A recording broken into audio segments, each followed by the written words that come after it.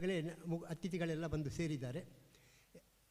ಇಂದಿನ ಸಭಾಧ್ಯಕ್ಷನ್ನು ವಹಿಸುವವರು ಶ್ರೀ ವೆಂಕಟರಮಣ ಮತ್ತು ಹನುಮಂತ ದೇವಸ್ಥಾನದ ಆಡಳಿತ ಮುಕ್ತೇಸರಾದಂಥ ಜಿ ಉಮೇಶ್ ಪೈ, ಹಾಗೆಯೇ ಸಂಸ್ಮರಣ ಭಾಷಣ ಮಾಡಿರುವಂಥ ಡಾಕ್ಟರ್ ಎಂ ಪ್ರಭಾಕರ್ ಜೋಶಿ, ಹಾಗೆಯೇ ಸಹಕಾರಿ ಧುರೀಣ ಹಾಗೂ ವೆಂಕಟರಮಣ ಹನುಮಂತ ದೇವಸ್ಥಾನದ ಮುಕ್ತೇಸರಾದಂಥ ದಯಾನಂದ ಪೈ ಹಾಗೂ ಶ್ರೀಪತಿ ಭಟ್ ಅಭಯಚಂದ್ರರು ಸದ್ಯದಲ್ಲಿ ಸೇರಲಿದ್ದಾರೆ. ಸ್ವಾಮೀಜಿಯವರು ಈಗಾಗಲೇ ಹೊರಟಿದ್ದಾರೆ. ಅವ್ರು ಮತ್ತೆ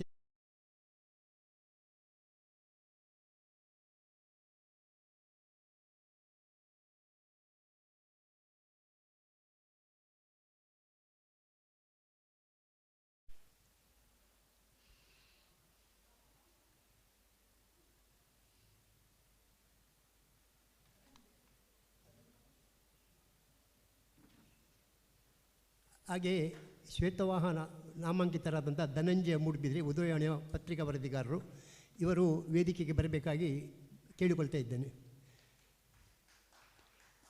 ಧನಂಜಯ ಮೂಡುಬಿದ್ರಿ.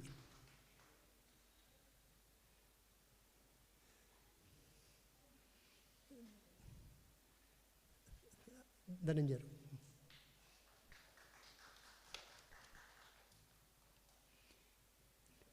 ಯಾವುದೇ ಕಾರ್ಯಕ್ರಮವನ್ನು ನಿರ್ವಿಘ್ನವಾಗಿ ನೆರವೇರುವಂತೆ ನಾವು ಪ್ರಾರ್ಥನೆ ಮೂಲಕ ಆರಂಭಿಸುವುದು. ಇಂದಿನ ಸಂಸ್ಮರಣಾ ಕಾರ್ಯಕ್ರಮದ ಪ್ರಾರ್ಥನೆಯನ್ನು ದಿವಂಗತ ಮಾರೂರು ಮಂಜುನಾಥ್ ಭಂಡಾರಿಯವರ ಶಿಷ್ಯೆ ಹಾಗೂ ಸಮಾಜ ಸೇವಕಿ ಹಾಗೂ ವಿವಿಧ ಕ್ಷೇತ್ರಗಳಲ್ಲಿ ಗುರುತಿಸಿಕೊಂಡಿರುವಂಥ ಶ್ರೀಮತಿ ಶಾರದಾ ಪೈ ಅವರು ಪ್ರಾರ್ಥನೆಯನ್ನು ನೆರವೇರಿಸಬೇಕಾಗಿ ಕೇಳಿಕೊಳ್ತಾ ಇದ್ದೇನೆ.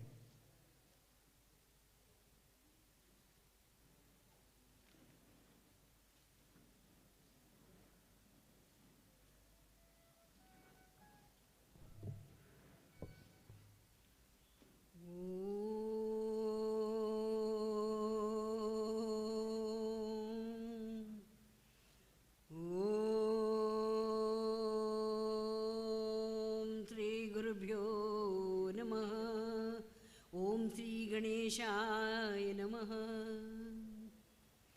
नमोऽस्तु ते व्यासविशालबुद्धे पुल्लारविन्दायतपत्रनेत्र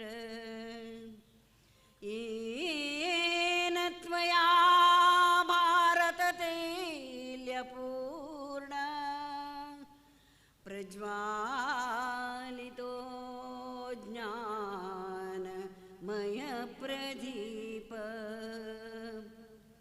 प्रपन्नपारिजाताय स्तोत्रवेत्रैक्यपाणे ज्ञानमुद्राय कृष्णाय गीतामृतदुहे नमः। ज्ञानमुद्राय कृष्णाय गीतामृतदुहे नमः।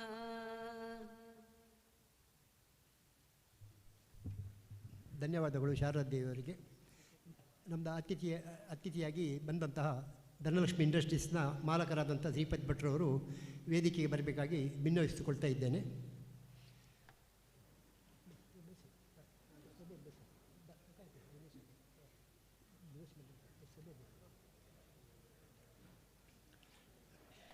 ದಿವಂಗತ ಮಾರೂರು ಮಂಜುನಾಥ್ ಭಂಡಾರಿ ಮೂಡುಬಿದಿರೆಯ ಪರಿಸರದಲ್ಲಿ ಚಿರಪರಿಚಿತರು. ಇವರು ವ್ಯಾಪಾರಿಯಾಗಿದ್ದುಕೊಂಡು ಇವರ ಮನೆತನ ವ್ಯಾಪಾರಿ ಹಾಗೂ ಕೃಷಿಕ. ಆದರೂ ಅವರು ಉದ್ಯೋಗವಾಗಿ ಅವರು ಅಧ್ಯಾಪಕರು, ಹಾಗೆ ಒಂದು ವೃತ್ತಿಪರ ಒಂದು ತಾಳಮದ್ದಳೆಯ ಅರ್ಥಧಾರಿ, ಹಾಗೆ ಯಕ್ಷಗಾನ ವೇಷಧಾರಿಯಾಗಿಯೂ ಮೂಡುಬಿದಿರೆ ವಲಯದಲ್ಲಿ ಗುರುತಿಸಿಕೊಂಡವರು. ಸುಪ್ರಸಿದ್ಧ ಅರ್ಥಧಾರಿಗಳು. ಮೂಡುಬಿದಿರೆ ಅದೆಷ್ಟೋ ಯಕ್ಷಗಾನ ಕಲಾವಿದರಿಗೆ ಜನ್ಮ ಕೊಟ್ಟಂಥ ನಾಡು. ಸಮಗಾರ ವಾಸು ಆಗಲಿ, ಹಾಗೆ ಮೂಡುಬಿದಿರೆ ಕೃಷ್ಣರಾವ್, ಮೂಡುಬಿದಿರೆ ಮಾಧವ್ ಶೆಟ್ಟಿ ಮುಂತಾದವರು ಯಕ್ಷಗಾನದಲ್ಲಿ ವೇಷಧಾರಿಯಾಗಿ ಸುಪ್ರಸಿದ್ಧಿಯನ್ನು ಗಳಿಸಿದವರು. ಇಂಥ ತುಂಬ ಜನ ಇದ್ದಾರೆ, ನಾನು ಸಾಂಕೇತಿಕವಾಗಿ ಹೆಸರು ಹೇಳಿದ್ದು. ಹಾಗೆ ತಾಳಮದ್ದಳೆ ಕ್ಷೇತ್ರದಲ್ಲಿ ಕಾಂತರೈ, ಹಾಗೆ ಮಾರೂರು ಮಂಜುನಾಥ್ ಭಂಡಾರಿ ಇಂದಿನ ಕಾಲದಲ್ಲಿ ತುಂಬ ಕೂಟಗಳಲ್ಲಿ ಅರ್ಥ ಹೇಳಿ ವಿಜೃಂಭಿಸಿದವರು. ಶೇಣಿ, ಸಾಮಗ, ಪೆರ್ಲ ಅವರೊಟ್ಟಿಗೆ ಸಮದಂಡಿಯಾಗಿ ಅರ್ಥ ಹೇಳಿಕೊಂಡು ಪ್ರೇಕ್ಷಕರಿಂದ ಸೈ ಎನಿಸಿಕೊಂಡವರು ಮಾರೂರು ಮಂಜುನಾಥ್ ಭಂಡಾರಿ ಅವರು. ಎಲ್ಲ ಅರ್ಥಗಾರಿಕೆಯು ಬರೀ ಸೊಗಸು. ಇವರ ಬಗ್ಗೆ ನಾನು ಹೆಚ್ಚು ಹೇಳಲಿಕ್ಕೆ ಹೋಗೋದಿಲ್ಲ, ಯಾಕೆಂದರೆ ಈ ಬಗ್ಗೆ ಹೇಳಲಿಕ್ಕಿರುವವರು ಡಾಕ್ಟರ್ ಪ್ರಭಾಕರ್ ಜೋಶಿ ಅವರು. ನಾನೇ ಮೊದಲು ಹೇಳಿದರೆ ಅದರ ಸ್ವಾರಸ್ಯ ಸ್ವಲ್ಪ ಕಮ್ಮಿ ಆದೀತು. ಹಾಗೆ ಅಂತಹ ಒಂದು ಮಹಾ ವ್ಯಕ್ತಿತ್ವ ಮೂಡುಬಿದಿರೆಯ ಸುಪುತ್ರ ಮಾರೂರು ಮಂಜುನಾಥ್ ಭಂಡಾರಿಯವರ ಸಂಸ್ಮರಣೆ ಮಾಡಬೇಕಂತೇಳಿ ನಾವು ಎಷ್ಟೋ ಕಾಲದಿಂದ ನಮ್ಮದೊಂದು ಯೋಜನೆ ಇತ್ತು.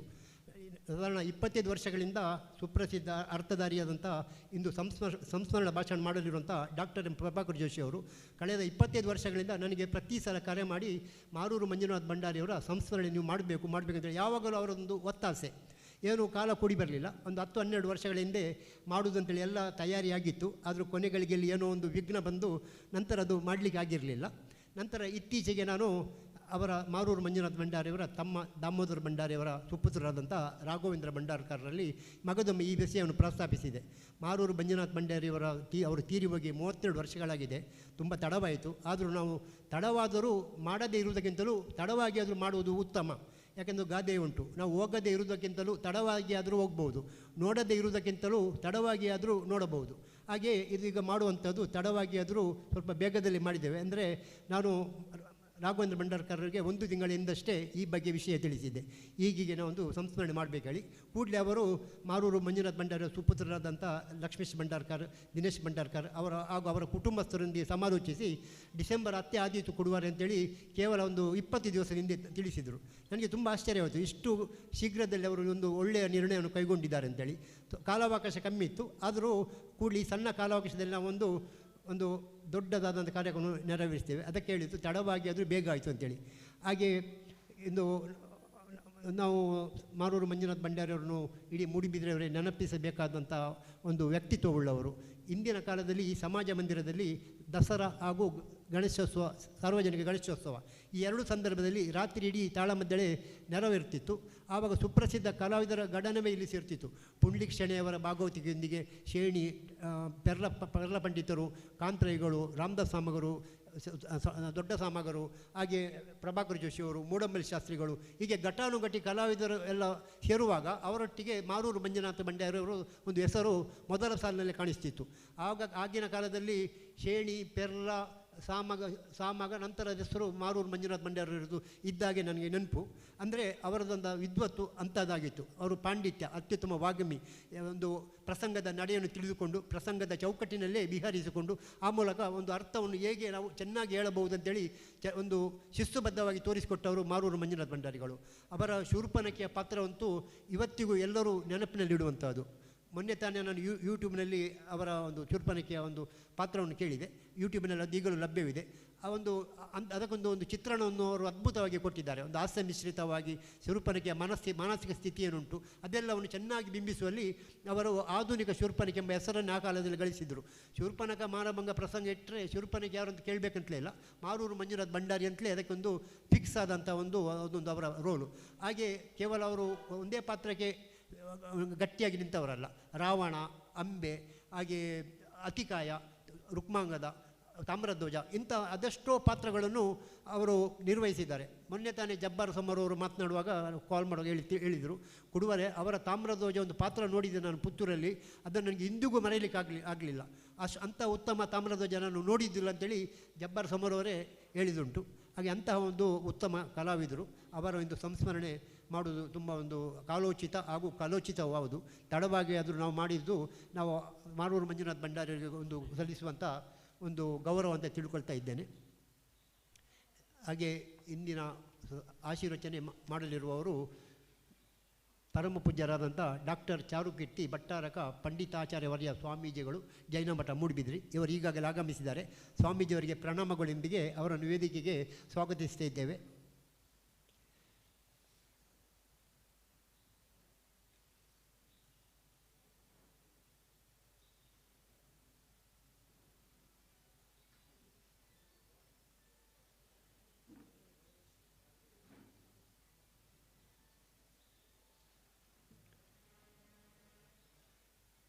ಸ್ವಾಮೀಜಿಯವರು ಕ್ಲಪ್ತ ಸಮಯಕ್ಕೆ ಆಗಮಿಸಿದ್ದಾರೆ. ಅದಕ್ಕೆ ಸ್ವಾಮೀಜಿಯವರಿಗೆ ಮಗದೊಮ್ಮೆ ಪ್ರಣಾಮಗಳು.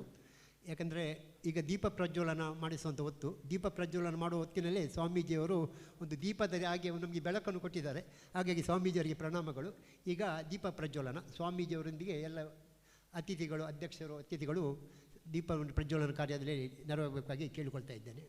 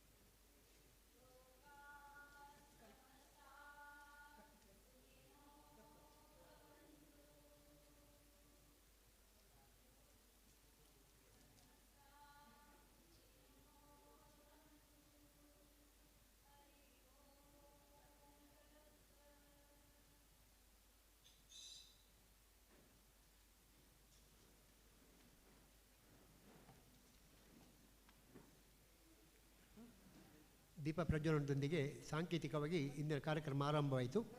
ಈಗ ಅತಿಥಿಗಳನ್ನು ಅಧ್ಯಕ್ಷರನ್ನು ಸ್ವಾಗತಿಸುವುದು ನಮ್ಮ ಮಾರೂರು ಮಂಜುನಾಥ್ ಭಂಡಾರಿಯವರ ಕುಟುಂಬಸ್ಥರಾದಂಥ ರಾಘವೇಂದ್ರ ಭಂಡಾರ್ಕರ್ ಇವರು ಎಲ್ಲರಿಗೆ ಸ್ವಾಗತಿಸಬೇಕಾಗಿ ಕೇಳಿಕೊಳ್ತಾ ಇದ್ದೇನೆ.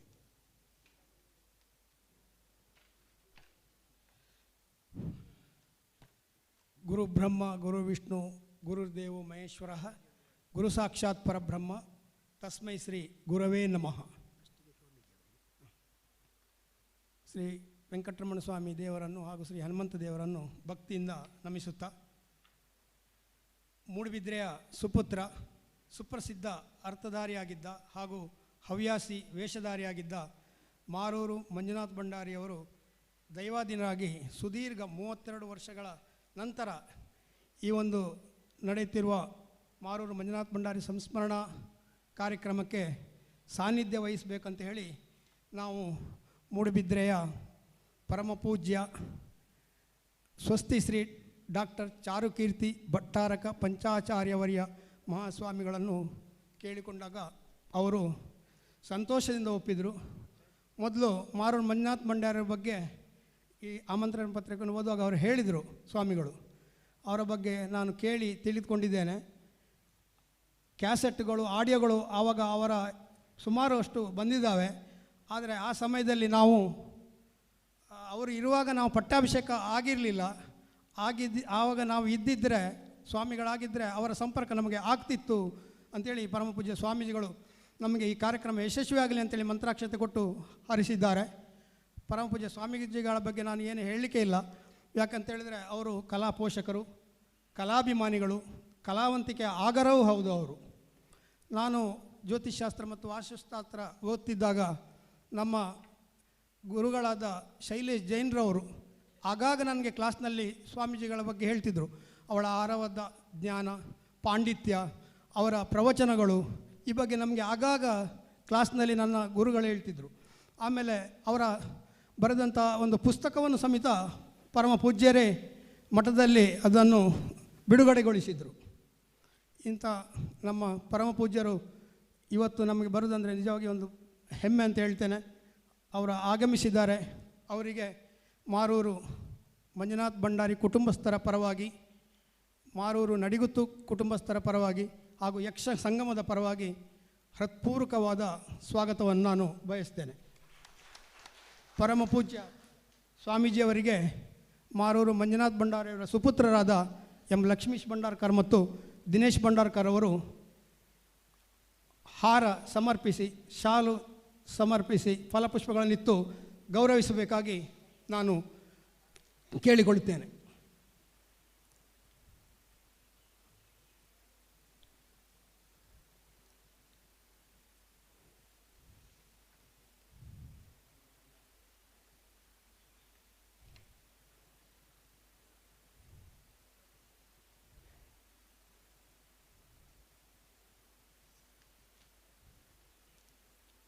ಹಾಗೆಯೇ ಈ ಸಂಸ್ಮರಣಾ ಸಮಾರಂಭದ ಅಧ್ಯಕ್ಷತೆಯನ್ನು ವಹಿಸಿರುವಂತಹ ನಮ್ಮ ಮೂಡಬಿದ್ರೆ ಶ್ರೀ ವೆಂಕಟರಮಣ ದೇವಸ್ಥಾನ ಮತ್ತು ಶ್ರೀ ಹನುಮಂತ ದೇವಸ್ಥಾನದ ಆಡಳಿತ ಮುಕ್ತೇಶ್ವರರು ಹಾಗೂ ನಮ್ಮ ದೇವಸ್ಥಾನದ ಜೀರ್ಣೋದ್ಧಾರ ಚಟುವಟಿಕೆ ಹಾಗೂ ಅಭಿವೃದ್ಧಿ ಚಟುವಟಿಕೆಗಳಲ್ಲಿ ಕಳೆದ 12-13 ವರ್ಷಗಳಿಂದ ತಮ್ಮನ್ನು ತಾವು ತೊಡಗಿಸಿಕೊಂಡಿರುವ ಹಾಗೂ ಇತ್ತೀಚೆಗೆ ಮೂಡಬಿದ್ರೆಗೆ ಗೋ ರಥಯಾತ್ರೆ ಆಗಮಿಸಿದ್ದ ಸಂದರ್ಭದಲ್ಲಿ ಅದರ ಒಂದು ಸಮಾರಂಭ ಮೂಡಬಿದ್ರೆಯ ಶ್ರೀ ವೆಂಕಟರಮಣ ದೇವಸ್ಥಾನದ ಆವರಣದಲ್ಲಿ ಆಗಿತ್ತು. ಅದರ ಹಿನ್ನೆಲೆಯಲ್ಲಿ ನಿಂತುಕೊಂಡು ನಮಗೆ ಸಂಪೂರ್ಣವಾದ ಸಹಕಾರವನ್ನು ನೀಡಿದ್ದಾರೆ. ಯಶಸ್ವಿ ಉದ್ಯಮಿಯೂ ಹೌದು. ಅವರು ನಿಗರ್ವಿ ವ್ಯಕ್ತಿತ್ವ, ಸರಳ ವ್ಯಕ್ತಿತ್ವ ಶ್ರೀಯುತ ಉಮೇಶ್ ಪೈ ಅವರನ್ನು ಹಾರ್ದಿಕವಾಗಿ ಸ್ವಾಗತಿಸ್ತೇನೆ. ಹಾಗೆ ನಮ್ಮ ಕರ್ನಾಟಕ ಸರ್ಕಾರದ ಮಾಜಿ ಸಚಿವರು, ಶಾಸಕರು ಆದಂತಹ ಶ್ರೀಯುತ ಅಭಯ್ ಚಂದ್ರ ಜೈನ್ರವರನ್ನು ನಾನು ಹೃತ್ಪೂರ್ವಕವಾಗಿ ಸ್ವಾಗತಿಸ್ತೇನೆ.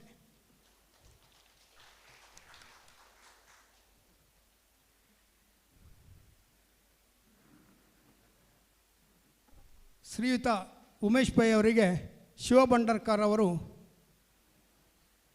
ಶಾಲು ಹೊದಿಸಿ ಗೌರವಿಸಬೇಕಾಗಿ ನಾನು ಕೇಳಿಕೊಳ್ತೇನೆ.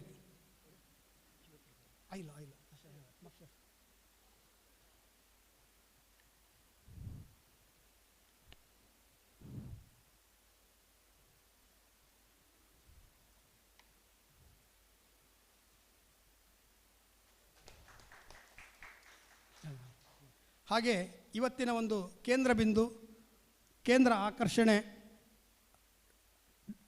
ಡಾಕ್ಟರ್ ಪ್ರಭಾಕರ್ ಜೋಶಿಯವರು, ಯಕ್ಷಗಾನ ವಿದ್ವಾಂಸರು. ನಾವು ಅವರನ್ನು ನಡೆದಾಡುವ ಯಕ್ಷಗಾನದ ವಿಶ್ವಕೋಶ ಅಂತಲೇ ಹೇಳ್ತೇವೆ. ಅವರು ಮಾರೂರು ಮಂಜುನಾಥ ಭಂಡಾರಿಯವರು ತುಂಬ ಆಪ್ತರು, ಅವರ ಒಡನಾಡಿಗಳು. ಎಷ್ಟೋ ಕೂಟಗಳಲ್ಲಿ ಅವರು ಒಟ್ಟಾಗಿ ಅರ್ಥ ಹೇಳಿದವರು. ಎಲ್ಲದಕ್ಕಿಂತ ಮಿಗಿಲಾಗಿ ಅವರ ಆತ್ಮೀಯ ಬಾಂಧವ್ಯ ನಾವು ಅದನ್ನು ಎಂದಿಗೂ ಮರೀಲಿಕ್ಕಾಗಲಿಕ್ಕಿಲ್ಲ. ನಾನು ಆಗ ಸಣ್ಣವರಿದ್ದಾಗ ಪ್ರಭಾಕರ್ ಜೋಶಿಯವರು ಮಂಜುನಾಥ ಭಂಡಾರಿಯವರ ಮನೆಗೆ ಆಗಾಗ ಬರ್ತಿದ್ದರು. ಕುಂಬಳ ಸುಂದರಾಯರು ಬರ್ತಿದ್ದರು, ಗೋವಿಂದ ಭಟ್ರು ಬರ್ತಿದ್ದರು, ಮೂಡಮೇಲಿ ಶಾಸ್ತ್ರಿಗಳು ಬರ್ತಿದ್ದರು. ನಮಗೆ ಪ್ರಭಾಕರ್ ಜೋಶಿಯವರು ಬರೋದಂದ್ರೆ ತುಂಬ ಖುಷಿ. ಆವಾಗ ಸಣ್ಣವರು ನಾವು. ಅವರು ಬರ್ತಿದ್ರಂದ್ರೆ ನಾವು ಓಡೋಡಿ ಅಲ್ಲಿ ಬರ್ತಿದ್ದೆವು. ನಮ್ಮ ಮನೆ ಮತ್ತು ಮಂಜುನಾಥ ಮಾಸ್ಟ್ರ, ನನ್ನ ದೊಡ್ಡಪ್ಪ ಅವರ ಮನೆ ಹತ್ತಿರ ತುಂಬ ನಮಗೆ ಖುಷಿ ಆಗ್ತಿತ್ತು. ಆಮೇಲೆ ಇತ್ತೀಚೆಗೆ ನಾವು ಈ ಆಮಂತ್ರಣ ಪತ್ರಿಕೆಯನ್ನು ನಮ್ಮ ಮಾರೂರು ಗ್ರಾಮದ ಹಳ್ಳಿಗರಲ್ಲಿ, ಅಲ್ಲಿ ಗ್ರಾಮಸ್ಥರಲ್ಲಿ ಕೊಡುವಾಗ ಈ ಮೊದಲು ನಮ್ಮ ಆಮಂತ್ರಣ ಪತ್ರಿಕೆಯನ್ನು ನೋಡಿ ನಮ್ಮ ಜನ ಹೇಳಿದ್ದು, ಸುಮಾರು ಸಮಯಡು ಆಂಡು ಈತ ಪೊರ್ತು ಆವಡಿತ್ತಂಡು ಆವಡು ನಲ್ಲ ನಿಕಲು ಮಲ್ತೊಂದುಲ್ಲಾರು ಮಸ್ತ್ ಖುಷಿಯ ಒಂದುಂಡು. ಬೊಕ್ಕ ಮಾರೂರು ಅಷ್ಟಲ್ಲ ಪ್ರಭಾಕರ್ ಜೋಶಿಲ ಏತ ಅರ್ಥ ಪಂಡ್ತೇರಿಯೇ ಅಂದರೆ ಇವತ್ತಿಗೂ ಪ್ರಭಾಕರ್ ಜೋಶಿಯವರು ನಮ್ಮ ಮಾರು ಜನರಲ್ಲಿ ಅಚ್ಚಳಿಯದೆ ನಿಂತಿದ್ದಾರೆ. ಇದಕ್ಕೆ ಬೇರೆ ಯಾವುದು ಸಾಕ್ಷಿ ಇಲ್ಲ. ಹಾಗೆ ಇವತ್ತು ಅವರು ಕರ್ನಾಟಕ ರಾಜ್ಯ ಪ್ರಶಸ್ತಿ ಪುರಸ್ಕೃತರು ಸಹ ಹೌದು, ನಮ್ಮೆಲ್ಲರ ಆತ್ಮೀಯರೌದು. ಮಾರೂರು ಮಂಜುನಾಥ ಭಂಡಾರಿಯವರ ಸಂಸ್ಮರಣಾ ಕಾರ್ಯಕ್ರಮ ಆಗಬೇಕಂತೇಳಿ ಪ್ರತಿಪಾದಿಸಿದವರಲ್ಲಿ ಪ್ರಭಾಕರ್ ಜೋಶಿಯವರು ಮೊದಲಿಗರು. ಹಾಗಾಗಿ ಈ ಸಂಸ್ಮರಣಾ ಸಮಾರಂಭ ಅವರ ಒಂದು ಪ್ರೇರಣೆಯಿಂದ ನಡೀತಾ ಇದೆ. ಸಂತೋಷದಿಂದ ಒಪ್ಪಿದ್ದಾರೆ, ಆಗಮಿಸಿದ್ದಾರೆ. ಅವರಿಗೆ ಮಾರೂರು ಮಂಜುನಾಥ ಭಂಡಾರಿ ಕುಟುಂಬಸ್ಥರ ಪರವಾಗಿ ಹಾಗೂ ಮಾರೂರು ನಡಿಗುತ್ತು ಕುಟುಂಬಸ್ಥರ ಪರವಾಗಿ, ಯಕ್ಷ ಸಂಗಮದ ಪರವಾಗಿ ಹಾರ್ದಿಕವಾದ ಸುಸ್ವಾಗತವನ್ನು ಬಯಸ್ತೇನೆ. ಡಾಕ್ಟರ್ ಜೋಶಿ ಅವರಿಗೆ ರಾಘವೇಂದ್ರ ಭಂಡಾರ್ಕರ್ ಅವರು ಶಾಲು ಓದಿಸಿ ಗೌರವಿಸಬೇಕಾಗಿ ಕೇಳಿಕೊಳ್ತಾ ಇದ್ದೇನೆ.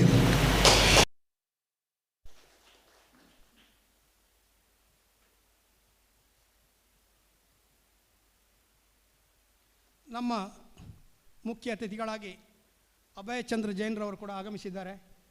ಅಭಯ್ ಚಂದ್ರ ಜೈನ್ರವರು ಮಾಜಿ ಸಚಿವರಾಗಿದ್ದಾಗ, ಶಾಸಕರಿದ್ದಾಗ ತುಂಬ ಜನಾನುರಾಗಿಯಾಗಿದ್ದವರು. ಮಾರೂರು ಮಂಜುನಾಥ ಭಂಡಾರಿಯವರ ಬಗ್ಗೆ ತುಂಬ ಅಭಿಮಾನ ಹೊಂದಿದವರು. ಅವರಿಗೂ ಸಂಸ್ಮರಣಾ ಕಾರ್ಯಕ್ರಮ ಮಾಡಬೇಕಂತೇಳಿ ತುಂಬ, ಆದರೆ ಈಗ ಕಾಲ ಕೂಡಿ ಬಂದಿದೆ ಅಂತೇಳಿ ಮಾತ್ರ ನಾನು ಹೇಳ್ತೇನೆ. ಸಮಾಜ ಮಂದಿರ ಸಭಾದ ಅಧ್ಯಕ್ಷರಾಗಿಯೂ ಇಲ್ಲಿ ನಡೆಯತಕ್ಕಂಥ ಯಾವುದೇ ಸಾಹಿತ್ಯಿಕ, ಸಾಂಸ್ಕೃತಿಕ, ಧಾರ್ಮಿಕ ಚಟುವಟಿಕೆಗಳಿಗೆ ಅವರ ವಿಶೇಷ ಪ್ರೋತ್ಸಾಹ ಯಾವತ್ತೂ ಇರ್ತದೆ. ಅವರನ್ನು ನಾವು ಸಮಾರಂಭಕ್ಕೆ ಆಗಮಿಸಿದಾಗ ಅವರು ಬೆಂಗಳೂರಿನಲ್ಲಿದ್ದರು, ನಾನು ಖಂಡಿತ ಬರ್ತೇನೆ ಅಂತ ಹೇಳಿದ್ದಾರೆ, ಆಗಮಿಸಿದ್ದಾರೆ. ತುಂಬ ಸಂತೋಷ ಆಗಿದೆ ನಮಗೆ.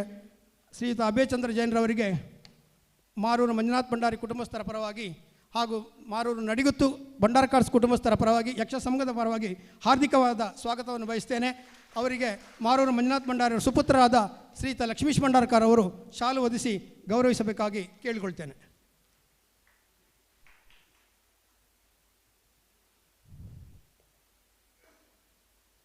ನಮ್ಮ ಇನ್ನೋರ್ವ ಮುಖ್ಯ ಅತಿಥಿ ಕೆ ಶ್ರೀಪತಿ ಭಟ್ರವರು.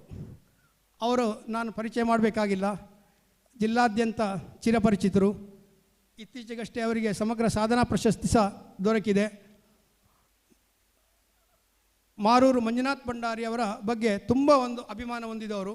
ಅವರು ಮಾರೂರು ಮಂಜುನಾಥ್ ಭಂಡಾರಿ ಕಲ್ಲಬೆಟ್ಟಿನಲ್ಲಿ ಮುಖ್ಯೋಪಾಧ್ಯಾಯರಾಗಿದ್ದಾಗ ಅವರ ಮಕ್ಕಳಿಗೆ ಮಾರೂರು ಮಂಜುನಾಥ್ ಭಂಡಾರಿಯವರು ಗುರುಗಳಾಗಿದ್ದರು.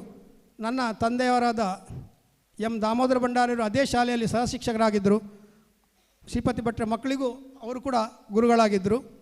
ಇವತ್ತು ತುಂಬ ಸಂತೋಷದಿಂದ, ಯಾಕಂದರೆ ಅವರು ಮೊದಲೇ ಹೇಳ್ತಿದ್ರು, ಮಾರೂರು ಮಂಜುನಾಥ್ ಭಂಡಾರಿ ನನ್ನ ಯಾವುದೇ ಒಂದು ಸಮಾರಂಭದಲ್ಲಿ ನಾನು ಎಲ್ಲಿಯಾದರೂ ಇದ್ದರೆ ಅವರು ಮೊದಲೇ ಹೇಳ್ತಿದ್ರು, ಮಾರೂರು ಮಂಜುನಾಥ್ ಭಂಡಾರಿಯವರ ಗುರುಗಳಾದ ಮಾರೂರು ಮಂಜುನಾಥ್ ಭಂಡಾರಿಯವರ ಸಹೋದರ ಎಂ ದಾಮೋದರ ಭಂಡಾರಿಯವರ ಪುತ್ರ ಅಂತೇಳಿ ನನ್ನ ಯಾವಾಗಲೂ ಅವರು ಯಾವುದೇ ಸಮಾರಂಭದಲ್ಲಿ ಗುರುತಿಸ್ತಿದ್ರು. ಅತ್ಯಂತ ಸಂತೋಷ ಆಗ್ತದೆ ಅವರನ್ನು ನಾವು ಇಲ್ಲಿ ಕಾಣುವಾಗ. ಇತ್ತೀಚೆಗೆ ನಡೆದ ಸಾರ್ವಜನಿಕ ಶ್ರೀ ಗಣೇಶೋತ್ಸವ ಸಮಾರಂಭವನ್ನು ಅತ್ಯಂತ ಅದ್ಧೂರಿಯಾಗಿ ನಡೆಸಿಕೊಟ್ಟವರು. ಅಲ್ಲದೆ ಕಲ್ಲಬೆಟ್ಟಿನಲ್ಲಿ ನಡೆಯುತ್ತಿರುವ ಗಣೇಶೋತ್ಸವದ ರೂವಾರಿಗಳು ಸಹ ಕೂಡ ಆಗಿದ್ದಾರೆ ಅವರು. ಅವರಿಗೂ ಕೂಡ ನಾನು ಮಾರೂರು ಮಂಜುನಾಥ್ ಭಂಡಾರಿ ಕುಟುಂಬಸ್ಥರ ಪರವಾಗಿ, ನಡಿಗುತ್ತು ಭಂಡಾರಕಾರ್ಸ್ ಕುಟುಂಬಸ್ಥರ ಪರವಾಗಿ, ಯಕ್ಷ ಸಂಘದ ಪರವಾಗಿ ಹಾರ್ದಿಕವಾದ ಸುಸ್ವಾಗತವನ್ನು ಬಯಸುತ್ತೇನೆ. ಅವರಿಗೆ ಪರಮೇಶ್ವರರಾವ್ ಮಂಗಳೂರು ಇವರು ಶಾಲು ಅರ್ಪಿಸಿ ಗೌರವಿಸಬೇಕಾಗಿ ಕೇಳಿಕೊಳ್ತೇನೆ.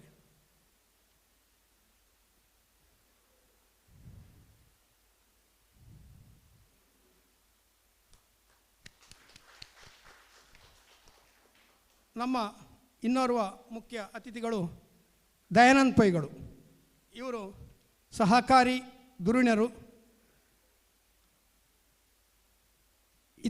ಇತ್ತೀಚೆಗಷ್ಟೇ ನಮ್ಮ ಬನ್ನಡ್ಕ ಸಾರ್ವಜನಿಕ ಶ್ರೀ ಶಾರದೋತ್ಸವವನ್ನು ಅತ್ಯಂತ ಅದ್ಧೂರಿಯಾಗಿ ವಿಜೃಂಭಣೆಯಾಗಿ ನಡೆಸಿಕೊಟ್ಟವರು.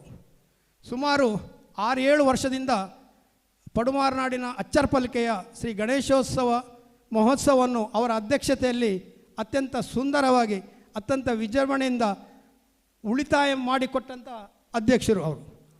ಅದೇ ರೀತಿ ಅಮನೊಟ್ಟು ಅಲ್ಲಿಯ ಶನಿ ಪೂಜಾ ಮಹೋತ್ಸವದಲ್ಲಿ ಕೂಡ ಇವರ ನೇತೃತ್ವ. ಮೂರೂ ಕಡೆ ನಮ್ಮ ಹಿಂದೂ ಸಮಾಜವನ್ನು ಸಂಘಟಿಸುವಲ್ಲಿ ಅವರ ಪಾತ್ರ ಮಹತ್ವದ್ದು. ಅವರು ಕೂಡ ಮಾರೂರು ಮಂಜುನಾಥ್ ಭಂಡಾರಿ ಅವರಿಗೆ ವಿಶೇಷ ಒಲವು, ಅಭಿಮಾನ ಹೊಂದಿದವರು. ಅವರ ಹತ್ರ ನಾವು ಇತ್ತೀಚೆಗೆ ಈ ಆಮಂತ್ರಣ ಪತ್ರಿಕೆ ಹಿಡ್ಕೊಂಡು ಹೋಗುವಾಗ ಮಂಜುನಾಥ್ ಭಂಡಾರಿಯ ತಾಳಮದ್ದಳೆಯ ಕೆಲವು ಸ್ವಾರಸ್ಯಕರ ಘಟನೆಗಳನ್ನು ಅವರು ನಮಗೆ ನೆನಪಿಸಿಕೊಂಡರು. ತುಂಬ ಖುಷಿಯಾಗಿದೆ. ಅವರು ಸಹ ಇವತ್ತು ನಮ್ಮೊಂದಿಗೆ ಸೇರಿದ್ದಾರೆ. ದಯಾನಂದ್ ಪೈಗಳಿಗೆ ಮಾರೂರು ಮಂಜುನಾಥ್ ಭಂಡಾರಿ ಕುಟುಂಬಸ್ಥರ ಪರವಾಗಿ, ಮಾರೂರು ನಡಿಗುತ್ತು ಭಂಡಾರಕಾರ್ಸ್ ಕುಟುಂಬಸ್ಥರ ಪರವಾಗಿ ಹಾಗೂ ಯಕ್ಷ ಸಂಗಮದ ಪರವಾಗಿ ಹಾರ್ದಿಕ ಸುಸ್ವಾಗತವನ್ನು ಬಯಸ್ತೇನೆ. ಅವರಿಗೆ ಮಂಜುನಾಥ್ ಭಂಡಾರಿಯವರ ಅಳಿಯ ಮಂಜುನಾಥ್ ಬಾಳಿಗರ್ ಅವರು ಶಾಲು ಹಾಕಿ ಗೌರವಿಸಬೇಕಾಗಿ ಕೇಳಿಕೊಳ್ತೇನೆ.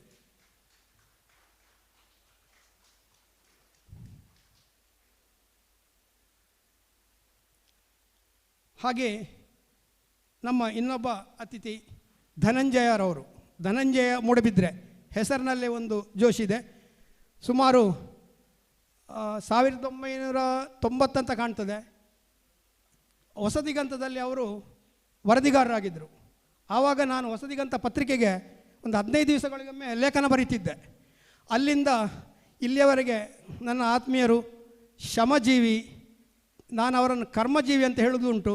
ಯಾಕಂದರೆ ಅಲ್ಲಿಂದ ಇಲ್ಲಿವರೆಗೆ ಪತ್ರಿಕೋದ್ಯಮಕ್ಕೆ ಗಂಧದ ಕೊರಡಿನಂತೆ ಅವರು ತಮ್ಮ ಜೀವನವನ್ನು ಪತ್ರಿಕೆಗೆ ಮೀಸಲಾಗಿಟ್ಟಿದ್ದಾರೆ.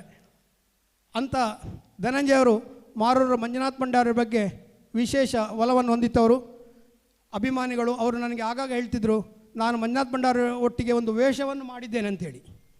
ಹಾಗೆ ನಮ್ಮ ಈ ಮೂಡುಬಿದ್ರೆಯ ಅವರ ಯಾವುದೇ ವರದಿ, ಅದು ಸಮಸ್ಯಾತ್ಮಕ ವರದಿ ಆಗಿರ್ಬೋದು ಅಥವಾ ಅಭಿವೃದ್ಧಿ ಬಗ್ಗೆ ಆಗಿರ್ಬೋದು, ಅಥವಾ ತನಿಖಾ ವರದಿ ಆಗಿರ್ಬೋದು, ಅದು ಕುತೂಹಲಕ್ಕೆ ಎಡೆ ಮಾಡಿಕೊಡ್ತದೆ. ಈ ಮೂಡುಬಿದ್ರೆಯ ಒಂದು ಅಭಿವೃದ್ಧಿಯಲ್ಲಿ ಧನಂಜಯವರವರ ಒಂದು ಪಾಲು ಇದೆ ಅಂತ ಕೂಡ ನಾನು ಹೇಳಲಿಕ್ಕೆ ಬಯಸ್ತೇನೆ. ವಿಶೇಷ ಅಭಿಮಾನ ಹೊಂದಿರುವಂಥ ಧನಂಜಯವರು ಇವತ್ತು ಬಂದಿದ್ದಾರೆ.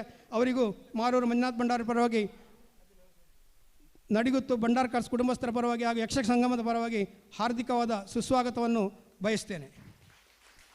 ಧನಂಜಯರವರಿಗೆ ಮಾರೂರು ಮಂಜುನಾಥ್ ಭಂಡಾರಿಯವರ ಮೊಮ್ಮಗ ಲಕ್ಷ್ಮೀಶ್ ಭಂಡಾರ್ಕರ್ ಮಗ ವಿಶ್ವಾಸ್ ಲಕ್ಷ್ಮೀಶ್ ಭಂಡಾರ್ಕರ್ ಅವರು ಶಾಲು ಹಾಕಿ ಗೌರವಿಸಬೇಕಾಗಿ ಕೇಳಿಕೊಳ್ತೇನೆ.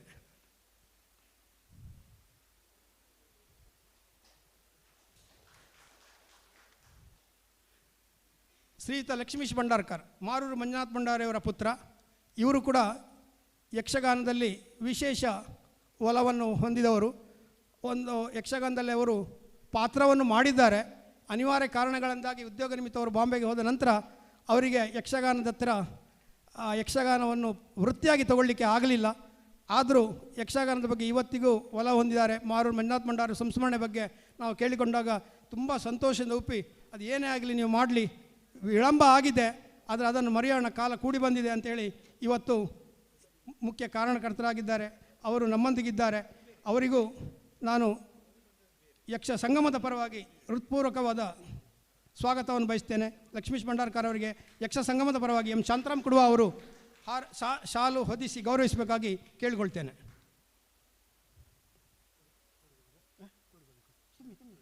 ಶಾಂತರಾಮ್ ಕುಡುವರವರು ಶಾಲು ಹೊದಿಸಿ ಗೌರವಿಸಬೇಕಾಗಿ ಕೇಳಿಕೊಳ್ತೇನೆ. ಇನ್ನೊಬ್ಬ ಪುತ್ರ ದಿನೇಶ್ ಭಂಡಾರ್ಕರ್, ಇವರು ಕರ್ನಾಟಕ ಸರ್ಕಾರದ ಶಿಕ್ಷಣ ಇಲಾಖೆಯಲ್ಲಿ ಗಜೆಟೆಡ್ ಮ್ಯಾನೇಜರ್ ಆಗಿ ಬಂಟ್ವಾಳದಲ್ಲಿದ್ದಾರೆ. ಅವರು ಕೂಡ ನಮಗೆ ಬೆಂಬಲವನ್ನು ಇದ್ದಾರೆ ನಮ್ಮೊಂದಿಗೆ. ಅವರಿಗೂ ಕೂಡ ಯಕ್ಷ ಸಂಗಮದ ಪರವಾಗಿ ಹಾರ್ದಿಕ ಸುಸ್ವಾಗತವನ್ನು ಬಯಸ್ತೇನೆ. ಅವರಿಗೆ ಯಕ್ಷ ಸಂಗಮದ ಶಾಂತರಾಮ್ ಕುಡುವರವರು ಶಾಲು ಹಾಕಿ ಗೌರವಿಸಬೇಕಾಗಿ ಕೇಳಿಕೊಳ್ತೇನೆ.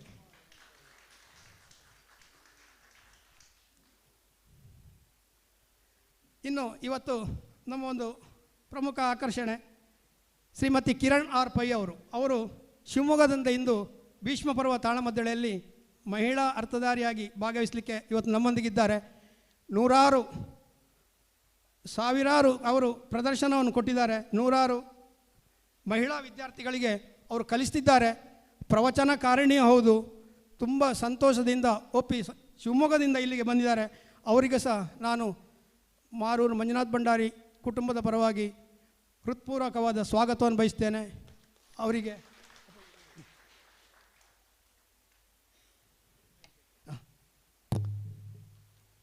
ಹಾಗೆ ನಮ್ಮ ಇವತ್ತಿನ ಒಂದು ಮುಖ್ಯ ರೂವಾರಿ ಶಾಂತರಾಮ್ ಕುಡುವರವರು, ಯಕ್ಷ ಸಂಗಮದ ಸಂಘಟಕ, ಕಲಾವಿದ, ಸಾಹಿತಿ, ವಿಮರ್ಶಕ, ಎಲ್ಲ ಆಲ್ರೌಂಡ್ ಕಲಾವಿದ ಅವರು.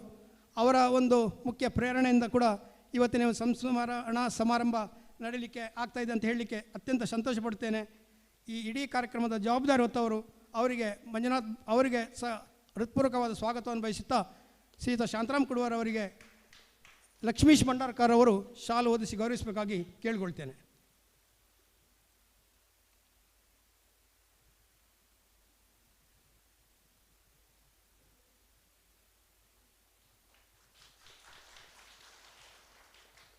ಈ ಸಂಸ್ಮರಣಾ ಸಮಾರಂಭ ಹಾಗೂ ಭೀಷ್ಮ ಪರ್ವ ತಾಳಮದ್ದಳೆಯನ್ನು ದೇಶ ವಿದೇಶಗಳಿಗೆ ನೇರ ಪ್ರಸಾರ ಮಾಡುತ್ತಿರುವ ಹಾಗೂ ತುಳುನಾಡ ವಾರ್ತೆ ವೆಬ್ಸೈಟಿಗೆ ವರದಿ ಮಾಡುತ್ತಿರುವ ತುಳುನಾಡ ವಾರ್ತೆಯ ಪುನೀತ್ರವರನ್ನು ಕೂಡ ನಾನು ಹೃತ್ಪೂರ್ವಕವಾಗಿ ಸ್ವಾಗತಿಸ್ತೇನೆ.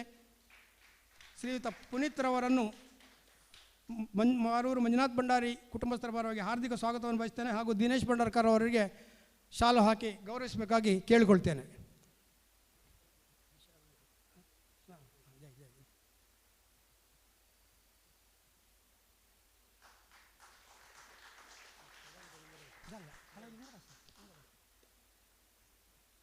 ಭೀಷ್ಮ ಪರ್ವ ತಾಳಮದ್ದಳೆ ಕೂಟದ ಹಿಮ್ಮೇಳ ಮುಮ್ಮೇಳ ಸಹಿತ ಎಲ್ಲ ಕಲಾವಿದರುಗಳಿಗೂ ಮಾರೂರು ಮಂಜುನಾಥ್ ಭಂಡಾರಿ ಕುಟುಂಬಸ್ಥರ ಪರವಾಗಿ ಯಕ್ಷ ಸಂಗಮದ ಪರವಾಗಿ ಹೃತ್ಪೂರ್ವಕವಾದ ಸ್ವಾಗತವನ್ನು ಬಯಸ್ತೇನೆ. ವಿಶೇಷವಾಗಿ ಪತ್ರಕರ್ತ ಬಂಧುಗಳನ್ನು ನಾನು ಆತ್ಮೀಯವಾಗಿ ಹಾರ್ದಿಕ ಸ್ವಾಗತವನ್ನು ಬಯಸ್ತೇನೆ. ಮಾರೂರು ಮಂಜುನಾಥ್ ಭಂಡಾರಿಯವರ ಮೇಲೆ ಅಭಿಮಾನವಿಟ್ಟು ದೂರ ದೂರದ ಊರುಗಳಿಂದ ಬಂದಿರುವಂತಹ ತಮಗೆಲ್ಲರಿಗೂ ಹೃದಯಾಂತರಾಳದ ಹೃತ್ಪೂರ್ವಕವಾದ ಸ್ವಾಗತವನ್ನು ಬಯಸ್ತೇನೆ. ಈ ಒಂದು ಸಂತಸ ಸಂಭ್ರಮದ ಮಧ್ಯೆ ಒಂದು ಸಣ್ಣ ಬೇಸರ ಆಗ್ತದೆ. ಯಾಕಂತೇಳಿದರೆ ಮಾರೂರು ಮಂಜುನಾಥ ಭಂಡಾರಿಯವರ ಅತ್ಯಂತ ಆಪ್ತರಾಗಿದ್ದ ಕುಂಬಳೆ ಸುಂದರರಾಯರು ಮತ್ತು ಬಲಿಪನಾರಾಯಣ ಭಾಗವತರು ಇವತ್ತಿಗೆ ನಮ್ಮೊಂದಿಗಿಲ್ಲ. ಕುಂಬಳೆ ಸುಂದರರಾಯರು ಸಹ ಹೇಳ್ತಿದ್ದರು ಅವರ ಒಂದು ಸಂಸ್ಮರಣಾ ಕಾರ್ಯಕ್ರಮ ಆಗಬೇಕಂತೇಳಿ. ಮತ್ತು ಬಲಿಪನಾರಾಯಣ ಭಾಗವತರ ಭಾಗವತಿಕೆಯಲ್ಲಿ ನೂರಾರು ಅರ್ಥಗಳನ್ನು ನಮ್ಮ ಮಾರೂರು ಮಂಜುನಾಥ ಭಂಡಾರಿಯವರು ಹೇಳಿದ್ದಾರೆ. ಕುಂಬಳೆ ಸುಂದರ ನಮ್ಮೊಂದಿಗಿಲ್ಲ ಸರಿ, ಆದರೆ ನಾವು ಅವರನ್ನು ಸ್ಮರಿಸ್ತಾ ಇದ್ದೇವೆ, ಬಲಿಪನಾರಾಯಣ ಭಾಗವತರನ್ನು ಸ್ಮರಿಸ್ತಾ ಇದ್ದೇವೆ. ಅದರ ನಂತರ ಮೂಡಂಬೈಲು ಗೋಪಾಲಕೃಷ್ಣ ಶಾಸ್ತ್ರಿಗಳು ಅವರು ತುಂಬ ಆತ್ಮೀಯರಾಗಿದ್ದವರು. ನಾವು ಯಾವಾಗಲೂ ಹೋದ ಮೊದಲು ನಮ್ಮನ್ನು ಅಪ್ಪಿ ಹೇಳೋದು ಒಂದೇ, ಮಾರೂರು ಮಂಜುನಾಥ ಭಂಡಾರಿ ಸಂಸ್ಮರಣೆ ಯಾವಾಗ ಮಾಡ್ತೀರಿ, ನೀವು ಎಲ್ಲಿದ್ದರೂ ನಾನು ಬರ್ತೇನೆ, ನಾನು ಏನು ಅಪೇಕ್ಷೆ ಪಡುವುದಿಲ್ಲ ಅಂಥೇಳಿ ಕಣ್ಣೀರು ಹಾಕಿದ್ದಾರೆ ಒಮ್ಮೆ ನನ್ನ ಹತ್ರ. ಇವತ್ತು ಅವರು ವಿಡಿಯೋ ಕ್ಲಿಪ್ಪನ್ನು ನನಗೆ ಕಳಿಸಿಕೊಟ್ಟಿದ್ದಾರೆ. ಅಂಥ ಮೂಡಂಬೈಲು ಶಾಸ್ತ್ರಿಗಳು ನಮ್ಮೊಂದಿಗೆ ಇಲ್ಲದಿದ್ದರೂ ಅವರು ಆರೋಗ್ಯವಂತರಾಗಿದ್ದಾರೆ. ಅವರಿಗೆ ಭಗವಂತ ದೀರ್ಘಾಯುಷ್ಯವನ್ನು ಕೊಡಲಿ ಅಂತ ಹೇಳ್ತಾ ನನ್ನ ಈ ಸ್ವಾಗತ ಭಾಷಣವನ್ನು ಮುಗಿಸ್ತೇನೆ. ಜೈ ಯಕ್ಷಗಾನ ಗೆಲ್ಗೆ. ಧನ್ಯವಾದಗಳು ರಾಘವೇಂದ್ರ ಭಂಡಾರ್ಕರ್ ಅವರಿಗೆ. ಮಾರೂರು ಮಂಜುನಾಥ ಭಂಡಾರಿಯವರು ಇದೇ ವೇದಿಕೆಯಲ್ಲಿ 106 ಬಾರಿ ಅರ್ಥ ಹೇಳಿದ್ದಾರೆ. ಹಾಗೆ ಒಂದು ಕರ್ಣಾರ್ಜುನ ಪ್ರಸಂಗದಲ್ಲಿ ಕರ್ಣನ ಪಾತ್ರವನ್ನು ಯಕ್ಷಗಾನದಲ್ಲಿ ವೇಷ ಧರಿಸಿಯೂ ಇಲ್ಲಿ ಮಾಡಿದ ನೆನಪು ನನಗುಂಟು. ಹಾಗೆ ಇಂದಿನ ಒಂದು ವಿಶೇಷ ಹೇಳಿದರೆ ಮಾರೂರು ಮಂಜುನಾಥ ಭಂಡಾರಿಯವರ ಬಗ್ಗೆ ಲೇಖನ ಬರೆದಂಥ 3 ಮಹಾನುಭಾವರು ಇದೇ ವೇದಿಕೆಯಲ್ಲಿದ್ದಾರೆ. ಪ್ರಥಮವಾಗಿ ಡಾಕ್ಟರ್ ಪ್ರಭಾಕರ್ ಜೋಶಿಯವರು ಉದಯವಾಣಿ ಪತ್ರಿಕೆಯಲ್ಲಿ ಸಾಧಾರಣ 30 ವರ್ಷಗಳ ಹಿಂದೆ ಮಾರೂರು ಮಂಜುನಾಥ ಭಂಡಾರಿಯವರ ಬಗ್ಗೆ ಒಂದು ಉತ್ತಮವಾದ ಲೇಖನವನ್ನು ಬರೆದಿದ್ದರು. ಹಾಗೆ ಧನಂಜಯ ಮುಡಿಬಿದ್ರಿ ಇವರು ಸಹ ಹಾಗೆ ಮಂಗಳೂರು ಮಿತ್ರ, ಈ ಸಂಜೆ ಹಾಗೂ ಮುಂತಾದ ಪತ್ರಿಕೆಗಳಲ್ಲಿ ಬರೆದು ಅದನ್ನು ಹೊಸ ದಿಗಂತದಲ್ಲೂ ಸಹ ಪ್ರಕಟಿಸಿ ಆ ಮೂಲಕ ಮಾರೂರು ಮಂಜುನಾಥ ಭಂಡಾರಿಯವರ ಪರಿಚಯವನ್ನು ಸಾರಸ್ವತ ಲೋಕಕ್ಕೆ ಒಂದು ಪರಿಚಯ ಮಾಡಿಕೊಟ್ಟಿದ್ದಾರೆ. ಹಾಗೆ ಅವರ ತಮ್ಮನ ಮಗನಾದ ರಾಘವೇಂದ್ರ ಭಂಡಾರ್ಕರ್ ಅವರು ಇವರು ಸಹ ಹೊಸ ದಿಗಂತ ಪತ್ರಿಕೆಯಲ್ಲಿ ಮಾರೂರು ಮಂಜುನಾಥ ಭಂಡಾರಿಯವರ ಬಗ್ಗೆ ಒಂದು ಉತ್ತಮವಾದ ಲೇಖನವನ್ನು ರಚಿಸಿದ್ದಾರೆ. ಹಾಗೆ ಈಗ ಪ್ರಧಾನ ಭಾಗಕ್ಕೆ ಬರ್ತಾ ಇದ್ದೇವೆ. ಮಾರೂರು ಮಂಜುನಾಥ ಭಂಡಾರಿಯವರ ಸಂಸ್ಮರಣೆ. ಈ ಸಂಸ್ಮರಣೆಯನ್ನು ಪ್ರಖ್ಯಾತ ವಿದ್ವಾಂಸರಾದಂಥ ಯಕ್ಷಗಾನ ಅರ್ಥಧಾರಿಗಳು, ರಾಜ್ಯೋತ್ಸವ ಪ್ರಶಸ್ತಿ ವಿಜೇತರಾದಂಥ ಡಾಕ್ಟರ್ ಎಂ ಪ್ರಭಾಕರ್ ಜೋಶಿ ಇವರು ನೆರವೇರಿಸಿಕೊಡಬೇಕಾಗಿ ಕೇಳಿಕೊಳ್ತಾ ಇದ್ದೇನೆ.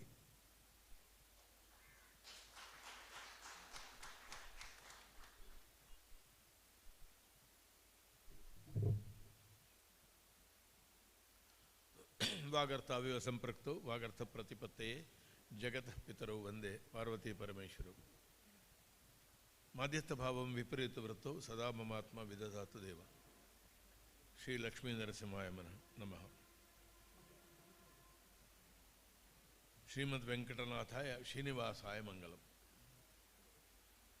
ಆದರಣೀಯ ಅಧ್ಯಕ್ಷರು, ಭಂಡಾರಿಗಳ ಅಭಿಮಾನಿ, ಕಿರಿಯ ಅಭಿಮಾನಿಗಳಂತ ಉಮೇಶ್ ಭಾಯಿ ಅವರೇ, ಮತ್ತು ಇಲ್ಲಿಯ ಸಾಹಿತ್ಯ ಸಾಂಸ್ಕೃತಿಕ ಕ್ಷೇತ್ರದ ಎಲ್ಲ ಆಗುಹೋಗುಗಳಿಗೆ ಬೆಂಬಲ ಕೊಡ್ತಾ ಇರುವ ಪರಮಾದರಣೀಯರಾದ ಶ್ರೀ ಸ್ವಾಮೀಜಿಯವರೇ, ಶ್ರೀಪತಿ ಭಟ್ರೆ, ಮಾರೂರು ಮತ್ತು ನಡಿಗುತ್ತು ಮಾರೂರು ಭಂಡಾರಿ ಮನೆತನದ ಎಲ್ಲ ಹಿರಿಕಿರಿಯರೇ ಮತ್ತು ಕಲಾ ಬಂಧುಗಳೇ,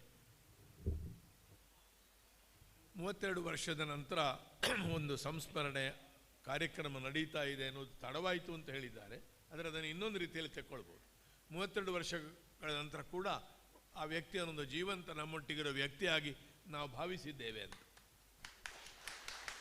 ಮಾತ್ರ ಅಲ್ಲ, ಇಲ್ಲಿ ಬರುವಾಗ, ಮಾರೂರಿಗೆ ಹೋಗುವಾಗ, ಇಲ್ಲೆಲ್ಲ ನಾವು ಯಾವ್ಯಾವ ವೇದಿಕೆಗಳಲ್ಲಿ ಭಾಗವಹಿಸಿದ್ದೇವೋ ಅಲ್ಲೆಲ್ಲ ಅವರ ಸಂಸ್ಮರಣೆ ಆಗ್ತಲೇ ಬಂದಿದೆ. 32 ವರ್ಷದ ನಂತರ ನಾನು ನಿಜವಾಗಿ ಸಂಸ್ಮರಣಾ ಭಾಷಣಕ್ಕೆ ನಿಲ್ಲಬಾರ್ದಿತ್ತು. ಅವರ 88ನೇ ವರ್ಷಕ್ಕೆ ಸನ್ಮಾನಕ್ಕೆ ನಾನು ಅಭಿನಂದನೆ ಮಾಡಬೇಕು. ಅವರ ಅರ್ಥವನ್ನು ಬಹಳಷ್ಟು ಕೇಳಿದವರು ನಾವೆಲ್ಲ ಇದ್ದೇವೆ. ಇಲ್ಲಿ ಅಭಯರಿದ್ದಾರೆ, ಶ್ರೀಪತಿ ಭಟ್ರು ಇದ್ದಾರೆ, ಬೇರೆಯವರು ಇದ್ದಾರೆ. ಪಕ್ಕನೆ ಎಂಬ ಹಾಗೆ ಸ್ವಲ್ಪ ಯಾವುದೇ ಕಾಲದ ಬೈ ಎನಿ ಸ್ಟ್ಯಾಂಡರ್ಡ್ಸ್ 56 ತೀರೋಗೋ ಪ್ರಾಯ ಅಲ್ಲ, ಅದನ್ನು ಧನಂಜಯರು ಬರೆದಿದ್ದಾರೆ. ಪಕ್ಕನೆ ಎದ್ದು ಹೋದಾಗ ಹೋಗಿಬಿಟ್ಟಿದ್ದಾರೆ ಅವರು. ಅವರನ್ನು ಸಂಸ್ಮರಿಸುವುದು ಪುಣ್ಯ ಕಾರ್ಯ ಮತ್ತು ನನ್ನ ಕರ್ತವ್ಯ ಎಂಬ ಭಾವನೆಯಿಂದ ನಾನು ಒಪ್ಪಿಕೊಂಡು ಬಂದಿದ್ದೇನೆ. ಅನೇಕ ಭಾವನೆಗಳು ಒತ್ತರಿಸಿ ಬರುವ ಸಮಯ ಇದು. ಭಂಡಾರಿಗಳು ಅನಾರೋಗ್ಯದಲ್ಲಿದ್ದದ್ದು ಗೊತ್ತಿತ್ತು ನಮಗೆ. ಅವರು ತೀರಿಕೊಂಡಾಗ ನಾವು ಒಂದು ತಂಡದೊಂದಿಗೆ ದುಬೈಯಲ್ಲಿದ್ದೆವು. ಅಲ್ಲೇ ನಾವು ಖಾಸಗಿಯಾಗಿ ಕೂಡಲೇ ಒಂದು ಸಂಸ್ಮರಣೆ ಮಾಡಿದೆವು. ಶೇಣಿಯವರಿದ್ದರು, ಬಲ್ಲಾಳರಿದ್ದರು, ಗೋವಿಂದ ಭಟ್ರಿದ್ದರು, ಸುಂದರರಾಯರಿದ್ದರು, ಒಳ್ಳೆ ಲಕ್ಷ್ಮಣ ಶೆಟ್ಟರಿದ್ದರು. 10-12 ಕಲಾವಿದರ ತಂಡ ಅದು. ಆಮೇಲೆ ಒಂದು 3-4 ದಿನ ಉಳಿದಿತ್ತು ನಮಗೆ ಬರಲಿಕ್ಕೆ. ನಮಗೆ ಆ ಭಾಗದ ಆ ಉಳಿದ ಒಂದು ಸಂಸ್ಮರಣೆಯ ಅಂದರೆ ಅವರ ನಿಧನದ ಕಾರಣದಿಂದ ಆ ಪ್ರವಾಸದ 4 ದಿವಸ ನಮಗೆ ಸಂತೋಷಕರವಾಗಿ ಕಳೀಲಿಲ್ಲ. ಅಷ್ಟು ನಾವು ಕಳ್ಕೊಂಡು, ಇಟ್ ಸ್ಪಾಯಿಲ್ಡ್ ಅವರ್ ಹ್ಯಾಪಿನೆಸ್. ಸ್ವಲ್ಪ ನಮ್ಮ ಸಂತೋಷ ಹಾಳಾಯಿತು, ಸ್ವಲ್ಪ ಮಬ್ಬಾಗಿತ್ತು ನಮ್ಮದು ಪರಿಸ್ಥಿತಿ. ಅಷ್ಟು ನಾವು ಅವರನ್ನು ಹಚ್ಚಿಕೊಂಡಿದ್ದೆವು, ಅವರು ನಮ್ಮನ್ನು ಹಚ್ಚಿಕೊಂಡಿದ್ದರು. ಸುಮಾರು 1955ನೇ ಇಸ್ವಿಯಿಂದ ತೀರಿಕೊಳ್ಳುವವರೆಗೂ 91ನೇ ಇಸ್ವಿವರೆಗೂ ಸುಮಾರು ಹೆಚ್ಚು ಕಡಿಮೆ 35-40 ವರ್ಷಗಳ ಕಾಲ ಮುಖ್ಯವಾಗಿ ಕಾರ್ಕಳ, ಮೂಡಬಿದ್ರೆ, ಬೆಳ್ತಂಗಡಿ ಮತ್ತು ಬೇರೆ ಬೇರೆ ಪ್ರದೇಶಗಳಲ್ಲಿ ಕೂಡ ಯಕ್ಷಗಾನ ರಂಗಭೂಮಿಯಲ್ಲಿ ಅತ್ಯಂತ ಪ್ರಭಾವಿಯಾಗಿ ಒಂದು ಕ್ಷೇತ್ರದ ಅವರನ್ನೇ ನೋಡಲಿಕ್ಕೆ ಬರುವ ಜನರಿರುವ ರೀತಿಯಲ್ಲಿ ರಂಗಭೂಮಿಯನ್ನು ಆಳಿದಂತಹ ಒಬ್ಬ ಅಸಾಧಾರಣ ಕಲಾವಿದ ಮಂಜುನಾಥ್ ಭಂಡಾರಿ. ನನ್ನಿಂದ 10-12 ವರ್ಷ ದೊಡ್ಡವರು. ಆದರೆ ಯಾವಾಗಲೂ ನಮಗೆ ವಯಸ್ಸಿನ ಅಂತರ ಅಡ್ಡ ಬರ್ತಿರಲಿಲ್ಲ. ಮೊದಲ 1 ವರ್ಷ ಬಿಟ್ಟರೆ ನಾನು ಅವರದ್ದು ಪ್ರಥಮವಾಗಿ ನೋಡಿದ್ದು 62ನೇ ಇಸ್ವಿಯಲ್ಲಿ ಅಂತ ಗ್ರಹಿಸ್ತೇನೆ, ಬೆಳವಾಯಲ್ಲಿ. ಈಗ ಸುನಂದ ಮಾಧವ ಪ್ರಭು ಹಾಲ್ ಉಂಟಲ್ಲ, ಅದರ ಆಚೆ ಒಂದು ಭಜನಾ ಮಂದಿರ ಇತ್ತು. ಅಲ್ಲಿ ನಾನು ಇನ್ನೊಬ್ಬ ಶ್ರೇಷ್ಠ ಕಲಾವಿದ ದಿವಂಗತ ಮರ್ದ್ರೋಟು ಭುಜಬಲೆತಿಕಾರಿಗಳ ಒಟ್ಟಿಗೆ ಬಂದಿದ್ದೆ.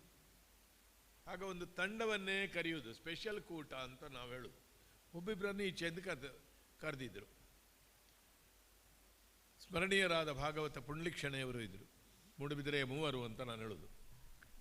ವಿದ್ವಾನ್ ಕಾಂತರೇಗಳು, ಪುಂಡ್ಲಿಕ್ಷಣೆಯವರು, ಮಂಜುನಾಥ್ ಭಂಡಾರಿ, ನಮಗೆ ಬೇಕಾದವರು ಎಲ್ಲ ನಮ್ಮಿಂದ ಹಿರಿಯರು. ಆ ದಿವಸ ನನಗೆ ಅವರ ಪರಿಚಯ. ಆಗ ಪರಿಚಯ ಆಗಿ 1-2-3 ತಾಳಮದ್ದಲೆ ಬಿಟ್ಟರೆ, ನಾನಾಗ 9th ಸ್ಟ್ಯಾಂಡರ್ಡ್ ಸ್ಟೂಡೆಂಟ್. ಅವರದ್ದು ಭೀಮ, ನನ್ನದು ದ್ರೌಪದಿ ಸಂಧಾನದಲ್ಲಿ. ಮಂಜುನಾಥ್ ಭಂಡಾರಿ ಆಗಲೇ ಪ್ರಸಿದ್ಧ ಕಲಾವಿದ, ಎಸ್ಟಾಬ್ಲಿಷ್ಡ್ ಕಲಾವಿದ. ಅವರಿಗಾಗ 27-28 ವರ್ಷ ಆಗಿ ಶೈನಿಂಗ್ ಸ್ಟಾರ್, ನೋಡಲಿಕ್ಕೂ ಚಂದ, ಕಡೆಯವರೆಗೂ ಚಂದ ನೋಡಲಿಕ್ಕೆ. ಅವರ ಪ್ರೆಸೆನ್ಸ್ ಎಲ್ಲ ಭಾರಿ ಚಂದ. ನಾನು ಹೆದರೆದ್ರೆ ಹೇಳಿದೆ, ವೀರ್ ಪಂಡ್ಲೆ ದಾಲಾಪೂಜಿ ತೊಂದರೆ ಇದ್ದೆ ಅಂತ ಹೇಳಿದರು ಭುಜಬಲಿತಿಕಾರಿಗಳು. ನಾನು ದ್ರೌಪದಿ. ನಾನು ಆ ದಿವಸ ಚಡ್ಡಿ ಹಾಕ್ಕೊಂಡು ಬಂದಿದ್ದೆ. ಆಗ ಹೈಸ್ಕೂಲ್ ಕಾಲೇಜ್ವರೆಗೂ ಚಡ್ಡಿ ಹಾಕೋದು. ನಿಮಗದು ಈಗ ಹೇಳಿದರೆ ಆಶ್ಚರ್ಯ ಆಗ್ಬೋದು. ನಾನು 2nd BComಗೆ ಕೂಡ ಚಡ್ಡಿ ಹಾಕ್ಕೊಂಡು ಹೋಗಿದ್ದೇನೆ. ಈಗ ಹೊಡೆದಾರು. ಅದಕ್ಕೆ ಒಂದು ಶಾಲು ಸುತ್ತಿಕೊಂಡು ನಾನು ಹೊರಟಿ ಕೂತದ್ದು ಭಜನಾ ಮಂದಿರದಲ್ಲಿ. ಅವರು ಭೀಮ, ನಾನು ದ್ರೌಪದಿ. ಅದೇ ನಮ್ಮ ಫಸ್ಟ್ ಎನ್ಕೌಂಟರ್. ಹಾಗೆ ಒಂದು ಲವ್ ಎಟ್ ಫಸ್ಟ್ ಸೈಟ್. ನಾನು ಮೆಚ್ಚಿಬಿಟ್ಟೆ ಅವರನ್ನು. ನನ್ನನ್ನು ಚಂದದಲ್ಲಿ ಕೊಂಡೋದ್ರು. ಆಮೇಲೆ ನಾವು ಸಹಕಲಾವಿದರಾದೆವು, ಎದುರಾಳಿಗಳಾದೆವು, ಸ್ಪರ್ಧಿಗಳಾದೆವು, ಆತ್ಮೀಯರಾದೆವು. ಹಾಗೆ 62ರಿಂದ ಬೆಳೆದು ಬಂದ ಆತ್ಮೀಯತೆ ನಮ್ಮದು. ಆ ಮೊದಲ ಒಂದು 5-6 ತಿಂಗಳು ಬಿಟ್ಟರೆ ಆಮೇಲೆ ನಮಗೆ ಹಗಲು ಸಂಭಾಷಣೆ ಎಲ್ಲ ಕೊಂಕಣಿಯಲ್ಲಿ. ನಾವು ಕನ್ನಡದಲ್ಲಿ ಮಾತಾಡೋ ಕ್ರಮವಿಲ್ಲ. ಕನ್ನಡ ಮಾತಾಡಿದರೆ ಕೃತಕ ಆಗ್ತಿತ್ತು ಅದು. ಮತ್ತು ಮಂಜುನಾಥ ಭಂಡಾರಿ ಅಂತ ನಾನು ಹೇಳಿದ್ದೇ ಇಲ್ಲ ಅವರನ್ನು. ಮೈನಾಥ್ ಭಂಡಾರಿ, ಮೈನಾಥ್. ಕೊಂಕಣಿ ಮಾತಾಡೋರು ಮಂಜುನಾಥ ಮತ್ತು ವೈಕುಂಠ ಅಂತ ಇಡೀ ಶಬ್ದ ಹೇಳಿದರೆ ತಪ್ಪೇ ಅದು. ಮೈನಾಥ್, ವೈಕುಂಠ. ಆ ವೈಕುಂಠದಲ್ಲಿ ಅನುನಾಸಿಕ ಸ್ವಲ್ಪ ಮೊದಲು ಬರಬೇಕು. ವೈಕುಂಠ, ಮೈನಾಥ್ ಭಂಡಾರಿ. ಒಂದು ತಮಾಷೆ ನಡೆದಿತ್ತು. ವಿಟ್ಲದಲ್ಲಿ ಒಬ್ಬರು ಪೋಸ್ಟ್ ಮಾಸ್ಟ್ರು ಅವರಿಗೆ ಮೂಡಂಬಲಿ ಶಾಸ್ತ್ರಗಳು ಇಂಟ್ರೊಡ್ಯೂಸ್ ಮಾಡೋದು. ಇವರು ಮಂಜುನಾಥ್ ಭಂಡಾರಿಗಳು. ಅವರು GSB. ಅವರು ಹೇಳೋದು ಮಂಜುನಾಥ್ ಭಂಡಾರಿ ಕಳ್ಳತುಕ. ಅವರ ಹೆಂಡತಿ ಹೇಳೋದು ಮೈನಾಥನವೇ. ಅವರಿಗೆ ಮಂಜುನಾಥ ಭಂಡಾರಿ ಅಂತ ಹೇಳೋ ಹೆಸರು ಅವರಿಗೆ ಅದು ಒಪ್ಪಿಗೆ ಆಗಲಿಲ್ಲ. ಮಂಜುನಾಥ ಭಂಡಾರಿ ಅಂದರೆ ಡಿಸ್ಟೆನ್ಸ್ ಆಯ್ತು. ಅದು ಮೈನಾಥ್ ಮಾಡೋದು ಕತೆ. ಅವರ ಕೊಂಕಣಿ ಭಾಷಾ ಪ್ರಭುತ್ವದ ಮುಖ್ಯ ವಿಷಯಕ್ಕೆ ಬರುವ ಮೊದಲು ಒಂದು ವಿನೋದ ನಡೆಯಿತು. ಒಮ್ಮೆ ನಾವು ಕೊಂಕಣಿಯಲ್ಲಿ ತಾಳಮಂದಿರೆಯಲ್ಲಿ ಅರ್ಥ ಹೇಳಿದ್ದೇವೆ. ಅವರು ಕೌರವ, ನಾನು ಕೃಷ್ಣ. ನಾನು ತುಂಬ ಜೂನಿಯರ್ ಆದರೂ ಈಕ್ವಲೆಂಟ್ ಆಗಿ ನನ್ನ ಅನೇಕ ಸಹ ಕಲಾವಿದರಂತ ನೀವೀಗ ಗ್ರಹಿಸೋರಿದ್ದಾರಲ್ಲ, ಗೋವಿಂದ ಭಟ್ರು, ಸುಂದರರಾವ್, ಮೂಡಂಬಲಿ ಶಾಸ್ತ್ರಿ, ರಾಮಚಂದ್ರರಾವ್, ಮಂಜುನಾಥ್ ಭಂಡಾರಿ, ಒಂದು 7-8 ಜನ. ಇವರೆಲ್ಲ ನನ್ನಿಂದ 10 ವರ್ಷ ದೊಡ್ಡವರು. ಯಾಕಂದರೆ ನಾನು ಬೇಗ ಬಂದಿದ್ದೇನೆ, ಯೋಗ್ಯತೆಯಿಂದ ಅಲ್ಲ, by default, not by capacity. Krishna ಸಂಧಾನದಲ್ಲಿ ನನ್ನದು ಕೊಂಕಣಿಯಲ್ಲಿ ಕೃಷ್ಣ. ಅವರು ಹೇಳಿದರು ಕೌರವ ಹೇಗೂ ಕೊಂಕಣಿಯೇ, ಯಾಕೆ ಅವ ವ್ಯಾಪಾರ ಅಂದರೆ ಲಾಭ ನೋಡುವವ. ಇವತ್ತಿನ ಕೃಷ್ಣನೂ ಕೊಂಕಣಿಯೇ ಅಂತ ತಮಾಷೆ ಮಾಡ್ತಿದ್ರು ಅವರು. ಸ್ವಾಗತಿಸಿ ನಿನ್ನನ್ನು ಸ್ವಾಗತಕ್ಕೆ ಸಿದ್ಧತೆ ಮಾಡಿದ್ದೇನೆ, ನೀನು ಬರಲಿಲ್ಲ ಅಂತ ಹೇಳೋದು ಕೌರವನ ಒಂದು ಪಾಯಿಂಟ್. ನಿಮ್ಗೆ ಗೊತ್ತಿರ್ಬೋದು. ನಿನಗೆ ನಮ್ಮರ ಮನೆಯೊಳಾರೋ ಗಣಗಮನವಾಗದಿರೆ ಗಂಗಾತನಯ ಗುರುಕೃಪರಾಲಯದಿ ಭೋಜನವನ್ನುಳಿದು. ಅದು ಕೌರವ ಎದ್ದು ಕಾಣುವ ಒಂದು ಭಾಗ. ಭಾಳ ದೊಡ್ಡ ಸ್ವಾಗತ ಮಾಡಿದ್ದೆ, ಹಾಗೆ ಮಾಡಿದ್ದೇನೆ, ಕಲಶ ಹಿಡಿದಿದ್ದಾರೆ. ನಾನು ಹೇಳ್ತೇನಲ್ಲ ಕೌರವ. ಮಂಜುನಾಥ ಭಂಡಾರಿ ಇದ್ರೆ ಮಾತ್ರ ನಂದು ಕೃಷ್ಣ, ಇಲ್ಲದ್ರೆ ನಂದು ಕೌರವ. ನಾನಂದರೆ ಯಾರು ಇದ್ದಾರೆ ನೋಡಿಕೊಂಡು, ನನ್ನಿಂದ ದುಷ್ಟರಿದ್ದರೆ ನಾನು ಕೃಷ್ಣ. ಅಂದರೆ ಖಳನಾಯಕ ಪಾತ್ರ ಹೇಳೋರಿದ್ರು. ಅವರು ಹೇಳ್ತಾ ಬಂದು ಹೇಗೆ ಹೇಳಿದ್ರಂದ್ರೆ, ಅವರು ಸ್ವಾಗತದ ಸಿದ್ಧತೆ ಅವರು ಮಾಡಿದುಂಟಲ್ಲ, ಅದನ್ನು ಕೊಂಕಣಿ ಶೈಲಿಯಲ್ಲಿ ಹೇಳಿದರು. ತಾಳ ಬಂದರೆ ಕೊಂಕಣಿ ಅಲ್ವಾ. ಕಸಲ್ ಸಕ್ಕಡಿಕೆಲ್ಲ ಅಂತೂ ದಾಳಿತೋಯೆ, ತಣೆಯಗಶಿ, ಗೊಡ್ಸೆ, ದಳಕೆ, ಹೌದು ಮತ್ಸ್ಯಾಹಾರಿಗಳಲ್ವಾ GSBಗಳು. ಅದೆಲ್ಲ ಅರ್ಥ ಆಯಿತು ನನಗೆ. ಕಳ್ಳೆ ಅಂತ ಹೇಳಿದೆ. ಪಗಲಾ ಪೋಡಿ ಅಂತ ಹೇಳಿದರು. ನನಗೆ ಆಗ ಗೊತ್ತಿಲ್ಲ ಪಗಲಾ ಪೋಡಿ ಅಂದರೆ ಏನು ಅಂತ. ಅಂದರೆ ನಾನು ಕೊಂಕಣಿ ಮನೆ ಮಾತಿನವಲ್ಲ, ನಾನು ಮರಾಠಿ ಮನೆ ಮಾತಿನವಲ್ಲ. ಪಗಲಾ ಪೋಡಿ, ಪಗಲಾ ಪೋಡಿ ಅಂದರೆ ಈ ಮಡಾಗಲ ಉಂಟಲ್ಲ, ಮಡಾಗಲ ಅಂದರೆ ಕಾಟು ಪೀರೆ, ಅದರದ್ದು ಪೋಡಿ. ಅದು ಚಿತ್ಪಾವನರಿಗೂ ಕೊಂಕಣಿಗರಿಗಳು ಅತ್ಯಂತ ಪ್ರಿಯವಾದ ವಸ್ತು. ಅದು ಸ್ವಾಗತಕ್ಕೆ ಮಾಡಿದ ಅಂದರೆ ಅಷ್ಟು ಪ್ರೀತಿ ಇತ್ತು ಅಂತ ಅರ್ಥ. ತೂಗೆಲ್ಲ ಕತ್ತಿರಿ ಹಡೆಯಲ್ಲ ಕೈ ತಕ್ಕೂನು ಪಗಲ ಪೋಡಿ. ನಾವು ಪಗಲ ಅಂತ ಹೇಳೋದಿಲ್ಲ ಮರಾಠಿಯಲ್ಲಿ, ಅದನ್ನು ಕಾಂಟ್ಲ ಅಂತ ಹೇಳೋದು ನಾವು. ಆ ಒಂದರಲ್ಲಿ ಫೇಲ್ ನಾನು. ಏಕ ತುಕ್ಕ ಬೊಡವತ್ತನಿ ಅಂತ ಹೇಳಿದರು ಕಡೆಗೆ. ಅಲ್ಲ, ಅದು ಅರ್ಥ ಆಗದಿದೆ, ಸಂಭಾಷಣೆಗೆ ಏನು ತೊಂದರೆ ಇಲ್ಲ. ಇದು ಒಂದು ನೆನಪು. ಕಾರ್ಕಳದಲ್ಲಿ ಮಂಜುನಾಥ ಭಂಡಾರಿಗೆ ಒಂದು ಅದ್ಭುತ ಅಭಿಮಾನಿ ವರ್ಗ ಇತ್ತು. ಕಾರ್ಕಳ ವೆಂಕಟರಮಣ ಯಕ್ಷಗಾನ ಸಮಿತಿ. ಅಲ್ಲಿಗೆ ಸಾಮಾನ್ಯ ಕಾಂತರಯ್ಯಗಳು, ಮಂಜುನಾಥ ಭಂಡಾರಿಗಳು, ಪುಂಡಿಕ್ಷಣೆಯರು ಬರ್ತಾಯಿದ್ರು ತುಂಬ ಕಾರ್ಯಕ್ರಮಗಳಿಗೆ. ನಾನು ಹೋದವ, ನಾನು ಆ ಸಂಘದ ಸದಸ್ಯನೂ ಹೌದು. ಅಲ್ಲಿ ವಿಷ್ಣು ಪೈಗಳು ಅಂತ ಒಬ್ಬರಿದ್ದರು. ಅವರು ಮಂಜುನಾಥ ಭಂಡಾರಿಗಳ ಅರ್ಥ ಸುರಾದರೆ ಮುಂದೆ ಮುಂದೆ ಬರೋದು. ಆಗ ಸಭೆಯಲ್ಲಿ ಲಕ್ಕಲೆ ಅಲ್ಪ ಅಡ್ಡ ಮುಂದಲೇ ಲಕ್ಕಲೆ ಅಂತ ಅವರು ಹಿಂದೆ ಕಳಿಸೋದು, ಪುನಃ ಮುಂದೆ ಬರೋದು. ಅವರು ಒಂದು ದಿವಸ ಕೃಷ್ಣ ಕೌರವರ ನಮ್ಮ ಸಂವಾದ ಕೇಳಿ, ನಾನು ಮಂಜುನಾಥ ಭಂಡಾರಿಗೆ ಕೊಟ್ಟ ಉತ್ತರ ಸರಿಯಲ್ಲ ಅಂತಲೇ ಅವರು ಹೇಳು. ನಾನು ಕೃಷ್ಣನಾಗಿ ಸರಿಯಾದ ಉತ್ತರ ಕೊಟ್ಟಿದ್ದೇನೆ, ಖಳನಾಯಕನ ಪ್ರಶ್ನೆ ಅಲ್ವ ಅದು. ಕಡೆಗೆ ಮಂಜುನಾಥ ಭಂಡಾರಿ ಅವರಿಗೆ ಹೇಳಬೇಕಾಯ್ತು, ನೈಮಾರ ತಾಣ ಸಂಗ್ಲ ಹಾವುಲ್ಲೇಲೆ ಬೆದಂಬುದಲ್ಲ, ತಾಣ ಸಮೂಲ ಇಲ್ಲ. ಈ ವಿಷ್ಣು ಪೈ ನನ್ನನ್ನು ಒಪ್ಪಿದ್ದು ಯಾವಾಗ ಗೊತ್ತುಂಟ? ತುಂಬ ತಮಾಷೆ ಇದೆ ಅದು. ರಂಜಾಳದಲ್ಲಿ ಒಂದು ಕೊಂಕಣಿ ಮಾಗದದೇ ಆಯಿತು.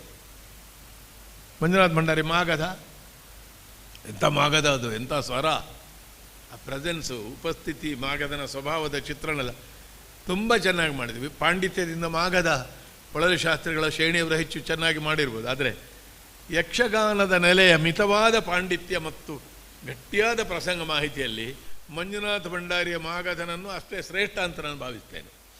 ಕೊಂಕಣಿಯಲ್ಲಿ ತುಂಬ ಚೆನ್ನಾಗಿ ಮಾತಾಡಿ. ಆ ದಿವಸ ನಾನು ಅವರು ಕೆಲವು ಎತ್ತಿದ ಪ್ರಶ್ನೆಗಳಿಗೆ ನಾನು ಉತ್ತರ ಕೊಟ್ಟೆ. ನರಮೇಧ ಸರಿಯಾ, ರಾಜರಿಗೆ ತೊಂದರೆ ಕೊಡಬಹುದಾ, ಮಹತ್ವಾಕಾಂಕ್ಷೆಗೊಂದು ಮಿತಿ ಇರಬೇಕು, ನೀನು ಎಲ್ಲರನ್ನೂ ಹುರಿದು ಹುಡಿ ಮಾಡಿ ಹಾಳು ಮಾಡ್ತೀಯ ಅಂತ. ಅದು ಕೊಂಕಣಿಯಲ್ಲಿ ಹೇಳಿದ್ರಿಂದ ಪರಿಣಾಮವಾಯಿತು. ನಾನು ಅದಕ್ಕೊಂದು ಸೋಷಲ್, ಸಾಮಾಜಿಕವಾದ ಒಂದು ಸ್ವರೂಪ ಕೊಟ್ಟೆ. ಆ ದಿವಸ ವಿಷ್ಣು ಪೈ ಹೇಳಿದ ಮಾತೆಂಥದ್ದು ಗೊತ್ತುಂಟ? ಅದ್ಭುತ. ಅದು ನನಗೆ ಬರೆಯದಿದ್ದ ಮಾನಪತ್ರ ಅಂಥದ್ದು ತುಂಬ ಉಂಟು ನನ್ನದು. ಮಂಜುನಾಥ ಭಂಡಾರಿಗೆ ಜೋಶಿನ ಉತ್ತರದಿಲ್ಲವೇ?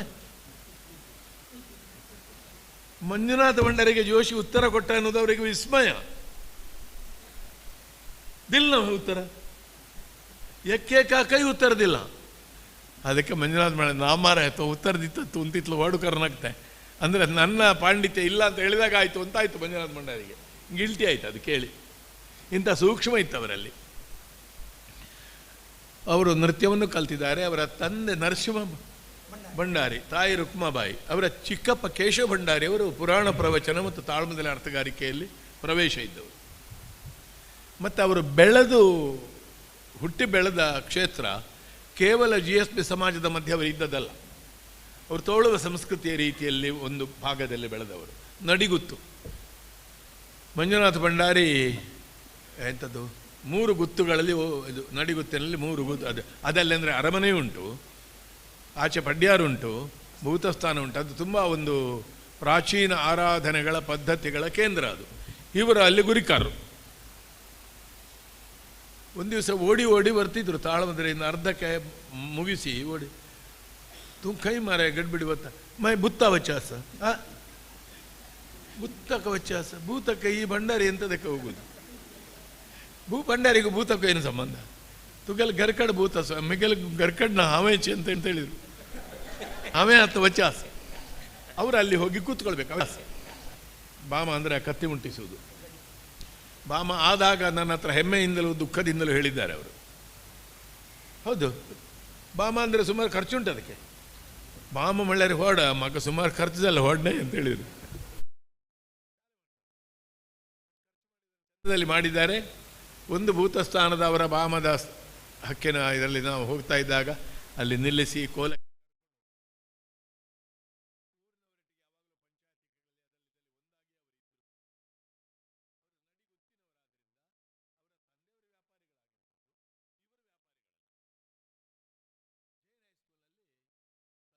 ಆಂತರೇಯಗಳ ಶಿಷ್ಯರಾದರು. ಕ್ಲಾಸಿನಲ್ಲಿಯೂ ಕ್ಲಾಸಿನ ಹೊರಗೂ ಒಂದು ಸಂಸ್ಕಾರ ಕಾಣ್ಬೋದು. ಮಂಜುನಾಥ ಭಂಡಾರಿಗಳ ಅರ್ಥದಲ್ಲಿ ಕನ್ನಡ ಕಾವ್ಯಗಳ ಉಕ್ತಿಗಳು ಬರ್ತಿತ್ತು. ಅದು ಕಾಂತರೇಯಗಳ ಪ್ರಭಾವ. ಆದರೆ Manjunath Bhandari first rate talent. ಯಾರು ಗುರುಗಳನ್ನು ಕಾಪಿ ಮಾಡೋದಿಲ್ಲ, ಅನುಕರಣೆ ಮಾಡೋದಿಲ್ಲ, ಅನುಸರಣೆ ಮಾಡ್ತಾರೆ. ನೀವು ನೋಡ್ಬೋದು. ಸುಮ್ಮನೆ ವಿಷಯಾಂತರ ಮಾಡಿ ಒಂದು ಸಣ್ಣ ಉದಾಹರಣೆ ಕೊಡ್ತೇನೆ. ದೊಡ್ಡ ಸಾಮಗುರು ಶ್ರೇಣಿಯವರು ಬದುಕಿದ ಕಾಲದಲ್ಲೇ ಇದ್ದವರು ರಾಮದಾಸ್ ಸಾಮಗುರು. ಇಷ್ಟು ಕಾಲ ಅವರಿಬ್ಬರ ಅರ್ಥ ಕೇಳಿಯೂ ಕೂಡ ರಾಮದಾಸ್ ಸಾಮಗುರು ವಾಲಿಯೋ ರಾವಣನೋ ಕೌರವನೋ ಹೇಳುವಾಗ ಶ್ರೇಣಿಯವರ ಪ್ರಭಾವವೇ ಇಲ್ಲ ಅವರ ಮೇಲೆ. ಅದಕ್ಕೆ ಕಾರಣ ಏನಂದರೆ ಅವರು ಕೂಡ ಒರಿಜಿನಲ್. ಮಂಜುನಾಥ ಭಂಡಾರಿ ಒಬ್ಬ ಒರಿಜಿನಲ್ ಕಲಾವಿದ. ಅವರು ಕಾಂತರೇಯಗಳ ವಿಷಯವನ್ನು ತೆಕ್ಕೊಂಡ್ರು, ಅನುಭವವನ್ನು ತೆಕ್ಕೊಂಡ್ರು. ಹೇಳುವ ಕ್ರಮ ಯಾರೂ ಹೇಳಲಿಕ್ಕಿಲ್ಲ. ಕಾಂತರೇಯಗಳ ಶಿಷ್ಯ ಅವರದ್ದು ಅಷ್ಟು ವಿಭಿನ್ನವಾಗಿತ್ತು ಅವರ ಅಭಿವ್ಯಕ್ತಿ ವಿಧಾನ. ಅವರವರದ್ದು ಬೇರೆ ಬೇರೆ ಪ್ರತಿನಾಯಕ ಪಾತ್ರಗಳಲ್ಲಿ ಪ್ರಸಿದ್ಧರಾದರು. ಅವರಿಗೆ ದೊಡ್ಡ ಸ್ಫೂರ್ತಿ ಕೊಟ್ಟದ್ದು ಒಂದು ಕೇಶವ ಭಂಡಾರಿ ಅವರು ಆಗಾಗ ಸರಿ ಮಾಡ್ತಿದ್ದರಂತೆ ಅವರ ಮಾತುಗಾರಿಕೆಯನ್ನು. ಶ್ರೇಣಿಯವರು ಪೊಳಲಿ ಶಾಸ್ತ್ರಿಗಳನ್ನು ಕೇಳಿ ಇನ್ನೊಂದು ಅವರ ಭಾಷೆ ಮತ್ತು ವಿಷಯವನ್ನು ತಿದ್ದಲಿಕ್ಕೆ ಒಂದು ಕಾರಣ ಬಹಳ ಜನರಿಗೆ ಗೊತ್ತಿರಲಿಕ್ಕಿಲ್ಲ. ಸುನಂದಾ ಭಂಡಾರಿ ಅವರ ಹೆಂಡತಿ ಅಲ್ಲ, ಎಲ್ಲ ಗಂಡಂದಿರದು ಭಾಷೆ ಸರಿ ಮಾಡೋದು ಹೆಂಡತಿಯರೇ, ಅದು ವಿಷಯ ಬೇರೆ. ಯಾಕಂದರೆ ಎಲ್ಲ ಹೆಂಡತಿಯರಿಗೂ ಮದುವೆ ಆಗಿ 1-2 ವರ್ಷದಲ್ಲಿ ಗೊತ್ತಾಗ್ತದೆ ಇವನಿಗೆ ಭಾಷೆ ಇಲ್ಲ ಅಂತ. ಇದು ಹೇಳಲಿಕ್ಕೆ ಕಾರಣ ಏನಂದರೆ ಸುನಂದಾ ಭಂಡಾರಿ ಸಿದ್ಧವನದಲ್ಲಿ ಜೈನಾಲಜಿ ಮತ್ತು ಸಂಸ್ಕೃತವನ್ನು ಪ್ರವೇಶದವರೆಗೋ ವಿದ್ವತ್ವರೆಗೋ ಕಲ್ತವಳು. ತುಂಬ ಒಳ್ಳೆಯ ಆತಿಥ್ಯ, ತುಂಬ ಸಜ್ಜನಿಕೆ. ಅವರಲ್ಲಿ ಅಷ್ಟು ವಿದ್ವತ್ತುಂಟಂತ ಗೊತ್ತೇ ಆಗಲಿಕ್ಕಿಲ್ಲ. ಅಷ್ಟು ಸೈಲೆಂಟ್ ಮತ್ತು ವೆರಿ ಡಿಮಿನಿಟಿವ್. ಟಿಪಿಕಲ್ ಮನೆಯೊಳಗಿರುವ GSB ಹೆಂಗಸು. ನಾನು ಅವರ ಹತ್ರ ಕನ್ನಡದಲ್ಲಿ ಮಾತಾಡಿದ್ದಿಲ್ಲ, ಕೊಂಕಣಿಯಲ್ಲಿ. ಒಂದು ದಿವಸ ನನಗೆ ಗೊತ್ತಾಯಿತು. ಒಂದು ಶ್ಲೋಕ ನಾವು ಮಾತಾಡ್ತೇವೆ, ಮಂಜುನಾಥ ಭಂಡಾರಿಯ ಅನುಭವಕ್ಕಾಗಿ ನಾವು ಮಾತಾಡ್ತಿದ್ದೇವೆ, ತೆಕ್ಕಶಿ ಅಂತ ಕೇಳಿದರು ಅವರು. ನಾನು ಹೇಳಿದೆ ಅದಕ್ಕೆ ಹೀಗೆ ಅರ್ಥ ಉಂಟು, ಅದು 2 ಅರ್ಥವುಳ್ಳ ಶ್ಲೋಕ ಅಂತ ಡಿಸ್ಕಸ್ ಮಾಡ್ತಾ ಇರುವಾಗ ಅವರ ಹೆಂಡತಿ ಬಂದು ಹೇಳಿದ್ರು, ತಕ್ಕ ಅಶೇಕ್ ಪಾಠಾಂತರ ಸ್ನವೇ. ವಾಟ್? ಆ ಶ್ಲೋಕಕ್ಕೊಂದು ಪಾಠಾಂತರ ಉಂಟು ಅಂತ ಹೇಳಿಲ್ಲ ಅವಳು. ಆಗ ನನಗೆ ಗೊತ್ತಾಯಿತು ಎಲ್ಲೆಲ್ಲಿ ಯಾರ್ಯಾರು ಇರ್ತಾರೆ ಅಂತ ಹೇಳಿ. ಮತ್ತೆ ನಾನು ಮಂಜುನಾಥ ಭಂಡಾರಿ ಮೇಲೆ ಸಂಸ್ಕೃತ ಮಾತಾಡುವಾಗ ಜಾಗೃತ ಮಾಡ್ತಿದ್ದೆ. 6-8 ವರ್ಷ ಹಿಂದೆ ಅವರು ಬರಲಾನು ತೀರ್ಕೊಂಡಿದ್ದಾರೆ. ಮಂಜುನಾಥ ಭಂಡಾರಿ ಮನೆಗೆ ಹೋಗಿದ್ದೇನೆ ನಾನು, ಉಳಿದಿದ್ದೇನೆ ಒಂದು ದಿವಸ. ಹೋಗುವಾಗ ಬರುವಾಗ ಪಿಕಪ್ ಮಾಡ್ತಿದ್ದೆವು. ಇನ್ನೊಂದು ಆತ್ಮೀಯವಾದ ನೆನಪು ಹಂಚಿಕೊಳ್ಬಹುದಾದ್ದು ತುಂಬ ಇದೆ. ಏಷ್ಯನ್ ಗೇಮ್ಸ್ ಆಗುವಾಗ ಒಂದು ಅಪ್ಪು ಅಂತ ಒಂದು ವಾಚ್ ಬಂದಿತ್ತು, ನೋಡಿದ್ದೀರಾ? HMT ಅವರದ್ದು. ಅದೇ ಆನೆದು ಚಿತ್ರ ಅಪ್ಪು. ಅದೊಂದು ಸ್ಪೆಷಲ್ ರೇಟ್ ₹105 ಅದಕ್ಕೆ. 105 125 ಏನೋ. ಮಕ್ಕೆ ಕಜಾವ್ಕ ಕೈ ಮೆಳ್ತ ಹಾವು ಹಣದಿತ್ತ ಅಂತ ಹೇಳಿದೆ. ಮಂಗಳೂರಿಂದ ತಂದು ಕೊಟ್ಟೆ. ಹಣ ತೆಗೆದ್ರು. ಬೇಡ ಅಂತ ಹೇಳಿದೆ. ಬೇಡವೇ ಬೇಡ ಅಂತ ಹೇಳಿದೆ. ತಶ್ಚಿನೈ ಮಾರಾಯ ರೂಪಾಯಿ ಕಿತ್ಲೆದಲ್ಲೇ 125. ಆಗ ನಮ್ಮ ಸಂಬಳವು 300 ಹಿಂದೆ ಬಂದೆ. ಅದನ್ನೆಲ್ಲ ಆಲೋಚನೆ ಮಾಡಿದೆ. ಹೇಳಿಲ್ಲ ಅವನು, ನಾನು ಕೇಳಲೂ ಇಲ್ಲ. ಮನೆಗೆ ಹೋಗಿ ನೋಡುವಾಗ ಒಂದು ಕವರ್ನಲ್ಲಿ ಹಣ ಉಂಟು, ಮತ್ತೆ ಹಿಂದೆ ಕೊಡೋದಾಗೆ. ಅಷ್ಟು ಆತ್ಮೀಯತೆ ಇದ್ರು, ನಿಸ್ಪೃಹ ಆಗಿದ್ದರು. ಹಾಗೆ ಆತ್ಮೀಯತೆ ಲಾಭ ಪಡಿಬಾರ್ದು ಅಂತ. ನನ್ನ ಮನೆಗೆ ಅವರು ಬಂದಿದ್ದಾರೆ, ಅವರ ಮನೆಗೆ ನಾವು ಆತಿಥ್ಯ ಸ್ವೀಕಾರ ಬೇಡ, ಒಂದು ವಸ್ತುವನ್ನೇ ಕೊಡೋದು ಬೇರೆ ಅಂತ. ಈ ಥರದ ಸಜ್ಜನಿಕೆ ಇತ್ತವರಲ್ಲಿ. ಭಾಳ ಹಿಂದೆ ಇನ್ನೂ ಕೂಡ ಕಲಾವಿದರ ಮನೆಗೆ ಹೋಗುವಾಗ ಮಾನ ಸನ್ಮಾನಗಳು ಹೆಚ್ಚು ಇಲ್ಲದ ಕಾಲ ಅದು. ಆಗ ಅವರು ಒಂದು ಹಳದಿ ಶಾಲು ನನಗೆ ಹಾಕಿದ್ರು. ಇದು ಭಾಳ ಕಾಲ ಇತ್ತು ನನ್ನಲ್ಲಿ, ಈಗಲೂ ಇರ್ಬೋದೇನು. ಒಟ್ಟಾಗಿದ್ದೆವು, ತುರುಸಿನ ಚರ್ಚೆಯನ್ನು ಮಾಡಿದ್ದೇವೆ. ನಾನು ತಾಳಮದ್ದಲೆ ಸಂಯೋಜಕನಾಗಿ 95-98ನೇ ವರ್ಷ ಇಸ್ವಿವರೆಗೂ ಇದ್ದೆ. ಆ ಪೀರಿಯಡಲ್ಲಿ ನಾನು ಯಾವುದೇ ತಾಳಮದ್ದಲೆಗೆ ಪಕ್ಕನೆ ನನಗೆ ನೆನಪು ಮಾಡಿ ಆರಿಸುವವರಲ್ಲಿ ಮಂಜುನಾಥ ಭಂಡಾರಿ ಒಬ್ಬ. ಯಾಕಂದರೆ ಯಾವ ಅರ್ಥಕ್ಕೂ ಆಗ್ತಾರೆ. ಈ 2 ಪದ್ಯದ ಅರ್ಥ ಹೇಳ್ತಾರೆ. ಮಡ್ರಾಸಿಗೆ ಕರ್ಕೊಂಡು ಹೋಗಿದ್ದೆ ನಾನು ಕ್ಯಾಸೆಟ್ಟಿಗೆ, ಅವ್ರದ್ದು ರೆಕಾರ್ಡ್ ಆಗಬೇಕು ಅಂತ. ಅದು ಇರಬೇಕು, ಲಕ್ಷ್ಮೀಶ ದಿನೇಶ ಕ್ಯಾಸೆಟ್ ಹಸುವೆ, ಪರೀಕ್ಷಿತ ವಗೇರೆ. ಆಗ ಎಮ್ ಆರ್ ಲಕ್ಷ್ಮೀನಾರಾಯಣ, ಪೆರ್ಲ ಪಂಡಿತರು, ನಾನು, ಸುಂದರ. ಒಂದರಲ್ಲಿ ಏನು ಮಾಡಿದರೂ ಅವರಿಗೆ, ನನಗೂ ಇರಲಿಲ್ಲ ಮುಖ್ಯ ಪಾತ್ರ ಕೊಡಲಿಕ್ಕಾಗಲಿ. 2 ಪದ್ಯದ ಅರ್ಥ ಖುಷಿಯಿಂದ ಹೇಳಿದ್ದಾರೆ. ಯಾವಾಗಲೂ ಆ ಥರ ಮಾಡಲಿಲ್ಲ. ವೇಷ ಮಾಡಿದ್ದೇವೆ ನಾವು ಒಟ್ಟಿಗೆ. ಧರ್ಮಸ್ಥಳದಲ್ಲಿ ಒಂದು ತುಂಬ ಸ್ಮರಣೀಯವಾದ ವಾಲಿವಧೆ. ನಾನು ಸುಗ್ರೀವ, ಮಂಜುನಾಥ ಭಂಡಾರಿ ವಾಲಿ, ರಾಮದಾಸ್ ಸಾಮಗುರು ರಾಮ. ಪೂಜ್ಯ ಕಾವಂದರು ಕೂತು ನೋಡಿದ್ದಾರೆ. ಅರೌಂಡ್ 80s, 1980 ಹಿಂದೆ ಮುಂದೆ. ತುಂಬ ಖುಷಿಪಟ್ಟಿದ್ದಾರೆ. ಭಾಗವತರು ಕಡತೊಕ್ಕ ಮಂಜುನಾಥ ಭಾಗವತರು. ಅದೆಲ್ಲ ದಾಖಲೆ ಇರಬೇಕಿತ್ತು. ವೇಷಗಳನ್ನು ನಾವು ಹೆಚ್ಚು ಯಕ್ಷಗಾನೀಯವಾಗೇ ಮಾಡಿದ್ದೇವೆ, ಕಿರೀಟ ಇಟ್ಟು. ಆಗ ಸ್ವಲ್ಪ ನಾನು ಕುಣಿತಿದ್ದೆ. ಅದು ಹೇಗೆ ಅಂತ ಕೇಳಬೇಡಿ. ಮಂಜುನಾಥ ಭಂಡಾರಿ ಯಾರು? ವಾಸುವರ ಹತ್ರ ಕಲ್ತವರು ಅವರು.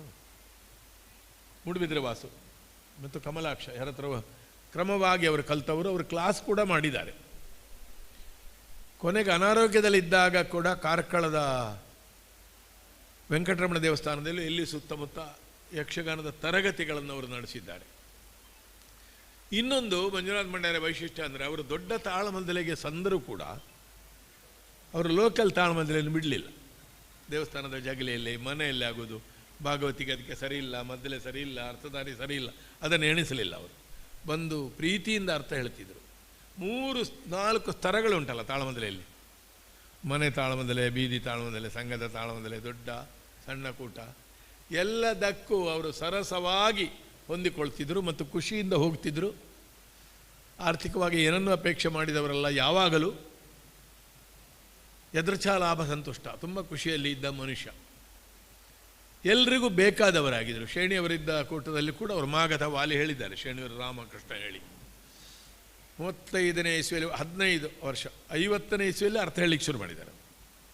ಆಗ ಇಲ್ಲಿ ಒಂದು ಪ್ರಬಲವಾದ ಅರ್ಥಧಾರಿಗಳ ಕೂಟ ಇತ್ತು. ವೇಣೂರು ನಾರಾಯಣರಾಯರು, ವೇಣೂರು ವೆಂಕಟರಮಣ ಭಟ್ರು, ಮರದೊಟ್ಟು ಭುಜಬಲಧಿಕಾರಿ, ಕಾರ್ಕಳ ರಾಕಂತಿರು, ಇಲ್ಲಿ ಹಿಮ್ಮೇಳದಲ್ಲಿ ಕತ್ತಲ್ ಸರ್ ಆನಂದ್ ಶೆಣೈ, ಪುಂಡ್ಲಿಕ್ ಶೆಣೈ, ಆಟದ ಅನೇಕ ವೇಷಧಾರಿಗಳಿದ್ದರು. ಆಮೇಲೆ ನಾವು ಸೇರಿಕೊಂಡೆವು. ಶೇಣಿ ಸಾಮಗುರೆಲ್ಲ ಆಗಾಗ ಬರ್ತಾಯಿದ್ರು. ದೊಡ್ಡ ಸಾಮುಕರು ಹೆಚ್ಚು ಸ್ಥಳೀಯ ಕೂಟಗಳಲ್ಲಿ ಹೊಂದಿಕೊಂಡು ಬರ್ತಿದ್ರು. ಆ ಕಾಲದಲ್ಲಿ ಎಲ್ಲ ರೀತಿಯ ಅರ್ಥವನ್ನು ಹೇಳ್ತಿದ್ರು. ಕುತ್ಕೊಳ್ಳೋ ಕ್ರಮವು ಚಂದ. ಅವರ ಒಂದು ವೈಶಿಷ್ಟ್ಯ, ಸುಮ್ಮನೆ ಗುರುತಿಸಿ ಹೇಳೋದಾದರೆ, ಎಲ್ಲ ಕಲಾವಿದರು ಹಾಕುವ ಹಾಗೆ ಈ ಪೈರನ್ ಶರ್ಟ್ ಹಾಕ್ತಿರಲಿಲ್ಲ ಅವರು, ಫುಲ್ ಶರ್ಟ್ ಬಿಳಿ. ಶಾಲು ಹಾಕ್ತಿದ್ದದ್ದು ಬಹಳ ಕಡಿಮೆ. ಶಾಲಾ ಕಲಾವಿದ ತಿತ್ಲು ಹೊಡೆದಾಯಿನಿ ಅಂತ ಹೇಳಿದವರು. ಶಾಲಾ ಹಾಕುವಷ್ಟು ದೊಡ್ಡವನಾಗಲಿಲ್ಲ ನಾನು, ಅದೇನೋ ಒಂದು ಸಂಕೋಚ ಅವರಿಗೆ. ಬಂಟ್ವಾಳ ವೆಂಕಟರಮಣ ಸನ್ನಿಧಿಯಲ್ಲಿ ಒಂದು ಭೀಷ್ಮಾರ್ಜುನ ನಡೆದಿತ್ತು, ಅವಿಸ್ಮರಣೀಯ. ನಾನು ಕೋಟ್ ಹಾಕಿ ಕೂತದ್ದನ್ನು ಕಪ್ಪು ಮತ್ತು ಬಿಳಿ ಇಂಥದ್ದು ಒಂದು ಕೃಷ್ಣನನ್ನು ತಮಾಷೆ ಮಾಡಿ ಪನ್ನು ಮಾಡಿದ್ದಾರೆ ಅವರು ಭೀಷ್ಮ. ಕರ್ಮಬಂಧದ ಭೀಷ್ಮನನ್ನು ದೊಡ್ಡ ವಿದ್ವತ್ತಿನ ಬಲ ಇಲ್ಲದೆ ಪದ್ಯದ ಆಧಾರದಲ್ಲಿ, ಪ್ರಸಂಗದ ಆಧಾರದಲ್ಲಿ ಚಂದ ಮಾಡಿ ಹೇಳಿದ್ದಾರೆ. ಅವರು ಹಾಗೆ ಅರ್ಥ ಹೇಳ್ತಾ ಇದ್ದವರು. ಮಂಜುನಾಥ ಭಂಡಾರಿಯನ್ನು ಮೆಚ್ಚಿದವರು ಆ ಕಾಲದಲ್ಲಿ ಎನ್ ಕೃಷ್ಣರಾಯರು ಅಂತ ಒಬ್ಬರಿದ್ದರು ಅರ್ಥಧಾರಿ. ಅವರ ಒಡನಾಡಿ ನುಯಿ ಕೃಷ್ಣರಾಯರು. ಹಾಗೆ ಇಲ್ಲಿ ಮೂಡುಬಿದ್ರೆ ವಾಸು, ಕಿಟ್ಟು, ಲಾಡಿ ಕೃಷ್ಣ ಶೆಟ್ಟಿ ಅವರೆಲ್ಲ ಅವರ ಒಡನಾಡಿಗಳು ವೇಷ ಮಾಡ್ತಿದ್ರು. ನಾನು ಇನ್ನೊಂದು ಅವಿಸ್ಮರಣೀಯವಾದ ವೇಷ ಅವರೊಂದಿಗೆ ಮಾಡಿದ್ದು ಕೇದಿಗೆ ರತ್ನಾಕರ್ಯರ ಭಾಗವತಿಕೆ. ಆಗ ಇಲ್ಲಿ ಕಾಂತಾವರ ಬೇಲಾಡಿ ಶಾಲೆಯ ನವರಾತ್ರಿ ಉತ್ಸವ ಅಂದರೆ ನಾಡಿಗೆ ದೊಡ್ಡ ಹಬ್ಬವಾಗಿತ್ತದು. ರಾವಣವಧೆ. ಅವರು ರಾವಣ, ನಾನು ರಾಮ. 5 ಗಂಟೆಗೆ ರಾವಣ ಒಟ್ಟು 6 ಗಂಟೆಗಾದರೂ ರಾವಣ ಸಾಯುವುದಿಲ್ಲ, 6:30 ಆಗಬೇಕಲ್ಲ. ಅಲ್ಲಿದ್ದವರಿಗೆ ಸಂಶಯ ಬಂದಿದೆ, ಡಾಕ್ಟರ್ ಮೊಗಸಾಲೆಯವರಿಗೆ, ಅಲ್ಲಿ ಮಾಡ್ರಿಗೆಲ್ಲ ಇತ್ತು ಜೋರು ಪುಂಡ. ನಾವು ಸ್ವಲ್ಪ ಬೆಳೆಸಿದೆವು, ಟೈಮ್ ಸಿಕ್ಕಿತ್ತು ನಮಗೆ 1-1.5 ಗಂಟೆ. ನಮಗೆ ಮತ್ತೆ ಅವರಿಗೆ ಸಂಶಯ, ವೇಷ ತೆಗೆದ ಮೇಲೆ ನಮ್ಮೊಳಗೆ ಸರಿ ಉಂಟ ಇಲ್ವೋ ಅಂತ. ನಾವು ಖುಷಿಯಲ್ಲಿ ಚಾ ಕಾಫಿ ಒಟ್ಟಿಗೆ ಕುಡಿತಾ ಇದ್ದದ್ದು ನೋಡಿ ಅವರಿಗೆ ಸಮಾಧಾನ ಆಯಿತು, ಇಲ್ಲಿ ನಾಳೆ ಹೊಡ್ಕೊಳ್ಳೋದಿಲ್ಲ ಇವರಂತ. ಎಷ್ಟು ಕಡೆ ಪೆರ್ಲ, ಅಡ್ಡನಡ್ಕ, ಉತ್ತರ ಕನ್ನಡಕ್ಕೆ ಅವರನ್ನು ಕರ್ಕೊಂಡೋದ್ದು ನಾನಂತೂ ಹೇಳ್ಬೋದು. ಕಡತೊಕ್ಕ ಮಂಜುನಾಥ ಭಾಗವತರ ನೇತೃತ್ವದ ತಾಳಮದಲೆಯಲ್ಲಿ ಅಲ್ಲಿ ರೆಕಾರ್ಡಿಂಗ್ಗಳು, ಗಡಿಗೆಗಳು ಸುಬ್ರಾಯ ಭಟ್ರ ಕಾರ್ಯಕ್ರಮಗಳು ಮತ್ತು ಪೈಗಳ ಕಾರ್ಯಕ್ರಮ ಶಿರ್ಸಿಯಲ್ಲಿ. ಕೂಟದಲ್ಲಿ ಕೂಡ ತುಂಬ ಒಡನಾಡಿ ಮತ್ತು ತುಂಬ ಸಿಂಪಲ್. ಒಂದು ಕಡೆ 2 ಕಡೆ ಈ ಹೋದಲ್ಲಿ ಏನಾಗ್ತದೆ, ರೂಮ್ ಇರುವುದಿಲ್ಲ, ಒಂದು ಜಗಲಿ, ಒಂದು ಹೊರಗೆ. ಮನೆಯವರಿಗೂ ಎಲ್ಲಿ ಮಲಗಿಸುವುದು ಕಲಾವಿದರನ್ನು ಅಂತ ಆಗ್ತದೆ.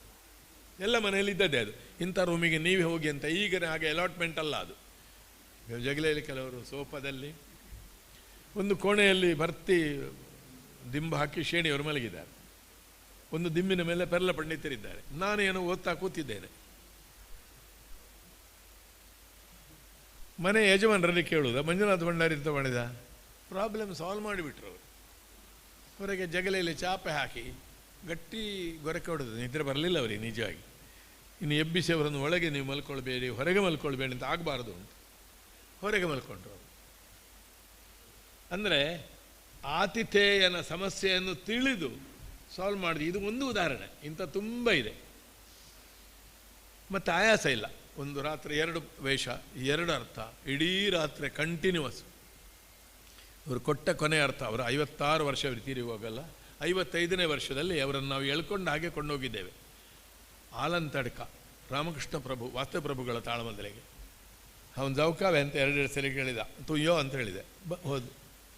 ಆ ದಿವಸ ಶಂತನವ್ರು ಹೇಳಿದ್ದು, ನಾನು ದೇವವ್ರತ ಹೇಳಿದ್ದು ಕಾಣ್ತದೆ.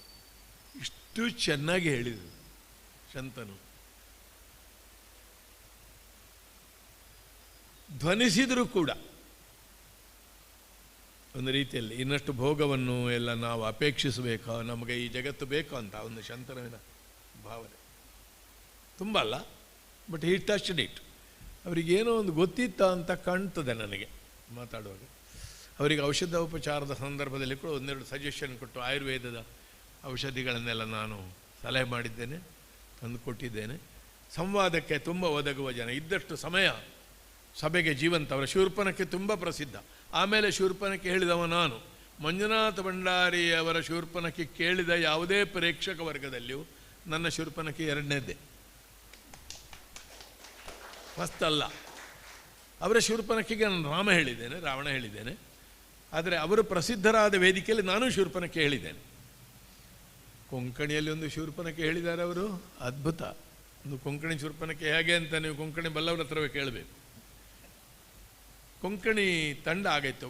ಕಾರ್ಕಳ ವಾಮನ್ ಪ್ರಭುಗಳು, ಮದ್ದು ಶೆಣೈ, ಒಂದಕ್ಕೆ ರಾಘವೇಂದ್ರ ಕಾಮತರು ಬಂದಾಗ ನಾನು ಹೋಗಿದ್ದೆ 2-3 ತಾಳಮದಲೆಗೆ. ಪುಂಡ್ಲಿಕ್ ಶೆಣೈಯವರು ಕೊಂಕಣಿಯಲ್ಲಿ ಪದ್ಯಗಳನ್ನು ಬರೆದರು, ಅದು ಪ್ರಕಟ ಆಗಬೇಕು.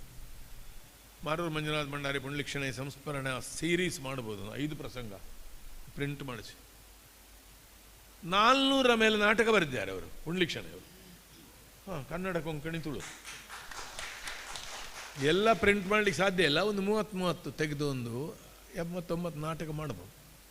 ಮಂಜುನಾಥ ಭಂಡಾರಿದ್ದು ಹಾಗೆ. ನೀವು ಸಂಸ್ಮರಣೆ ಪ್ರತಿ ಸಲ ನಡಿಗುತ್ತಲ್ಲಿ ಮಾಡಿದ್ರೆ ಒಳ್ಳೆಯದು, ಇಲ್ಲಿ ಮಾಡ್ಬೋದು. ಬೇರೆಯವರು ಮಾಡ್ತಾರೆ ಸಪ್ತಾಹ, ಯಕ್ಷಸಂಗಮದ ಕಾರ್ಯಕ್ರಮ, ಇದಕ್ಕೆಲ್ಲ ಒಂದು ಕಾರ್ಯಕ್ರಮಕ್ಕೆ ಸಪೋರ್ಟ್ ಮಾರೂರು ಮಂಜುನಾಥ ಭಂಡಾರಿ ವೇದಿಕೆ, ಇಲ್ಲದ್ರೆ ಮಾರೂರು ಮಂಜುನಾಥ ಭಂಡಾರಿ ಸಂಸ್ಮರಣೆ. 2 ನಿಮಿಷ ಯಾರಾದರೂ ಮಾತನಾಡೋದು. ಹಾಗೆ ಮಾಡಿ ಕಲಾವಿದರನ್ನು ಪುನರುಜ್ಜೀವನ ಮಾಡ್ಬೋದು. ಈ ಪ್ರದೇಶದಲ್ಲಿ ಯಕ್ಷಗಾನದ ಅಭಿರುಚಿಯ ಬೆಳವಣಿಗೆಯಲ್ಲಿ ಮಂಜುನಾಥ ಭಂಡಾರಿ ಕೊಡುಗೆ ಭಾಳ ದೊಡ್ಡದು. ಒಂದು 70-80 ಪ್ರಸಂಗ ಬಾಯಿಗೆ ಬರ್ತಿತ್ತು ಅವರಿಗೆ, ಒಳ್ಳೆ ಕಂಚಿನ ಕಂಠ. ಮತ್ತು ಅವರ ಸ್ವರ ವಿಚಿತ್ರ ಏನಂದರೆ, ಮಾಗಧನ ಅರ್ಥ ಹೇಳುವವರು. ದ್ರೌಪದಿ, ಸತ್ಯಭಾಮೆ, ಕೈಕೆ ಎಲ್ಲ ಅಷ್ಟು ಚೆಂದ ಹೇಳ್ತಿದ್ರು. ಸ್ತ್ರೀ ಪಾತ್ರಕ್ಕೂ ಪುರುಷ ಪಾತ್ರಕ್ಕೂ ಸರಿಯಾಗಿ ಆಗುವ ಸ್ವರ ಇಬ್ಬರದ್ದು ನಮ್ಮ ಯಕ್ಷಗಾನದಲ್ಲಿ. ಗೋವಿಂದ ಭಟ್ರು, ಮಂಜುನಾಥ ಭಂಡಾರಿ, 2 ಜನ.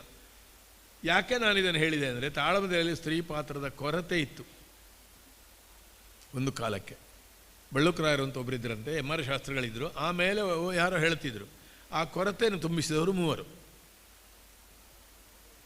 ಹುಳೂರು ರಾಮಚಂದ್ರರಾವ್, ಮುಡಮಲ್ಲಿ ಶಾಸ್ತ್ರಿ, ಮಂಜುನಾಥ ಭಂಡಾರಿ. ಮಂಜುನಾಥ ಭಂಡಾರಿ ಅವರ ಅಭ್ಯಾಸ ಕೂಟಗಳಲ್ಲಿ ಸ್ತ್ರೀ ಪಾತ್ರ ಹೇಳಲೇ ಇಲ್ಲ ಅಂತೆ. ಅವರ ಅಂಬೆ ಹೇಳಿ ಬಜ್ಪೆಯಲ್ಲಿ ಒಂದು ಶೇಣಿಯವರೆಗೆ ಸ್ವಲ್ಪ ಜೋರು ಆಗಿದೆ, ಸ್ವಲ್ಪ ಜೋರೇ ಆಗಿದೆ. ಶೇಣಿಯವರ ಅಂಬೆಯನ್ನು ಕುಟುಕುತ್ತಾರಲ್ಲ, ಏನೋ ಒಂದು ಉದಾಹರಣೆ ಕೊಟ್ಟರು. ಮಂಜುನಾಥ ಭಂಡಾರಿ ಅಂಥದ್ದೇ ಒಂದು ಉತ್ತರ ಕೊಟ್ಟ. ಈಗ ನಾನು ಸಭೆಯಲ್ಲಿ ಹೇಳುವುದಿಲ್ಲ ಅದನ್ನು. Sheni was taken aback. ಓ, ನನಗೂ ಅಡ್ಡ ಸವಾಲು ಹಾಕೋ ಹುಡುಗರು ಇದ್ದಾರೆ ಅಂತ. ಏನು ಹೇಳಿದ್ದು ಗೊತ್ತಾ, ನೀನು ಇನ್ನು ಎಲ್ಲಿ ಹೋಗ್ತಿ ಅಂತ. ಸಾಲ್ವ ಬಿಟ್ಟ, ನನಗೆ ನೀನು ಆಗಲಿಕ್ಕಿಲ್ಲ,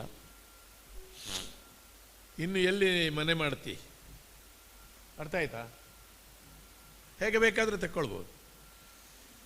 ಮಂಜುನಾಥ ಟಿಪಿಕಲ್ ಕೊಂಕಣಿ ಕನ್ನಡದಲ್ಲಿ ಹೇಳಿದ್ರು, ಮಾಡುತ್ತೇನೆ, ಮನೆ ಮಾಡುತ್ತೇನೆ, ಈ ಊರಿನಲ್ಲೇ ಬೀದಿಯ ತುದಿಯಲ್ಲಿ ಮಾಡುತ್ತೇನೆ, ಇಲ್ಲಿ ಭೀಷ್ಮ ಬಂದಿದ್ದ ಎಂದು ಹೇಳುತ್ತೇನೆ.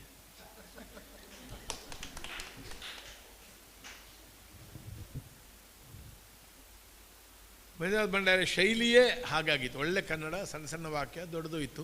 ಪಂಪಭಾರತ, ಲಕ್ಷ್ಮೀಶ, ಪಂಪಭಾರತ ಭಾಗಶಃ, ಇಡೀ ಗದಾಯುದ್ಧ, ಕುಮಾರವ್ಯಾಸ ತುಂಬ ಚೆನ್ನಾಗಿ ಬರ್ತಿತ್ತು. ಒಂದು ಪದ್ಯದಿಂದ ನಾವು ಕೋಟ್ ಮಾಡಿದರೆ ಅದರಿಂದಲೇ ಅವರು ಮಾಡ್ತಿದ್ರು. ಮತ್ತು ಆಧಾರಗಳನ್ನು ಕೊಡುವಾಗ 2-3 ಕ್ರಮ ಇದೆ. ಮೂಲ ಭಾರತ, ಕುಮಾರವ್ಯಾಸ, ಎಲ್ಲಿಂದಾದರೂ ನಾವು ಹೇಳ್ತೇವಲ್ಲ, ಈಗುಂಟು. ಅವರು ಪ್ರಸಂಗಗಳಿಂದಲೇ ತೆಗೆದು ಹೇಳ್ತಿದ್ರು. ನೀನು ಹೀಗೆ ಹೇಳಿದ್ದಿ, ನೀನು ಹಾಗೆ ಹೇಳಿದ್ದಿ. ಪ್ರಸಂಗದಿಂದ ಪದ್ಯವನ್ನು ಹೇಳಿದರೆ ಮತ್ತೆ ನಾವು ಮಾತಾಡುವಾಗಿಲ್ಲ ಅಲ್ಲ. It's A good weapon also. ಸ್ವಚ್ಛ ಮೈಕ್ ಇಲ್ಲದ ಕಾಲದಲ್ಲಿ ಕೂಡ 500 ಜನರ ಸಭೆ ತುದಿಗೆ ಕೇಳ್ತಾ ಇದ್ದ ಅರ್ಥ ಅವರದ್ದು. ಮತ್ತು ತಾನೆಷ್ಟು ತಾನೇನನ್ನೋ ಪ್ರಜ್ಞೆ ಕೂಡ ಅವರಿಗಿತ್ತು. ಎಂದೂ ತಾನು ಮಹಾನ್ ಕಲಾವಿದ ಅಂತ ಅವರು ತೋರಿಸಲಿಲ್ಲ. ಹಾರ್ದಿಕವಾಗಿ ವಿನಯದಿಂದ ಅಲ್ಲ, ಭಾವಿಸಲೇ ಇಲ್ಲ. ಎಲ್ಲರೊಂದಿಗೆ ಸಮರಸವಾಗಿದ್ದರು. He was a very good teacher. ತುಂಬ ಶಕ್ತಿ ಸಾಮರ್ಥ್ಯ. ಸೈಕಲಲ್ಲಿ ಬಂದು ಹೋಗಿ ಮಾಡಿ ಶಾಲೆ ಕೆಲಸ ಎಲ್ಲ ಮಾಡಿ ತಾಳಮದ್ದಳೆ ಅರ್ಥಧಾರಿಯಾಗಿ ಅವರು ಹೋಗಲಿಕ್ಕಿದ್ದರೂ ಕೂಡ ಶಾಲೆ ಕೆಲಸಕ್ಕೆ ಎಂದೂ ಅನ್ಯಾಯ ಮಾಡಲಿಲ್ಲ. ಒಂದು ದಿವಸ ಅವರು ತಾಳಮದ್ದಳೆ ತಡವಾಗಿ ಬರುವಾಗ ನನಗೆ ಗೊತ್ತಾಯಿತು, ಎಂಥದ್ದೋ ಹಾಲಿನ ಪುಡಿ ಕೊಂಡೋಗ್ಲಿಕ್ಕೆ ಉಂಟು. ಅದು ಬೇರೆ ಮಾಸ್ಟರ್ಗಳು ಮಾಡ್ಬೋದಾಗಿತ್ತು. ಅವರ ಸರ್ವೀಸನ್ನು 4-5 ವರ್ಷ ಬೆಳ್ತಂಗಡಿಯ ಪರಿಸರದಲ್ಲಿ ಸ್ವಲ್ಪ ಕಷ್ಟದ ಕಾಲ, ಅವರಿಗೆ ಸಮಸ್ಯೆಗಳು ಬಂತು. ಆಗ ಊರಿನವರು ನಾವೆಲ್ಲ ಬೆಂಬಲಿಸಿದ್ದೇವೆ. ಇನ್ನು 20 ವರ್ಷ ಆದರೂ ಬದುಕಿದ್ದಿದ್ರೆ ಅವರು, ಈಗ 88, ಒಂದು 75-78 ವರ್ಷದವರೆಗಾದರೂ ಬದುಕಿದ್ರೆ ನಾಡಿನ ಅನೇಕ ಮಾನ ಸನ್ಮಾನಗಳು ಅವರಿಗೆ ಬರ್ತಿತ್ತು, ಗೌರವಗಳು ಬರ್ತಿತ್ತು. ನಾವು 2ನೇವರಾಗಿ ಅವರನ್ನು ಖಂಡಿತವಾಗಿ 1ನೇವರಾಗಿ ಒಪ್ಪುತ್ತಿದ್ದೆವು. ಅಂತಹ ಒಬ್ಬ ಆತ್ಮೀಯ ಸುಮಾರು 30 ವರ್ಷಗಳ ಕಾಲ ಮನೆ ಮಟ್ಟದಲ್ಲಿ, ವೈಯಕ್ತಿಕ ಮಟ್ಟದಲ್ಲಿ, ಹೊರಗೆ, ಸಾಮಾಜಿಕವಾಗಿ, ಹೋಟೆಲ್ನಲ್ಲಿ, ಅಂಗಡಿಯಲ್ಲಿ ಎಲ್ಲಿ ಸಿಕ್ಕಲಿ ಆತ್ಮೀಯವಾಗಿ ಮಾತಾಡುವ ಮಂಜುನಾಥ ಭಂಡಾರಿಯನ್ನು ಕಳ್ಕೊಂಡ ನಷ್ಟ ನಮಗೆ ವೇದಿಕೆಯಲ್ಲಿ ಇದ್ದವರಿಗೆ ಈಗಲೂ ಗೊತ್ತಾಗ್ತದೆ. ಮಂಜುನಾಥ ಭಂಡಾರಿ ಸಜ್ಜನರಾಗಿ ಬದುಕಿ ಒಳ್ಳೆ ಕಲಾವಿದರಾಗಿದ್ದಾರೆ, ಮೋಕ್ಷಕ್ಕೆ ಹೋಗಿದ್ದಾರೆ ಸ್ಪಷ್ಟ. ಆದರೆ ನಾನು ಹೇಳೋದು, ಮಂಜುನಾಥ ಭಂಡಾರಿ ಇನ್ನೊಂದು ರೀತಿಯಲ್ಲಿ ಮರುಹುಟ್ಟು ಪಡೀಬೇಕು. He should be reborn. Manjunath Bhandari ಪ್ರಜ್ಞೆ ಉಂಟಲ್ಲ, ಒಂದು ತುಂಡು ತಯಾರು ಮಾಡಿ ಅರ್ಥ ಹೇಳೋದೆಲ್ಲ ಅಲ್ಲ. ಅವರು ಬುಡದಿಂದ ತುದಿವರೆಗೆ ಓದ್ತಿದ್ರು. ಅಪ್ರಸಿದ್ಧವಾದ ಭಾಗ ನಾವು ತಾಳಮದ್ದಳೆಗೆ ತೆಕ್ಕೊಳ್ಳದಿದ್ದದನ್ನು ತೆಕ್ಕೊಂಡ್ರೂ ಅವರು ಅರ್ಥ ಹೇಳ್ತಿದ್ರು. ಹೀಗೆ ಮೂಲಭೂತವಾಗಿ ವೇದಿಕೆ ಅನುಭವ, ಕುಳಿತುಕೊಳ್ಳುವ ಕ್ರಮ, ವೇದಿಕೆಯಲ್ಲಿ ಕಲಾವಿದರೊಂದಿಗೆ ಇರುವ ಕ್ರಮ ಮತ್ತು ತಾಳಮದ್ದಳೆ ನಿಜವಾದ ಒಂದು ನಾಟಕವಾಗಿ ರಂಜನೀಯವಾಗಿ ಕೊಡುವಂತಹ ರೀತಿ, ಇದೆಲ್ಲ ನಮಗೆ ಆದರ್ಶಪ್ರಾಯರು. ಮಂಜುನಾಥ ಪ್ರಜ್ಞೆ ಮತ್ತೊಮ್ಮೆ ಉದ್ಭವಿಸಲಿ. ಓಂ ಸ್ವಸ್ತಿ.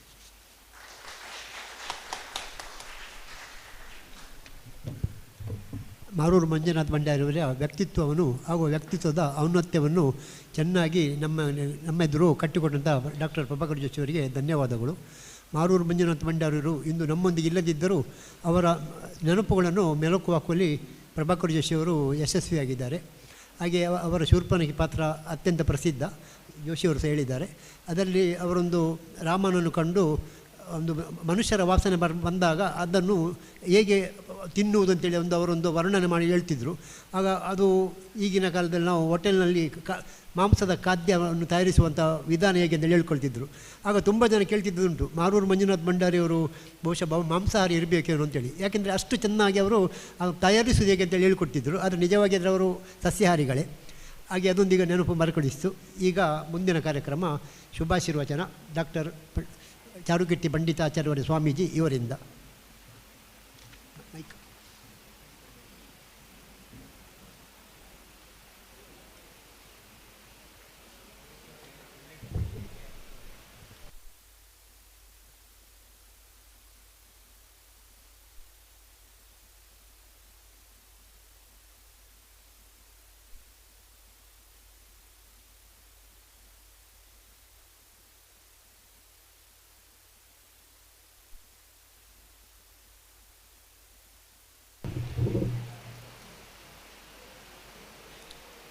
ಓಂಕಾರಂ ಬಿಂದು ಸಂಯುಕ್ತಂ ನಿತ್ಯಂ ಧ್ಯಾಯಂತಿ ಯೋಗಿನಃ ಕಾಮದಂ ಮೋಕ್ಷದಂ ಚೈವ ಓಂಕಾರಾಯ ನಮೋ ನಮಃ. ಕ್ಷೇತ್ರದ ಭಗವಾನ್ ಪಾರ್ಶ್ವನಾಥ ಸ್ವಾಮಿಯನ್ನು, ಗ್ರಾಮದ ದೇವರನ್ನು, ಕುಲದೇವರನ್ನು ಅತ್ಯಂತ ಶ್ರದ್ಧಾಭಕ್ತಿಯಿಂದ ಸ್ಮರಿಸಿಕೊಳ್ಳುತ್ತಾ, ಮಳೆಗಾಲಕ್ಕೂ ಯಕ್ಷಗಾನಕ್ಕೂ ಭಾಳ ಒಳ್ಳೆಯ ನಂಟು. ಭಾಳ ಬೇಸರ ಆದಾಗ ಮಳೆ ಬಂದರೆ ಸ್ವಲ್ಪ ತಂಪೆನ್ನಿಸಿ ಮತ್ತಷ್ಟು ಕೇಳುವ ಹಾಗೆ ಆಗುತ್ತೆ. ಇತ್ತೀಚಿನ ಅಭಿನಂದನಾ ಸಂಸ್ಮರಣ ಭಾಷಣಗಳಲ್ಲಿ ಭಾಳ ಸುಂದರವಾದ ಸಂಸ್ಮರಣ ಭಾಷಣವನ್ನು ಯಾವುದೇ ರೀತಿಯ ಬೇಸರಗಳಿಲ್ಲದೆ, ಆಕಳಿಕೆ ಇಲ್ಲದೆ, ನಿರರ್ಗಳವಾಗಿ ಕೇಳಿದಂಥ ಮಾತುಗಳಲ್ಲಿ ಇವತ್ತಿನ ಮಾತು ಕೂಡ ಒಂದು. ಜೋಶಿಯವರಿಗೆ ಅಭಿನಂದನೆ. ಪ್ರಾಯಶಃ ಎಲ್ಲರೂ ಕೂಡ ಯಾವುದೇ ಬೇಸರ ಇಲ್ಲದೆ ಮಂಜುನಾಥ್ ಭಂಡಾರಿಯವರು ನಮ್ಮವರು ಅನ್ನುವ ಹಾಗೆ ಇವತ್ತು ಕೇಳಿದ್ದಾರೆ. ಹಾಗಾಗಿ ಹೆಚ್ಚು ಏನೂ ಹೇಳುವ ಹಾಗಿಲ್ಲ. ಕಳ್ಕೊಂಡ ಒಂದು ಕಡೆ ದುಃಖ, ಒಂದು ವ್ಯಥೆ, ಒಂದು ನೋವು ನಮ್ಮೆಲ್ಲರಿಗೂ ಕೂಡ ಇದೆ. ಮುಖ್ಯವಾಗಿ ಪುರಾಣ ಪ್ರಪಂಚ, ಅದರಲ್ಲಿ ಆಯಾಯ ಪಾತ್ರಗಳಿಗೆ ಜೀವಂತವಾಗಿ ಆ ಪಾತ್ರಗಳಿಗೆ ಜೀವ ತುಂಬುವ ಕೆಲಸವನ್ನು ಒಬ್ಬ ಕಲಾವಿದ ಮಾಡಿದರೆ ಅವನನ್ನು ಡಾಕ್ಟರೇಟ್ ಪಡೆದಂಥ ಜೋಶಿ ಅಂತವರು ಈ ರೀತಿಯಾಗಿ ಸಂಸ್ಮರಿಸ್ತಾರೆ ಅನ್ನುವುದೇ ಅವರಿಗೆ ಕೊಡುವ ದೊಡ್ಡ ಕೊಡುಗೆ. ಪ್ರಾಯಶಃ ಅವರ ಒಬ್ಬ ಕಲಾವಿದನಾಗಿ ನಾವು ಪ್ರಾಯಶಃ ಬಾಲ್ಯದಲ್ಲಿ ಪೂರ್ವಾಶ್ರಮದಲ್ಲಿ ಕಾರ್ಕಳದಲ್ಲಿ ಕೆಲವು ತಪ್ಪದೆ ಅಲ್ಲಿ ನಡೆಯುವಂಥ ಕಾರ್ಯಕ್ರಮಗಳಿಗೆ ಹೋಗ್ತಾ ಇದ್ದೆವು. ಪ್ರಾಯಶಃ ಅವರನ್ನು ನೋಡಿರ್ಬೋದು ಅನ್ನುವ ಭಾವನೆ ನಮಗೆ, ಆದರೆ ಅಸ್ಪಷ್ಟವಾದ ನೆನಪು. ಮಂಜುನಾಥ್ ಭಂಡಾರಿಯವರ ಹೆಸರುಗಳನ್ನು ಕೇಳಿದ್ದೆವು. ಅಲ್ಲಿ ಪಾಂಪ್ಲೆಟ್ಗಳನ್ನು ಶಾಲೆಗೆ ಹೋಗುವಾಗ ತಪ್ಪದೆ ಒಂದನ್ನು ಬಿಡದೆ ಹೆಕ್ತಾ ಇದ್ದೆವು. ಯಾಕಂದರೆ ಅಲ್ಲಿ ತುತ್ತೂರಿಯ ಒಂದು ಚಿತ್ರ ಇರ್ತಿತ್ತು. ಮತ್ತು ಇಲೆಕ್ಷನ್ನ ಸಮಯದಲ್ಲಿ ಈ ರಾಜಕಾರಣಿಗಳ ಪಾಂಪ್ಲೆಟ್ ಬಿಟ್ಟರೆ ಮತ್ತೆ ನಮಗೆ ಸಿಗ್ತಾ ಇದ್ದದ್ದು ಯಕ್ಷಗಾನದ ಪಾಂಪ್ಲೆಟ್ ಮಾತ್ರ. ಅದು ನವಂಬರ್ನಿಂದ ಮಾರ್ಚ್ವರೆಗೆ ವಿವಿಧ ರೀತಿಯ ಯಕ್ಷಗಾನಗಳು ಅದು ನಡೆಯುವುದು ಕೂಡ ನಮ್ಮದೇ ಮನೆಯ ಪಕ್ಕದ ಶಾಲೆಗಳಲ್ಲಿ. ಹಾಗಾಗಿ ಯಾವ ಕಾರ್ಯಕ್ರಮಗಳನ್ನು ಬಿಡ್ತಾ ಇರಲಿಲ್ಲ. ನಾವು ನೋಡಿದಂಥ ಭಾಗವತಿಕೆಯಲ್ಲಿ ಎತ್ತರದ ವ್ಯಕ್ತಿಗಳು ಅನೇಕ ಜನ ಇದ್ದರು.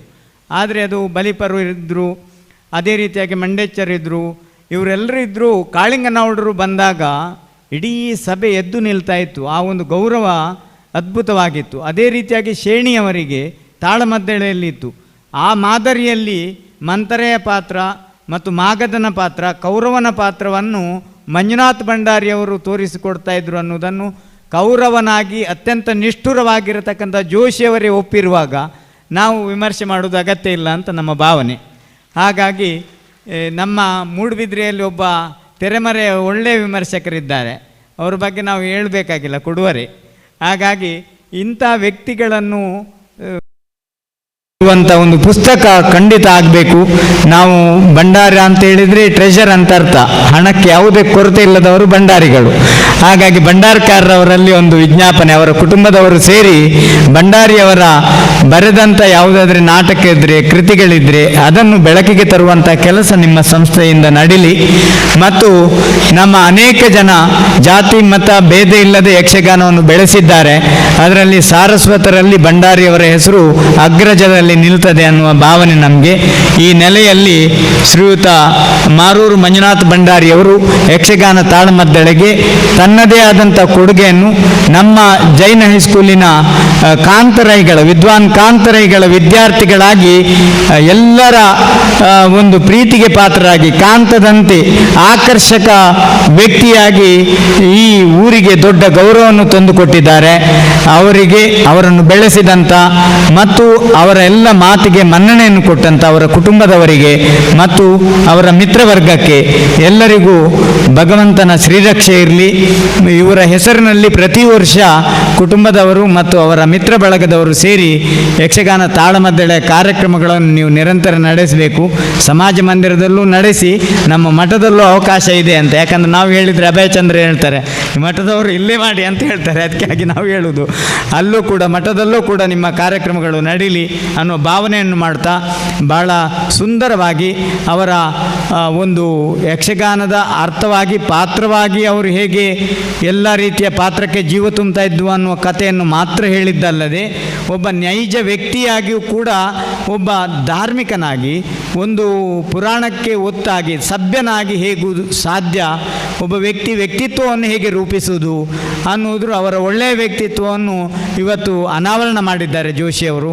ಹಾಗಾಗಿ ಸರಳತೆಗೆ ಸರಳತೆಯಾಗಿ ಮತ್ತು ವಿದ್ವತ್ತಿಗೆ ವಿದ್ವತ್ತುಳ್ಳವರಾಗಿ ಸಾಹಿತ್ಯ ಸಂಸ್ಕೃತಿ ಭಾಷಾಪ್ರಿಯರಾಗಿ ಕೊಂಕಣಿ ಸಾಹಿತ್ಯವನ್ನು ಕೂಡ ಆಳವಾಗಿ ಅಧ್ಯಯನ ಮಾಡಿದವರು ಅನ್ನುವುದು ವಿಚಾರ ನಮಗೆ ಗೊತ್ತಿರಲಿಲ್ಲ. ಅದನ್ನು ಇವತ್ತು ತಿಳಿ ಹೇಳಿದ್ದಾರೆ. ಹಾಗಾಗಿ ನಿಜವಾದ ಸಂಸ್ಮರಣ ಅಂದರೆ ಹೀಗಿರಬೇಕು. ಇದು ಒಳ್ಳೆಯ ಸಂಸ್ಮರಣೆ ಆಗಿದೆ. ಇನ್ನೂ ಯಾವ ಮಾತುಗಳಿಗೂ ಅವಕಾಶ ಇಲ್ಲ, ಅಷ್ಟು ಒಳ್ಳೆಯ ಅಚ್ಚುಕಟ್ಟಾಗಿ ಇವತ್ತಿನ ಕಾರ್ಯಕ್ರಮ ನೆರವೇರಿದೆ. ತಾಳಮದ್ದಳೆ ಅಷ್ಟೇ ಖುಷಿ. ಇಲ್ಲದೆ ತಾಳಮದ್ದಳೆ ಕಾರ್ಯಕ್ರಮ ಯಾರಿಗೂ ಕೇಳುವ ವ್ಯವಧಾನವಿರುವುದಿಲ್ಲ. 2 ನಿಮಿಷ 3 ನಿಮಿಷ 5 ನಿಮಿಷ ಆಗುವಾಗ ಜನರಿಗೆ ಬೋರ್ ಆಗ್ತದೆ. ಆದರೆ ನಿಜ ಅರ್ಥದಲ್ಲಿ ಅವರು 3 ದಶಕಗಳ ಕಾಲ ಸಂಬಂಧ ಹೇಗಿತ್ತು ಅನ್ನೋದನ್ನು ಇವತ್ತು 30 ನಿಮಿಷಗಳ ಕಾಲದ ಸಂಸ್ಮರಣದಲ್ಲಿ ತಿಳಿಸಿ ಹೇಳಿದ್ದಾರೆ. ಅದಕ್ಕಾಗಿ ಜೋಶಿಯವರಿಗೂ ಅಭಿನಂದನೆಗಳನ್ನು ಹೇಳ್ತಾ ಈ ಕಾರ್ಯಕ್ರಮವನ್ನು ಆಯೋಜನೆ ಮಾಡಿದ ನಮ್ಮ ಮಾರೂರು ಮಂಜುನಾಥ ಭಂಡಾರಿ ಅವರ ಕುಟುಂಬಸ್ಥರಿಗೂ ಕೂಡ ಅಭಿನಂದನೆಗಳನ್ನು ಹೇಳಿ ಅಭಯಚಂದ್ರಿಗೆ ಮತ್ತು ಧನಂಜಯರು ಮತ್ತು ನಮ್ಮ ಶ್ರೀಪತಿ ಭಟ್ರು ಮತ್ತು ಕನ್ನಡಕದವರು ನಮ್ಮ ಅಲಂಗಾರಿನ ದಯಾನಂದ ಪೈಗಳು ಭಾಳ ಎಲ್ಲ ಕಾರ್ಯಕ್ರಮದಲ್ಲೂ ಅವರು ಇರ್ತಾರೆ. ಅವರೆಲ್ಲರಿಗೂ ಕೂಡ ಅಭಿನಂದನೆಗಳನ್ನ ಹೇಳಿ ಅವರ ಮಕ್ಕಳಿಗೂ ಆಶೀರ್ವಾದಗಳಿಗೆ ಹೇಳಿ ನಮ್ಮೆರಡು ಮಾತುಗಳಿಗೆ ಶಾಂತಿ ಕೋರ್ತೇವೆ. ಓಂ ಶಾಂತಿ ಶಾಂತಿ ಶಾಂತಿ.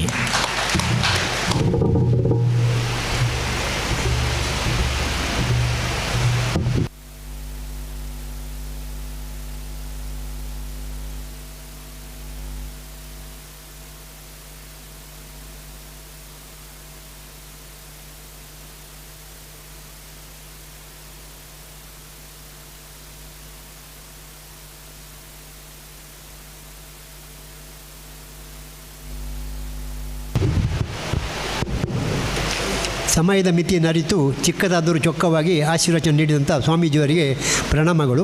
ಸ್ವಾಮೀಜಿಯವರು ಯಕ್ಷಗಾನದ ಬಗ್ಗೆ ಅತ್ಯಂತ ಹೆಚ್ಚು ಒಲವುಳ್ಳವರು, ಹಾಗೂ ಅತ್ಯಂತ ಹೆಚ್ಚು ಜ್ಞಾನವನ್ನು ಉಳ್ಳವರು. ಅವರು ಯಕ್ಷಗಾನದ ಬಗ್ಗೆ ಮಾತನಾಡಿದಷ್ಟು ಮಾತನಾಡಿದರು. ಆದರೂ ಇವತ್ತು ಸಮಯದ ಮಿತಿಯನ್ನು ಅರಿತು ಚಿಕ್ಕದಾದರೂ ಚೊಕ್ಕವಾಗಿ ಒಂದು ಅನುಗ್ರಹ ಭಾಷಣ ಮಾಡಿದ್ದಾರೆ. ಅವರಿಗೆ ಪ್ರಣಾಮಗಳು. ಹಾಗೆ ಇನ್ನು ಅತಿಥಿಗಳಿಂದ 2 ನುಡಿಗಳು.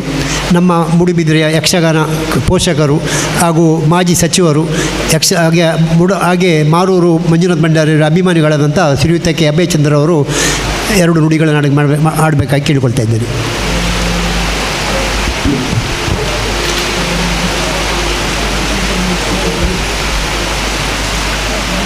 ದಿವಂಗತ ಮಾರೂರು ಮಂಜುನಾಥ ಭಂಡಾರಿ ಸಂಸ್ಕರಣೆ ಈ ವಿಶೇಷ ಕಾರ್ಯಕ್ರಮದಲ್ಲಿ ಭಾಗವಹಿಸಿದಂಥ ಎಲ್ಲ ಯಕ್ಷಗಾನ ಪ್ರೇಮಿಗಳೇ, ಅದೇ ಮಾರೂರು ಮಂಜುನಾಥ ಭಂಡಾರಿಯವರ ಅಭಿಮಾನಿಗಳೇ, ಇವತ್ತು ಆಶೀರ್ವಚನ ಮಾಡಲು ಆಗಮಿಸಿ ಭಾಳ ಒಳ್ಳೆಯ ರೀತಿಯಲ್ಲಿ ಪರಮಪೂಜ್ಯ ಡಾಕ್ಟರ್ ಚಾರುಕೀರ್ತಿ ಭಟ್ಟಾರಕ ಸ್ವಾಮೀಜಿಯವರ ಪಾದ ಕಮಲಗಳಿಗೆ ನಮಿಸುತ್ತಾ ಇವತ್ತು ಭಾಳ ಸುಂದರವಾಗಿ ಮಾತಾಡಿದಂಥ ನನ್ನೆಲ್ಲ ಒಂದು ತಾಳಮದ್ದಳೆ ವೃತ್ತಕ್ಕೆ ಕೊಂಡು ಹೋದಂತಹ ವಾಗ್ಮಿಗಳು ಡಾಕ್ಟರ್ ಎಂ ಪ್ರಭಾಕರ್ ಜೋಶಿಯವರೇ, ನಮ್ಮ ವೆಂಕಟರಮಣ ದೇವಸ್ಥಾನದ ಮುಕ್ತೇಶ್ವರರು ಆಗಿರುವಂಥ ಉಮೇಶ್ ಪೈ ಅವರೇ, ಹಿರಿಯರು ಉದ್ಯಮಿಗಳು ಆಗಿರುವಂಥ ಶ್ರೀಪತಿ ಭಟ್ರವರೇ, ನಮ್ಮ ಕಾಲೇಜು ಜೀವನದಲ್ಲಿ ಡೀನ್ ಕೊಹ್ಲಿ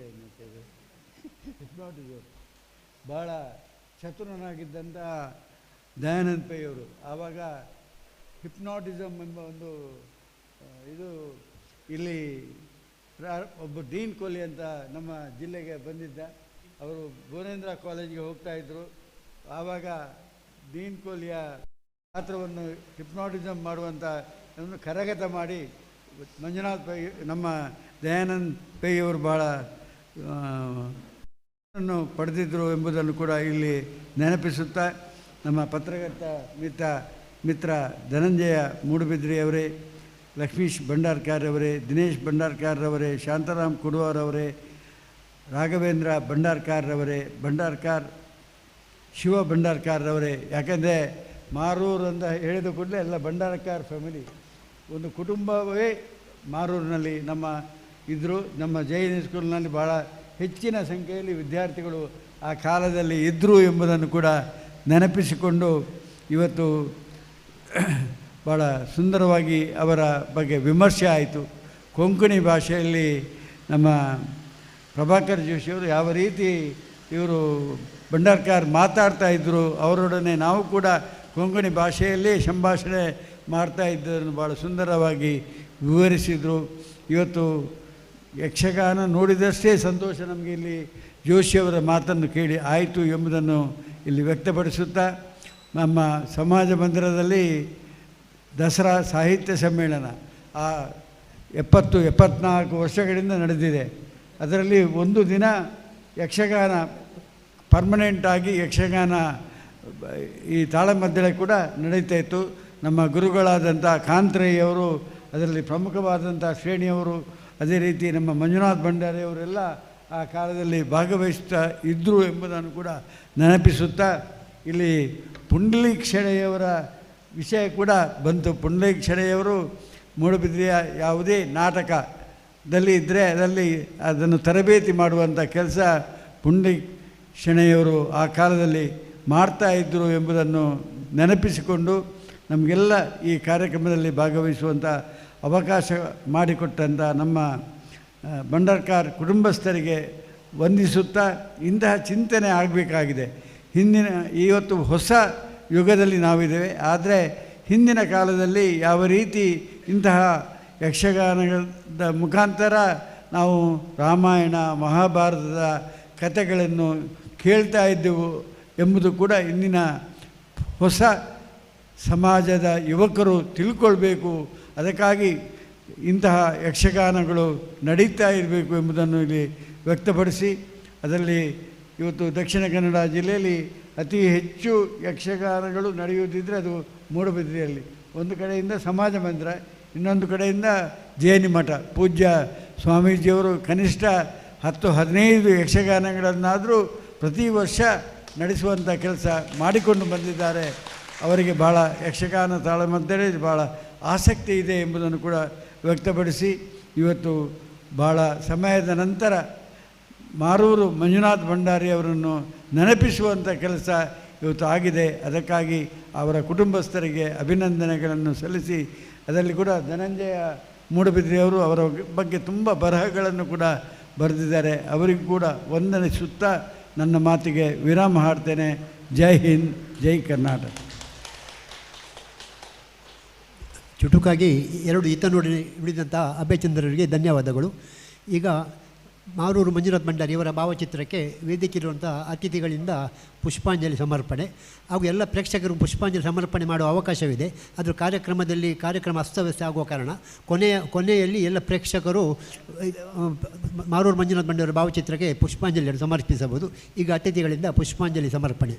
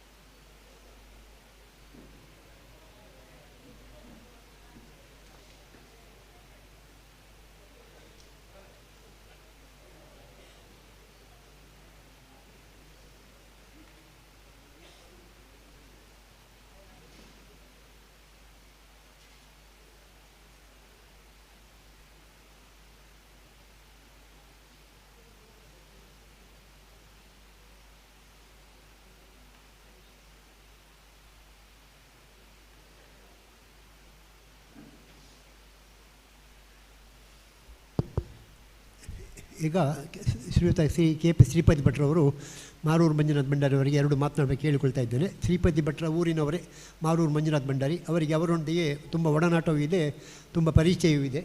ಹಾಗೆ ಅವರ ಮಕ್ಕಳು ಮಾರೂರು ಮಂಜುನಾಥ್ ಭಂಡಾರಿಯವರ ಶಿಷ್ಯರು ಹೌದು. ಸಾಧಾರಣ ಮಾರೂರು ಮಂಜುನಾಥ್ ಭಂಡಾರಿ ಶಿಕ್ಷಕರಾಗಿದ್ದುಕೊಂಡು ಸುಮಾರು 5,000ಕ್ಕಿಂತಲೂ ಹೆಚ್ಚು ಶಿಷ್ಯಂತರನ್ನು ರೂಪುಗೊಳಿಸಿದ್ದಾರೆ. ಅದರಲ್ಲಿ ಶ್ರೀಪತಿ ಭಟ್ರ ಮಕ್ಕಳು ಸಹ ಸೇರಿದ್ದಾರೆ. ಹಾಗೆ ಶ್ರೀಪತಿ ಭಟ್ರು 2 ಮಾತನಾಡಬೇಕಾಗಿ ಕೇಳ್ಕೊಳ್ತಾ ಇದ್ದೇನೆ.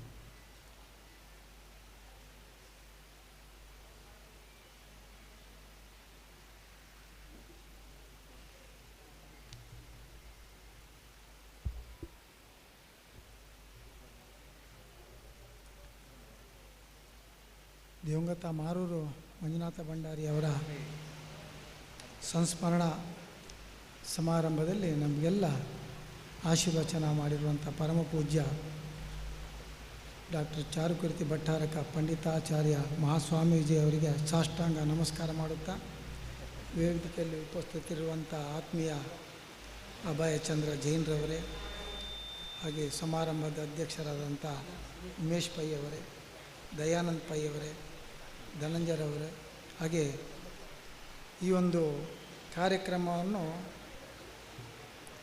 ರೂಪಿಸಿ ಇವತ್ತು ಪ್ರಾರಂಭ ಮಾಡಿದಂಥ ಇದಕ್ಕೆ ಕಾರಣಕರ್ತರಾದಂಥ ಶ್ರೀಯುತ ರಾಘವೇಂದ್ರ ಭಂಡಾರ್ಕರ್ ಹಾಗೂ ನಮ್ಮ ಮೂಡಬಿದ್ರಿಯ ಶಾಂತರಾಮ ಕುಡುವರವರೇ, ಹಾಗೆಯೇ ಮಂಜುನಾಥ ಭಂಡಾರಿ ಅವರ ಸುಪುತ್ರರಾದಂಥ ಲಕ್ಷ್ಮೀಶ ಹಾಗೂ ದಿನೇಶ ಭಂಡಾರ್ಕರ್ ಅವರೇ, ಅವರ ಸುಪುತ್ರಿ ಅಂಬಿಕಾ ಹಾಗೂ ಅವರ ಎಲ್ಲ ಕುಟುಂಬದ ಎಲ್ಲ ಸದಸ್ಯರೇ, ಬಹಳ ಒಂದು ಈಗಾಗಲೇ ಜೋಶಿಯವರೇ ಹಾಗೂ ಶಾಂತರಾಮ ಕುಡು ಅವರು ಹೇಳಿದಾಗೆ ಲೇಟ್ ಆದರೂ ನಾವು ಮಾಡಿದ್ದೇವೆ ಅಲ್ವಾ ಎಂಬ ಒಂದು ಸಂತೋಷ ಹಾಗೂ ಹೆಮ್ಮೆ. ಪೂಜ್ಯ ಶ್ರೀಗಳವರು ಹೇಳಿದ್ರು, ಈಗ ಮಾರೂರು ಮಂಜುನಾಥ ಭಂಡಾರಿ ಅವರನ್ನು ಇವತ್ತಿಲ್ಲಿ ನೀವು ಸಂಸ್ಮರಣೆ ಮಾಡಿದಿರಿ, ಇದನ್ನು ಇನ್ನು ಶಾಶ್ವತವಾಗಿ ಮಾಡ್ತಾ ಇರಿ ಅಂತ. ಇದು ಒಂದು ಒಳ್ಳೆಯ ಆಶೀರ್ವಾದ ಪೂಜ್ಯ ಸ್ವಾಮೀಜಿಗಳು. ಮಾರೂರು ಮಂಜುನಾಥ ಭಂಡಾರಿ ಅವರು ಗತಿಸಿ ಈಗ 32 ವರ್ಷ ಆಯಿತು. ಆದರೂ ಕೂಡ ಅವರು ಇವತ್ತು ನಮಗೆ ಜೀವಂತವಾಗಿ ಇರುವಂಥ ಸಂದರ್ಭವನ್ನೆಲ್ಲ ಜೋಶಿಯವರ ಮಾತಿನಲ್ಲಿ ನಾವೆಲ್ಲ ಪುನರಪ್ಪಿ ಅದನ್ನು ನೆನಪಿಸುವಂಥ ಒಂದು ಪ್ರತ್ಯಕ್ಷ ನೋಡುವ ಹಾಗೆ ನನಗೆ ಇವತ್ತು ಈ ಕಾರ್ಯಕ್ರಮದಲ್ಲಿ ನಾನು ಅನುಭವಿಸಿದ್ದೇನೆ. ಯಾಕಂತ ಹೇಳಿದ್ರೆ ಅವರ ಸಹೋದರ ಪಾಂಡುರಂಗ ಭಂಡಾರ್ಕರ್ ಅಂತ ಇದ್ದರು. ಅವರು ಮತ್ತು ನಾನು ಕ್ಲಾಸ್ಮೇಟು. ಹೌದು, 55ನೇ ಇಸ್ವಿ 56ನೇ ಇಸ್ವಿಯಲ್ಲಿ ನಾನು ಮತ್ತು ಪಾಂಡುರಂಗ ಗಂಟಾಲಕಟ್ಟೆಯಿಂದ ಮೂಡುಬಿದ್ರಿಯ ಇಲ್ಲಿ ಗುಡ್ಡ ಶಾಲೆಗೆ ನಾವು ಒಟ್ಟಿಗೆ ಬರ್ತಾಯಿದ್ದೆವು. ಭಾಳ ತುಂಟ ಹುಡುಗ. ಮಂಜುನಾಥ ಭಂಡಾರಿ ಅವರ ಹತ್ರ ತುಂಬ ಒಂದು ಗಾಂಭೀರ್ಯತೆ ಇತ್ತು. ಇವಾಗ ಪಾಂಡುರಂಗ ಅಂದರೆ ಬಹಳ ಒಂದು ತುಂಟ ಹುಡುಗ.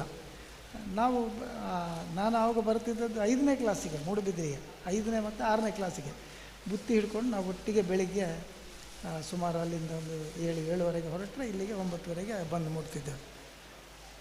ಆವಾಗ ಪಾಂಡುರಂಗನಿಗೂ ಕೂಡ ಶಾಲೆಯಲ್ಲಿ ಮಂಜುನಾಥ ಭಂಡಾರಿ ಅವರ ಹಾಗೆ ಹಲವಾರು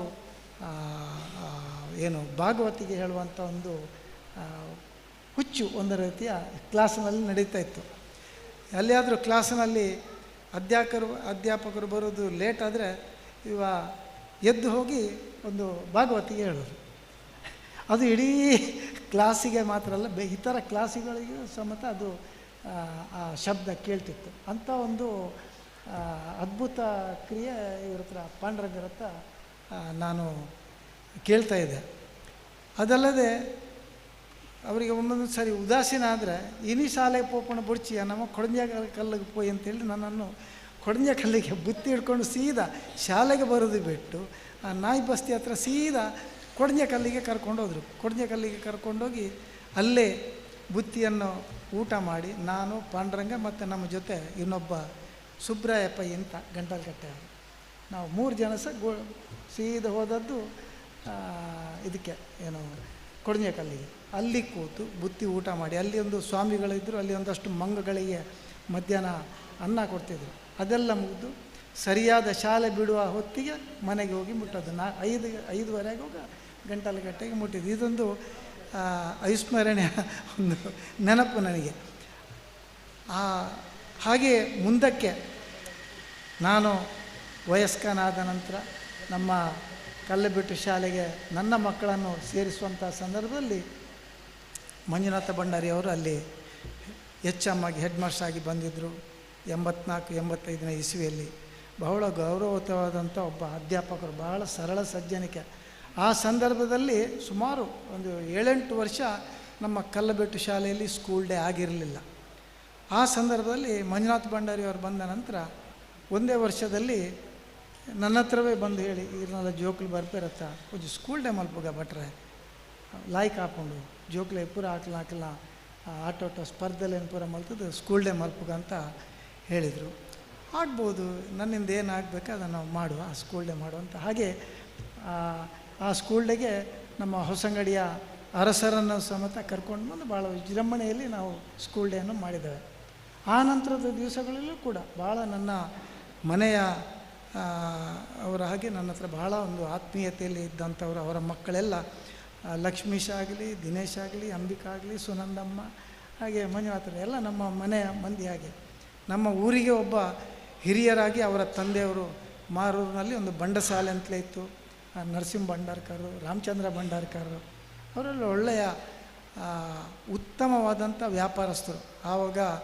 ಆವಾಗಿನ ವ್ಯಾಪಾರ ಅಂದರೆ ನಿಮಗೆಲ್ಲ ತಿಳಿದಿರುವ ಹಾಗೆ ಸುಮಾರು ಅವರ ಜೀವಿತಾವಧಿ ಇಡೀ ಮುಗಿಯೋವರೆಗೂ ಅವರ ಮುಳಿ ಹುಲ್ಲಿನ ಮಾಡಾಗೇ ಇರ್ತಿತ್ತು. ಆವಾಗಿನ ವ್ಯಾಪಾರ ಅಂದ್ರೆ ಆ ರೀತಿ ಇರ್ತಿತ್ತು. ಈಗಿನ ಹಾಗೆಲ್ಲ ನಮಗೆಲ್ಲದೆಲ್ಲ ನೋಡಿದ ಅನುಭವ. ಈಗ ಕೂಡ ಅವರದ್ದು ಮನೆ ಮಂಜುನಾಥ ಭಂಡಾರಿ ಅವರ ಮನೆ ನರಸಿಂಹ ಭಂಡಾರಿ ಅವ್ರದ್ದು ಹಾಗೇ ಇದೆ. ಹಂಚಿನ ಮನೆ, ಮಣ್ಣಿನ ನೆಲದ ಗೋಡೆಯ ಮನೆ ಹಾಗೇ ಇದೆ.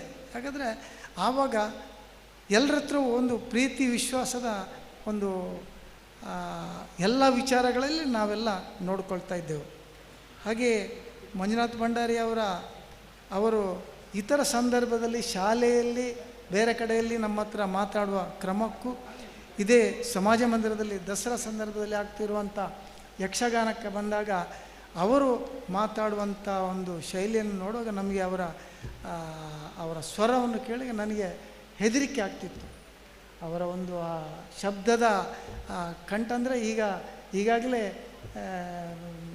ನಮ್ಮ ಜೋಶಿ ಅವರು ಹೇಳಿದಾಗೆ 500 ಜನ ಅಲ್ಲ 1000 ಜನದ ದೂರ ಇದ್ದರೂ ಕೂಡ ಅವರ ಆ ಕಂಚಿನ ಕಂಠದ ಶಬ್ದ ಈಗಲೂ ಕೂಡ ನೆನಪಿದೆ.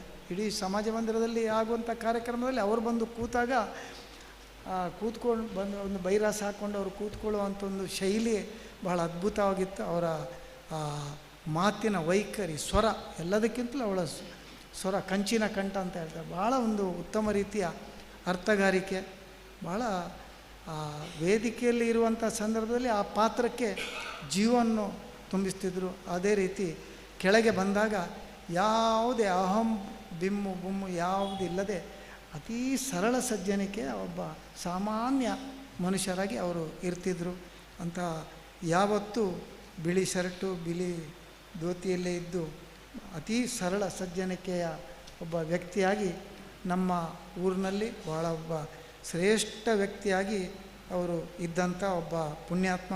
ನಮ್ಮ ಕರಿಂಜ ಗ್ರಾಮದಲ್ಲೇ ಇದ್ದಂಥ ವಿದ್ವಾನ್ ಕಾಂತರೈಗಳು, ಮಾರೂರು ಗ್ರಾಮದಲ್ಲಿದ್ದಂಥ ಮಂಜುನಾಥ ಭಂಡಾರಿ ಅವರು, ಹಾಗೆ ಮಾರೂರು ಗ್ರಾಮದಲ್ಲಿದ್ದಂಥ ಬಲಿಪ ನಾರಾಯಣ ಭಾಗವತರು, ಇವರೆಲ್ಲ ನಮ್ಮ ಈ 2 ಗ್ರಾಮಕ್ಕೆ ಒಂದು ದೊಡ್ಡ ಶ್ರೇಷ್ಠತೆಯನ್ನು ತಂದುಕೊಟ್ಟಂಥ ಮೇರು ವ್ಯಕ್ತಿತ್ವದ ಒಬ್ಬ ಕಲಾವಿದರಾಗಿದ್ದರು. ಅಂಥವರ ಒಂದು ಸಂಸ್ಮರಣೆ ನಡೆಯುವಂಥದ್ದು ಬಹಳ ಒಂದು ಉತ್ತಮ ಒಂದು ಪರಂಪರೆ ಎಂಬ ಮಾತನ್ನು ಕೂಡ ಈ ಸಂದರ್ಭದಲ್ಲಿ ಹೇಳುತ್ತಾ, ಮಗದೊಮ್ಮೆ ಭಂಡಾರ್ಕರ್ರವರ ಕುಟುಂಬದ ಎಲ್ಲ ಸದಸ್ಯರಿಗೂ ಕೂಡ ನಾನು ಈ ಸಂದರ್ಭದಲ್ಲಿ ಭಗವಂತನಲ್ಲಿ ಪ್ರಾರ್ಥಿಸುತ್ತಾ, ನಿಮ್ಮ ಮುಂದಿನ ವರ್ಷಗಳಲ್ಲಿ ಇಂತಹ ಕಾರ್ಯಕ್ರಮ ನಡೆಸುವಂಥ ಸಂದರ್ಭದಲ್ಲಿ ನಾವೆಲ್ಲ ನಿಮ್ಮ ಜೊತೆ ಇದ್ದೇವೆ ಎಂಬ ಮಾತನ್ನು ಕೂಡ ಈ ಸಂದರ್ಭದಲ್ಲಿ ಹೇಳುತ್ತಾ, ಮಗದೊಮ್ಮೆ ಮಂಜುನಾಥ ಭಂಡಾರಿ ಅವರ ಎಲ್ಲ ಮಕ್ಕಳು ಮೊಮ್ಮಕ್ಕಳಿಗೆ ದೇವರು ಒಳ್ಳೇದು ಮಾಡಲಿ ಅಂತ ಹೇಳಿ ನನ್ನ 2 ಮಾತು ಮುಗಿಸ್ತೇನೆ. ನಮಸ್ಕಾರ. ಮಾರೂರು ಮಂಜುನಾಥ್ ಭಂಡಾರಿಯವರೊಂದಿಗಿರುವಂಥ ತಮ್ಮ ಒಡನಾಟವನ್ನು ಚೆನ್ನಾಗಿ ನಿರೂಪಿಸಿದಂಥ ಶ್ರೀಪತಿ ಭಟ್ರಿಗೆ ಧನ್ಯವಾದಗಳು. ಈಗ ಇನ್ನೂರು ಮುಖ್ಯ ಅತಿಥಿ ಮಾರೂರು ಮಂಜುನಾಥ್ ಭಂಡಾರಿಯವರಿಗೆ ಹೆಚ್ಚು ತಿಳಿದಂಥ ಅವರ ಬಗ್ಗೆ ಲೇಖನ ಬರೆದು ಅವರೊಟ್ಟಿಗೆ ಅರ್ಥವನ್ನು ಹೇಳಿ ಅವರೊಟ್ಟಿಗೆ ಒಡನಾಟ ಇರುವಂಥ ಧನಂಜಯ ಮೂಡುಬಿದ್ರಿ ಶ್ವೇತಾವಾಹನ ಎಂಬ ಹೆಸರಿನಿಂದಲೂ ಇವರು ಆ ಕಾಲದಲ್ಲಿ ಪತ್ರಿಕೆಯಲ್ಲಿ ಲೇಖನ ಬರೆದಿದ್ದರು. ಇವರು 2 ಮಾತನಾಡೋ ಬಗ್ಗೆ ಕೇಳಿಕೊಳ್ತಾ ಇದ್ದೇನೆ. ಆತ್ಮೀಯರೇ, ಎಲ್ಲರಿಗೂ ವಂದನೆಗಳು. ಬೆಟರ್ ಲೇಟ್ ದೆನ್ ನೆವರ್ ಎನ್ನುವ ಹಾಗೆ ಇವತ್ತಿನ ಸಮಾರಂಭ ನಡೆದಿದೆ. 32 ವರ್ಷ ಕಳೆದಿದೆ. ಜೋಶಿಯವರು ಈ ಸಮಾರಂಭದ ಮೂಲ ಕಾರಣ ಅಂತ ನಾನು ಅವರಿಗೆ ಮೊದಲಾಗಿ ವಂದಿಸ್ತೇನೆ. ಅವರು ಅವತ್ತಿನಿಂದ ಇವತ್ತಿನವರೆಗೆ ಹೇಳ್ತಾ ಇದ್ದದ್ದು ಆ ಕಾರ್ಯಕ್ರಮ ಆಗಬೇಕಿತ್ತು, ಇವತ್ತು ಆಗಿದೆ. ನನಗಿರುವ ಅರ್ಹತೆ, ನಾನು ಲಾಡಿ ಕೃಷ್ಣ ಶೆಟ್ಟರ ಜೊತೆಯಲ್ಲಿರುವಾಗ ಅವರೊಟ್ಟಿಗೆ ಮಾರೂರಿನವರೊಟ್ಟಿಗೆ ವೇಷ ಮಾಡಿದ್ದೇನೆ. ಒಂದು 4-6 ಅರ್ಥ ಹೇಳಿದ್ದೇನೆ. ಅದು ಬಿಟ್ಟರೆ ಈ ಕ್ಷೇತ್ರದಲ್ಲಿ ದೊಡ್ಡ ವ್ಯವಸಾಯ ಇಲ್ಲ. ನೆನಪಿಸುವುದಾದರೆ ಅವರನ್ನು ನಾವು ನಮ್ಮ ಕಾಳಿಕಾಂಬ ದೇವಸ್ಥಾನಕ್ಕೆ ಅರ್ಥ ಹೇಳಲಿಕ್ಕೆ ಪದೇ ಪದೇ ಕರೆದಿದ್ದೇವೆ. ಆ ವ್ಯವಸ್ಥಾಪಕನಾಗಿ ನಾನು ಕೆಲಸ ಮಾಡಿದ್ದೇನೆ. ಅದಕ್ಕಿಂತ ಮೊದಲು ಹೋಗುವುದಾದರೆ ಗಣೇಶೋತ್ಸವದ ಹಿಂದೆ ಕಾಳಿಂಗಪ್ಪಯ್ಯವರ ಕಾಲದಲ್ಲಿ ಇಲ್ಲಿ ತಾಳಮದ್ದಲೆ ನಡೆಯುವಾಗ ಅವರಿದ್ದ ದಿವಸ ನಾನು ಖಂಡಿತವಾಗಿ ಕೂಡ ಶ್ರುತಿ ಪೆಟ್ಟಿಗೆಯಲ್ಲಿ ಕೂತ್ಕೊಳ್ತಿದ್ದೆ. ಅದು ಒಂದು ಯಕ್ಷ ಸೇವೆಯೇ. ಇನ್ನು ಅವರ ಅರ್ಥ ಕೇಳಲಿಕ್ಕೆ ಕಾರ್ಕಳ, ಬಂಟ್ವಾಳ, ಆಲಂತಡ್ಕ ಅಲ್ಲಿಂದ ಇಲ್ಲಿಗೆಲ್ಲ ಹೋದದ್ದುಂಟು, ಅದು ಬೇರೆ ವಿಷಯ. ಅವರು ಹಠಾತ್ತನೆ 56ನೇ ವಯಸ್ಸಿನಲ್ಲಿ ತೀರಿಕೊಂಡಾಗ ಅದುವರೆಗೆ ಪತ್ರಿಕಾ ಮಾಧ್ಯಮದಲ್ಲಿ ಯಾರೂ ಮಾಡಿರದ ಒಂದು ಸಾಹಸವನ್ನು ನಾನು ಮಾಡಿದೆ. ಅದೇನೆಂದರೆ, ನಾನಾಗ ಹೊಸದಿಗಂತ ಪತ್ರಿಕೆಯ ವರದಿಗಾರನಾಗಿದ್ದು ಎಲ್ಲ ಹೆಚ್ಚಿನ ಕಲಾವಿದರಿಗೆ ರಿಪ್ಲೈ ಕಾರ್ಡ್ ಇಟ್ಟು ಬರೆದೆ. ಏನು ಬರೆದೆ? ದಯವಿಟ್ಟು ಮಾರೂರು ಮಂಜುನಾಥ ಭಂಡಾರಿಯವರ ಬಗ್ಗೆ, ಅವರ ಒಡನಾಟದ ಬಗ್ಗೆ 50 ಪದಗಳ ಒಳಗೆ ನಿಮ್ಮ ಅನಿಸಿಕೆಯನ್ನು ಬರೆದು ಕೊಡಿ ಅಂತ. ರಿಪ್ಲೈ ಕಾರ್ಡಿಗೆ ನಾನು ಯಾರಿಗೆಲ್ಲ ರಿಪ್ಲೈ ಕಾರ್ಡ್ ಹಾಕಿದ್ದೇನೆ ಅದರಲ್ಲಿ ಹೆಚ್ಚಿನವರು ಉತ್ತರ ಕೊಟ್ಟರು. ಆ ಉತ್ತರಗಳನ್ನೆಲ್ಲ ಇನ್ನಷ್ಟು ಸಂಕ್ಷಿಪ್ತಗೊಳಿಸಿ ಹೊಸದಿಗಂತ ಪತ್ರಿಕೆಯಲ್ಲಿ ನಾನು ಒಂದು ಅಂಕಣವನ್ನು ಈ ಥರ ರೂಪಿಸಿದೆ. ಇದಕ್ಕೆ ಚಿತ್ರ ಬರೆದು ಕೊಟ್ಟದ್ದು ಆಗ ಕಾವಾ ಮೈಸೂರಿನಲ್ಲಿ ಸ್ಟೂಡೆಂಟ್ ಆಗಿದ್ದ ನಮ್ಮ ಮೂಡುಬಿದ್ರೆಯ RSSನ ಒಬ್ಬ ಪ್ರಮುಖ ಕಾರ್ಯಕರ್ತ ಮೂವೆ ಚಂದ್ರಹಾಸ್ ಅವರ ತಮ್ಮ ಲೋಕೇಶ್ನನ್ನು ಸೇರಿಸಲಿಕ್ಕೆ ನಾವೇ ಕಾರಣ. ಅಲ್ಲಿ ಇವತ್ತು ದೊಡ್ಡ ಕಲಾವಿದನಾಗಿದ್ದಾನೆ. ಆ ಪತ್ರಿಕೆಯಲ್ಲಿ ಆಗ ಪ್ರಸಿದ್ಧರಾಗಿದ್ದ ಕೆಲವು ಅರ್ಥಧಾರಿಗಳ ಹೇಳಿಕೆಗಳನ್ನು ನಾನು ಓದಲಿಕ್ಕೆ ಇಷ್ಟಪಡ್ತೇನೆ. ಅದರಲ್ಲಿ ಈಗಾಗಲೇ ಜೋಶಿಯವರದು ನಾವು ಕೇಳಿದ್ದೇವೆ. ಗೋಪಾಲಕೃಷ್ಣ ಶಾಸ್ತ್ರಿ ಮೂಡಂಬೈಲು ಇವರ ಧ್ವನಿ ಮುದ್ರಿತ ಒಂದು ಸಂದೇಶ ಇವತ್ತು ಸಿದ್ಧವಿದೆ, ಅದನ್ನು ಮತ್ತೆ ನುಡಿಸ್ತಾರೆ. ಈಗ ನಿಮ್ಮೆಲ್ಲರ ಅನುಮತಿ ಮೇರೆಗೆ, ಸಂಘಟಕರ ಅನುಮತಿ ಮೇರೆಗೆ ಆಗಿ ಹೋದ ಕಲಾವಿದರು ಮಾರೂರು ಬಗ್ಗೆ ಏನು ಹೇಳಿದ್ದರು ಎನ್ನುವುದನ್ನು ನಾನು ಓದಲಿಕ್ಕೆ ಇಷ್ಟಪಡ್ತೇನೆ. ತೆಕ್ಕಟ್ಟೆ ಆನಂದ ಮಾಸ್ತರ್ ಹೇಳ್ತಾರೆ, ವೃತ್ತಿಪರ ಕಲಾವಿದರಂತೆ ವೇಷಧಾರಿಗಳು ಹೌದು. ಕೂಟದಲ್ಲಿ ಸ್ತ್ರೀ ಪಾತ್ರದ ಅರ್ಥವನ್ನು ಅವರಂತೆ ನಿರ್ವಹಿಸುವರು ವಿರಳ. ಪಂಚವಟಿಯ ಶೂರ್ಪನಖಿಯ ಅರ್ಥವಂತೂ ಅನನ್ಯ. ಅವರು ವೃತ್ತಿಯಿಂದ ಅಧ್ಯಾಪಕ, ಪ್ರವೃತ್ತಿ ಸಹಜ ಕಲಾವಿದರದ್ದು. ಹಿರಿಯರಾದ ಪೆರ್ಲ ಕೃಷ್ಣ ಭಟ್ರು ಅವರು ಹೇಳಿದ ಹೀಗೆ, ಸೌಮ್ಯ, ವೀರ, ರೌದ್ರ, ಶೃಂಗಾರ ಮತ್ತು ಸ್ತ್ರೀ ಪಾತ್ರ ಯಾವುದಕ್ಕೂ ಹೊಂದಿಕೆಯಾಗುವ ಗಂಭೀರ ಕಂಠನಾದ, ಸ್ಪಷ್ಟವಾದ ಉಚ್ಚಾರ, ಆಳವಾದ ಪೌರಾಣಿಕ ಅನುಭವ, ನಿರ್ಭೀತಿಯ ಮಾತುಗಾರಿಕೆ ಇವಿಷ್ಟು ಭಂಡಾರಿಯವರ ಅರ್ಥಗಾರಿಕೆ ವೈಶಿಷ್ಟ್ಯಗಳು.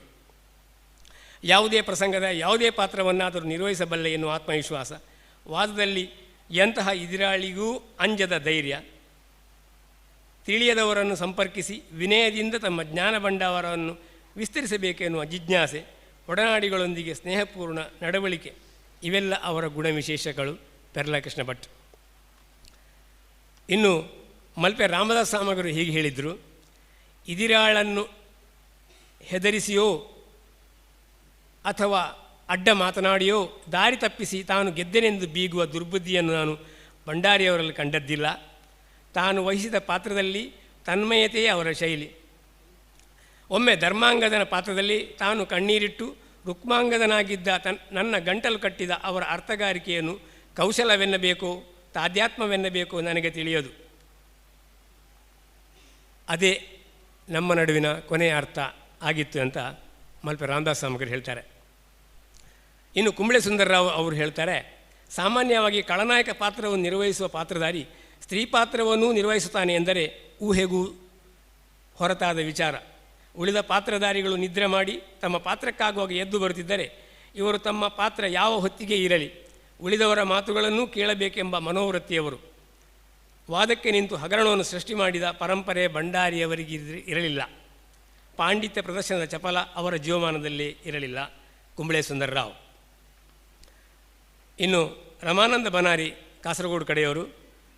ಮೊದಲ ನೋಟಕ್ಕೆ ಗಂಭೀರವಾಗಿ ಕಾಣಿಸಿಕೊಳ್ಳುವ ಭಂಡಾರಿಯವರು ಒಮ್ಮೆ ತೆರೆದುಕೊಂಡರೆ ತುಂಬ ಆತ್ಮೀಯತೆಯಿಂದ ಒಡನಾಡುವವರು, ಮಾತನಾಡುವವರು. ಅವರ ನಡೆ ನುಡಿ ಎಂದರೆ ಅದೊಂದು ನಾರೀಕೇಳ ಪಾಕ. ದೊಡ್ಡವರಲ್ಲಿ ದೊಡ್ಡವರಾಗಿ, ಸಣ್ಣವರಲ್ಲಿ ಸಣ್ಣವರಾಗಿ, ಬೇರೆ ಬೇರೆ ಮನೋಧರ್ಮಗಳೊಂದಿಗೆ ಪಾತ್ರ ಗೌರವವನ್ನು ಬಿಡದೆಯೇ ರಾಜಿ ಮಾಡಿಕೊಳ್ಳಬಲ್ಲರು. ಸಹ ಅರ್ಥಧಾರಿಯನ್ನು ಕೆಣಕದೆ ಕೆಡಿಸದೆ ತನ್ನ ಅರ್ಥಗಾರಿಕೆಯನ್ನು ಮೆರೆಸುತ್ತಿದ್ದುದು ಸಮಷ್ಟಿ ಕಲೆಗೆ ತುಂಬ ಉಪಯುಕ್ತವಾದ ಅವರ ಹೆಚ್ಚುಗಾರಿಕೆ ಡಾಕ್ಟರ್ ರಮಾನಂದ ಬನಾರಿ. ಇನ್ನು ಗೋಪಾಲಶಾಸ್ತ್ರಿಯವರ ಮುದ್ರಿತ ಸಾಹಿತ್ಯ ಇದೀಗ ಪ್ರಸಾರವಾಗಲಿಕ್ಕಿದೆ. ಈ ಕಾರ್ಯಕ್ರಮವನ್ನು ಹೀಗೆ ನಡೆಸಿಕೊಡಲು ಅವಕಾಶ ಮಾಡಿಕೊಟ್ಟ ಸಂಘಟಕರಿಗೆ ವಂದಿಸ್ತಾ, ಅವರು ತೀರಿಕೊಂಡಾಗ ಮಂಗಳೂರು ಮಿತ್ರದಲ್ಲಿ ಹೊಸ ಸಂಜೆಯಲ್ಲಿ ನಾನು ಬರೆದಿದ್ದರೆ ಪ್ರಭಾಕರ್ ಜೋಶಿಯವರು ಉದಯವಾಣಿಯಲ್ಲಿ ಮತ್ತು ನಮ್ಮ ರಾಘವೇಂದ್ರ ಭಂಡಾರ್ಕರ್ ಅವರು ಕೂಡ ಹೊಸ ದಿಗಂತದಲ್ಲಿ ಬರೆದಿದ್ದರು. ಒಂದು ಪ್ರಶ್ನೆ, ಸಣ್ಣ ಪ್ರಶ್ನೆ ಇದೆ. 32 ವರ್ಷ ಕಳೆದು ಹೋಯಿತು, ಯಾಕೆ ಹೀಗಾಯಿತು ಎನ್ನುವ ಜಿಜ್ಞಾಸೆ ಅಲ್ಲ. ಮೂಡುಬಿದಿರೆಯ ಇಂತಹ ಉದ್ದಾಮ ಕಲಾವಿದರ ಸಂಸ್ಮರಣೆಯನ್ನು ಮಾಡಲೇಬೇಕು, ಯಾರು ಮಾಡಬೇಕು ಎನ್ನುವ ಪ್ರಶ್ನೆ ಬಂದರೆ ಅದನ್ನು ನಾವು ಬರೇ ಮನೆಯವರ ಮೇಲೆ ಹೊರಿಸುವುದಲ್ಲ. ಅವರು ಮಾಡಬಹುದು, ಮಾಡಿದ ಸಂತೋಷ. ಒಂದು ವೇಳೆ ಅಂಥ ಸ್ಥಿತಿ ಒದಗಿ ಬರದಿದ್ದರೆ, ಹೊಂದಾಣಿಕೆ ಬರದಿದ್ದರೆ ಆ ಜವಾಬ್ದಾರಿ ಈ ಸಮಾಜಕ್ಕಿದೆ. ಇಲ್ಲಿನ ಯಕ್ಷ ಸಂಘಟನೆಗಳಿವೆ. ಒಂದು ಕೆಲಸ ಮಾಡ್ಬೋದು, ಒಂದೆಲ್ಲ ನಮ್ಮ ಆಗಿ ಹೋದ ಮಹಾನ್ ಕಲಾವಿದರ, ಮೂಡುಬಿದಿರೆ ಪರಿಸರದ ಕಲಾವಿದರ ಪಟ್ಟಿ ಮಾಡಿ ಒಂದೊಂದು ಸಂಘಟನೆ ರೊಟೇಷನ್ನಲ್ಲಿ ಒಂದೊಂದು ವರ್ಷವಾದರೂ ಕಾರ್ಯಕ್ರಮ ಮಾಡುವ ಹಾಗೆ, ಅಥವಾ ಮಾಡುವ ಕಾರ್ಯಕ್ರಮದಲ್ಲಿಯೇ ಒಂದು 1/4 ಗಂಟೆಯನ್ನು ಮಾತ್ರ ಸಂಸ್ಮರಣೆಗಾಗಿ ವಿನಿಯೋಗಿಸುವ ಮೂಲಕ ಆ ವೇದಿಕೆಗಳನ್ನು ಸಂಪನ್ನಗೊಳಿಸಬಹುದು ಅಂತ ನಾನು ವಿನೀತ ಪ್ರಜ್ಞೆಯಿಂದ ನಿಮ್ಮೆಲ್ಲರಲ್ಲಿ ಕೇಳಿಕೊಳ್ತಾ ಈ ಅವಕಾಶಕ್ಕಾಗಿ ವಂದಿಸ್ತೇನೆ. ನಮಸ್ಕಾರ. ಹಿರಿಯ ಕಲಾವಿದರು ಮಾರೂರರ ಬಗ್ಗೆ ವ್ಯಕ್ತಪಡಿಸಿದಂಥ ಅಭಿಪ್ರಾಯವನ್ನು ಸಂಗ್ರಹಿಸಿದ ಧನಂಜಯರಿಗೆ ಧನ್ಯವಾದಗಳು. ಹಾಗೆ ಮುಂದಿನ ಕಾರ್ಯಕ್ರಮ ತಾಳಮದ್ದಳೆಯಲ್ಲಿ ಭಾಗವಹಿಸಬೇಕೆಂಬ ಆಸಕ್ತಿ ಇರುವಂಥ ಪರಮ ಪೂಜ್ಯ ಸ್ವಾಮೀಜಿಯವರು ಈಗಿನ ಸಭಾ ಕಾರ್ಯಕ್ರಮ ಸ್ವಲ್ಪ ಮೊಟಕುಗೊಳಿಸಿ ಮಠಕ್ಕೆ ಹೋಗಿ ತಮ್ಮ ಏನೋ ಚಟುವಟಿಕೆಯನ್ನು ನೆರವೇರಿಸಲಿದೆ, ಅದು ಮುಗಿಸಿ ಪುನಃ ತಾಳಮದ್ದಳೆ ಬರ್ತಾ ಇದ್ದಾರೆ. ಆದ್ದರಿಂದ ಅವರೀಗ ಸಭೆಯಿಂದ ನಿರ್ಗಮಿಸಲಿದ್ದಾರೆ.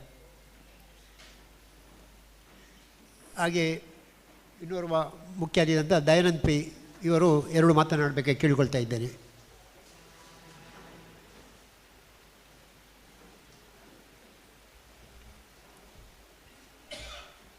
ಸ್ವಾಮೀಜಿಯವರ ಅನುಪಸ್ಥಿತಿಯಲ್ಲಿ ಅವರಿಗೆ ತಲೆಬಾಗಿಸಿ ನಮಿಸ್ತಾ, ಇವತ್ತಿನ ಕಾರ್ಯಕ್ರಮದ ಮಂಜುನಾಥ್ ಭಂಡಾರಿಯವರ ಸಂಸ್ಕರಣಾ ದಿನ ಕಾರ್ಯಕ್ರಮದ ಅಧ್ಯಕ್ಷ ವಹಿಸಿದಂಥ ಯಶಸ್ವಿ ಉದ್ಯಮಿ ಹಾಗೂ ವೆಂಕಟರಮಣ ಮತ್ತು ಹನುಮಂತವರಿಗೆ ಉತ್ತಮ ಆಡಳಿತ ಕೊಟ್ಟಂಥ ನನ್ನ ಆತ್ಮೀಯರು ಆಗಿರುವ ಶ್ರೀ ಉಮೇಶ್ ಪೈ ಅವರೇ, ಅದೇ ರೀತಿ ಅಭಯಚಂದ್ರ ಅವರು ಸಚಿವರಾಗಿದ್ದಾಗ ಏನು ಸ್ಥಾನಮಾನ ಗೌರವ ಇತ್ತು, ಅದನ್ನು ಈಗ ಸಹ ಅವರು ಪಡ್ಕೊಳ್ತಾ ಇದ್ದಾರೆ.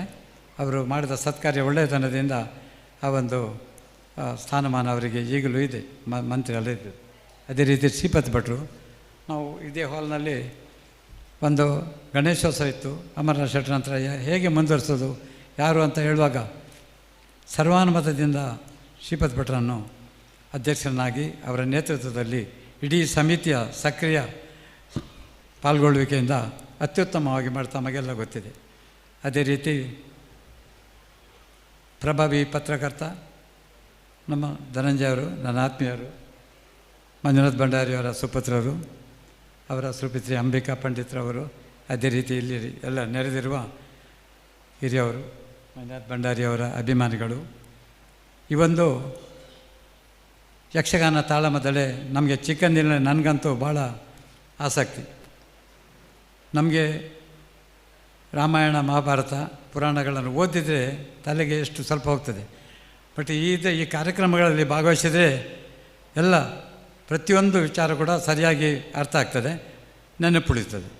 ವಿಶೇಷವಾಗಿ ವಿದ್ಯಾರ್ಥಿಗಳಿಗೆ ನಮಗೆ ಯಕ್ಷಗಾನ ತಾಳಮದ್ದಳೆಯಲ್ಲಿ ಭಾಗವಹಿಸಿದರೆ ಆ ಶಬ್ದಗಳ ಸ್ಪಷ್ಟ ಉಚ್ಚಾರ, ಆ ಸಂಭಾಷಣೆ ಮಾಡುವಂಥ ವಿಚಾರ ಎಲ್ಲವೂ ನಾವು ಪ್ರಾಕ್ಟಿಕಲಾಗಿ ತಿಳ್ಕೊಳ್ಬೋದು.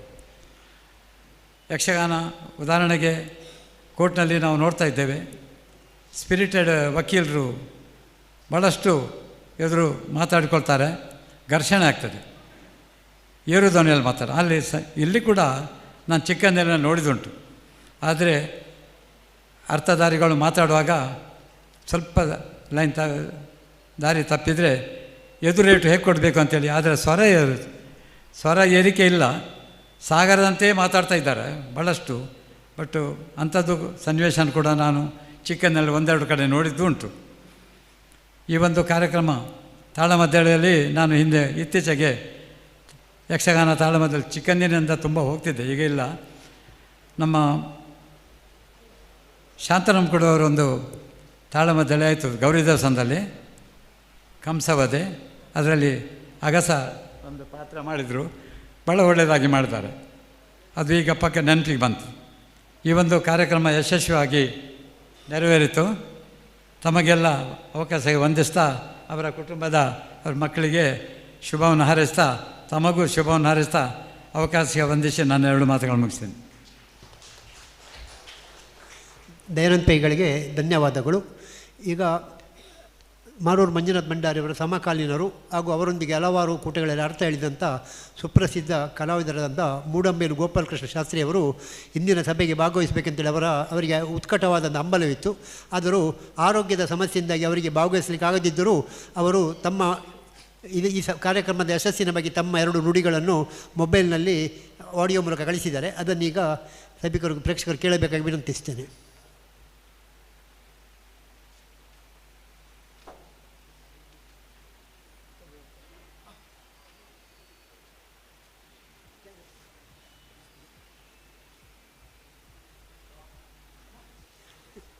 ಈಗ ಮಾರೂರು ಮಂಜುನಾಥ್ ಭಂಡಾರಿಯವರ ಸುಪುತ್ರರಾದಂಥ ದಿನೇಶ್ ಭಂಡಾರ್ಕರ್ ಅವರು ತಮ್ಮ ತಂದೆಯೊಂದಿಗಿದ್ದಂಥ ಸಂಬಂಧದ ಬಗ್ಗೆ ಮಾತನಾಡಬೇಕಾಗಿ ಕೇಳಿಕೊಳ್ತಾ ಇದ್ದೇನೆ. ದಿನೇಶ್ ಭಂಡಾರ್ಕರ್ ಅವರು.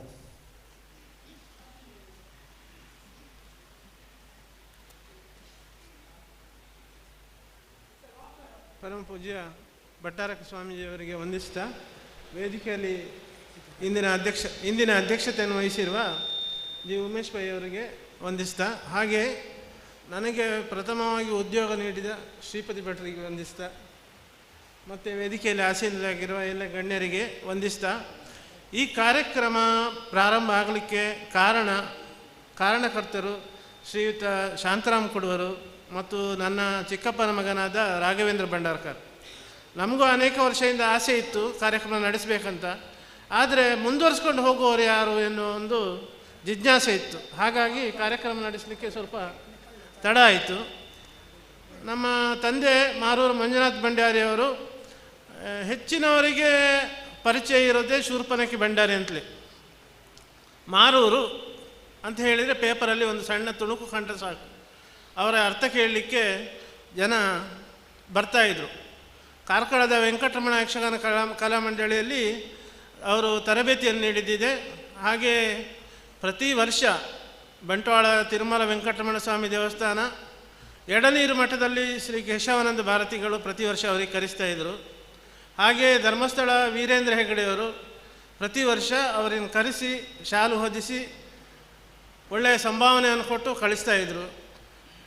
ಯಕ್ಷಗಾನಕ್ಕೆ ಮುಖ್ಯವಾಗಿ ಬೇಕಾದದ್ದು ಅಂತ ಹೇಳಿದ್ರೆ ಅದನ್ನು ಸಂಘಟಕರು ಮತ್ತು ಅದರ ಪ್ರೋತ್ಸಾಹಕರು, ಪ್ರೇಕ್ಷಕರು. ಇದು ಇಲ್ಲದಿದ್ದರೆ ಯಕ್ಷಗಾನ ಬೆಳೀಲಿಕ್ಕೆ ಸಾಧ್ಯ ಇಲ್ಲ. ಅದೇ ರೀತಿ ಇವರಲ್ಲಿ ಇದ್ದ ಒಂದು ಗುಣ ಏನಂತ ಹೇಳಿದರೆ, ಅವರು ಯಾವುದೇ ಪಾತ್ರವನ್ನು ಕೊಟ್ಟರೂ ನಿರ್ವಹಿಸ್ತಾ ಇದ್ದರು. ಇವತ್ತು ಭೀಷ್ಮ ವಿಜಯ ಭೀಷ್ಮನ ಪಾತ್ರವಾ ಆಗ್ಬೋದು, ಅಂಬೆಯ ಪಾತ್ರವ ಆಗ್ಬೋದು. ಭೀಷ್ಮನ ಪಾತ್ರಕ್ಕೆ ಅವರಿದ್ದಾರೆ, ಅಂಬೆಯ ಪಾತ್ರಕ್ಕೆ ಇವರಿದ್ದಾರೆ, ದೊಡ್ಡ ಕಲಾವಿದರು ಶ್ರೇಣಿಯವರಿದ್ದಾರೆ ಅಂತ ಹೇಳಿದರೆ ನನಗೆ ಅವರಿಗೆ ಬಡ ಬ್ರಾಹ್ಮಣನ ಪಾತ್ರ ಅಂದರೆ ಅದು ಬಹಳ ಸಣ್ಣ ಪಾತ್ರ. ಆ ಪಾತ್ರವನ್ನೇ ವಿಜೃಂಭಿಸಿದವರು, ಪರಕಾಯ ಪ್ರವೇಶ ಮಾಡಿದವರು. ಒಂದು ಪಾತ್ರವನ್ನು ಅವರು ಮಾತಾಡ್ತಾರೆ ಅಂತ ಹೇಳಿದರೆ ಅದರಲ್ಲಿ ಪರಕಾಯ ಪ್ರವೇಶ, ಅವನೇ ನಾನು ಎನ್ನುವ ಒಂದು ಇದನ್ನು ತೋರಿಸ್ತಾ ಇದ್ರು ಅವರು. ರಾಮ ಅಂತ ಹೇಳಿದರೆ ನಾನೇ ರಾಮ ಮಾಡಿದ್ದೇ ಸರಿ. ಅದೇ ಅರ್ಜುನನ ಪಾತ್ರದಲ್ಲಿ ಅವರು ಮಾತಾಡಿದರೆ ಅರ್ಜುನ ಮಾಡಿದ್ದೇ ಸರಿ ಅಂತ ಸಾಧಿಸ್ತಾ ಇದ್ರಂದರೆ ಎದುರಾಳಿಯನ್ನು ತೆಗೆದು ಕೆಳಗೆ ಬೀಳಿಸ್ತಿರ್ಲಿಲ್ಲ. ಒಮ್ಮೊಮ್ಮೆ ಕೆಳಗೆ ಬೀಳಿಸಲಿಕ್ಕೆ ಬಂದವರನ್ನು ಬಿಟ್ಟದ್ದೂ ಇಲ್ಲ. ಮನೆಗೆ ಬಂದು ಬೆಳಿಗ್ಗೆ ಹೇಳ್ತಾ ಇದ್ರು ಯಾವಾಗಲೂ, ನಿನ್ನೆ ಇಂಥ ಪ್ರಸಂಗ ಆಗಿತ್ತು, ತೆಕ್ಕಟೆ ಆನಂದ್ ಮಾಸ್ಟ್ರಿಗೆ ಮತ್ತು ನನಗೆ ತುಂಬ ಹಿಡಿದು ಬಂದಿತ್ತು ಅಂತ. ಅವರು ಹೆಚ್ಚಾಗಿ ಇದು ಜಟಾಪಟಿ ಆಗ್ತಿದ್ದದ್ದು ಒಂದು ತೆಕ್ಕಟೆ ಆನಂದ್ ಮಾಸ್ಟ್ರಿಗೆ, ಮತ್ತೊಂದು ಪ್ರಭಾಕರ್ ಜೋಶಿಯವರಿಗೆ, ಇನ್ನೊಂದು ಇನ್ನು ಲಕ್ಷ್ಮೀನಾರಾಯಣ ಸಾಗರ ಅಂತ ಅವರು ಒಬ್ಬರು ಕಲಾವಿದರಿದ್ದರು, ಯಕ್ಷಗಾನ ಕಲಾವಿದರು, ML ಸಾಮುಗರು, ಮಲ್ಪೆ ದೊಡ್ಡ ಸಾಮುಗರು, ಶಂಕರನಾಡಿ ಸಾಮುಗರು, ಮತ್ತು ಉಡುವೆಕೋಡಿ ಸುಬ್ಬಪ್ಪಯ್ಯ, ಮೂಡಂಬೈಲು ಗೋಪಾಲಕೃಷ್ಣ ಶಾಸ್ತ್ರಿಗಳು, ಪೆರ್ಲಾ ಕೃಷ್ಣ ಭಟ್ರು, ಶೇಣಿ ಗೋಪಾಲಕೃಷ್ಣ ಭಟ್ರು. ಶೇಣಿಯವರು ಅಗ್ರಗಣ್ಯ ಕಲಾವಿದರು, ಯಕ್ಷಗಾನದ ಭೀಷ್ಮ. ಅವರೊಟ್ಟಿಗೆ ಮಾತನಾಡಿ ಭಂಡಾರಿ ಬೇಷ್ ಅಂತೇಳಿ ಹೇಳಿಸ್ಕೊಂಡವರು ಮಂಜುನಾಥ ಭಂಡಾರಿಯವರು, ನನ್ನ ತಂದೆಯವರು. ಮಂಜುನಾಥ ಭಂಡಾರಿಯವರು ಅತ್ಯಂತ ಹೊಸಬ್ರು ಯಾರಾದರೂ ಅರ್ಥ ಹೇಳಲಿಕ್ಕೆ ಬಂದರೆ ಅವರನ್ನು ನೆಲಕ್ಕೆ ಕೆಡವುತ್ತಿರಲಿಲ್ಲ. ಅವರನ್ನು ಎತ್ತಿ ಹಿಡಿದು ಅವರನ್ನು ಹೀಗೆ ಮಾತಾಡು ಅಂತೇಳಿ ಪ್ರೇರೇಪಿಸಿ ಅವರನ್ನು ಪೋಷಿಸ್ತಾ ಇದ್ದರು. ಅವರು ಬೆಳೀಲಿಕ್ಕೆ ಅವರು ಕಾರಣೀಕರ್ತರಾಗಿದ್ದರು. ನಾವು ಕೆಲವು ವರ್ಷ, ಒಂದು 10 ವರ್ಷ ಕೊಯ್ಯೂರು ಎಂಬಲ್ಲಿ ಅವರ ಮಾಸ್ಟರ್ ಆಗಿದ್ದರು. ಆ ಕಾಲದಲ್ಲಿ ಶನಿವಾರ ಯಕ್ಷಗಾನ ನಡೀತಾ ಇತ್ತು. ಯಕ್ಷಗಾನದಲ್ಲಿ ಅಲ್ಲಿ ಹೊರಗಿನ ಕಲಾವಿದರಲ್ಲ, ಇವರೇ ತರಬೇತಿ ನೀಡಿ ಉಳಿದವರು ಬೆಳೆಸಿ. ಸಂಜೀವ್ ಗೌಡ್ರು ಅಂತ ಇದ್ದರು, ಚಂದ್ರಯಾಚಾರಿ, ಮತ್ತು ಭಾಗವತಿಗೆ HN ಭಟ್ರು, ಮಧುರಾಯ್ ಭಟ್ರು, ಮತ್ತು ಚೆಂಡೆಯಲ್ಲಿ ಕೇಶವ ಭಟ್ರು. ಇವರ ನನಗೆ ಹೆಚ್ಚಿನ ಇದು ನನ್ನ ಸಣ್ಣ ಪ್ರಾಯದಲ್ಲಿ, ಆವಾಗ ಕರೆಂಟ್ ಇರಲಿಲ್ಲ, ಒಂದು ಗ್ಯಾಸ್ ಲೈಟ್ ಉರಿಸ್ಕೊಂಡು ಮೈಕೆಲ್ಲ ಇರಲಿಲ್ಲ. ಆವಾಗ ಒಂದು ಶಾಲೆಯ ಒಂದು ದೊಡ್ಡ ಕೊಠಡಿಯಲ್ಲಿ ಯಕ್ಷಗಾನ ನಡೀತಾ ಇತ್ತು. ಬಹುಶಃ ಅವರು ಯಾವುದೇ ಪ್ರಸಂಗದ ಪುಸ್ತಕವನ್ನು ತೆಗೆದು ನೋಡಿದ್ದಿಲ್ಲ, ಯಾವುದನ್ನೇ ಬಾಯಿಪಾಠ ಮಾಡಿದ್ದಿಲ್ಲ. ರನ್ನನ ಗದಾಯುದ್ಧ ಆಗಲಿ, ಮಹಾಭಾರತ ಆಗಲಿ, ರಾಮಾಯಣ ಆಗಲಿ, ಅದರ ಪ್ರತಿಯೊಂದು ವಿಷಯಗಳು, ಪ್ರತಿಯೊಂದು ವಿಮರ್ಶೆ ಅವರಿಗೆ ಗೊತ್ತಿತ್ತು. ಆದರೆ ಒಂದೇ ಒಂದು ಏನೆಂದರೆ ಅವರು ಬರೆದಿಡಲಿಲ್ಲ. ಹಾಗಾಗಿ ಸ್ವಲ್ಪ ಕಷ್ಟ ಆಯಿತು. ಇಲ್ಲಿದ್ರೆ ಅವರು ಉಮೇಶಾಚಾರ್ಯ ಅಂತೇಳಿ ಗೇರುಕಟ್ಟೆಯವರು ಬಂದು ಅವರ ಹತ್ರ ಯಕ್ಷಗಾನದ ಬಗ್ಗೆ ಅನೇಕ ವಿಷಯಗಳದ್ದೇ ಬರೆಸ್ಕೊಂಡು ಹೋಗ್ತಾಯಿದ್ರು. ಎಷ್ಟೋ ಮಕ್ಕಳು ಬಂದು ಮನೆಗೆ ಬಂದು ಪ್ರಬಂಧ ಸ್ಪರ್ಧೆ ಇದೆ, ಪ್ರಬಂಧ ಸ್ಪರ್ಧೆಗೆ ಬರ್ಕೊಡಿ ಅಂತ ಹೇಳಿದರೆ ನಾನು ಹೇಳ್ತೇನೆ, ನೀನು ಬರಿ. ಆದರೆ ಪ್ರಬಂಧ ಸ್ಪರ್ಧೆಯಲ್ಲಿ ಅವ್ರ ಮಕ್ಕಳೇ ಫಸ್ಟ್ ಬರ್ತಾಯಿದ್ರು. ಒಬ್ಬರು ಆದರ್ಶ ಅಧ್ಯಾಪಕರಾಗಿ ಹೇಗಿದ್ದರು ಅಂತೇಳಿದರೆ, ಅವರ ಪಾಠ ಮಾಡುವಾಗ ಪಕ್ಕದ ಕ್ಲಾಸಿನ ಟೀಚರೋ ಮಾಸ್ಟರೋ ಬಂದು ಆ ಪಾಠವನ್ನು ಕೇಳ್ತಾಯಿದ್ರು. ಅಷ್ಟೊಂದು ಸ್ವಾರಸ್ಯಕರವಾಗಿ ಆ ಜೀಮೂತ ವಾಹನನ ಕತೆ, ಚಂದ್ರಮತಿಯ ಪ್ರಲಾಪ, ಮತ್ತು ಇನ್ನೊಂದು ಕೌರವ ನೀರಲ್ಲಿ ವೈಶಂಪಾಯನ ಸರೋವರದಲ್ಲಿ ಅಡಗಿಡ್ತಾನಲ್ಲ, ನೀರೊಳಗಿರ್ದು ಬೆಮರ್ತ ನುರಗಪತಕಂ ಅಂತೇಳಿ, ಅದೆಲ್ಲ ಕೇಳುವಾಗ ಈಗಂದರೆ ನಮಗೆ ಅದು ನೆನಪು ಮಾತ್ರ ಆಗಿದೆ. ಈಗಲೂ ಅನೇಕರಿದ್ದಾರೆ. ನಿಜವಾಗಿ ಆದರೆ ನಾವೊಂದು ಜಿಲ್ಲಾ ಮಟ್ಟದಲ್ಲಿ ಅವರ ಬಗ್ಗೆ ಒಂದು ಸಂಸ್ಮರಣೆ ಮಾಡ್ಬೋದು. ಅಷ್ಟು ಜನ ಅವರ ಅಭಿಮಾನಿಗಳಿದ್ದಾರೆ. ಕೊಯ್ಯೂರಿನಲ್ಲೇ ಆಗಲಿ, ಯಾವುದೇ ಊರಿನಲ್ಲೇ ಆಗಲಿ, ಕಾರ್ಕಳ ಆಗಲಿ, ಬಂಟ್ವಾಳ ಆಗಲಿ, ಯಾವುದೇ ಊರಿನಲ್ಲಿದ್ದರೂ ಕೂಡ ಅವರಿಗೆ ತುಂಬ ಅಭಿಮಾನಿಗಳು. ಸಮಯದ ಅಭಾವದಿಂದ ಇಷ್ಟನ್ನೇ ಹೇಳಿ ವೇದಿಕೆಯ ಮೇಲಿರುವ ಗಣ್ಯರಿಗೆ ವಂದಿಸ್ತಾ, ಮತ್ತು ಇವತ್ತು ಮಂಜುನಾಥ ಭಂಡಾರಿ ಅವರ ಮೇಲೆ ಅಭಿಮಾನ ಇಟ್ಟು ಅವರ ಅಭಿಮಾನಿಗಳು ಅನೇಕ ನಮ್ಮ ಸಂಬಂಧಿಕರು, ಊರಿನವರು ಎಲ್ಲರೂ ಬಂದಿದ್ದೀರಿ. ಭಾಳ ಸಂತೋಷ ಆಯಿತು. ಇನ್ನು ಮುಂದಿನ ಭಾಷಣಕ್ಕೆ, ಮುಂದಿನ ಕಾರ್ಯಕ್ರಮಕ್ಕೆ ಅನುವು ಮಾಡಿಕೊಡಲಿಕ್ಕೆ ತಮಗೆಲ್ಲ ವಂದಿಸ್ತಾ ನನ್ನ ಒಂದು ಚಿಕ್ಕ ಭಾಷಣವನ್ನು ಮುಗಿಸ್ತೇನೆ. ಧನ್ಯವಾದಗಳು. ಆಡಿಯೋ ಆಡಿಯೋ ಈಗ ಮೂಡಂಬೇರ್ ಶಾಸ್ತ್ರಿಗಳು ಕಳಿಸಿದಂಥ ಸಂದೇಶ. ಸ್ಮರಣ ದಿನ. ಸಭಾಧ್ಯಕ್ಷರಿಗೂ ಮುಖ್ಯ ಭಾಷಣಗಾರರಾದ ಡಾಕ್ಟರ್ ಪ್ರಭಾಕರ ಜೋಶಿಯವರಿಗೂ ನನ್ನ ಆತ್ಮೀಯ ವಂದನೆಗಳು. ಸಭಾಸದರಿಗೂ ನನ್ನ ನಮನಗಳು. ಅವರು ನಾವು ಮಿತ್ರರು. ಮಂಜುನಾಥ ಭಂಡಾರಿಯವರು ನನಗೂ ಸಾಮಾನ್ಯ 15-20 ವರ್ಷಗಳ ಒಡನಾಟ. ಜೋಶಿಯವರು, ಉಳೆಕೋಡಿ ಸುಬ್ಬಪ್ಪಯ್ಯನವರು ನಮ್ಮ ಜೊತೆಗಿದ್ದರು. ಮಂಜುನಾಥ ಭಂಡಾರಿಯವರು ನನ್ನನ್ನು ಮೂಡಬಿದಿರೆ, ಕಾರ್ಕಳ, ಮಲೆಬೆಟ್ಟು, ಮಾಳ ಮೊದಲಾದ ಕಡೆಗಳ ತಾಳಮದ್ದಳೆಗಳಿಗೆಲ್ಲ ಕರ್ಕೊಂಡು ಹೋಗುವ ವ್ಯವಸ್ಥೆ ಮಾಡ್ತಾ ಇದ್ದವರು. ಅವರನ್ನು ಜೊತೆಗಿದ್ದರೆ ನಮಗೆ ಯಾವ ಬೇರೆ ಹೊಣೆಗಾರಿಕೆಯೂ ಇರಲಿಲ್ಲ. ಹಾಗೆ ಅವರು ನಮ್ಮ ಊರಿಗೂ ಬಂದದ್ದುಂಟು. ನಮ್ಮ ವಿಟ್ಲದಲ್ಲಿ, ಪುತ್ತೂರಿನಲ್ಲಿ, ಅಡ್ಡೆನಡಕದಲ್ಲಿ ಅವರು ಎಷ್ಟೋ ಬಾರಿ ಬಂದದ್ದಿದೆ. ನಾವು ಕರೆಸಿಕೊಂಡದ್ದೂ ಇದೆ. ಅವರು ತಾಳಮದ್ದಳೆ ಚೌಕಟ್ಟಿನೊಳಗೆ ಅರ್ಥ ಹೇಳುವವರು. ಅವರು ಪ್ರತಿ ಕೂಟದಲ್ಲೂ ತನ್ನ ಅರ್ಥಕ್ಕೆ ಪ್ರತ್ಯೇಕ ಔಚಿತ್ಯವನ್ನು ತುಂಬುತ್ತಿದ್ದರು. ಎಲ್ಲಕ್ಕಿಂತ ವಿಶೇಷ, ಅವರು ಒಂದು ನಿಶ್ಚಿತ ಪಾತ್ರಕ್ಕೆ ಮೀಸಲಾದವರಲ್ಲ. ಅವರು ತನ್ನ ಸ್ವರಗಾಂಭೀರ್ಯದಿಂದ ರಾಕ್ಷಸ ಪಾತ್ರವನ್ನೂ ಹೇಳಬಲ್ಲರು, ಸೌಮ್ಯದ ಪಾತ್ರವನ್ನೂ ಹೇಳಬಲ್ಲರು, ಸೀತೆಯ ಪಾತ್ರದಲ್ಲೂ ಮಿಂಚಬಲ್ಲರು, ಮಂಥರೆಯ ಕುಹಕ ಪಾತ್ರದಲ್ಲೂ ಮಿಂಚಬಲ್ಲರು. ಅವರ ಈ ಪ್ರತ್ಯೇಕ ಸ್ವಭಾವದ ಅರ್ಥಗಳನ್ನು ನಾನು ಎಷ್ಟೋ ಬಾರಿ ಕೇಳಿದ್ದೇನೆ. ಅಂತೂ ಅವರು ಅರ್ಥಗಾರಿಕೆಗೆ ಪ್ರಾರಂಭಿಸಿದರೆ ಸರಿ, ಸಭೆಯನ್ನು ಆಕರ್ಷಿಸಿ ತನ್ನ ವಶ ಮಾಡಿಕೊಳ್ಳುತ್ತಿದ್ದರು.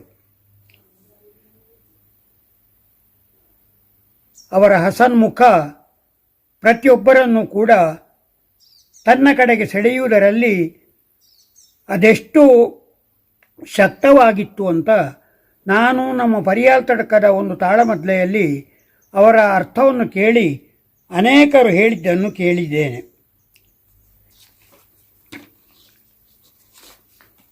ಒಂದು ತಾಳಮದ್ದಳೆಯಲ್ಲಿ ಜನಸಂದಣಿ ತುಂಬ ಇತ್ತು. ಪಟ್ಟಾಭಿಷೇಕ ಅಥವಾ ವನಗಮನ ಆ ದಿನದ ಪ್ರಸಂಗ. ನಾನು ಕೈಕೇಯ ಪಾತ್ರ ವಹಿಸಿದ್ದೆ, ಅವರು ಮಂಥರೆಯ ಪಾತ್ರವನ್ನು ವಹಿಸಿದ್ದರು.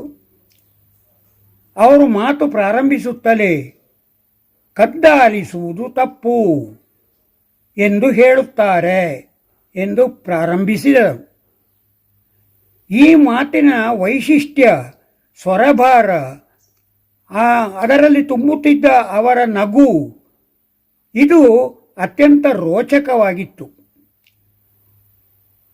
ಅದನ್ನು ಕೇಳಿ ಜನರು ಘೋ ಎಂದು ನಕ್ಕದ್ದು ಅಷ್ಟಿಷ್ಟಲ್ಲ. ಅಷ್ಟರಲ್ಲೇ ಅವರು ಸಭೆಯನ್ನು ತನ್ನವಶ ಮಾಡಿಕೊಂಡಿದ್ದರು.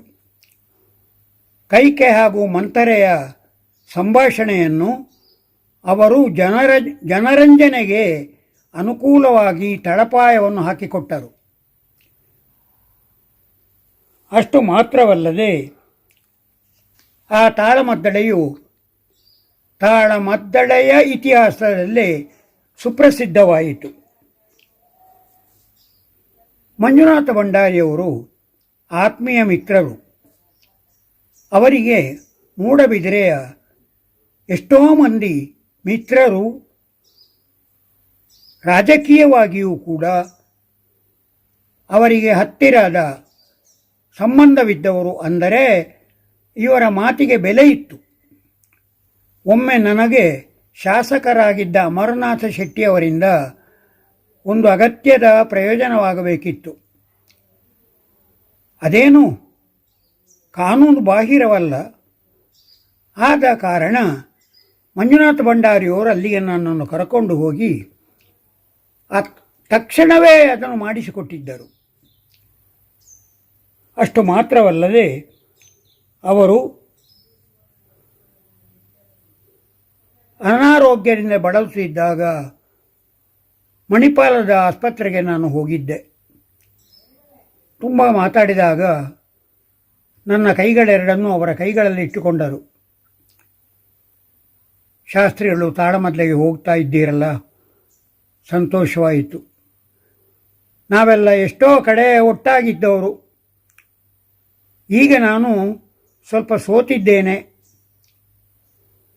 ಅಂತಂದು ಅವರು ತನ್ನ ದೈನ್ಯವನ್ನು ತೋಡಿಕೊಂಡಾಗ ನನಗೆ ಕಣ್ಣೀರು ಬಂದಿತ್ತು. ಆ ಕಣ್ಣೀರು ಇಂದಿಗೂ ಆರಲಿಲ್ಲ.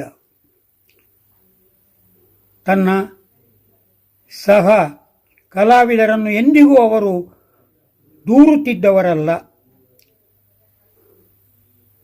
ಅವರು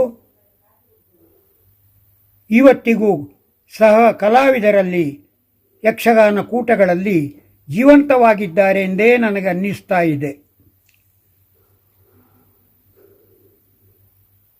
ಅವರ ದಿವ್ಯಾತ್ಮಕ್ಕೆ ಪರಮಾತ್ಮನು ಸಾಯುಜ್ಯವನ್ನು ಕೊಡಲಿ ಅಂತ ಮತ್ತೊಮ್ಮೆ ಪ್ರಾರ್ಥಿಸ್ತಾ ಇದ್ದೇನೆ. ಮಾತ್ರವಲ್ಲ, ಅವರ ಮಕ್ಕಳು ಸಂತೋಷದ ವಿಚಾರ. ರಾಘವೇಂದ್ರ ಭಂಡಾರಕರ್ ಅವರು ನನಗೆ ಹೇಳಿದ್ದರು, ಆದರೆ ನನ್ನ ವಯೋಸಹಜವಾದ ಕಾರಣದಿಂದ ಪ್ರತ್ಯಕ್ಷ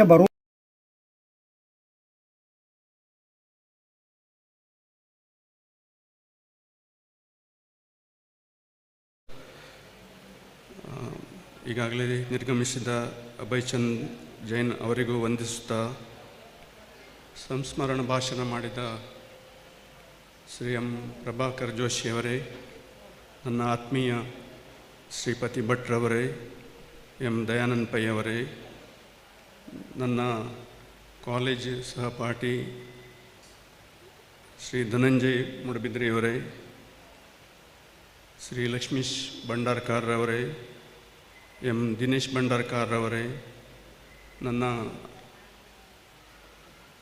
ಒಟ್ಟಿಗೆ ಮೊಕ್ತೇಸರರಾಗಿ ಸೇವೆ ಸಲ್ಲಿಸುತ್ತಿರುವ ಶಾಂತರಾಮ್ ಕುಡುವರವರೇ, ರಾಘವೇಂದ್ರ ಭಂಡಾರ್ಕಾರ್ರವರೇ, ಶಿವ ಭಂಡಾರ್ಕಾರ್ರವರೇ, ಹಾಗೂ ಇಲ್ಲಿ ನೆರೆದಿರುವ ಯಕ್ಷಗಾನ ಅಭಿಮಾನಿಗಳೇ, ಎಲ್ರಿಗೂ ನಮಸ್ಕಾರ. ಬಹಳಷ್ಟು ತಾಳಮದ್ದಳೆ ನಾನು ಕೂಡ ನೋಡಿದ್ದೇನೆ. ಒಮ್ಮೆ ಅದರ ರುಚಿ ಸಿಕ್ಕಿದರೆ ಬಹುಶಃ ಅದು ಮತ್ತೆ ಅಯಸ್ಕಾಂತದಂತೆ ಒಂದು ಎಳೆಯುವಂಥ ಒಂದು ಕಲೆ. ಒಮ್ಮೆ ಅಲಂಗಾರ ನಮ್ಮ ಈಶ್ವರ ಭಟ್ರು ವರ್ಷ ತಾಳಮದ್ದಳೆ ಮಾಡ್ತಾರೆ. ಒಂದು ದಿವಸ ಹೋದೆ, 7 ದಿವಸ ಇತ್ತು. ಆ ಫಸ್ಟ್ ಡೇ ಏನೋ ಸಭೆ ಉಂಟಂತ ಹೋದವನಿಗೆ ಮತ್ತು 7 ದಿನ ಕೂಡ ಹೋಗುವ ಒಂದು ಏನು ಆ ಒಂದು ಸೆಳೆತ ಬಂತು. ಅದರ ನಂತರ ಟಿ ವಿಯಲ್ಲಿ ಡೈಲಿ ತಾಳಮದ್ದಳೆ ಬರ್ತದೆ ನಮ್ಮ ಮಂಗಳೂರಿನ V4 ಆ ಚಾನಲ್ನಲ್ಲೆಲ್ಲ. ಬಹುಶಃ ರಾತ್ರಿ ಅದು ನೋಡೋ ಒಂದು ಹುಚ್ಚು ನನಗೆ ಶುರುವಾಯಿತು. ಅಂದರೆ ಆ ಒಂದು ಕಲೆಯಲ್ಲಿ ಅಷ್ಟೊಂದು ಸೆಳೆತ ಇದೆ. ಈಗಾಗಲೇ ನೀವು ನೋಡಿದ್ರಿ, ಪ್ರಭಾಕರ್ ಜೋಶಿಯವರು ಮಾತಾಡುವಾಗ ಪಿನ್ ಡ್ರಾಪ್ ಸೈಲೆನ್ಸ್. ನಮ್ಮ ಸಭೆಯಲ್ಲಿ ಅಷ್ಟೊಂದು ಸೈಲೆನ್ಸ್. ಬಹುಶಃ ಬಾಕಿಯವರು ಮಾತಾಡುವಾಗ ಯಾರಾದರೂ ಮೊಬೈಲ್ನಲ್ಲಿ ಮಾತಾಡ್ತಾರೆ ಅಥವಾ ಮಾತಾಡ್ತಾ ಇರ್ತಾರೆ. ಆದರೆ ಅವರ ಒಂದು ಆ ವಾಗ್ಝರಿ, ಅಂದರೆ ಆ ಒಂದು ಆ ಕಲೆ ಅಂಥವರಿಗೆ ಒಲಿತದೆ. ನಾನು ನನ್ನ ಆತ್ಮೀಯ ಶಾಂತರಾಮರ ಹತ್ರ ಕೇಳಿದ್ದೆ, ನೀವು ಇಷ್ಟೆಲ್ಲ ಮಾತಾಡ್ತೀರಲ್ಲ ತಾಳಮದ್ದಳೆಯಲ್ಲಿ, ಒಂದು 2 ಲೈನ್ ಪದ ಹೇಳುವಾಗ ನೀವು ಅರ್ಧ ಗಂಟೆ ಮಾತಾಡ್ತೀರಿ, ಅದು ಹೇಗೆ ಅಂತ. ಅಂದರೆ ಪದ್ಯದಲ್ಲಿ 2-3 ಸಾಲು ಬರ್ತದೆ ಅಷ್ಟೇ, ಆದರೆ ಅದನ್ನು ವಿಸ್ತರಿಸಿ ಆ ಮಾತಾಡುವ ಕಲೆ ಬಹುಶಃ ಅದಕ್ಕೆ ಅವರು ಹೇಳಿದರು, ಅದಕ್ಕೆ ತುಂಬ ಓದಬೇಕು. ಇದು ಯಾವ ಶಾಲೆಯಲ್ಲಿ ಕಲಿಸುವ ಕಲೆ ಅಲ್ಲ, ವಿದ್ಯೆ ಕೂಡ ಅಲ್ಲ. ನಾನು ಎಣಿಸ್ತೇನೆ ಈ ಒಂದು ಕಲೆ ಕರಗತ ಆಗಬೇಕಾದ್ರೆ ಪೂರ್ವಜನ್ಮದ ತುಂಬ ಸುಕೃತ ಬೇಕು. ಸುಕೃತ ಅಂದರೆ ಪುಣ್ಯ ಬೇಕು, ಎಲ್ರಿಗೂ ಬರೋದಿಲ್ಲ. ಒಂದು ಯಕ್ಷಗಾನ ತಾಳಮದ್ದಳೆ, ಅದರ ಅರ್ಥಧಾರಿ ಅಥವಾ ಯಕ್ಷಗಾನ ಒಂದು ಕಲಾವಿದ ಆಗಬೇಕಾದ್ರೆ ಪೂರ್ವಜನ್ಮದ ಖಂಡಿತ ಒಂದು ಪುಣ್ಯದ ಫಲ ಬೇಕು. ಆದರೆ ದುರ್ದೈವವಶಾತ್ ನಾನು ನಮ್ಮ ಇವರ ಮಂಜುನಾಥ್ ಭಂಡಾರಿಯವರ ಇಬ್ಬರು ಮಕ್ಕಳ ಹತ್ರ ಕೇಳಿದೆ, ನೀವು ಯಾಕೆ ಅರ್ಥಧಾರಿ ಆಗಲಿಲ್ಲ? ಈಗ ಕೇಳಿದೆ, ನನಗೊಂದು ಸಂಶಯ ಇತ್ತು. ಬಹುಶಃ ಅವರ ಅಂದರೆ ಆ ಒಂದು ಇಷ್ಟ ಇರಲಿಲ್ವಾ ಅಥವಾ ಆಗಿನ ಅವರ ಪರಿಸ್ಥಿತಿ. ಅಂದರೆ ಯಕ್ಷಗಾನ ಕಲಾವಿದರಂದರೆ ನಾನು ಪುನಃ ಅವರ ವಿಷಯ ಹೇಳಬೇಕಂತಿಲ್ಲ. ರಾತ್ರಿ ಇಡೀ ನಿದ್ರೆ ಇಲ್ಲ, ಸಂಭಾವನೆ ಅದೇ ಸ್ವಲ್ಪ. ಇವರು ಹೇಳಿದರು, ನಮ್ಮ ಜೋಶಿಯವರು 300 ರೂಪಾಯಿ ಸಂಬಳ, ಅಂಥದ್ರಲ್ಲಿ ಇಡೀ ಕುಟುಂಬವನ್ನು ಪೋಷಣೆ ಮಾಡಬೇಕು. ಇಂಥ ಎಲ್ಲ ಸಂದಿಗ್ಧ ಪರಿಸ್ಥಿತಿ ಇರುವಾಗ ಯಾರಿಗೆ ಮನಸ್ಸು ಬರ್ತದೆ ಇಂಥ ಕಲಾವಿದ ಆಗಲಿಕ್ಕೆ? ಆದರೂ ಆ ಒಂದು ಏನೋ ದೇವರು ಕೆಲವರಿಗೆ ಶಕ್ತಿ ಕೊಟ್ಟಿದ್ದಾರೆ. ಆಗ ನಮ್ಮ ಶ್ರೀಮತಿ ಇವರು ಶಿವಮೊಗ್ಗದಿಂದ ಬಂದಿದ್ದಾರೆ ಇವತ್ತು ಅರ್ಥ ಹೇಳಲಿಕ್ಕೆ, ಬಹಳ ಸಂತೋಷ ಆಯಿತು. ಹಾಗೆ ಇಡೀ ಮಾರೂರು ಕುಟುಂಬದವರ ಉಪಸ್ಥಿತಿ ಇವತ್ತಿನ ಈ ಸಭೆಯಲ್ಲಿ ಕಂಡುಬರ್ತದೆ. ಬಹಳ ಸಂತೋಷ. 32 ವರ್ಷದ ನಂತರ ಆದರೂ ಸಂಸ್ಮರಣೆ ಮಾಡ್ತಾ ಇದ್ದೀರಿ, ಅದು ಲೆಕ್ಕ ಅಲ್ಲ. ನಾವು ಪೇಪರ್ನಲ್ಲಿ ಓದ್ತೇವೆ, ಅವರ ಅಗಲಿಕೆಗೆ ತುಂಬಲಾರದ ನಷ್ಟ, ಅದು 100ಕ್ಕೆ 100 ಸತ್ಯ. ಯಾಕಂದರೆ ಆ ಒಂದು ಅಗಲಿಕೆ ನೋವು ಮತ್ತು ಆ ಸ್ಥಾನವನ್ನು ತುಂಬಲಿಕ್ಕೆ ಯಾರಿಂದಲೂ ಸಾಧ್ಯವೇ ಇಲ್ಲ. ಅಂಥ ಒಂದು ವ್ಯಕ್ತಿತ್ವ ಈ ಮಾರೂರು ಭಂಡಾರಿಯವರ ಇದರಲ್ಲಿದೆ. ಅನೇಕ ಸೊಗಸಾದ ಕೆಲವು ವಿಷಯಗಳನ್ನು ಒಂದು ಅತ್ಯಾಕರ್ಷ ಒಂದು ನಾವು ಕೇಳುವ ರೀತಿಯಲ್ಲಿ ಜೋಶಿಯವರು ಹೇಳಿದರು. ಅವರಿಗೂ ಧನ್ಯವಾದ.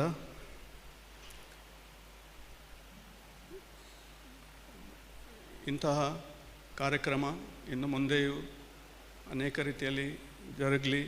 ಅವರ ಈ ಸ್ಟೇಜ್ನಲ್ಲೇ ಮಾರೂರು ಭಂಡಾರಿಯವರನ್ನು ನಾನು ಸುಮಾರು ಸತಿ ಇಲ್ಲಿ ನಾನು ಕೇಳಿದ್ದೇನೆ. ಅಂಥ ಒಂದು ವೇದಿಕೆಯಲ್ಲಿ ಇವತ್ತು ನನಗೆ ಭಾಗವಹಿಸುವ ಒಂದು ಅವಕಾಶ ಸಿಕ್ಕಿದ್ದು ನಮ್ಮ ಮಾರೂರು ಭಂಡಾರ ಮನೆತನದವರಿಗೆ ಧನ್ಯವಾದ ಹೇಳ್ತೇನೆ, ಕೃತಜ್ಞತೆ ಸಲ್ಲಿಸ್ತೇನೆ. ಮಾರೂರು ಭಂಡಾರಿ ಅವರ ಮಂಜುನಾಥ್ ಭಂಡಾರಿಯವರ ಆ ಒಂದು ಆತ್ಮ ಪುನಃ ಶ್ರೇಷ್ಠ ಕಲಾವಿದನಾಗಿ ಪುನಃ ಈ ಜಗತ್ತಿಗೆ ಬರಲಿ ಅಂತ ದೇವರಲ್ಲಿ ಪ್ರಾರ್ಥಿಸ್ತಾ ನಿಮಗೆಲ್ಲರಿಗೂ ವಂದಿಸ್ತಾ ನನ್ನ 2 ಮಾತನ್ನು ಮುಗಿಸ್ತೇನೆ. ಎಲ್ರಿಗೂ ನಮಸ್ಕಾರ. ಅಧ್ಯಕ್ಷೀಯ ಪೀಠಕ್ಕೆ ತಕ್ಕುದಾದಂಥ ಅಧ್ಯಕ್ಷೀಯ ನುಡಿದಂಥ ಉಮೇಶ್ ಪೈ ಇವರಿಗೆ ಧನ್ಯವಾದಗಳು. ಈಗ ಧನ್ಯವಾದ ಸಮರ್ಪಣೆ ರಾಘವೇಂದ್ರ ಭಂಡಾರ್ಕರ್ ಇವರಿಂದ. ಈ ಸಂಸ್ಮರಣಾ ಸಮಾರಂಭದ ಸಾನ್ನಿಧ್ಯ ವಹಿಸಿದಂಥ ಪರಮ ಪೂಜ್ಯ ಸ್ವಾಮೀಜಿಗಳಿಗೆ ನಾನು ಮಾರೂರು ಮಂಜುನಾಥ್ ಭಂಡಾರಿ ಕುಟುಂಬಸ್ಥರ ಪರವಾಗಿ ಹೃತ್ಪೂರ್ವಕವಾದ ಧನ್ಯವಾದವನ್ನು ಅರ್ಪಿಸ್ತೇನೆ. ಅಲ್ಲದೆ ಈ ಸಮಾರಂಭದ ಅಧ್ಯಕ್ಷತೆ ವಹಿಸಿ ಈ ಸಭೆಯನ್ನು ಚಂದಗಾಣಿಸಿಕೊಟ್ಟ ವೆಂಕಟರಮಣ ದೇವಸ್ಥಾನ ಮತ್ತು ಹನುಮಂತ ದೇವಸ್ಥಾನದ ಶ್ರೀಯುತ ಆಡಳಿತ ಮುಕ್ತೇಶ್ವರರಾದ ಶ್ರೀಯುತ ಉಮೇಶ್ ಪೈ ಅವರಿಗೂ ಹೃತ್ಪೂರ್ವಕವಾದ ಧನ್ಯವಾದಗಳನ್ನು ಅರ್ಪಿಸ್ತೇನೆ. ಹಾಗೆ ಮುಖ್ಯ ಅತಿಥಿಗಳಾಗಿ ಭಾಗವಹಿಸಿದಂಥ ಸಭೆಯನ್ನು ಸಾರ್ಥಕದತ್ತ ಕೊಂಡೊಯ್ದ ಮಾಜಿ ಸಚಿವ ಅಭಯಚಂದ್ರ ಜೈನ್ ಇವರಿಗೆ, ಕೆ ಶ್ರೀಪತಿ ಭಟ್ ಉದ್ಯಮಿಗಳು ಮೂಡಬಿದ್ರೆ ಇವರಿಗೆ, ಹಿರಿಯ ಸಹಕಾರಿ ಧುರೀಣ ಶ್ರೀಯುತ ಎಂ ದಯಾನ್ ಪೈ ಅವರಿಗೆ, ಉದಯವಾಣಿ ಪತ್ರಿಕೆಯ ಹಿರಿಯ ವರದಿಗಾರರಾದ ಎಂ ಧನಂಜಯರವರಿಗೂ ಮಂಜುನಾಥ್ ಭಂಡಾರಿ ಕುಟುಂಬಸ್ಥರ ಪರವಾಗಿ ಹೃತ್ಪೂರ್ವಕವಾದ ಧನ್ಯವಾದ ಅರ್ಪಿಸ್ತೇನೆ. ಯಕ್ಷ ಸಂಗಮದ ಸಂಘಟಕರಾದ ಶಾಂತರಾಮ್ ಕುಡುವರಿಗೂ ಧನ್ಯವಾದ ಅರ್ಪಿಸ್ತೇನೆ. ಈ ಸಮಾರಂಭದ ವರದಿ ಮಾಡಲು ಬಂದಂತಹ ಆತ್ಮೀಯ ವರದಿಗಾರ ಮಿತ್ರರಿಗೂ ದೃಶ್ಯ ಮಾಧ್ಯಮದ ಮಿತ್ರರಿಗೂ ಮಾರೂರು ಮಂಜುನಾಥ್ ಭಂಡಾರಿ ಕುಟುಂಬಸ್ಥರ ಪರವಾಗಿ ಹೃತ್ಪೂರ್ವಕವಾದ ಧನ್ಯವಾದ ಅರ್ಪಿಸ್ತೇನೆ. ಈ ಸಮಾರಂಭದ ನೇರ ಪ್ರಸಾರವನ್ನು ಮಾಡುತ್ತಿರುವ ತುಳುನಾಡು ವಾರ್ತೆಯ ಪುನೀತ್ರವರಿಗೂ ಹೃತ್ಪೂರ್ವಕವಾದ ಧನ್ಯವಾದವನ್ನು ಅರ್ಪಿಸ್ತೇನೆ. ಈ ಸಂಸ್ಮರಣಾ ಸಮಾರಂಭಕ್ಕೆ ಸಮಾಜ ಮಂದಿರವನ್ನು ಒದಗಿಸಿಕೊಟ್ಟ ಸಮಾಜ ಮಂದಿರ ಸಭಾ ರಿಜಿಸ್ಟ್ರಾರ್ ಇದರ ಅಧ್ಯಕ್ಷರಾದ ಅಭಯಚಂದ್ರ ಜೈನ್ರವರಿಗೂ, ಪುರಸಭಾ ಸದಸ್ಯ ಸುರೇಶ್ ಪ್ರಭುರವರಿಗೂ, ಜೊತೆ ಕಾರ್ಯದರ್ಶಿ ಗಣೇಶ್ ಕಾಮತ್ರವರಿಗೂ ಅತ್ಯಂತ ಧನ್ಯವಾದಗಳನ್ನು ಅರ್ಪಿಸುತ್ತೇನೆ. ಈ ಸಂಸ್ಮರಣಾ ಸಮಾರಂಭಕ್ಕೆ ಹಾಗೂ ತಾಳಮದ್ದಳೆ ಕೂಟಕ್ಕೆ ನಮ್ಮ ಪ್ರೀತಿಯ ಕರೆಗೆ ಓಗೊಟ್ಟು ಇಲ್ಲಿಗೆ ಆಗಮಿಸಿ ಉಪಸ್ಥಿತರಿರುವ ತಮಗೆಲ್ಲರಿಗೂ ಹಾರ್ದಿಕ ಧನ್ಯವಾದಗಳನ್ನು ಅರ್ಪಿಸುತ್ತೇನೆ. ಪ್ರತ್ಯಕ್ಷವಾಗಿ ಪರೋಕ್ಷವಾಗಿ ಸಹಕರಿಸಿದ ಎಲ್ಲ ಬಂಧು ಮಿತ್ರರಿಗೂ ಹೃದಯಾಂತರಾಳದ ಧನ್ಯವಾದಗಳನ್ನು ಅರ್ಪಿಸ್ತೇನೆ. ದಯವಿಟ್ಟು ಇಲ್ಲಿ ದಯವಿಟ್ಟು ಪ್ರತಿಯೊಬ್ಬರು ಇಲ್ಲಿ ಫಲಾಹಾರದ ವ್ಯವಸ್ಥೆ ಮಾಡಲಾಗಿದೆ, ಫಲಾಹಾರ ವ್ಯವಸ್ಥೆ ತಗೊಳ್ಬೇಕಾಗಿ ವಿನಂತಿ. ಆಮೇಲೆ ಕೂಡಲೇ ಭೀಷ್ಮ ಪರ್ವ ತಾಳಮದ್ದಳೆ ಕೂಟ ಪ್ರಾರಂಭವಾಗ್ತದೆ. ದಯವಿಟ್ಟು ಸಮಾಜ ಮಂದಿರ ಸಭಾದ ಹಿಂದೆ ಉಪಹಾರದ ವ್ಯವಸ್ಥೆ ಮಾಡಲಾಗಿದೆ. ದಯವಿಟ್ಟು ತಾವು ಉಪಹಾರ ತೆಗೆದುಕೊಳ್ಬೇಕಂತೇಳಿ 5 ನಿಮಿಷದಲ್ಲಿ ಕಾರ್ಯಕ್ರಮ ಪ್ರಾರಂಭ.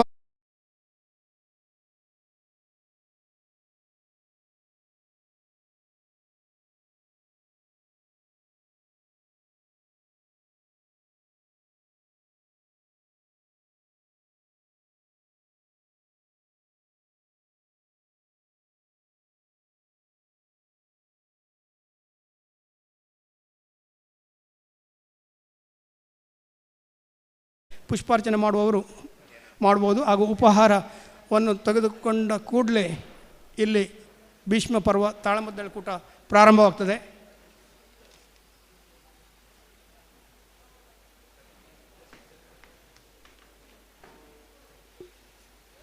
ದೇವಿದಾಸ ಹಾಗೂ ಹಲಸಿನಹಳ್ಳ ನರಸಿಂಹಶಾಸ್ತ್ರಿ ವಿರಚಿತ ಭೀಷ್ಮ ಪರ್ವ ಪೌರಾಣಿಕ ಯಕ್ಷಗಾನ ತಾಳಮದ್ದಳೆ ಕೂಟ. ಹಿಮ್ಮೇಳದಲ್ಲಿ ಕಲಾವಿದರು ಭಾಗವತರು ಹೊಸಮೂಲೆ ಗಣೇಶ ಭಟ್, ಚಂಡೆ ಪುರುಷೋತ್ತಮ ತುಳುಪುಳೆ,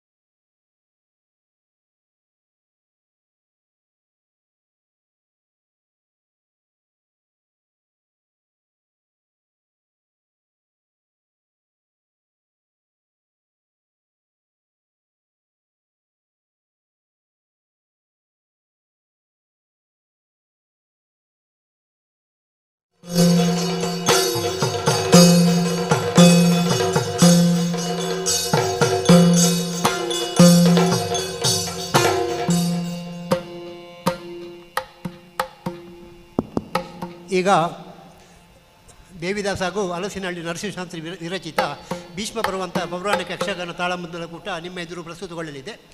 ಇಂದಿನ ಕೂಟದಲ್ಲಿ ಭಾಗವತರಾಗಿ ಸುಪ್ರಸಿದ್ಧ ಭಾಗವತರಾದಂಥ ಹೊಸಮೂಲೆ ಗಣೇಶ್ ಭಟ್ರು ಭಾಗವಹಿಸಲಿದ್ದಾರೆ. ಇವರಿಗೆ ರಾಘವೇಂದ್ರ ಭಂಡಾರ್ಕರ್ ಅವರು ಶಾಲು ಹೊದಿಸಿ ಗೌರವಿಸಬೇಕಾಗಿ ಕೇಳಿಕೊಳ್ತಾ ಇದ್ದೇನೆ. ಹಾಗೆಯೇ ಮದ್ದಲೆ ವಾದನದಲ್ಲಿ ಸುಬ್ರಹ್ಮಣ್ಯ ಚಿತ್ರಾಪುರ ಎಂಬಂಥ ಸುಪ್ರಸಿದ್ಧ ಮದ್ದಲೆ ವಾದಕರು ಭಾಗವಹಿಸಲಿದ್ದಾರೆ. ಇವರಿಗೂ ಶಾಲು ಹೊದಿಸಿ ಗೌರವಿಸಬೇಕಾಗಿ ವಿನಂತಿ.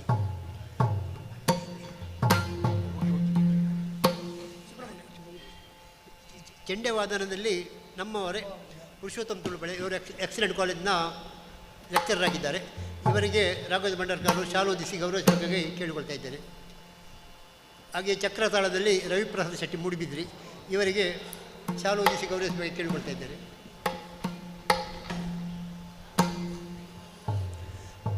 ಮುಮ್ಮೇಳದಲ್ಲಿ ಭೀಷ್ಮನಾಗಿ ಡಾಕ್ಟರ್ ಎಂ ಪ್ರಭಾಕರ್ ಜೋಶಿ, ಇವರಿಗೆ ರಾಘವೇಂದ್ರ ಭಂಡಾರ್ಕರ್ ಶಾಲು ಹೊದಿಸಿ ಗೌರವಿಸಬೇಕಾಗಿ ಕೇಳಿಕೊಳ್ತಾ ಇದ್ದೇನೆ. ಹಾಗೆ ಕೌರವನ ಪಾತ್ರದಲ್ಲಿ ಕಟ್ಟಿನ ಮೇಳದ ಸುಪ್ರಸಿದ್ಧ ಕಲಾವಿದರಾದಂಥ ಸುಣ್ಣಂಬಳ ವಿಶ್ವೇಶ್ವರ ಭಟ್, ಇವರು ವೇದಿಕೆಗೆ ಬಂದು ಗೌರವ ಸ್ವೀಕರಿಸಬೇಕಾಗಿ ಕೇಳಿಕೊಳ್ತಾ ಇದ್ದೇನೆ.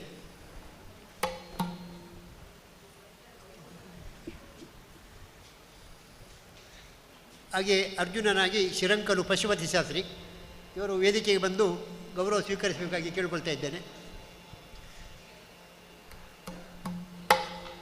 ಹಾಗೆ ಅಭಿಮನ್ಯುನ ಪಾತ್ರದಲ್ಲಿ ದೂರದ ಶಿವಮೊಗ್ಗದಿಂದ ಆಗಮಿಸಿ ಮೂಡಿಬಿದಿರೆ ಪ್ರೇಕ್ಷಕರ ಮನವನ್ನು ದಣಿಸಲಿದ್ದಾರೆ ಶ್ರೀಮತಿ ಕಿರಣ್ ಆರ್ಪೈ, ಇವರು ವೇದಿಕೆಗೆ ಬಂದು ಗೌರವ ಸ್ವೀಕರಿಸಬೇಕಾಗಿ ಕೇಳಿಕೊಳ್ತಾ ಇದ್ದೇನೆ.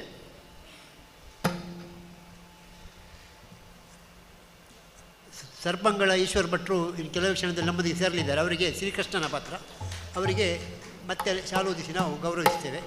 ಈಗ ಯಕ್ಷಗಾನ ಪ್ರಾರಂಭ. ಭಾಗವತರಿಗೆ ವೇದಿಕೆಯನ್ನು ಬಿಟ್ಟು ಕೊಡ್ತಾ ಇದ್ದೇವೆ. ಅಂಬುರುಘದಳನೆ ಶ್ರೀ ದುರ್ಗಾಂಬಿಕೆಯ ಬಲಗೊಂಡು ಭಕ್ತಿಯೊಳಂಬಿಕಾಸುತ ವಿಘ್ನರಾಜನ ಬಿರುದು ಸಂಸ್ತುತಿಸಿ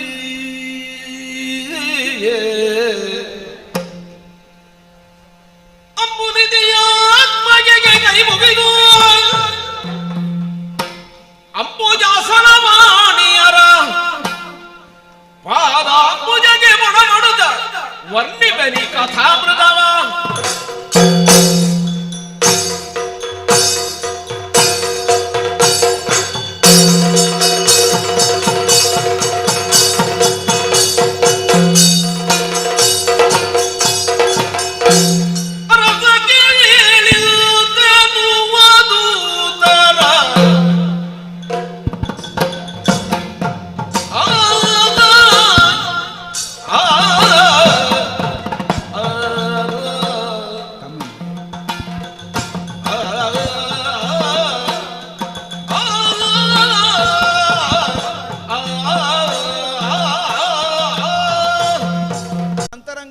ಭಾವ ಏನು ಅಂತ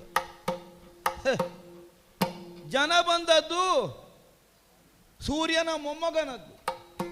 ಅವ ಮಾತನಾಡುವುದು ನೋಡಿದರೆ ಸೂರ್ಯನ ಮಗನ ಜನ ಬಂದಾಗೆ ಮಾತಾಡ್ತಾನೆ. ಅಷ್ಟು ಅಹಂಕಾರ.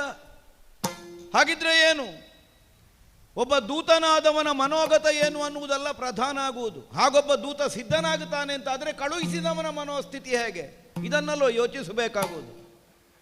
ತೀರಾ ಅನಿರೀಕ್ಷಿತ ಅಲ್ಲ. ನಮಗೆ ರಣವೀಳ್ಯ ಕೊಟ್ಟ ಮೇಲೆ ಯುದ್ಧಕ್ಕೆ ಬರುವುದಿಲ್ಲ ಅಂತ ಭಾವಿಸಲಿಕ್ಕಿಲ್ಲ. ಆದರೆ ಬೇಡ ಬೇಡ ಅಂತ ಹೇಳಿದವರು ಇಷ್ಟು ಬೇಗ ಬರ್ತಾರೆ ಅಂತ ನಾವು ನಿರೀಕ್ಷೆ ಮಾಡಲಿಲ್ಲ. ಹಾಗಿದ್ರೆ ಏನು?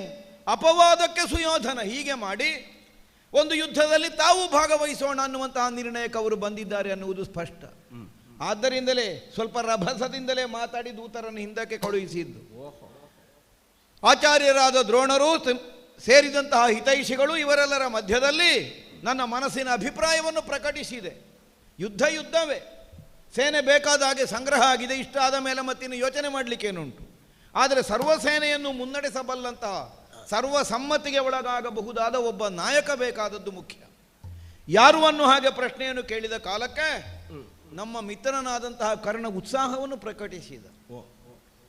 ಈಗ ಕೊಡುವುದು ಬಿಡುವುದು ಆಮೇಲಿನ ಪ್ರಶ್ನೆ, ಅಭಿಪ್ರಾಯ ಹೇಳಿದನೋ ಇಲ್ಲೋ. ಹೌದೌದು. ಏನನ್ನು ಇದು ಸೂಚಿಸ್ತದೆ? ಅವನಲ್ಲಿ ಇರಬಹುದಾದಂತಹ ಕೇವಲ ಯುದ್ಧೋತ್ಸಾಹವನ್ನು ಮಾತ್ರ ಅಲ್ಲ, ಬಹು ನಿರೀಕ್ಷೆಯಿಂದ ಲೋಕದ ಮಂದಿಗಳೆಲ್ಲ ಕಾಯ್ತಾ ಇರುವಂತಹ ಸನ್ನಿವೇಶ ಇದು. ಒಂದು ಮಹಾ ಸಂಗ್ರಾಮ ಆಗಬೇಕು. ಕೆಲವು ಸಲ ಈ ಸಂಘರ್ಷ ಇಲ್ಲದೆ ಹೋದರೆ ಸರಿಯಾದಂತಹ ಒಂದು ನಿರ್ಣಯವನ್ನು ಕೈಗೊಳ್ಳುವುದಕ್ಕೆ ಸಾಧ್ಯ ಆಗುವುದಿಲ್ಲ. ಆಗಿ ಹೋಗಲಿ. ಆದ್ದರಿಂದಲೇ ಅಖಂಡ ಭರತಖಂಡದ ಅನೇಕ ಮಂದಿಗಳೆಲ್ಲ ಈಗಾಗಲೇ ಎರಡೂ ಪಕ್ಷಗಳನ್ನು ಆಧರಿಸಿ ಕಲೆತು ನಿಂತಾಗಿದೆ. ಎಣಿಕೆ ಮಾಡಿದರೆ 18 ಅಕ್ಷೋಹಿಣಿ. ನಮ್ಮಲ್ಲಿ 11, ಅವರಲ್ಲಿ 7 ಅಂತೆ. ಯಾರು ನಮ್ಮ ಸೇನಾ ನಾಯಕರು ಕೇಳುವ ಕಾಲಕ್ಕೆ ನಾನಿದ್ದೇನೆ ಅಂತ ಉತ್ಸಾಹ ತೋರಿಸಿದ. ನಿಜವಾಗಿ ಒಂದು ಪಕ್ಷದಲ್ಲಿ ಬೆಂಬಲಿಗರಾಗಿರುವವರಲ್ಲಿ ಇರಬೇಕಾದದ್ದು ಅದು. ಈಗ ಅವರಿಗೆ ಸಿಗ್ತದಾ ಇಲ್ಲೋ ಅನ್ನುವುದು ಮುಖ್ಯ ಅಲ್ಲ, ತಮಗೆ ಬೇಕು ಅನ್ನುವ ಭಾವ ಬೇಕು. ಆಗ ಪಕ್ಷವನ್ನು ಮುನ್ನಡೆಸುವುದಕ್ಕೆ ಸಾಧ್ಯ ಆಗ್ತದೆ. ಆಚಾರ್ಯರಾದ ದ್ರೋಣರು ಸಮಯೋಚಿತವಾಗಿ ಹೇಳಿದರು, ಹೀಗಲ್ಲ, ಕೇವಲ ರಟ್ಟೆತ್ರಾಣವನ್ನು ಅಷ್ಟೇ ಗಮನಿಸಬೇಕಾದದ್ದಲ್ಲ, ಪಾಂಡವ ವಿರೋಧವನ್ನಷ್ಟೇ ಗಮನಿಸಬೇಕಾದದ್ದಲ್ಲ, ಅಲ್ಲಿರುವವರು ಯಾರು ಅನ್ನುವುದನ್ನೆಲ್ಲ ಗಮನಿಸಿದರೆ ಹರಿಯಮಾಯವನುಳಿದು ಸಲಹಬಲ್ಲವನೋರ್ವನೇ ಗಂಗಾತರಳ, ಆತನಿಗೆ ಅಭಿಷೇಚನವನ್ನು ವಿರಚಿಸು. ಹೌದಲ್ಲ, ನಮಗೂ ಆಗಬೇಕಾದದ್ದಿದೆ, ನಮ್ಮ ಮನಸ್ಸಿನಲ್ಲಿ ಇಲ್ಲದೇ ಇದ್ದದ್ದಲ್ಲ. ಒಬ್ಬ ಸರಿಯಾದ ನಾಯಕತ್ವದ ಗುಣ ಇರುವವನಿಗೆ ಲಕ್ಷಣ ಏನು ಗೊತ್ತಾ? ನಮ್ಮ ಅಂತರಂಗದಲ್ಲಿರುವಂತಹ ಉತ್ತರ ಬರುವಲ್ಲಿವರೆಗೆ ಪ್ರಶ್ನೆ ಕೇಳ್ತಾ ಇರಬೇಕು. ಹೌದು, ಬೇರೆ ಬೇರೆ ಕ್ರಮದಿಂದ ಪ್ರಶ್ನೆ ಕೇಳಬೇಕು. ನಮ್ಮ ಅಂತರಂಗದಲ್ಲಿದ್ದ ಬದ್ದ ಉತ್ತರ ಬಂದಲ್ಲಿಗೆ ನಿಲ್ಲಿಸಬೇಕು. ಅದೇ ಆಗಬೇಕಾದದ್ದು ಅಂತ. ರಾತ್ರಿ ಬೆಳಗಾಗುವುದರ ಒಳಗೆ ತೀರ್ಮಾನ ಆಗಬೇಕು, ಅಜ್ಜ ಇರುವಲ್ಲಿಗೆ ಹೋಗು.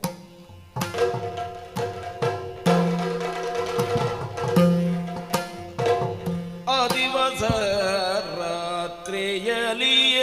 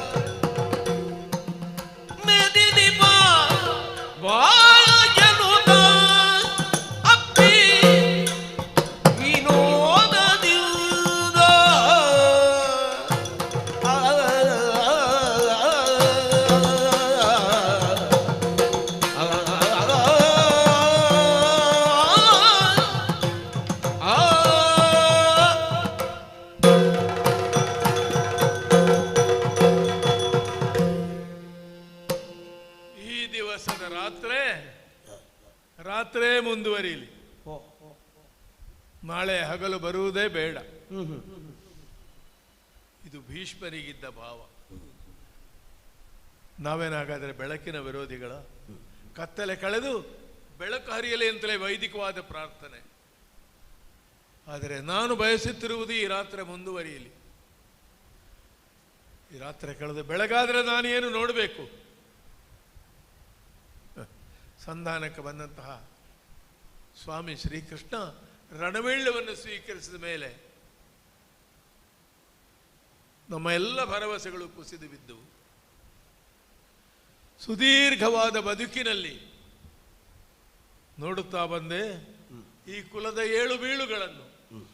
ಚಂದ್ರವಂಶದ ಸ್ವಭಾವವೇ ಕಾಣ್ತದಿದ್ರಲ್ಲಿ ಆಗಾಗ ಕೃಷ್ಣಪಕ್ಷ. ಸಂಧಾನದ ಸಭೆಯಲ್ಲಿ ಒಂದು ಮಾತು ಹೇಳಿದ್ದ ಶ್ರೀಕೃಷ್ಣ, ರಣವೀಳ್ಯ ನಾನು ಸ್ವೀಕಾರ ಮಾಡಿದ್ದೇನೆ, ಆದರೂ ಇದು ಕೊನೆ ಅಲ್ಲ. ಸಂಧಾನದ ಬಾಗಿಲು ಮುಚ್ಚಲಿಲ್ಲ. ನೀವು ತಿಳುಹಿ ನೋಡಿ ಇವನಿಗೆ, ನಮ್ಮವನಿಗೆ ಹೇಗೆ ತನ್ನಿಂದ ಆಗಲಿಲ್ಲ, ನೀವು ನೋಡಿ. ಧನ್ವಂತರಿಯು ಅಶ್ವಿನಿ ದೇವತೆಗಳು ಹೇಳಿದಾಗ ಆಯಿತು. ನಮ್ಮ ಹತ್ರ ಮದ್ದಿಲ್ಲ, ಊರಿನ ವೈದ್ಯರು ಏನಾದರೂ ಕೊಡೋದಿದ್ರೆ ಕೊಡಿ. ಆದರೆ ನಾವು ಪರಮ ಭಾಗವತರು, ಕೃಷ್ಣ ಭಕ್ತರು, ಅವನ ಆಜ್ಞೆಯನ್ನು ನೆರವೇರಿಸಬೇಕು. ಸರಿಯೋ ತಪ್ಪೋ ಎಂಬ ಪ್ರಶ್ನೆ ಅಲ್ಲ. ಸಂದರ್ಭ ಸಿಕ್ಕಬೇಕು. ಈಗಲೂ ಹೇಳಿ ನೋಡಬೇಕು. ಇನ್ನೂ ಇವರನ್ನು ಯುದ್ಧದಿಂದ ಪರಾವೃತನಾಗಿ ಮಾಡಬಹುದು ಅಂತ ವಿಶ್ವಾಸ ಉಂಟು. ಎಲ್ಲಿ ಸಿಗ್ತಾನೆ? ಯುದ್ಧ ನಿರ್ಣಯ ಆಗಿ ಹೋಗಿದೆ. ಯಾರದು? ಅಜ್ಜಯ್ಯ, ಸುಯೋಧನ ನಿಮ್ಮ ಮೊಮ್ಮಗ. ಎಣಿಸ್ತಾ ಇದ್ದ ಹಾಗೆ ಬಂದಿ. ಓ, ನೆನೆದವರ ಮನದಲ್ಲಿ ನಮ್ಮ ಸೌಭಾಗ್ಯ ಅದು. ವಿಶ್ರಾಂತಿಗೆ ಅಂತ ಬಂದರೂ ನಿಮಗೆ ನೆನಪಾಗುವುದು ನಿಮ್ಮ ಮೊಮ್ಮಗನದ್ದೇ ಅಲ್ವಾ?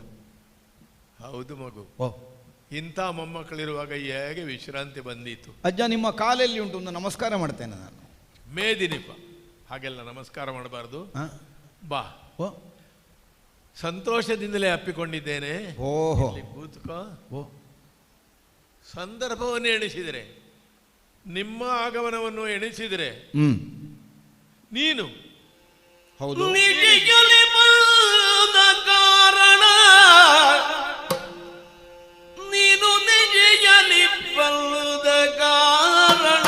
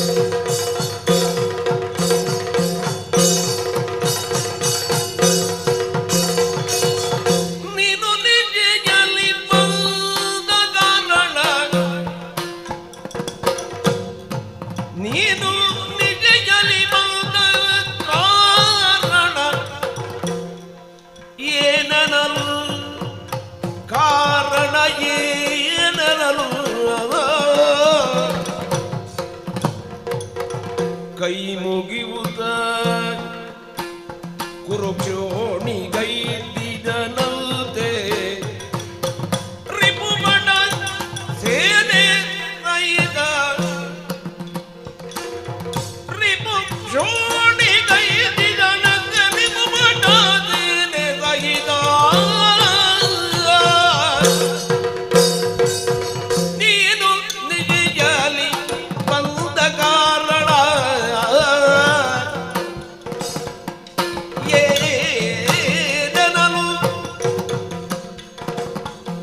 ಕೈ ಮುಗಿಯುವುದ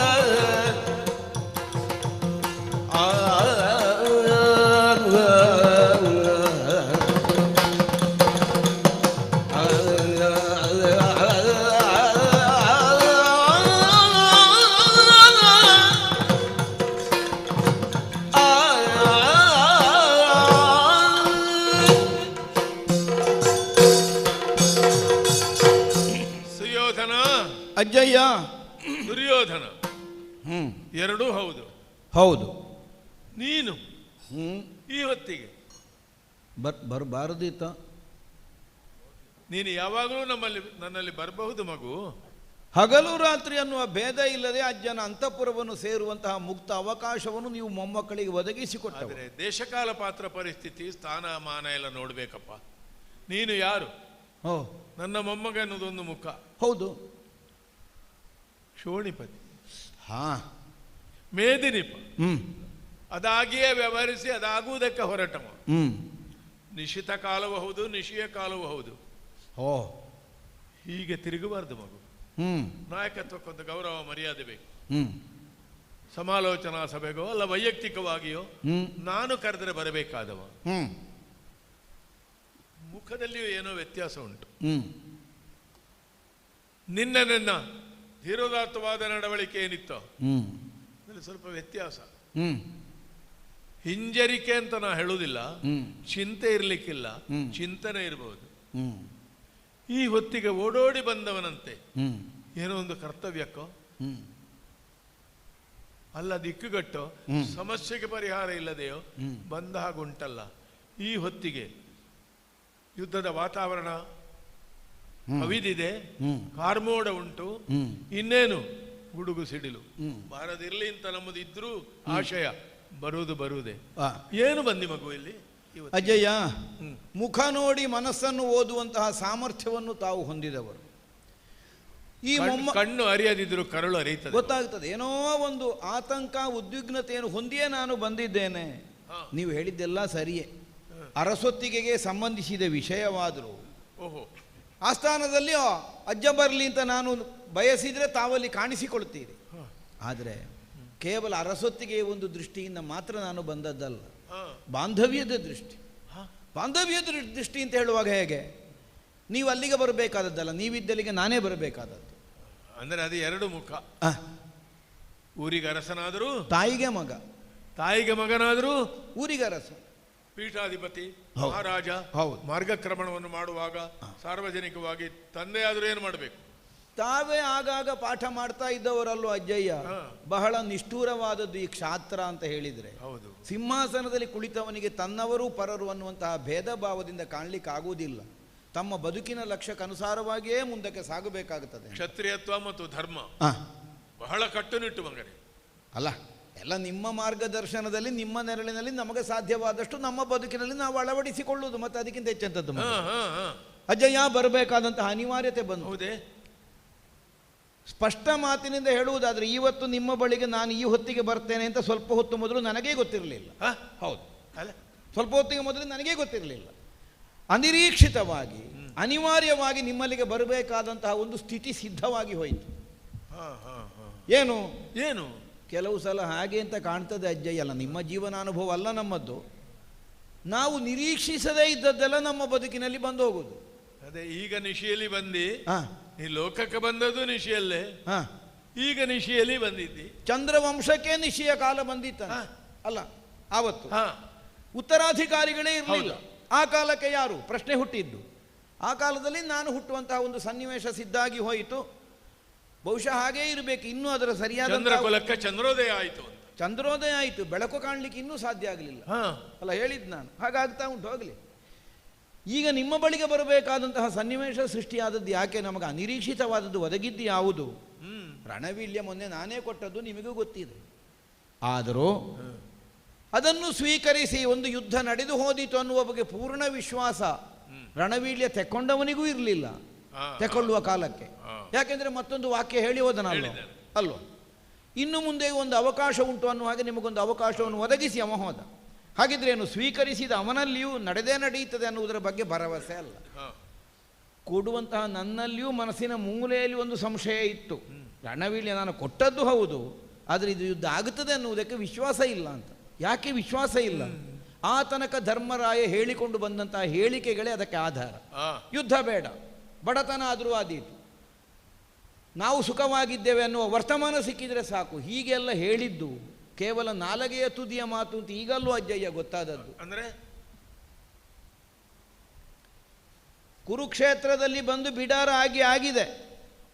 ಕುರುಕ್ಷೋಣಿಗೆ ಐದಿದರು ರಿಪುಭಟವಾರ ಕುರುಕ್ಷೋಣಿಗೆ ಸಂಬಂಧಪಟ್ಟ ವ್ಯವಹಾರ ಅಲ್ವಾ ಇದು? ಹೌದು. ವಿಸ್ತಾರವಾದ ಅರ್ಥದಲ್ಲಿ ಕುರುಕ್ಷೋಣಿ ಯಾರದ್ದು? ಕುರುಕ್ಷೋಣಿ ಅದು ಚಂದ್ರವಂಶದ್ದೇ. ಮಾತಿನಲ್ಲಿ ಮುಗಿಯುವುದಿಲ್ಲ ಅಂತಾದ್ರೆ ಯುದ್ಧವೇ ನಿರ್ಣಯ ಅಂತ ನೀನೇ ಹೇಳಿದ್ದಿ, ನೀನೇ ರಣವಿಳ್ಳೆ ಕೊಟ್ಟಿದ್ದಿ. ಬನ್ನಿ ಎಲ್ಲ ಕರ್ಕೊಂಡು ಬಾ ಅಂತ ಹೇಳಿದ್ದಿ ಬಂದವನಲ್ಲಿ. ಹೌದು. ಈಗ ನನಗೆ ಭಟ ಸೇನೆ ಸಹಿತಲಿ ಬಂದಿದ್ದಾರೆ. ಇದಕ್ಕೆಲ್ಲ ಕಾರಣ ನನಗೆ ಗೊತ್ತುಂಟು. ಈಗ ಧರ್ಮರಾಯನ ಸ್ವಭಾವ ನಮಗೆ ಏನೇನು ಅಪರಿಚಿತ ಆದದ್ದಲ್ಲ. ಅವನಾದ್ರೂ ಈಗ ದೊರೆತನ ಸುಡಲಿ, ಆದಷ್ಟು ಸಂಧಾನವೇ ಆಗಲಿ ಅಂತ ಹೇಳಿದ್ರು ಕೂಡ ಎನ್ನೋ ಯುದ್ಧಂಬವೇ ಹಿಂದೆ ಒಂದು ಮಾತುಂಟು. ಯುದ್ಧವಾದರೆ ಆಗುವುದು ಅನಿವಾರ್ಯವಾದ ಪರಿಸ್ಥಿತಿ ನಿರ್ಮಾಣ ಆದಾಗ ಅವರು ಧೈರ್ಯದಲ್ಲಿ ಬಂದಿದ್ದಾರೆ ಅಂತಾದ್ರೆ ನಿನ್ನ ಊಹನೆ ಅಂತ ಅವ ಬಂದದ್ದಲ್ಲ ಅಲ್ವಾ? ಬೇರೆ ಏನೋ ಒಂದು ಪ್ರಚೋದನೆ ಉಂಟೇ ಉಂಟು. ನಮಗೆ ಅರ್ಥ ಆಗ್ತದೆ. ಮೊನ್ನೆ ಒಂದು ವಾಕ್ಯ ಅವನೇ ಹೇಳಿದ ಅಲ್ಲ, ಕೊಲಿಸಲಾರೇನು. ಅವ ಅವರಿಗೆ ಮಿತ್ರ ಅಲ್ವಾ? ಅನಿಬರಿಗೆ ಹರಿ ಮಿತ್ರ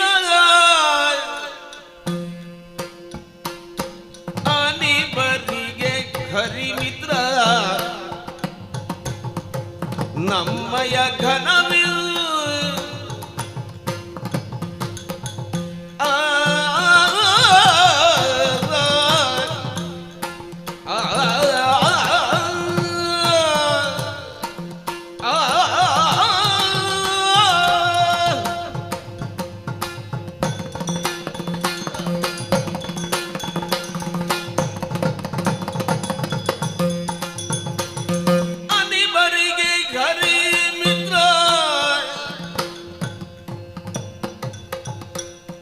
ನಮ್ಮಯ ಘನವಿ ನಿಮ್ಮದು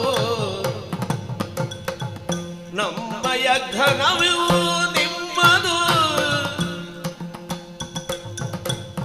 ನೀವೇ ಸೈನ್ಯಗೆ ಜನಪರಾಗಿ ಕಾಯಬೇಕು ನೀವೇ ಸೈನ್ಯಗೆ ಜನಪರಾಗಿ ಕಾಯಬೇಕು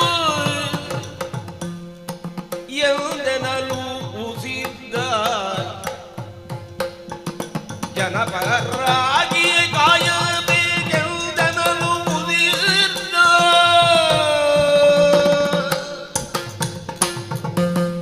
ಅಧಿಪರಿಗೆ ಹರಿಮಿತ್ರ ನಮ್ಮಯ ಘನವೇ ನಿಮ್ಮದು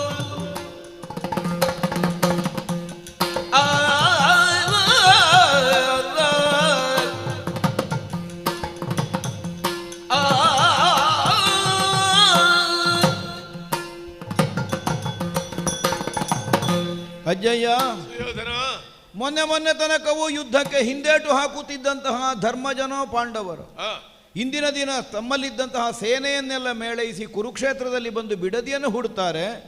ದೃಷ್ಟದ್ಯುಮ್ನನ ಸೇನಾಧಿಪತಿತ್ವ ಅಂತೆ, 7 ಅಕ್ಷೋಹಿಣಿ ಸೇನೆಯಂತೆ.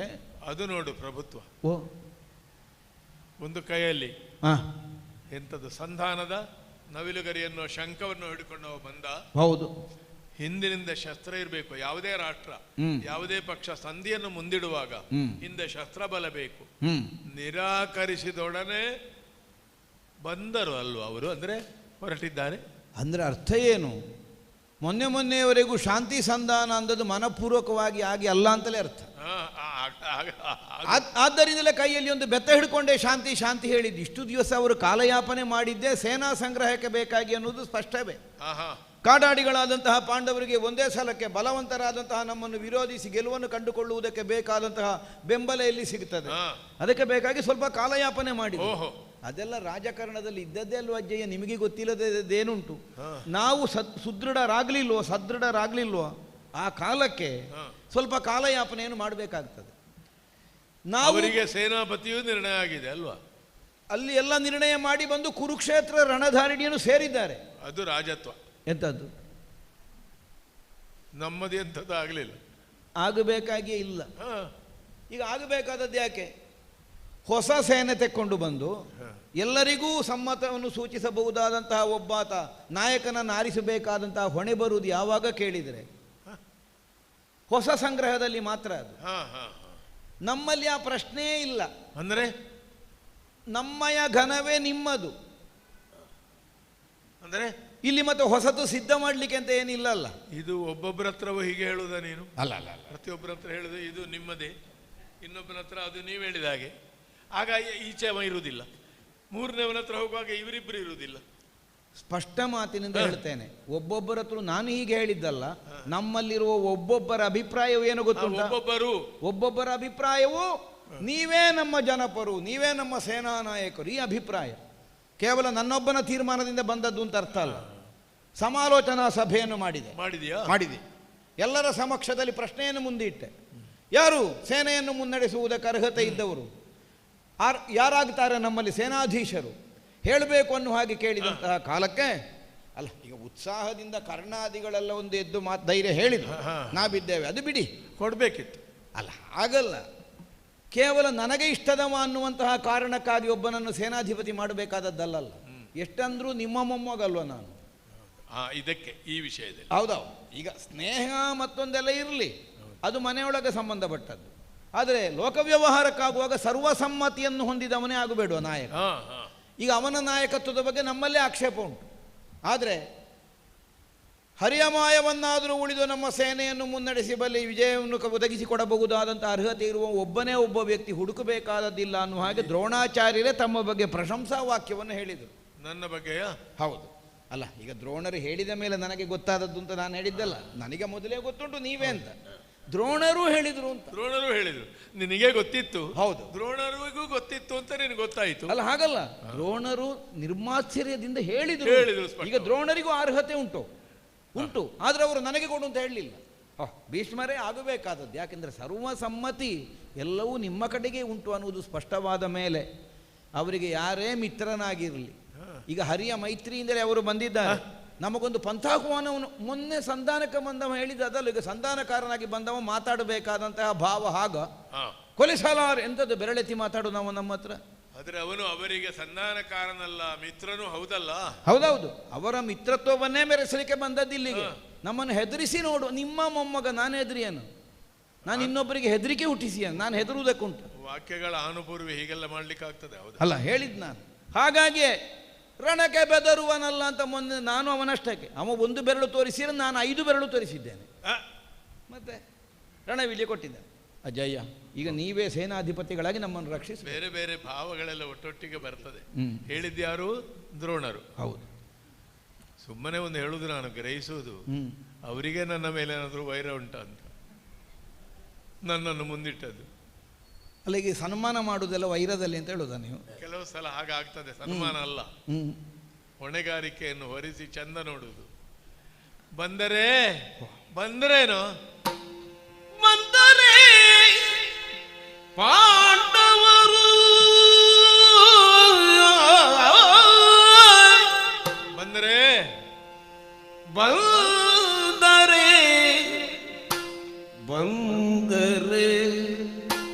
ಪಾಂಡವರು ಅದಕ್ಕೆ ಇಲ್ಲಿ ಯಾಕೆ ಬರುವುದು? ಸುದ್ದಿಯ ತಂದರೆ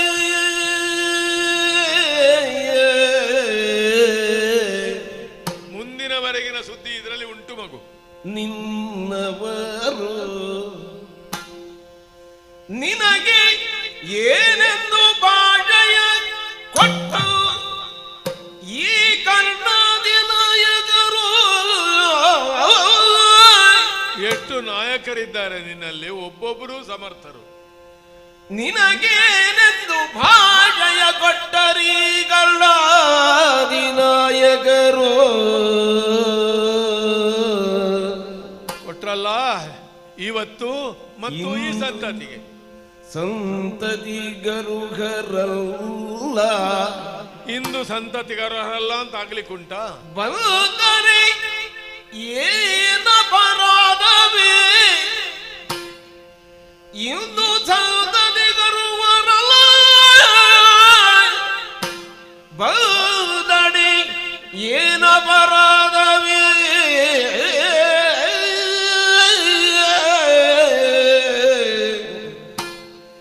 ಇನ್ನೆಂದು ಪರ್ಯಂತವರು ನೆವೆವರು ಇನ್ನೆಂದು ಪರ್ಯಂತವರು ನೆವೆವರು ಯೋಧನ ಭೀಷ್ಮ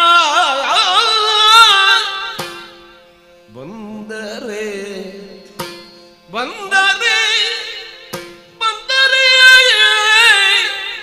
ಪಾಂಡವರು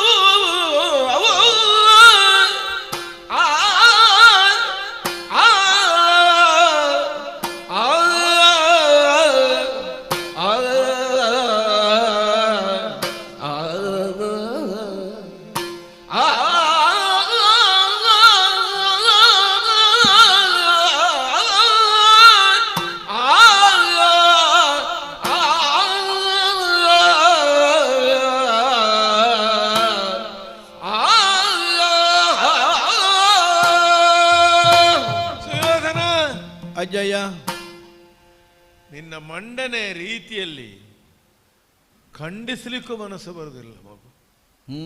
ಅಲ್ಲದೆ ಇದ್ದದ್ದನ್ನು ಹೀಗೂ ಮಾತಾಡ್ಲಿಕ್ಕೆ ಗೊತ್ತುಂಟಲ್ಲ. ಈಗ ಅಲ್ಲದೆ ಇದ್ದದನ್ನು ಆಡಿದನ.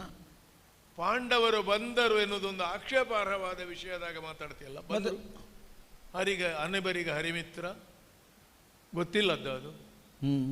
ಬಂದರೆ ಪಾಂಡವರು ಅಂದರೆ ನಿರೀಕ್ಷೆ ಮಾಡ್ತಾ ಇದ್ರಿ ಅಂತ ಅರ್ಥವ? ಸುಯೋಧನ ಓ ಬಂದ್ರಲ್ವಾ? ಅದೇ ನನಗೂ ಖಂಡಿತ ಹಾಗೆ ದೂತ ಬಂದು ಹೇಳಿದಾಗ ಓಹ್ ಬಂದ್ರಲ್ವಾ ಕೊನೆಗೂ ಆ ಭಾವದಿಂದ ಹೇಳಿದ್ದಲ್ಲ ನಾನು. ಹ್ಮ್ ಮುಗೀತು ಮಗು. ಹ್ಮ್ ಹೀಗೆ ಬರಬಾರದಿತ್ತವರು ಹಾ ವಿರೋಧಿಗಳಾಗಿ ನೀನು ಹೇಳಿದಂತೆ ಹರಿಗಳಿಗೆ ಮಿತ್ರರನ್ನು ಇಟ್ಟುಕೊಂಡು ಹರಿಭಾವದಿಂದ ಶತ್ರು ಸೈನ್ಯದಿಂದ ಬಂದಿದ್ದಾರೆ ಅಂತ ಹೇಳಿದೆಯಲ್ಲ, ಮಾಡಿದ್ದು ನಾವೇ. ಬಂದರೆ ಪಾಂಡವರು ಸುದ್ದಿಯನ್ನು ತಂದರಲ್ಲ, ತಂದರು. ಅವರು ಹೇಳಿ ಕಳಿಸಿದರು. ನಿನ್ನವರು ಹೇಳಿಲ್ವಾ ಅಲ್ಲಿ ಬಿಡಾರ ಬಿಟ್ಟದ್ದನ್ನು? ಹೌದೌದು, ನಿನ್ನ ಚಾರಕರು ಇದ್ದಾರಲ್ಲ. ಅದಕ್ಕೆ ಇಲ್ಲಿ ಯಾಕೆ ಬರುದು ನೀನು? ಇಲ್ಲಿ ಎಂತದಕ್ಕೆ ಬರುದು? ಬರಲಿ ಪಾಂಡವರು, ಹೊಡಿತೇನೆ ಅಂತ ಹೇಳಿದ ನಾನು. ಬಾರದಿರಲಿ, ಬಾರದ ಹಾಗೆ ಮಾಡು, ಹಿಂದೆ ಹೋಗುವಾಗ ಮಾಡು, ಪ್ರಯತ್ನಿಸು ಅಂತ ಹೇಳ್ತಾ ಬಂದವಲ್ವ ನಾನು. ಹೌದು, ನನ್ನ ಹತ್ರ ಯಾಕೆ ಬರುದು? ಬಾರದಿದ್ರೆ ಬರಬೇಕು. ಅಜ್ಜ ನೀವು ಹೇಳಿದಾಗ ಆಯ್ತು, ಬರಲಿಲ್ಲ. ನಿನ್ನವರಿದ್ದಾರಲ್ಲ, ಉದ್ದಕ್ಕೆ ಕೊಯ್ತೇನೆ, ಅಡ್ಡಕ್ಕೆ ಕೊಯ್ತೇನೆ. ಕರ್ಣ, ಹೌದು, ಕರ್ಣವೇ ಮಾತಾಡ್ತದೆ ಸಭೆಯಲ್ಲಿ, ನಾಯಕತ್ವ ಕೇಳುತ್ತದೆ. ಕರ್ಣಾದಿ ನಾಯಕರು ನನ್ನ ಕೈಗೆ ಕೊಡು, ಯಾವಾಗ ಹೇಳಿದ್ದಾನವ? ಅರ್ಧ ದಿನದಲ್ಲಿ ಮುಗಿಸಿಕೊಡ್ತೇನೆ. ಬಾಣಗಳನ್ನು ಲೆಕ್ಕ ಮಾಡಿ ಹೇಳಿದ್ದಾನೆ ಇಂತಿಂಥವರಿಗೆಲ್ಲ ಅಂತ.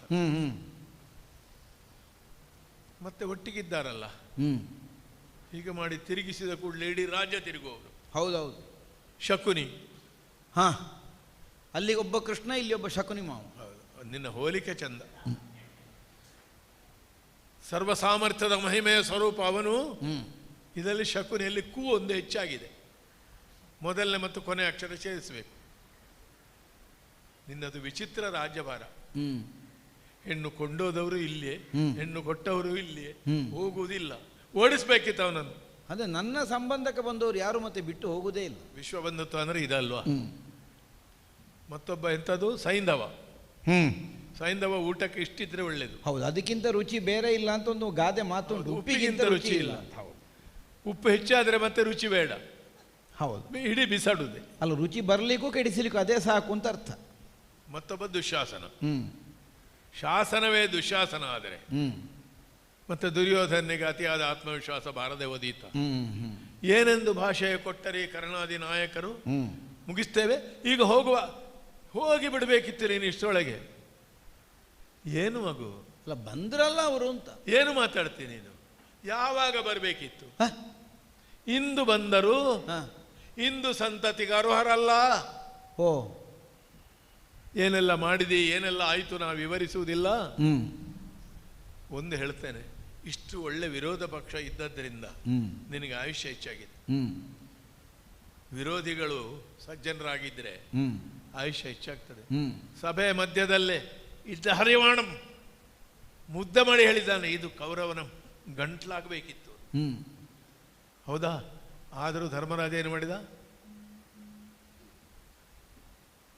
ಲೋಕವನ್ನೇ ಹುರಿದು ಹುಡಿ ಮಾಡಬಲ್ಲ ಮುರಿದು ಮುಕ್ಕಬಲ್ಲ ಭೀಮಾರ್ಜುನರಿಗೆ ಧರ್ಮರಾಜನ ಕಡೆಗಣ್ಣ ನೋಟ ಸಾಕಾಗ್ತದೆ. ಅದು ನಾಯಕತ್ವ ಮಗು. ಆ ನಾಯಕತ್ವದಲ್ಲಿ ಬಂದದ್ದು. ಇಂದು ಸಂತತಿಗೆ ಅರ್ಹರಲ್ಲ. ರಾಜ್ಯಾರ್ಥವನ್ನು ಕೊಟ್ಟಾಗಿದೆ, ಪುನರಾವರ್ತನೆ ಅಗತ್ಯ ಇಲ್ಲ, ದ್ಯೂತ ಆಗಿದೆ, ಹೇಳಿದ ಮಾತಿನಂತೆ ನೀನು ಕೊಡಲಿಲ್ಲ. ಇನ್ನು ಈಗ ಬಾರದೆ ಯಾವಾಗ ಬರುವುದು?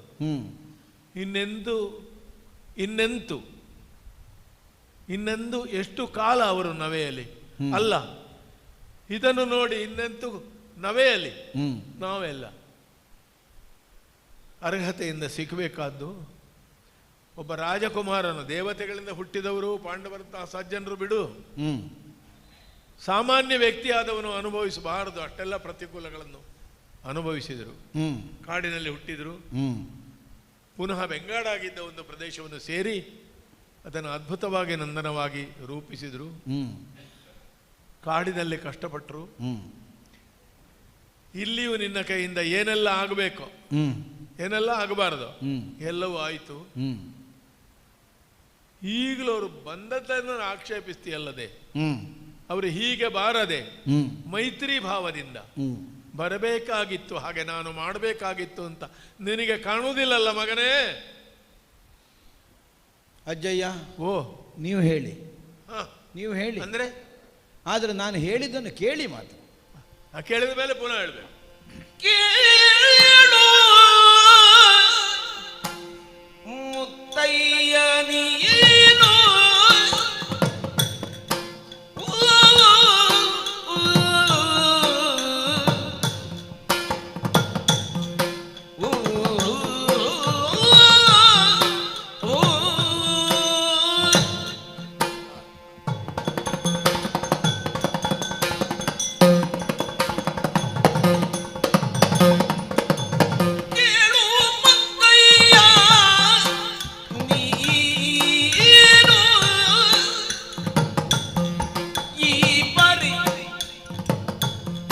ನಮ್ಮ ಮೇಲೆ ನಿದ್ದಯವನ್ನು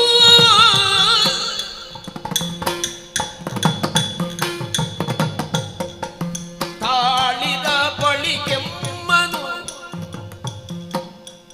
ತಾಳಿದ ಬಳಿ ಕೆಮ್ಮನು ಈ ಸೇನೆಯೊಳ್ ಪಾಲಿಸುವವರ ಕಾಣೆರು.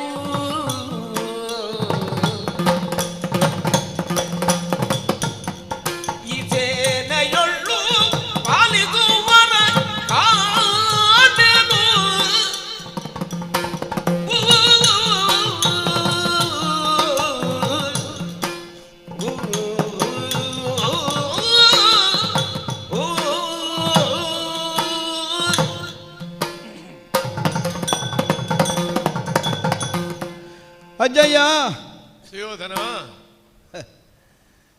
ನೀವಾಡಿದ್ದನ್ನು ನಾನು ಆಕ್ಷೇಪಿಸುವುದಕ್ಕಿಲ್ಲ. ಯಾಕೆಂದರೆ ಈ ಮನೆತನಕ್ಕಾಗಿ ತಾವು ಕೊಡಮಾಡಿದಂತಹ ತ್ಯಾಗವನ್ನು ನಾವು ಯಾವ ಕಾಲಕ್ಕೂ ಮರೆಯುವುದಕ್ಕಿಲ್ಲ. ನಾನು ಕರ್ತವ್ಯ ಮಾಡಿದ್ದೇನೆ ಮಗು, ತ್ಯಾಗ ಮಾಡಲಿಲ್ಲ. ಸಿಂಹಾಸನಾರೋಹಣವನ್ನು ಮಾಡಿ ಪ್ರಜೆಗಳನ್ನು ಶಾಸನ ಮಾಡಬಹುದಾದಂತಹ ಅರ್ಹತೆಯನ್ನು ಹುಟ್ಟಿನಿಂದಲೇ ಗಳಿಸಿಕೊಂಡಂತಹ ತಾವುಗಳು ಸಿಂಹಾಸನದ ಘನತೆ ಅನ್ನುವಂತಹ ಕಾರಣದಲ್ಲಿ ಅದೆಲ್ಲವನ್ನು ಮರೆತು ಮಹಾ ತ್ಯಾಗವನ್ನೇ ಎಸಗಿದವರು ಅಂತ ನಾವು ಕೇಳಿಬಲ್ಲೆವು. ಆದರೂ ಬದ್ಧತೆ ಮರೆತು ಬದುಕಲಿಲ್ಲ ತಾವು. ಸಿಂಹಾಸನದ ಉತ್ತರದಾಯಿತ್ವದ ಸರ್ವಸಮರ್ಥನಾದಂತಹ ಒಬ್ಬಾತ ಹೊಣೆಗಾರನನ್ನು ನಿರ್ಣಯಿಸಿಯೇ ತನ್ನ ಬದುಕಿನಲ್ಲಿ ತಾನು ಸುಖವನ್ನು ಕಾಣ್ತೇನೆ, ಸಂತೋಷವನ್ನು ಉಣ್ತೇನೆ ಅನ್ನುವಂತಹ ನಿರ್ಣಯದಿಂದಲೇ ಬದುಕಿದರಂತೆ. ನಮ್ಮ ತಂದೆಯವರಿಗಾಗಿ ಅಷ್ಟಾದರೂ ಮಾಡಬೇಡುವ ನಾನು. 7 ಮಕ್ಕಳನ್ನು ಕೊಂಡೋಗುವಾಗ ಆಕ್ಷೇಪಿಸದೆ ಕೊನೆಗೆ ಆಕ್ಷೇಪಿಸಿದರು. ಆ ಮೂಲಕ ಸಂಸಾರ ವಿಚ್ಛೇದವನ್ನು ಮಾಡಿಕೊಂಡ್ರು. ಯಾಕಾಗಿ? ನನಗಾಗಿ. ನನ್ನೊಬ್ಬರನ್ನು ಉಳಿಸಲಿಕ್ಕೆ. ಅವರು ಮಾಡಿದ್ದನ್ನು ಯಾರು ತ್ಯಾಗ ಅಂತ ಹೇಳುವುದಿಲ್ಲ. ನಾನು ಕರ್ತವ್ಯಕ್ಕಾಗಿ ಅವರಿಗೆ ಕಾಣಿಕೆಯಾಗಿ ಕೊಟ್ಟ ನನ್ನ ಪ್ರತಿಜ್ಞೆ ತ್ಯಾಗವಾಗಿ ಕಾಣುತ್ತದೆ. ಮಕ್ಕಳು ಬೇಕು ಅನ್ನುವ ಹಾಗೆ ಹಂಬಲಿಸಿ ನಮಗೆ ಸಿಗದೇ ಇದ್ದ ಸುಖವಾದರೂ ಮಕ್ಕಳ ಮೂಲಕವಾಗಿ ಕಾಣೋಣ ಅನ್ನುವಂತಹ ಅಭಿಲಾಷೆಯನ್ನು ತಂದೆ ತಾಯಿಗಳು ಈ ಪ್ರಪಂಚದಲ್ಲಿ ಹೊಂದಿದ್ರೆ ಅತಿಶಯ ಅಲ್ಲ, ಹೊಂದದೇ ಇದ್ರೆ ವಿಶೇಷ ಅಲ್ವ? ಈಗ ನಮ್ಮ ಅಪ್ಪಯ್ಯ ಆದರೂ ಹಾಗೆ ಅಲ್ವ, ಹುಟ್ಟು ಕುರುಡರಾಗಿಯೇ ಹುಟ್ಟಿದ್ರಂತೆ. ಆದ್ದರಿಂದಲೇ ಸಿಂಹಾಸನ ಬಾಹಿರರಾದರು. ಆದರೂ ಹುಟ್ಟಿದ್ದು ಕ್ಷತ್ರಿಯರ ಮನೆತನದಲ್ಲೇ ಹೌದಲ್ಲ, ಅಥವಾ ಹುಟ್ಟುವ ಹಿನ್ನೆಲೆಯಲ್ಲಿದ್ದ ಸಂಕಲ್ಪ ಸಿಂಹಾಸನಕ್ಕೆ ಉತ್ತರಾಧಿಕಾರಿಯಾಗಿ ಹೌದಲ್ಲ. ಆದ್ದರಿಂದಲೇ ತನಗೆ ಸಿಗದೇ ಇದ್ದ ಸೌಭಾಗ್ಯ ತನ್ನ ಮಕ್ಕಳ ಮೂಲಕವಾಗಿ ಆದರೂ ಹೊಂದಲಿ ಅನ್ನುವಂತಹ ಅಂತರಂಗ ಅವರಲ್ಲಿ ತುಂಬಿರಬೇಕು. ಕೊಡಬೇಕು ನಿನ್ನ ತಲೆಗೆ. ವಾ, ನನ್ನ ಪ್ರತಿಜ್ಞೆಯು ನಿನಗೆ ಅನುಕೂಲ ಅಲ್ವಾ? ಹಾಗೆ ಅರ್ಥ ಮಾಡಲಿಕ್ಕಾಗ್ತದೆ ಅಲ್ಲ. ಹೇಳಿದ್ದು ನಾನು ತನ್ನ ಮಗನ ಮೂಲಕವಾಗಿ ಅದರ ಸೌಭಾಗ್ಯವನ್ನು ಅನುಭವಿಸೋಣ. ತಾವು ಅದಕ್ಕೆ ಅನುಕೂಲವನ್ನೇ ಒದಗಿಸಿ ಕೊಟ್ರಿ. ಸಿಂಹಾಸನಕ್ಕೊಬ್ಬ ಸಮರ್ಥನಾದ ಉತ್ತರಾಧಿಕಾರಿ ಬೇಕು ಅನ್ನುವಂತಹ ನಿರೀಕ್ಷೆಯಿಂದಲೇ ಅಲ್ವೋ ದೂರದ ಗಾಂಧಾರ ದೇಶದಿಂದ ನಮ್ಮ ಅಪ್ಪಯ್ಯನಿಗೆ ತಂದೊಂದು ಸಂಬಂಧ ಮಾಡಿದ್ದು ತಾವು. ಅಲ್ಲದಿದ್ದರೆ ಯಾಕೆ? ಹಾಗಿದ್ರೆ ಹಸ್ತಿನಾವತಿ ಮನೆತನ ಮತ್ತೆ ಮಕ್ಕಳ ನಲಿವಿನಿಂದ ಮಕ್ಕಳ ಸಂತೋಷದಿಂದ ತುಂಬಿ ತುಳುಕುವ ಹಾಗಾಗಬೇಕು. ಈ ನಿರೀಕ್ಷೆಯಿಂದ ತಾವು ಮುಂದಾದ್ರಿ. ಆದರೆ ಎಲ್ಲವೂ ನಾವೆಣಿಸಿದ ಹಾಗೆ ಆಗುವುದಿಲ್ಲ. ದೈವ ಸಂಕಲ್ಪ ಏನುಂಟು ಅದಕ್ಕಾಗಿ ಒದಗಿ ಹೋಗುತ್ತದೆ ಅನ್ನುವಾಗೆ ತಾವೇ ಆಗಾಗ ನಮಗೆ ಹೇಳ್ತಾ ಇರ್ತೀವಿ. ಘನ ವಿದ್ವಾಂಸನಾಗಲಿ, ಶಾಸ್ತ್ರಜ್ಞನಾಗಲಿ, ಭವಿಷ್ಯದರ್ಶಿಗಳೆಂದವನೇ ಆಗಲಿ ಭವಿಷ್ಯ ಗರ್ಭದಲ್ಲಿ ಅಡಗಿರುವುದನ್ನು ಪೂರ್ತಿ ನೋಡುವುದಕ್ಕಾಗುವುದಿಲ್ಲ. ಹಾಗಿದ್ದರೆ ಲೋಕವನ್ನು ಆಳುವುದಕ್ಕೆ ಜ್ಯೋತಿಷ್ಯರೇ ಸಾಕು, ಬೇರೆ ಯಾರು ಬೇಡ ಅಲ್ವ? ಈಗ ಒದಗಿ ಬಂದಂತಹ ಸ್ಥಿತಿಗೆ ಕಾರಣವಾಗಿ ನಾವು ಅನೇಕವನ್ನು ಹುಡುಕಬಹುದು, ಅಥವಾ ಅದನ್ನು ನಮಗೆ ಉದಾಹರಿಸುವುದಕ್ಕೆ ಬಂದಿತ್ತು. ಅವ ಕಾರಣದಿಂದ ಹೀಗಾಯಿತು, ಇವನ ಕಾರಣದಿಂದ ಹೀಗಾಯಿತು. ಆದರೆ ಬರಬೇಕಾದದ್ದು ಉಂಟು ಅನ್ನುವುದನ್ನು ತಪ್ಪಿಸುವುದಕ್ಕೆ ಯಾವನಿಂದಲೂ ಸಾಧ್ಯ ಆಗುವುದಿಲ್ಲ ಅನ್ನುವಂತಹ ಒಂದು ಒಪ್ಪಂದಕ್ಕೆ ನಾವು ಬರಲೇಬೇಕಾಗುತ್ತದೆ. ಪಾಂಡವರು ಬಂದದ್ದರ ಕುರಿತಾಗಿ ನನಗೆ ಆತಂಕವೂ ಇಲ್ಲ, ಆಕ್ಷೇಪವೂ ಅಲ್ಲ. ಯುದ್ಧಕ್ಕೆ ಬರಲಿ, ಯುದ್ಧದ ಮೂಲಕವಾಗಿ ಶಸ್ತ್ರದ ಮೊನೆಯಿಂದಲೇ ತೀರ್ಮಾನ ಆಗಲಿ ಅನ್ನುವಂತಹ ನಿರ್ಣಯವನ್ನು ನಾನೇ ಕೊಟ್ಟ ಮೇಲೆ ಬಾರದೇ ಇದ್ದರೆ ಆಕ್ಷೇಪಿಸಬೇಕು, ಬಂದರೆ ಯಾಕೆ ಆಕ್ಷೇಪಿಸಬೇಕು. ಆದರೆ ಬರುವಲ್ಲಿ ಅವರು ನಂಬಿದ್ದು ಯಾವನನ್ನು ಅನ್ನುವುದು ಪ್ರಧಾನ ಆಗುವುದು. ನಂಬಿದ್ದು ಅವನನ್ನಲ್ವ, ಕೃಷ್ಣನನ್ನಲ್ವ. ಯಾವನು ಈ ಭರತಖಂಡದ ಸಿಂಹಾಸನವನ್ನು ಏರಿ ಆಳ್ವಿಕೆಯನ್ನು ನಡೆಸಬೇಕು ಅನ್ನುವುದನ್ನು ನಿರ್ಣಯಿಸುವುದಕ್ಕೆ ಅವನಿಗೆ ಊರಿನಲ್ಲಿ ಹೇಳುವುದು ನಾನು, ಮಣ್ಣಿನ ಮೇಲೆ ಒಂದು ಮನೆ ಕಟ್ಟಿಕೊಳ್ಳಿಕ್ಕೆ ಅರ್ಹತೆ ಇಲ್ಲ. ಎಲ್ಲಿಯೋ ಹೋಗಿ ನೀರಿನ ಮಧ್ಯದಲ್ಲಿ ಮನೆ ಮಾಡಿಕೊಂಡು ಕುಳಿತವ. ಸಿಂಹಾಸನಕ್ಕೆ ಬಾಹಿರರು ಯದುಗಳು, ಆದರೆ ಸಿಂಹಾಸನಕ್ಕೆ ಯಾರು ಜನ ಅಂತ ನಿರ್ಣಯ ಮಾಡಲಿಕ್ಕೆ ಇವ ಅಂತೆ. ಹಾಗಿದ್ರೇನು, ಇಲ್ಲದೇ ಇದ್ದಂತಹ ಸ್ಥಾನವನ್ನು ತಾನು ಹೊಂದಿ ತನ್ನನ್ನು ಪ್ರಪಂಚದಲ್ಲಿ ಉದ್ಘಾಟಿಸಿಕೊಳ್ಳಬೇಕು ಅನ್ನುವಂತಹ ಉದ್ದೇಶಕ್ಕೆ ಅವ ಬಂದಿದ್ದಾನೆ. ಅವನಿಗೆ ಆಗಬೇಕಾದದ್ದು ಅದೇ. ಅವ ಹಾಕಿದ ತಾಳಕ್ಕೆ ಕುಣಿಯುವ ಮಂದಿಗಳು ಬೇಕಾದದ್ದು. ಈ ಪಾಂಡವರಿಗೆ ಮತಿ ಇಲ್ಲ, ಇವನಿಗೆ ಗತಿ ಇಲ್ಲ. ಆದ್ದರಿಂದ ಒಂದಾಗಿ ಜೊತೆ ಸೇರಿಕೊಂಡು ಅವರ ಮೂಲಕವಾಗಿ ಅಖಂಡ ಭರತಖಂಡದ ರಾಜಕಾರಣದಲ್ಲಿ ಕೈಯಾಡಿಸ್ತೇನೆ ಅನ್ನುವ ಹಾಗೆ ಹೊರಟರೆ ನಿಮ್ಮ ಮೊಮ್ಮಗನಾಗಿ ನಾನು ಅದನ್ನು ಕಂಡು ಸುಮ್ಮಗೆ ಉಳಿಯುವುದಕ್ಕೆ ಸಾಧ್ಯ ಆಗ್ತದೆ ಅಜ್ಜಯ್ಯ. ಅಂದರೆ ಅದಕ್ಕೊಂದು ವಿಶೇಷಣ ಉಂಟು. ಇಷ್ಟೆಲ್ಲ ಆದ ಮೇಲೆ ನನ್ನ ಮೊಮ್ಮಗ ಹೇಳಿದ್ ನಾನು, ಅದಕ್ಕೊಂದು ಸರಿಯಾದಂತಹ ಒಂದು ಸ್ಪರ್ಧೆಯನ್ನು ಒದಗಿಸಿಕೊಡಬೇಕಾದಂತಹ ಬದ್ಧತೆ ನನಗೆ ಬಂತೋ ಇಲ್ವೋ. ಈಗ ಸಿಂಹಾಸನದ ಉತ್ತರಾಧಿಕಾರಿ ಅಂದರೆ ಮೇಲೆ ಕುಳಿತುಕೊಳ್ಳಿಕ್ಕೆ ಜನ ಅನ್ನುವಂತಹ ಪ್ರದರ್ಶನದ ವಸ್ತು ಅನ್ನುವ ಅರ್ಥದಿಂದಲ್ಲ, ಅದಕ್ಕೆ ಬರಬಹುದಾದಂತಹ ಯಾವ ಘನತೆಗೆ ಕೊರತೆಯಾಗಬಹುದಾದ ಸನ್ನಿವೇಶವಿದ್ರೂ ಅದನ್ನು ಉತ್ತರಿಸುವಲ್ಲಿ ಒಬ್ಬಾತ ಸಮರ್ಥನಾಗಿ ಒದಗಿ ಬರಬೇಕು. ಈ ನಿರೀಕ್ಷೆಯಿಂದಲೇ ಕರ್ಕೊಂಡು ಬಾ ಪಾಂಡವರನ್ನು ಅಂತ ನಾನು ಹೇಳಿದ್ದು. ಬಂದಿದ್ದಾರೆ, ಈಗ ಬಂದರು ಅಂತ ಹೇಳುವಲ್ಲಿ ನಮಗೆ ವಿಶ್ವಾಸವೇ ನೀವಲ್ವ ಅಜ್ಜಯ್ಯ. ಸಿಂಹಾಸನದ ರಕ್ಷಕರು ನಮ್ಮ ಅಜ್ಜ ಭೀಷ್ಮಾಚಾರ್ಯರಿದ್ದಾರೆ, ಈ ವಿಶ್ವಾಸದಿಂದಲ್ವ. ಈಗ ನೀವು ನಾವಿಲ್ಲಿಗೆ ಬರುವಾಗ ಅಲ್ಲಿಗೆ ಹೋಗು ಇಲ್ಲಿಗೆ ಹೋಗು ಬರದ ಹಾಗೆ ಮಾಡು. ಈಗ ಕರ್ಣಾದಿಗಳನ್ನು ನನಗೆ ಇನ್ನೊಬ್ಬರು ನೆನಪಿಸಿಕೊಟ್ಟಾಗಬೇಕು. ನನಗೆ ಸದಾ ಅವರು ನೆನಪಿನಲ್ಲಿರ್ತಾರೆ, ನನ್ನೊಟ್ಟಿಗೆ ಇರುವವರು ಅವರು. ನನ್ನ ಒಟ್ಟಿಗೆ 4 ಮಂದಿಗಳು ಎಡಬರದಲ್ಲಿ ಅವರಿದ್ದಾರೆ ಅಂದ ಮಾತ್ರಕ್ಕೆ ಅಜ್ಜನ ನೆನಪೇ ಇಲ್ಲದವ ಸುಯೋಧನ ಅಂತ ಅರ್ಥ ಅಲ್ಲ. ಇನ್ನೂ ಸ್ಪಷ್ಟವಾಗಿ ಹೇಳುವುದಾದರೆ ಅವರು ಹೊರಗಿನಿಂದ ಆ ಬದಿಯಲ್ಲಿ ಈ ಬದಿಯಲ್ಲಿ, ಇಲ್ಲಿ ಇರುವುದು ಅಜ್ಜ ಭೀಷ್ಮಾಚಾರ್ಯ. ಮತ್ತೆ ಅದರ ಒಳಗೆ ಯಾರಾದ್ರೂ ಒಬ್ಬ ಇದ್ದಾನ ಹೇಳಿದ್ ನಾನು, ಇಲ್ಲಿರುವುದು ಅಜ್ಜನೇ ಭೀಷ್ಮಾಚಾರ್ಯನೇ. ಆದ್ದರಿಂದಲೇ ಯಾರಲ್ಲಿ ಸತ್ಯ ಪ್ರತಿಜ್ಞೆ ಮಾಡಿದ್ದಾನಂತ ಹೀಗೆ ಹಿಡ್ಕೊಂಡು ಈ ಜೀವ ಸುಳ್ಳು ಹೇಳಿಲ್ಲ ಅಂತ. ಈ ಜೀವ ಅಂದ್ರೆ ಇದಲ್ಲ, ಮತ್ತೆ ಕೈಯಲ್ಲಿದ್ದ ಇರುವೆ. ಈ ಜೀವ ಸುಳ್ಳು ಹೇಳಿಲ್ಲ ಅಲ್ಲ, ಅದಕ್ಕೆ ಜೀವ ಸುಳ್ಳು ಹೇಳಿಲ್ಲ. ನಾನು ನಿಮ್ಮ ಮುಂಭಾಗದಲ್ಲಿ ಮಾತನಾಡುವಾಗ ಮುಷ್ಟಿ ಹಿಡಿದು ಎದೆಗೆ ಮುಟ್ಟಿಸುವುದೇ ಇಲ್ಲ, ನಾನು ಕೈ ಬಿಡಿಸಿ ಹೇಳಿದ್ದೆ ಅದಕ್ಕೆ. ಯಾಕೆಂದ್ರೆ ಇಲ್ಲಿ ಬೇರೆ ಇಲ್ಲ, ಒಳಗೆ ಅಜ್ಜನೇ ಇರುವುದು. ನಿಮ್ಮ ಬಳಿಗೆ ನಾವು ಬಂದ ಕಾಲಕ್ಕೆ ಅಲ್ಲಿ ಹೋಗಿ ಇಲ್ಲಿ ಹೋಗು ಅಂತ ಹೇಳಿದರೆ ನಮ್ಮನ್ನು ರಕ್ಷಿಸುವವರು ಯಾರಜ್ಜಯ್ಯ. ಅಂದರೆ ಇನ್ನೂ ಒಂದು ನಮಗೆ ಯಾರ ಬಗ್ಗೆ ಸರಿಯಾದ ವಿಶ್ವಾಸ ಇರ್ತದೆ ಅವರನ್ನು ಆಗಾಗ ಮತ್ತೆ ನಿಮ್ಮದೇ ಹೇಗೆ ಅಭಿಪ್ರಾಯ, ನಿಮ್ಮದೇ ಹೇಗೆ ಅಂತ ಕೇಳಲಿಕ್ಕಿಲ್ಲ. ಅವರು ನಮಗೆ ಬೇಕಾದ ಹಾಗೆ ಅಂತ ನಿರ್ಣಯವೇ ಅಲ್ವಾ. ಹಾಗಾಗಿ ನಾನು ನಿಮ್ಮ ಹತ್ರ ಆಗಾಗ ಕೇಳದೇ ಇದ್ದದ್ದು. ಯಾಕೆ, ಅಜ್ಜ ನಮಗಿದ್ದಾರೆ ಅಂತ ನಮಗೆ ವಿಶ್ವಾಸವೇ. ಇವರಾದ್ರೆ ಹಾಗಲ್ಲ, ಹೊರಗಿನಿಂದ ಬಂದವರು 4 ದಿವಸ ಲಾಭ ಇಲ್ಲ ಅಂತ ಗೊತ್ತಾದರೆ ಹೊರಗೆ ಹೋಗ್ಲಿಕ್ಕೆ ಹೋದರು. ಆದರೆ ತಾವು ಹಾಗಲ್ಲ, ಮೊಮ್ಮಕ್ಕಳ ಶ್ರೇಯಸ್ಸನ್ನೇ ಸದಾಕಾಲ ಹಂಬಲಿಸುತ್ತಾ ಇಲ್ಲಿ ನಮ್ಮೊಂದಿಗೆ ಇಷ್ಟು ದಿವಸ ಬದುಕಿದವರು ಆಪತ್ತಿನ ಕಾಲದಲ್ಲಿ ಕೈ ಬಿಡುವುದಿಲ್ಲ ಅನ್ನುವಂಥ ಆ ವಿಶ್ವಾಸದಿಂದಲೇ ಬಂದಿದ್ದೇವೆ. ನೀವೇ ಸೇನಾಧಿಪತಿತ್ವ ವಹಿಸದೇ ಇದ್ದರೆ ಮತ್ತೆ ನಾವು ಗೆಲ್ಲುವುದು ಹೇಗೆ? ನೀವು ಒಂದು ಒಪ್ಪಿದರೆ ಪಾಂಡವರು ನಮಗೆ ಲೆಕ್ಕವೋ, ಒಂದು ಕ್ಷಣ ಸಾಕು, ನೀವು ಹೋರಾಟ ಮಾಡುವುದೇ ಬೇಡ. ಯಾರಂತೆ ಕೌರವ ಪಕ್ಷದಲ್ಲಿ ಸೇನಾಧಿಪತಿಗಳು ಭೀಷ್ಮಾಚಾರ್ಯರಂತೆ. ಹೌದಾ? ಆಯುಧ ಕೆಳಗಿಟ್ಟು ಕಾಡಿಗೆ ಹೋದವರು ಅವರು. ಗೊಂಬೆ ಇಟ್ಟರು ಸಾಲದ? ಯಾಕೆ ಮಗು ಹೊರಗಿನವ ಅಲ್ಲ ಕೃಷ್ಣ, ಮನೆ ಇಲ್ಲದವ ಅಲ್ಲ, ಎಲ್ಲವೂ ಅವನ ಮನೆ. ಅಲ್ಲ, ಮನೆ ಇಲ್ಲದವರಿಗೆ ಹಾಗೆ ಹೇಳುದು. ಶ್ರೀರಾಮಚಂದ್ರನಿಗೆ ಗ್ರಹಚಾರ ಕಟ್ಟು ಕಾಡಿಗೆ ಹೋದ ಅಂತ ರಾವಣ ಪಕ್ಷದವರು ಹೇಳಿದ್ರಂತೆ. ಜಾತಕವೇ ಸರಿ ಇಲ್ಲ ಅಂತ ಅಲ್ಲ, ದಶರಥನ ಮಗನೇ ಅಲ್ಲ ಅಂತ ಅರ್ಥ. ಸರಿ, ಲೋಕಕ್ಕಾಗಿ ಹುಟ್ಟಿದವ, ಹೋರಾಡಬೇಕಾದ್ದು ನೀನು ಹೇಳಿದಂತೆ ಸಿಂಹಾಸನಕ್ಕಾಗಿ. ಹೌದು, ನಮ್ಮವರಲ್ಲಿ ಅದು ಎಂಥವರವರು? ಎಂಥವರು? ಸತ್ಯನಿಧಿಗಳವರು,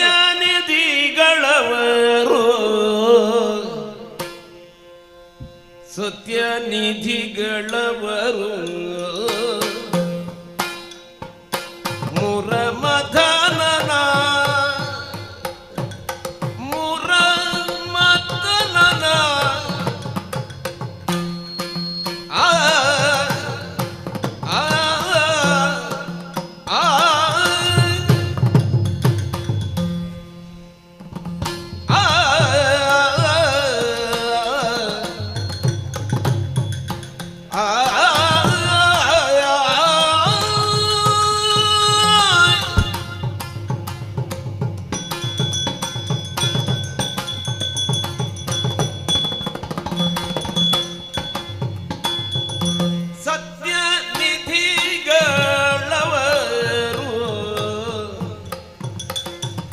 ಮುರಮಥನನ ನಿತ್ಯವೂ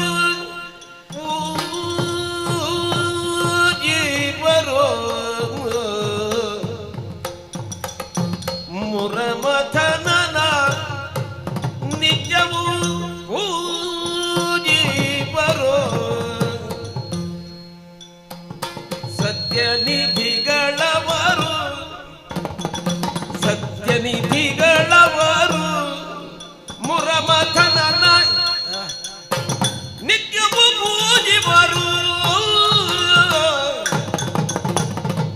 ನಿತ್ಯ ನೀಚರು ನೀವು ಸಂಕರದೋ ನಿತ್ಯ ನೀಚರು ನೀವು ಸಂಕರದೊಳು ಗೆದ್ದಲಾವುದು ಜಯವು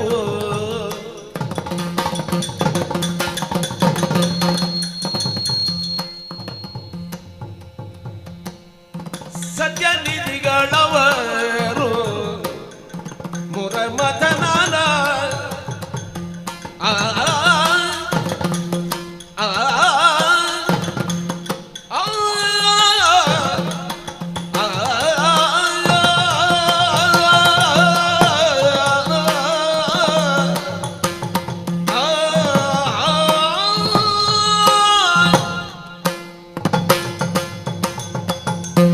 ಸುಯೋಧನ, ಅಜ್ಜಯ್ಯ, ತರ್ಕದಿಂದ ಕಪ್ಪನ್ನು ಬಿಳಿ ಮಾಡಬಹುದು. ಹೌದು. ತರ್ಕೋ ಅಪ್ರತಿಷ್ಠ, ಶ್ರುತೇಶ ಭಿನ್ನ. ಪ್ರತ್ಯಕ್ಷವಾಗಿ ಏನು ಕಾಣ್ತದೆ ಅದನ್ನು ನೋಡಬೇಕು. ಅಪ್ರಿಯಸ್ಯ ಚ ಪಥ್ಯಸ್ಯ ವಕ್ತಾ ಶ್ರೋತಾ ಚ ದುರ್ಲಭ. ನಾನು ನಿನ್ನ ಬಗ್ಗೆ ಅದನ್ನು ಈಗ ಮಾಡದಿದ್ದರೆ ಹಿತೈಷಿ ಆಗುವುದಿಲ್ಲ. ಸಿಂಹಾಸನ ರಕ್ಷಣೆ ಅಂತಂದ್ರೆ ನೀನು ಹೇಳಿದಾಗ ಬಂದು ಹೊಡೆದಾಟ ಮಾಡುವುದಲ್ಲ, ಸನ್ನಿವೇಶವನ್ನು ನಿನಗೆ ಹೇಳಿದೆ. ಎಂಥವರಪ್ಪ ಪಾಂಡವರು? ಸತ್ಯವಂತರಲ್ಲ, ಸತ್ಯನಿಧಿಗಳು. ನೀವು ಸತ್ಯವಂತರಲ್ಲ ಅಂತ ಹೇಳುವಾಗ ನನ್ನಾಗೆ ಯೋಚನೆ ಮಾಡಿದ್ರು ಅಂತ ನಾನು ಭಾವಿಸಿದ್ದೆ. ಸತ್ಯವೇ ಅವರು. ನಿನ್ನಲ್ಲೇ ಬಾಯಿ ತಪ್ಪಿ ಒಂದು ಮಾತು ಬಂದಿತ್ತು, ಯುಧಿಷ್ಠಿರನನ್ನು ಹುಡುಕಲಿಕ್ಕೆ ಸುಲಭ, 12 ತಿಂಗಳು ವಸಂತ ಋತು ಇರ್ತದೆ ಅವ ಇರುವಲ್ಲಿ. ಕಳಿಸಿದ ಕಾಡಿಗೆ ಋಷಿಮುನಿಗಳವನ ಕಾಲ್ಬುಡದಲ್ಲಿ ಕೂತು ಮೇಲಿನ ಮೇಲೆ ಪ್ರಶ್ನೆ ಕೇಳಿದ ಯಕ್ಷ 100, 125 ಸತ್ತು ಬಿದ್ದಿದ್ದ ತಮ್ಮಂದಿರು ಇದ್ದ ಹಾಗೆ ಹೇಳಿದ ಸತ್ಯದ ಬಲ.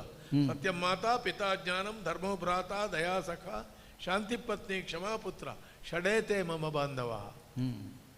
ಹಬ್ಬ ರೋಮಾಂಚನ ಆಗ್ತದೆ. ದೊರೆತನ ಸುಡಲಿನ್ನು ಬಡತನ ಎನಗಕ್ಕೂ ಕುರುರಾಯ ಸುಖಿ ಎಂದು ಕೇಳಿದರೆ ಸಾಕು. ಬಂದ ಕೃಷ್ಣ ಹೇಳಿದ, ಏನನ್ಯಾಯ ಮಾಡಿದ ನಿನಗೆ? ಧೃತರಾಷ್ಟ್ರ ಅಧಿರಾಜನಾಗಲಿ, ನೀನು ಯುವರಾಜನಾಗು. ಆಶ್ರಿತರಾಗಿ 1 ಗ್ರಾಮ, ಇದಕ್ಕಿಂತ ತಗ್ಗಿಯಾರ ಯಾರಾದ್ರು? ಅಲ್ಲ, ಸಜ್ಜನಿಕೆ ಇರಬಹುದು ಪಾಂಡವರಲ್ಲಿ ಅಥವಾ ಧರ್ಮರಾಯನಲ್ಲಿ. ಸಜ್ಜನಿಕೆ ಸಂಗ್ರಾಮಕ್ಕೆ ಪ್ರಯೋಜನ ಆಗಬೇಕು, ಪ್ರಯೋಜನ ಆಗ್ತದೆ. ಯಾಕೆ? ಮುರಮಥನನ ನಿತ್ಯ ಪೂಜೆ ಮಾಡ್ಬೋದು. ಜೀವನನ್ನು ಆವರಿಸಿರುವ ಮುರಾದಿ ಪಾಶಗಳನ್ನು ಕತ್ತರಿಸುವವನು. ಅವನು ಮುರಾಸುರನನ್ನು ಕೊಂದದ್ದು ಅದು ಬಣ್ಣದ ವೇಷ, ಅದು ನೋಡ್ಲಿಕ್ಕೆ ಸರಿ, ಅದಲ್ಲ. ಜೀವನ ಆವರಿಸುವ ಸಹಸ್ರ ಸಂಖ್ಯೆ ಮುರಾದಿ ಪಾಶಗಳನ್ನು ಹೇಗೆ ಕತ್ತರಿಸಿದ? ಭಕ್ತಿಯಿಂದ ಪಾಂಡವರು ಸಜ್ಜನರಾದ್ರಿಂದ ಭಕ್ತರು. ಇಲ್ಲದ್ರೆ ಒಬ್ಬ ದುರ್ಜನಾದವ ಭಕ್ತಿ ಮಾಡ್ತಾ ಕೂತ್ರೆ ಆಗ್ತದಾ? ವಿಷ, ಕತ್ತಿ, ಚೂರಿ, ಬೆಂಕಿ, ನೀನು ಯಾವುದು ಮಾಡಲಿಲ್ಲ. ಒಂದು ವಿಷಯದಲ್ಲಿ ನನ್ನ ವಿಕ್ರಮವನ್ನು ಮೆಚ್ಚುತ್ತೇನೆ ಮಗು. ಅಗ್ನಿದೋ ಗರದಶ್ಚೈವ ಶಸ್ತ್ರಧಾರಿ ಧನಾಪಹ ಕ್ಷೇತ್ರ ದಾರ ಹರಶ್ಚೈವ ಷಡೇತೆ ಆತತಾಯನ. ಬೆಂಕಿ ಹಾಕೋದು ಒಂದೊಂದು ಮಾಡಿದ್ರು ಆತ ತಾಯಿ. ಅವ 6 ಒಟ್ಟಿಗೆ ಮಾಡಿದವ ಚತುರ್ಯುಗಗಳಲ್ಲಿ ನೀನೊಬ್ಬನೇ. ಅಲ್ಲ, ಒಂದೇ ಸಲ ಮಾಡಿದ್ದಲ್ಲ, ಬೇರೆ ಬೇರೆ ಸಂದರ್ಭ. ಹೌದು, ಅಂತೂ 6 ಉಂಟು.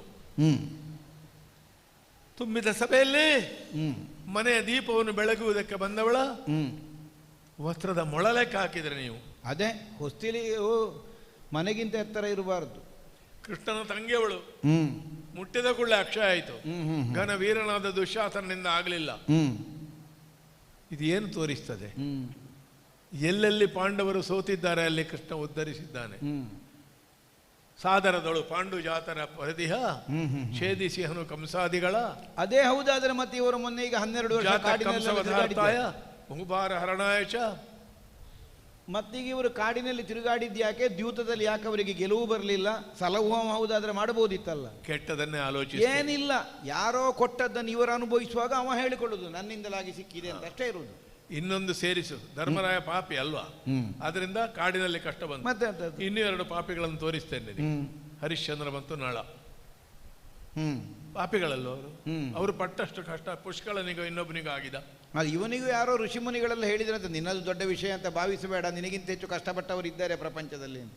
ಯಾಕೆ ಅದು ಸತ್ಯವಂತರು ಪ್ರತಿಕೂಲ ಬಂದಾಗಲೂ ಸತ್ಯವನ್ನು ಬಿಡುವುದಿಲ್ಲ ಹೇಗೆ ಎಂಬುದನ್ನು ತೋರಿಸಲಿಕ್ಕೆ ಕೆಲವು ವ್ಯಕ್ತಿಗಳ ನಿರ್ಮಾಣವಾಗುವುದು. ಆದ್ರೂ ನನಗೊಂದು ಹೆಗ್ಗಳಿಕೆ ಉಂಟು ಅಜ್ಜಯ್ಯ. ಏನು? ಈಗ ಧರ್ಮರಾಯನಿಗೆ ಆದರೂ ಋಷಿಮುನಿಗಳು ಹೇಳಿದ್ರು ನಿನಗಿಂತ ಹೆಚ್ಚು ಕಷ್ಟಪಟ್ಟವರಿದ್ದಾರೆ, ನೀನೇ ಅಲ್ಲ ಅಂತ. ಆದರೆ ನನ್ನ ಹತ್ರ ಯಾವ ಋಷಿಯೂ ಹೇಳಲಿಲ್ಲ ನಿನಗಿಂತ ಹೆಚ್ಚು ಕಷ್ಟ ಕೊಟ್ಟವ ಇನ್ನೊಬ್ಬ ಇದ್ದಾನೆ. ಇಂಥದ್ದು ಅದೇ ತಲೆಗೆ ಹೋಗುದು ನಿನಗೆ. 100 ಜನರು ಒಂದಾಗಿ ಹುಟ್ಟುತ್ತಿದ್ದರೆ ಇನ್ನೂ ಮಾತಾಡ್ತಿದ್ದೆ ಏನು.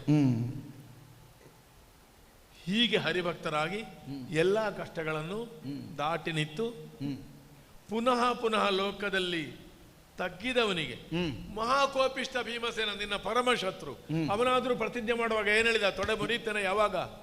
ಎನ್ನೋ ಯುದ್ಧಂಬವೇ, ಯುದ್ಧವಾದರೆ, ಆಗದಿದ್ರೆ ಇಲ್ಲ. ಅವಕಾಶ ನಿನ್ನ ಕೈಯಲ್ಲಿ ಉಂಟು. ಬ್ರಹ್ಮ ಲೆಕ್ಕಣಿಕೆಯನ್ನು ಕೊಟ್ಟಿದ್ದಾನೆ. ಸಂಧಾನ ಸಂಗ್ರಾಮ ಬರಿಬೇಕಾದವನು ನೀನು. ಇಷ್ಟಿದ್ದು ಎದುರೆದುರು ನೋಡಿ ನೋಡಿ ಆದ್ರೂ ನಿನಗೆ ಈ ವೈರ ಬರ್ತದಲ್ಲ, ಹೇಗೆ ಬಂದಿರಬಹುದು? ನನ್ನ ಮನಸ್ಸಿಗೆ ಒಳೆಯುವುದಿಲ್ಲ ಮಗು. ಈಗ ನಾನು ಬೇಕು ಬೇಕು ಅಂತ ವಿರೋಧ ಮಾಡುವುದಾ? ಯಾಕೆ ಬಂತು? ಈಗ ನಿಮ್ಮದ್ದೇ ಭಾಷೆಯಲ್ಲಿ ಉತ್ತರ ಕೊಡ್ಬೇಕಾಜ್ಜಯ್ಯ. ಕಾರಣವೇ ತೊರಗಿದು ಪೂರ್ವ ಸಂಬಂಧ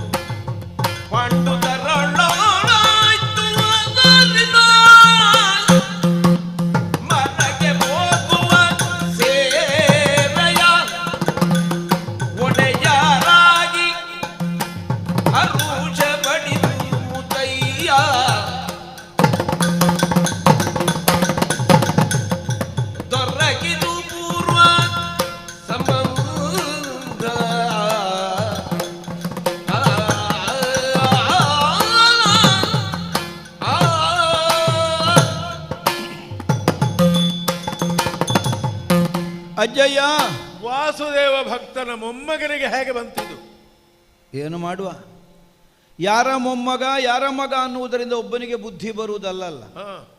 ಅನೇಕ ಉದಾಹರಣೆಗಳು ನಮಗೆ ಸಿಗ್ತವೆ. ದುಷ್ಟರಿಗೆ ಒಳ್ಳೆ ಮಕ್ಕಳು ಹುಟ್ಟಿದ್ದಾರೆ ಪ್ರಪಂಚದಲ್ಲಿ, ಒಳ್ಳೆಯವರಿಗೆ ಕೆಟ್ಟ ಮಕ್ಕಳು ಹುಟ್ಟಿದ್ದಾರೆ ಅಲ್ಲೋ. ಹಾಗಿದ್ರೆ ವಂಶ ಪಾರಂಪರ್ಯದಿಂದ ಒಬ್ಬನ ಬುದ್ಧಿಯನ್ನು ಒಬ್ಬನ ನಿರ್ಣಯವನ್ನು ನಮಗೆ ಲೆಕ್ಕ ಹಾಕುವುದಕ್ಕೆ ಬರುವುದಿಲ್ಲ. ಅಲ್ಲಾಗೆ ನಾನು ಕೆಟ್ಟವ ಅಂತ ಒಪ್ಪಿ ಹೇಳಿದಲ್ಲ, ಹೀಗೊಂದು ವಾದ ಉಂಟು ಅಂತ ಉಂಟು. ಆದ್ದರಿಂದಲೇ ಹೇಗೆ ಅನ್ನುವ ಪ್ರಶ್ನೆಗೆ ಉತ್ತರ ಹುಡುಕಲಿಕ್ಕೆ ಬಹಳ ಸುಲಭ ಉಂಟು. ಎಲ್ಲ ಪ್ರಾರಬ್ಧ ಅಜ್ಜಯ್ಯ, ಮತ್ತೆಂತದ್ದು. ದೊರಕಿತು ಪೂರ್ವ ಸಂಬಂಧ. ಒಳ್ಳೆ ಶಬ್ದ, ಯಾವುದಕ್ಕೂ ಆಗ್ತದೆ ಅದು. ಹೌದು, ಚೋರನು ಹೇಳಿದ್ದಾನಂತೆ, ಗೊತ್ತುಂಟು ನನಗೆ ಉಪಾಯ ಇಲ್ಲ. ಹೌದೌದು, ದೇವರು ಎಳಿತಾನೆ ನನ್ನನ್ನು ರಾತ್ರಿ ಕಳ್ಳತನಕ್ಕೆ. ನೀನು ಸಭೆಯಲ್ಲಿ ಎಂತ ಹೇಳಿದ್ದು? ಜಾನಾಮಿ ಧರ್ಮಂ ನಚಮೇ ಪ್ರವೃತ್ತಿ, ಜಾನಾಮಿ ಅಧರ್ಮಂ ನಚಮೇ ನಿವೃತ್ತಿ. ಗೊತ್ತಿಲ್ಲದವನಿಗೆ ಕ್ಷಮೆ ಉಂಟು, ಜಾನಾಮಿ ಅಧರ್ಮಂ ನಚಮೇ ನಿವೃತ್ತಿ. ಎಲ್ಲ ಪಾಪಿ. ಹೌದು, ಅದಕ್ಕೂ ನಾನು ಮತ್ತೆ ಉತ್ತರ ಹೇಳಿದ್ದೇನೆ. ಕೇನಾಪಿ ದೇವೇನ ಹೃದಯ ಸ್ಥಿತಿ, ಅದಕ್ಕೂ ಹೃದಯದಲ್ಲಿದ್ದ. ಹೌದೌದು, ಪರಮನಾಸ್ತಿಕರು ಆಸ್ತಿಕರಾಗುವುದು ಹೀಗೆ. ಅದೇ ಈ ಆಸ್ತಿಕತನದಿಂದಲೇ ಪ್ರಪಂಚದಲ್ಲಿ ಇನ್ನೊಬ್ಬರ ಬಾಯಿ ಮುಚ್ಚಿಸಲಿಕ್ಕೆ ಹೊರಟವರಿಗೆ ಅದೇ ಉತ್ತರ ಕೊಡಬೇಕು, ಬೇರೆ ಉತ್ತರ ಕೊಟ್ಟರೆ ಆಗೋದಿಲ್ಲ. ಅದಕ್ಕೆ ಬೇಕಾಗಿ ಅದೇ ಉತ್ತರ ಕೊಟ್ಟದ್ದು. ಯಾವನೋ ದೇವರು ಹೇಳ್ತಾನೆ. ಅಜ್ಜಯ್ಯ, ಕೇವಲ ಪ್ರಾರಬ್ಧವಶದಿಂದ ಹೀಗಾಯಿತು ಅಂತಲ್ಲ. ಮಾತ್ಸರ್ಯ ಅನ್ನುವುದು ಬೆಳೆದು ಬರಬೇಕು ಅಂತಾದರೆ ಶತಮಾನಗಳ ಇತಿಹಾಸ ಬೇಡ, ಒಂದು ಕ್ಷಣದ ಸಂದರ್ಭ ಸಾಕಾಗ್ತದೆ ಅಲ್ವ. ಅಲ್ಲಿಂದ ಬೆಳೀಲಿಕ್ಕೆ ಪ್ರಾರಂಭ ಆಗ್ತದೆ. ಮೊದಲಿನಿಂದಲೇ ಪೂರ್ವಾರ್ಜಿತವಾದಂತಹ ವಿರೋಧ ಇದ್ರೆ ಮಾತ್ರ ವಿರೋಧ ಮೇಳೈಸುವುದಲ್ಲ. ಈಗ ದಾರಿಯಲ್ಲಿ ಹೋಗೋರು ದಾರಿ ಬಿಟ್ಟು ಬೇರೆ ಬೇರೆ ದಾರಿ ಹೋಗುವುದು ಎಷ್ಟು? ಒಂದು ಬಿಂದು. ಹೌದು, ಮತ್ತೆ ಎಷ್ಟು ದೂರ ಹೋಗ್ತಾರೆ? ಲೋಕ ವ್ಯವಹಾರದ ಬದುಕಿನ ಪಥದಲ್ಲಿ ವಿರೋಧವೋ ಸ್ನೇಹವೋ ಮೇಳೈಸಬೇಕು ಅಂತಾದರೆ ಬಹಳ ಕಾಲದ ಒಡನಾಟ ಬೇಕು ಅಂತಿಲ್ಲ, ಒಂದು ಕ್ಷಣದ ಸಂದರ್ಭವೂ ಸಾಕಾಗಿ ಹೋಗ್ತದೆ. ಆದರೆ ಎಷ್ಟು ಹೇಳಿದರೂ ಪಾಂಡವರ ಕುರಿತಾಗಿ ನನ್ನಲ್ಲಿ ಒಂದು ಒಲುಮೆ ಮೂಡುವುದಿಲ್ಲ, ಅವರನ್ನು ಹಿತವಂತರು ಅಂತ ಕಾಣುವುದಕ್ಕೆ ಸಾಧ್ಯ ಆಗುವುದಿಲ್ಲ. ನಿಮ್ಮ ಮೊಮ್ಮಗನನ್ನು ಜಿಪುಣ ಹೇಳ್ತೀರಾ ನೀವು? ಕರ್ಣನಿಗೆ ಕರೆದು ಅಂಗರಾಜ್ಯ ಕೊಡ್ಲಿಲ್ವ? ನೀವೇ ಹೇಳಲಿಲ್ವ? ಇಲ್ಲಿಂದ ಹೆಣ್ಣು ಕೊಂಡೋದವರು, ಇಲ್ಲಿಗೆ ಹೆಣ್ಣು ಕೊಟ್ಟವರು, ಇಬ್ರು ಇಲ್ಲೇ ಬಿಡಾರ ಯಾರನ್ನು ಮಾಡಿದ್ದಾರೆ. ಕೊರ್ದು? ಎಷ್ಟು ಮಂದಿಗಳು ಇಲ್ಲಿ ಧರ್ಮಾರ್ಥ ತಿಂದು ಹೋಗ್ತಾರೆ, ನಾವು ಅದನ್ನೆಲ್ಲ ಲೆಕ್ಕ ಹಾಕಿದ್ದೇವೆ. ಒಬ್ಬ ಧರ್ಮರಾಯರಿಗೆ 1 ಗ್ರಾಮ ಕೊಡ್ಲಿಕ್ಕೆ ಮತ್ತೆ ಈಗ ಪಾಂಡವರಿಗೆ ಕೊಡಬಾರದು. ಯಾಕೆ ಕೊಡಬಾರದು? ಅಂತರಂಗ ಶುದ್ಧವಾಗಿ ಕೊಡಬೇಡ. ಅಂತರಂಗ ಶುದ್ಧವಾಗಿ ಅಂದ್ರೆ ಏನು? ಕೊಡ್ಲಿಕ್ಕೆ ಮನಸ್ಸಿಲ್ಲ ಅಂತ ಅರ್ಥ. ಹೀಗೆ ಮಾತಾಡಿದ್ರೆ ಆ ಕಾಲದಲ್ಲಿ ಗುಡುಗು ಮಳೆ ಎಲ್ಲ ಬರುವುದೇ. ಬರಲಿ, ಒಂದು ಸಲ ಗುಡುಗು ಮಿಂಚು ಬಾರದೇ ಇದ್ರೆ ಸರಿಯಾಗಿ ಮಳೆ ಬರುವುದಿಲ್ಲ. ಮಳೆ ಬರಲಿ, ಭೂಮಿ ತಂಪಾಗಲಿ. ಕಾಲವಲ್ಲದ ಕಾಲದಲ್ಲಿ ಮಳೆ ಅಂತ ನಾವು ಹಂಬಲಿಸಲಿಕ್ಕಿಲ್ಲ. ನಾವೊಂದು ಒಪ್ಪಂದಕ್ಕೆ ಬರುವ, ಓಹ್ ಇದೇ ಆಗಿರಬೇಕು ಬಹುಶಃ ಮಳೆ ಬರುವ ಕಾಲ ಅಂತ, ಹಾಗೆ ನಾವು ಭಾವಿಸಿಕೊಂಡ್ರಾಯಿತು. ದೊರಕಿತು ಪೂರ್ವ ಸಂಬಂಧ ಅನ್ನುವುದು ಕೇವಲ ಪಾಂಡವ ವಿರೋಧಕ್ಕೆ ಮೇಳೈಸಿ ಮಾತ್ರ ನಾನು ಹೇಳಿದ್ದಲ್ಲ. ನಿಮಗೂ ನಮಗೂ ದೊರಕಿತು ಪೂರ್ವ ಸಂಬಂಧ. ನೋಡಿ ಏನು ಸೌಭಾಗ್ಯವಂತ ಸುಯೋಧನ. ನನಗೆ ಇದಕ್ಕೆ ಹೆಮ್ಮೆ ಆಗುವುದು ನನ್ನ ಬಗ್ಗೆ. ನೀವು ಹೇಳಿದ್ರಿ ಪಾಂಡವರು ಸತ್ಯನಿಧಿಗಳು, ಕೃಷ್ಣ ಭಕ್ತರು, ಸಜ್ಜನರು, ಋಷಿಮುನಿಗಳ ಸಂಸರ್ಗವನ್ನು ಹೊಂದಿದವರು, ಮತ್ತೊಂದು ಎಲ್ಲ ಹೌದು. ನನ್ನ ಅಜ್ಜನಿಗಿಂತ ಯಾರೂ ದೊಡ್ಡವರಲ್ಲ ನನಗೆ. ವಸ್ತು ವಿನಿಯೋಗ ನ್ಯಾಯ ಅಂತ ಗೊತ್ತುಂಟ ನಿನಗೆ? ಹೇಗೆ? ಒಂದು ವಸ್ತುವನ್ನು ವಿನಿಯೋಗಿಸುವ ಕ್ರಮ ಉಂಟು. ಕರ್ಪೂರ, ಚೂರ್ಣ, ಸುಣ್ಣ ಅಂತಲೂ ಹೇಳ್ತಾರೆ. ಹೌದೌದು. ಅದನ್ನು ವೀಳ್ಯಕ್ಕೆ ಆಹಾರಕ್ಕೆ ಬಳಸಬಹುದು. ಸುಣ್ಣ ಬಳಿದು ನಾಮ ಮಾಡಬಾರ್ದು. ಅದು ಆಗ್ತದೆ. ಗೋಡೆಗೆ ಹಾಕುವಷ್ಟು ವೀಳ್ಯದೆಲೆಗೆ ಹಾಕ್ಲಿಕ್ಕಿಲ್ಲಲ್ಲ, ವೀಳ್ಯದೆಲೆಗೆ ಹಾಕುವಷ್ಟು ಗೋಡೆಗೆ ಸಾಕಾಗುವುದಿಲ್ಲಲ್ಲ. ಎಲ್ಲಿಗೆ ಎಷ್ಟು ಅಂತ ನೋಡಿ ವಿನಿಯೋಗ ಮಾಡಬೇಕಾದದ್ದೆಲ್ಲೋ ಇರೋದು. ನನ್ನನ್ನು ಎಳಿತಿಯಲ್ಲ ಸಂಬಂಧಕ್ಕೆ. ಯಾಕೆ? ಅವರೆಲ್ಲರಿಗಿಂತ ನೀವು ನಮಗೆ ಹೆಚ್ಚಿನವರು. ದೊರಕಿತು ಪೂರ್ವ ಸಂಬಂಧ. ಎಂತಹ ಸೌಭಾಗ್ಯವಂತ. ನಿಮ್ಮ 2 ತೋಳನ್ನೇ ತೊಟ್ಟಿಲನ್ನಾಗಿಸಿಕೊಂಡು ಬೆಳೆದು ಬಾಳಿದ ಮಗ ಸುಯೋಧನ. ಇದನ್ನು ಮರೀಲಿಕ್ಕುಂಟ. ನಾವು ಸುರಿಸಿದ ಜೊಲ್ಲು ನಿಮ್ಮ ಶರೀರದಲ್ಲಿ ಮೂಡಿದ ನೆರಿಗೆಯ ಒಳಗೆ ಎಷ್ಟು ಸೇರಿಕೊಂಡಿರಬಹುದು ಅನ್ನುವುದರ ಬಗ್ಗೆ ನನಗೆ ಕಲ್ಪನೆ ಉಂಟು. ಇಷ್ಟು ಪ್ರೀತಿಯಿಂದ ನೀವು ಮನೆಯ ಮಗನಂತೆ ತಮ್ಮನ್ನು ಎತ್ತಿ ಸಾಕಿ ಪೋಷಿಸಿದ್ದೀರಿ. ತಾವು ಹೆತ್ತ ಮಗನಿಗಿಂತ ಕಡಿಮೆ ಕಾಣಲಿಲ್ಲ. ಇಂಥ ಅಜ್ಜಯ್ಯ ನಮ್ಮ ಪಕ್ಷಕ್ಕಿರುವಾಗ ಮತ್ತೆ ಯಾರನ್ನು ಯಾಕೆ ಹಂಬಲಿಸಬೇಕಾದದ್ದು? ಈ ಪ್ರಪಂಚದಲ್ಲಿ ಒಂದು ನುಡಿ ಉಂಟು, ಯಾವನ ಯೋಗ್ಯತೆಯನ್ನಾದ್ರೂ ಅಳಿಬೇಕು ಅಂತಾದ್ರೆ ಅವನ ಪ್ರಾಪ್ತಿಯನ್ನು ಅಳತೆ ಮಾಡಿ ಅಳೆ ಅಂತ. ಏನು ಸಿಕ್ಕಿದೆ ಅನ್ನುವುದರ ಮೂಲಕವಾಗಿ ಒಬ್ಬ ಯೋಗ್ಯತಾವಂತನ ಅಯೋಗ್ಯತಾ ಪ್ರಾಪ್ತಿಯ ಮೇಲೆ ಯೋಗ, ಯೋಗದ ಮೇಲೆ ಪ್ರಾಪ್ತಿ. ಹೌದು. ಲಕ್ಷ್ಯದ ಮೂಲಕವಾಗಿ ಲಕ್ಷಣ, ಲಕ್ಷ್ಯದ ಮೂಲಕವಾಗಿ ಲಕ್ಷಣವನ್ನು ಹುಡುಕಿಕೊಳ್ಳುವುದು, ಎರಡೂ ಸರಿಯೇ ಹೌದಲ್ಲ? ಲಕ್ಷ್ಯ ಇಲ್ಲದ್ರೆ ಲಕ್ಷಣ ನಿರ್ಣಯವೇ ಇಲ್ಲಲ್ಲ. ಪಾಂಡವರು ಎಲ್ಲಿ ಹುಟ್ಟಿದ್ರು? ಕಾಡಿನಲ್ಲಿ ಹುಟ್ಟಿದ್ರು.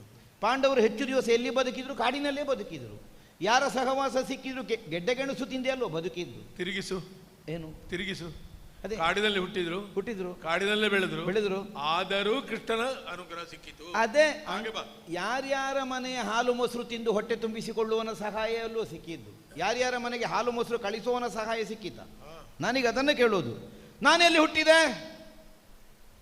ಭೂಮಿಗೆ ಬಿದ್ದೆ, ಆದರೂ ನಷ್ಟ ಆಗಿ ಹೋಗಲಿಲ್ಲ. ಒಂದಿದ್ದದ್ದು 101 ತುಪ್ಪದ ಬಾಂಡದಲ್ಲೇ ಬೆಳೆದೆ. ತುಪ್ಪ ಅನ್ನುವುದು ಸುಖಕ್ಕೆ ಪ್ರತೀಕ ಪ್ರಪಂಚದಲ್ಲಿ. ಚಿಕಿತ್ಸೆ ಅಲ್ಲ ಅಲ್ಲಲ್ಲ, ತುಪ್ಪವೇ ಸುಖಕ್ಕೆ ಪ್ರತೀಕ. ವಾಕ್ಯವೇ ಇರುವುದಾಗಲ್ಲ, ಸಾಲ ಮಾಡಿ ಆದ್ರೂ ತುಪ್ಪ ತಿನ್ನು ಅಂತ ಇರುವುದು. ಅಂದ್ರೆ ತುಪ್ಪ ಸುಖದ ಪ್ರತೀಕ ಅಂತ ಅರ್ಥ. ನಿತ್ಯ ಶೀತ ಆಗುವ ಅಮೃತ ಬಳ್ಳಿ ಕಷಾಯ ಕುಡಿದು ಹೇಳಿದ್ದಾನಂತೆ, ನಿತ್ಯ ಅಮೃತ ಪಾನ ಮಾಡುವ ನಾನು ಅಲ್ಲ ಹೇಳಿದ್ ನಾನು. ಹಾಗಿದ್ರೆ ನಿತ್ಯ ಸುಖದ ಪ್ರತೀಕವಾದಂತಹ ತುಪ್ಪದ ಬಾಂಡದಲ್ಲೇ ಬೆಳೆಯುವಲ್ಲಿಂದ ಪ್ರಾರಂಭ ಆಗಿ ಭೀಷ್ಮಾಚಾರ್ಯರಂತಹ ನನ್ನ ಅಜ್ಜ ಭೀಷ್ಮಾಚಾರ್ಯರ ತೋಳತೆ ಕೇಳಿ ಬೆಳೆಯುವಂತಹ ಸೌಭಾಗ್ಯ. ಒಂದು ದಿವಸ ಆದ್ರೂ ಗೆಡ್ಡೆ ಗೆಣಸು ತಿನ್ನಬೇಕಾಗಿ ಬಂತ, ಒಂದು ದಿವಸ ಆದ್ರೂ ಹಾಲು ಮೊಸರಿಗೆ ಕೊರತಾ ಇತ್ತು, ಒಂದು ದಿವಸ ಆದ್ರೂ ಬಲ್ಲಿರೇನಯ್ಯ ಕೇಳುವುದು ತಪ್ಪಿದ ನನಗೆ. ಆ ಭೀಷ್ಮನೇ ಹೇಳುವುದಲ್ವಾ, ತುಪ್ಪದ ಯೋಗ ಉಳಿಬೇಕಾದ್ರೆ ಸರಿಪಡಿಸಿಕೊಂಡು. ಇಲ್ಲ ಅಜ್ಜಯ್ಯ, ಇದು ಕೇವಲ ಸಮಾಧಾನದಿಂದ ಶಾಂತಿಯಿಂದ ಮುಗಿಯುವ ಪ್ರಕರಣ. ಅಲ್ಲೊಂದು ತೀರ್ಮಾನ ಆಗಿ ಹೋಗಿದೆ.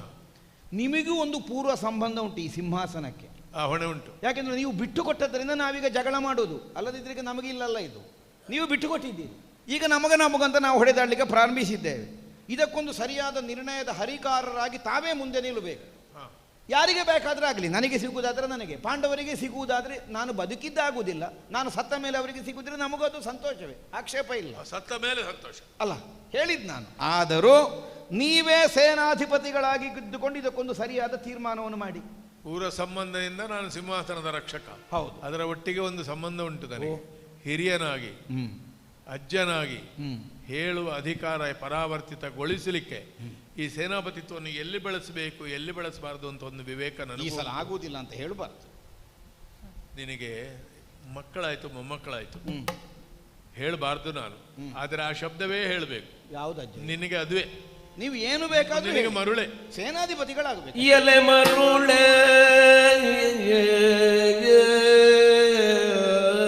ರಾಜ್ಯದ ಮರುಳು, ಸಿರಿಮರುಳು, ಪಾಂಡವರ ವಿರೋಧದ ಮರುಳು, ಎಲೆ ಮರುಳೆ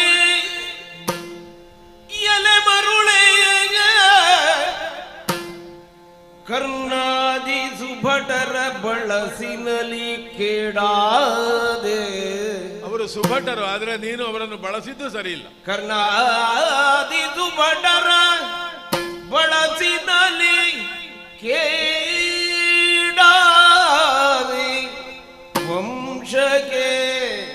ವಂಶವನ್ನೇ ಮುಗಿಸ್ತೀಯ ಮಗು. ಕೇಡಾದೆ ವಂಶಕ್ಕೆ. ಅಲ್ಲಿರುವ ಯಾರು? ನಳಿನ ನೇತ್ರ ನಳವಿಗಾನುವವರುಂಟೆ.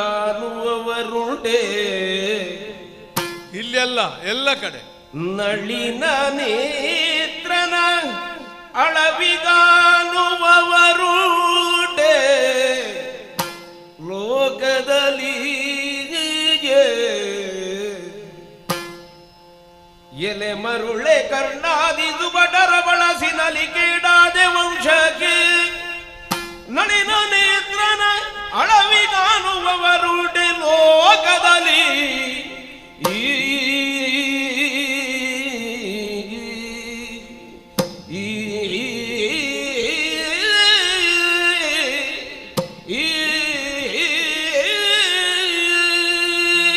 ಮಗು, ಆಸಕ್ತಿ ಬೇಕು, ತೀವ್ರವಾಗಿರಬೇಕು, ಹಠವೂ ಬೇಕು, ಛಲವೂ ಆಗಬಹುದು. 4 4 8 9 ಸತ್ಯನಿಷ್ಠೆ ಛಲ ಅದು. 4 4 14 8 8 18 ಅಂದರೆ ಛಲ ಅಲ್ಲ, ಹಠ. ಮರಳು ಬೇಕು. ಕಲೆಯಲ್ಲಿಯೂ ಆಸಕ್ತಿ ಇದ್ದವನಿಗೆ ಕಲೆಯ ಮರಳು ಅಂತ ಹೇಳ್ತಾರೆ. ಹೌದು, ಅಧ್ಯಾತ್ಮದಲ್ಲಿ ಮರಳು ಅಂತ ಹೇಳ್ತಾರೆ. ತೀವ್ರವಾದ ಆಸಕ್ತಿ ಅಷ್ಟೇ. ಶಿವನಿಗೆ ಮರುಳ ಸಿದ್ಧಾಂತ ಹೆಸರು. ಹೌದು. ಯಾವ ಅರ್ಥದಲ್ಲಿ? ಇದು ಸಿರಿಯ ಮರುಳು, ಎದುರೆದುರು ಕಾಣುತ್ತದೆ, ಪ್ರತಿಪಕ್ಷ ಪ್ರಬಲವಾಗಿದೆ ಅಂತ. ಆದರೂ ಕಾಣುವ ಕಣ್ಣು ನಿನಗೆಲ್ಲದೆ ಹೋಯ್ತಲ್ಲ. ಕರ್ಣಾದಿಗಳು ಸಮರ್ಥರೇ, ನೀವು ಬಳಸುವುದು ಪಾಂಡವರ ವಿರುದ್ಧ. ಬೇರೆ ಶತ್ರುಗಳು ಬಂದರೆ ನಾನಿದ್ದೇನೆ ನಿನಗೆ. ಎಂಥದ್ದು ಕೃಷ್ಣನ ಮಾಯೆ ಎದುರು ನಾನು ಅಂತ ದ್ರೋಣರು ಹೇಳಿದ್ದ ಹಾಗೆ ಹೇಳಿದ್ದಲ್ಲ ಮಗು. ಅವರು ಕೃಷ್ಣನ ಮಾಯೆ ಒಂದು ವಿಷಯ ಬಿಟ್ರೆ, ಕೃಷ್ಣ ಎಲ್ಲಾದ್ರೂ ಅವರಿಗೆ ಸಹಾಯ ಮಾಡದಿದ್ರೆ ಭೀಷ್ಮರು ಏನಾದ್ರೂ ಮಾಡ್ಯಾರು. ಆಗಿರ್ಬೇಕು ಅದರ ಅರ್ಥ. ನಳಿನ ನೇತ್ರನ ಅಳವಿಗೆ ಕಾಣುವರುಂಟೆ ಲೋಕದಲ್ಲಿ. ಸಂಕಲ್ಪ ಮಾತ್ರದಿಂದ ಬ್ರಹ್ಮಾಂಡಗಳ ಸೃಷ್ಟಿ ಮಾಡ್ತಾನೆ. ಆಡಿಕೊಂದವ, ನೋಡಿಕೊಂದವ, ಎದ್ದುಕೊಂದವ, ಕದ್ದುಕೊಂದವ, ಬಿದ್ದುಕೊಂದವ. ವರ್ಷ 8 ಆಗಬೇಕಾದರೆ ಕಂಸನನ್ನು ಗೊತ್ತಿದವ. ನಿನಗೆ ಗೊತ್ತಿಲ್ವಾ? ನನ್ನ ಬಿಸಿ ತೊಡೆ ಬಿಸಿಯಲ್ಲಿ ಭಾಗವತೋತ್ತಮನಲ್ಲಿ ಬೆಳೆದ ನಿನ್ನ ಬುದ್ಧಿಗೆ ಅದು ಹೋಗಲಿಲ್ವಾ? ಒಪ್ಪುವುದಿಲ್ಲ ನೀನು. ಕುತರ್ಕ ಅಲ್ಲ, ದುಸ್ತರ್ಕ ಮಾಡ್ತಿ. ಏನು ಕೃಷ್ಣನ ಮಹಿಮೆ! ಹೊರದ ರೀತಿಗಳೆಷ್ಟು! ಒಂದೊಂದು ಘಟನೆ ಸಾಲದ. ಅವನ ಎದುರು ನಾನು ಒಬ್ಬ ಹೇಳಿದಾನಂತೆ, ತುಳಸಿಗಿಂತ ಪಚ್ಚೆ ಒಂದು ಒಳ್ಳೆದುಂಟು ನಮ್ಮಲ್ಲಿ, ತುರುಚೆ. ಅದನ್ನು ಎದುರಿಗೆ ನಿಲ್ಲಿಸುವ ಮಗು. ಹೋಗಲಿ, ರಾಜ್ಯ ಹೋಗಲಿ, ದ್ಯೂತ ಪ್ರಕಾರ ಕೊಡಬೇಕಾದ್ದು ಕೊಡದಿರುವುದು, ಒಪ್ಪಂದ, ಗಂಟು ಮುಳುಗಿಸುವುದು ಎಲ್ಲ ಹೋಗಲಿ. ಅದನ್ನು ನಾವು ಮಾತಾಡೋದೇ ಬೇಡ. ಹಿಂದಾಯ್ತು. ಈಗ ಬಾಗಿಲಾಕು. ನಾನು ನಿನ್ನ ಕಾಲು ಹಿಡಿಬಾರ್ದು, ನಿನ್ನ ಆಯುಷ್ಯಕ್ಕೆ ಹಾಳಾಗ್ತದೆ. ಅಯ್ಯಯ್ಯೋ, ಹುಡುದು ನಿನ್ನ ಕೈ ಹಿಡಿತೇನೆ, ಅದೇ ಕಾಲು ಹಿಡಿದದ್ದು ಅಂತ ತಿಳಿ. ಹಕ್ಕು, ಕೃಷ್ಣ ಭಕ್ತಿ ಯಾವುದು ಬೇಡ. ಅಜ್ಜನಿಗಾಗಿ ಪಾಂಡವರಿಗೆ ಕೊಡಬೇಕಾದನ್ನು ಕೊಡು, ಯುದ್ಧವನ್ನು ನಿಲ್ಲಿಸು, ಮುಗಿಸಿ. ಅಜ್ಜನನ್ನು ಸಂಘರ್ಷಕ್ಕೆ ಹಾಕಬೇಡ ಮಗು. ಬಿಟ್ಟು ಮಾತಾಡಬೇಕು ಅವಳು.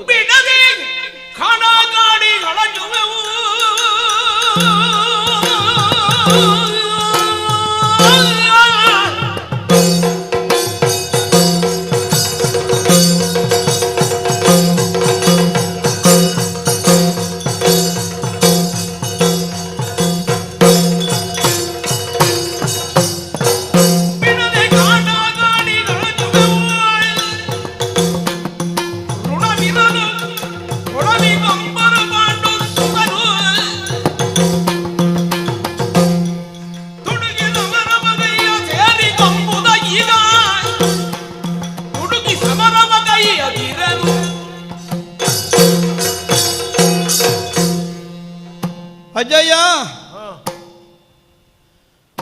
ಮೊಮ್ಮಗನಾಗಿ ನನ್ನನ್ನು ಕಂಡಂತಹ ನಿಮಗೆ ಪಾಂಡವರು ಮೊಮ್ಮಕ್ಕಳು ಅನ್ನುವಂತಹ ಪ್ರೀತಿ ವಾತ್ಸಲ್ಯಗಳು ಸಹಜವಾಗಿಯೇ ತುಂಬಿರುವಂತಹ ನಿಮಗೆ ಹಿರಿಯವನು ಭೀಷ್ಮ ಬಾಳಿರ್ದು ಹೊಡೆದಾಟ ಮಾಡಿಸಿದ ಅಂತ ನಿಮ್ಮ ಸಂಕಟ ನನಗೆ ಅರ್ಥ ಆಗುತ್ತದೆ.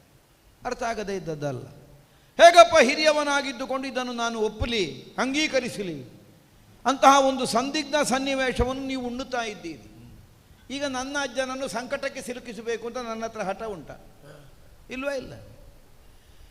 ಈಗ ಇದಕ್ಕಿಂತ ಮೊದಲು ನೀವು ಸುಯೋಧನ ಬೇಡ ಅಂತ ಹೇಳಿದ್ದನ್ನು ನಾನು ಮಾಡಿದ್ದೇನೆ. ಸುಯೋಧನ ಹೀಗೆ ಮಾಡ್ತೇನೆ ಅಂತ ಅನ್ನುವ ಹಾಗೆ ನೀವು ಆಡಿದ್ದಕ್ಕೆ ನಾನು ಬೇಡ ಹೇಳಿದ್ದೇನೆ. ಪಾಂಡವರಿಗೆ ಹಸ್ತಿನಾವತಿಯ ದಾಯಭಾಗ ಅನ್ನುವ ಹಾಗೆ ವಿಭಾಗಿಸಿ ಇಂದ್ರಪ್ರಸ್ಥವನ್ನೇ ತಾವು ಕೊಟ್ಟಿರಿ. ಈಗ ನಾನೇನಾದರೂ ಆಕ್ಷೇಪ ಮಾಡಿದ್ದೇನೆ ಪಾಂಡವರಿಗೆ ಕೊಟ್ಟದ್ದು ಯಾಕೆ? ಅದೆಲ್ಲೋ ಕೊಡ್ಲಿಕ್ಕೆ ಹೇಳೋದು ಈಗ ಅಲ್ಲ, ಹೇಳಿದ್ದು ನಾನು ಆಕ್ಷೇಪ ಮಾಡಲಿಲ್ಲ. ಅಜ್ಜಯ್ಯ ಪಾಂಡವರು ಅಜ್ಞಾತವಾಸದಲ್ಲಿದ್ದಾರೆ, ಗುರುತ ಹಿಡಿಯುವುದು ಹೇಗೆ ಕೇಳುವಾಗ ನೀವೇ ನನಗೆ ಲಕ್ಷಣ ಹೇಳಲಿಲ್ಲ. ಹೀಗಿಂಥದ್ದೆಲ್ಲ ಲಕ್ಷಣ ಇರುವಲ್ಲಿ ಪಾಂಡವರು ಇದ್ದಾರೆ ಅಂತ ಲೆಕ್ಕ, ಧರ್ಮರಾಯ ಇರುವಲ್ಲಿ ಹಾಗಾಗುತ್ತದೆ. ಘೋಷಯಾತ್ರೆಗೆ ಹೋಗುವಾಗಲೂ ನಿಮ್ಮ ಹತ್ರ ಹೇಳಿದೆ, ಅಜ್ಜಯ್ಯ ನೀವು ಬೇಡ ನಾನು ಬರುವುದಿಲ್ಲ ಹೇಳಿದ್ವಿ. ನಾನು ಒತ್ತಾಯ ಮಾಡಲಿಲ್ಲ, ಕರ್ಕೊಂಡು ಹೋಗಲಿಲ್ಲ, ಸಾಕು ಅಂತ ಹೋದೆ. ಬಡತನಕ್ಕೆ ತಳ್ಳುವುದೇ ಕಷ್ಟ ಒಬ್ಬನನ್ನು, ಅಲ್ಲಿ ಹೋಗಿ ನಮ್ಮ ಶ್ರೀಮಂತಿಕೆ ತೋರಿಸುವುದು ಮತ್ತು ಹಾಳು. ಪಾಂಡವರನ್ನು ಅಜ್ಞಾತದಿಂದ ಜ್ಞಾತರನ್ನಾಗಿಸುವುದಕ್ಕಾಗಿ ವಿರಾಟ ನಗರದಲ್ಲಿ ಗೋಗ್ರಹಣಕ್ಕಾಗಿ ಮುಂದೆ ಹೋಗುವ ಕಾಲಕ್ಕೆ ತಾವು ಬರಲಿಲ್ವ? ಹೋಗಬೇಕಲ್ಲ ಅಂತ ಬಂದದ್ದು ಅಲ್ಲ, ಆಗಲಿ. ಈಗ ಯಾವ ಕಾರಣದಿಂದಲಾಗಲಿ ಬಂದಿದ್ದೀರಿ. ಈಗ ನೀವು ಬರುವುದಿಲ್ಲ ಹೇಳಿದಾಗ ನಾನು ಒತ್ತಾಯ ಮಾಡಲಿಲ್ಲ, ನೀವು ಬರ್ತೇನೆ ಅಂದಾಗ ಬರಬೇಡ ಅಂತ ಆಕ್ಷೇಪ ಮಾಡಲಿಲ್ಲ. ಅಲ್ಲ, ಹೇಳಿದ್ದು ನಾನು ಅಜ್ಜಯ್ಯನದ್ದಾದ ನಿರ್ಣಯವನ್ನು ನಾನು ಯಾವ ಕಾಲದಲ್ಲಿಯೂ ವಿರೋಧಿಸಲಿಲ್ಲ.